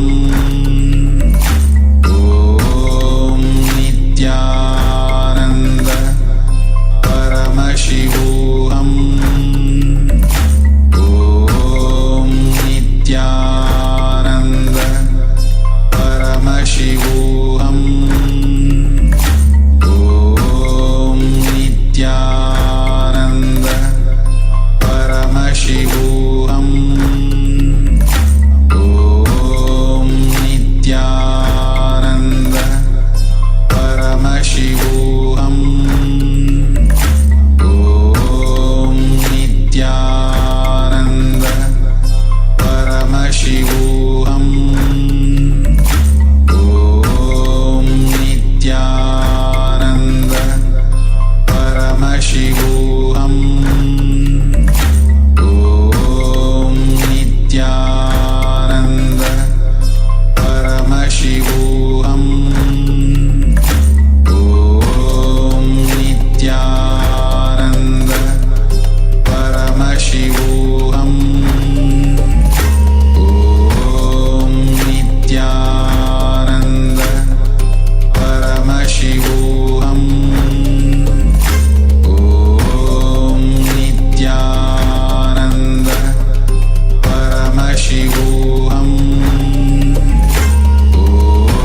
Om Nithyananda Paramashivoham. Om Nithyananda Paramashivoham. Om Nithyananda Paramashivoham. Om